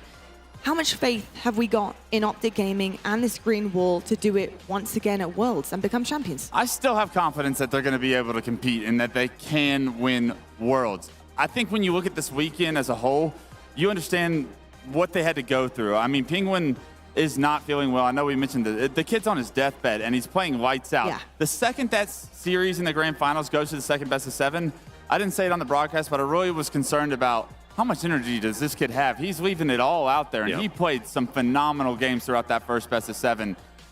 Yeah, eventually, especially when you don't have the energy to give, you're going to run out, and it's going to affect you. Time is always going to stay undefeated there. And you got to feel for the guys on Optic, because every single time they're swallowing their pride. They're going back to the drawing board. They're putting in twice the work, and then 4 times the work, and then 8 times the work. What's it going to take? I think they had that magic yesterday, and I think they even had it earlier today, but it feels like they kind of ran out of gas, and I hate to use that as an expression because the competition is set before you, and these guys game for hours a day, but I think we don't talk about it enough as far as the mentality of players. And once players start getting that confidence and start moving like Bound and Legend move, all of a sudden the games become a lot harder. And when you lose those close games in that first best of 7, it's exhausting on your end. You're thinking about coulda, woulda, shouldas, and they're thinking, we're the better team. We just reset the first one. We just already did it. Why not do it again? I think confidence plays a lot into it as well. Just like you said, I think for good reason, I saw the Optic guys backstage kind of taking deep breaths, right? And normally when you see a team that's looking this good from winners, they're kind of just maybe ready for the match. They're maybe warming up. They're staying hot. But I could tell from the emotion of Optic Gaming that they knew that Space Station would be formidable. And man, was that ever the case in the end? Yeah, I just think they hit flow state. I actually haven't said that word yet, which is unbelievable, because usually you could take a shot for how many times I say that. I'll be taking shots tonight for it. Yeah, there you go. I know Space Station Gaming certainly will, but the flow state there was, it was unmatched. I haven't seen a flow state quite like that. There it is again. that special word was insane. And honestly, I think the readability as well for the team to get to that point of their gameplay.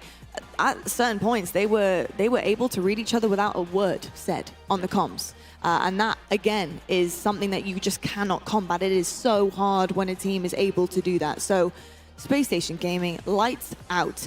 Honestly, shooting for the stars, heading to Worlds, and rightfully so with that Spacestation Gaming astronaut front page and center. Incredible. I'm going to wrap things up here, folks. Clutch, Onset, Brav, first of all, well done, you two. It was a long series. It was a pleasure. Insane. It was Incredible. a pleasure. It was so much fun. Loved it. Incredible. Clutch, thank you so much, as always, for your expert analysis. Let's take a look quickly before we go at our World Championship pools and see where everyone is sitting pretty now. We have our qualifications done, dusted. We have our seeds getting set for everyone. And here we go. Pool A, B, C, and D. Spacestation Gaming right at the top of that one. Optic find themselves at the top of Pool B with Rebellion and FaZe. And here is how things are shaking out. I'm seeing this in real time with you guys, so give me a second to have a quick look. But we're seeing an Optic Gaming Quadrant rematch as well. Yeah, Sentinels also find themselves with Optic Gaming and Quadrant as well. We've got Native Gaming, which I think incredible journey for them as well to get to Worlds. Find themselves in Shopify's pool and Cloud9, which I'm actually really happy for them. I think this is a really doable pool for them. If they can continue to grow, who knows, they could be taking second seed in that pool. They could be taking first seed in that pool if they play like they did against SSG yesterday. So I'm very excited for that. Is a stacked pool as well, depending on what Native Gaming and Cloud9 show up to Worlds. They put in some hard work, buckle down for these next 4 weeks. We could be having a very similar tournament, which was pure chaos on Friday. Yeah, I think also in terms of FaZe here as well, complexity, I think coming into this tournament, you might not have thought too much of that.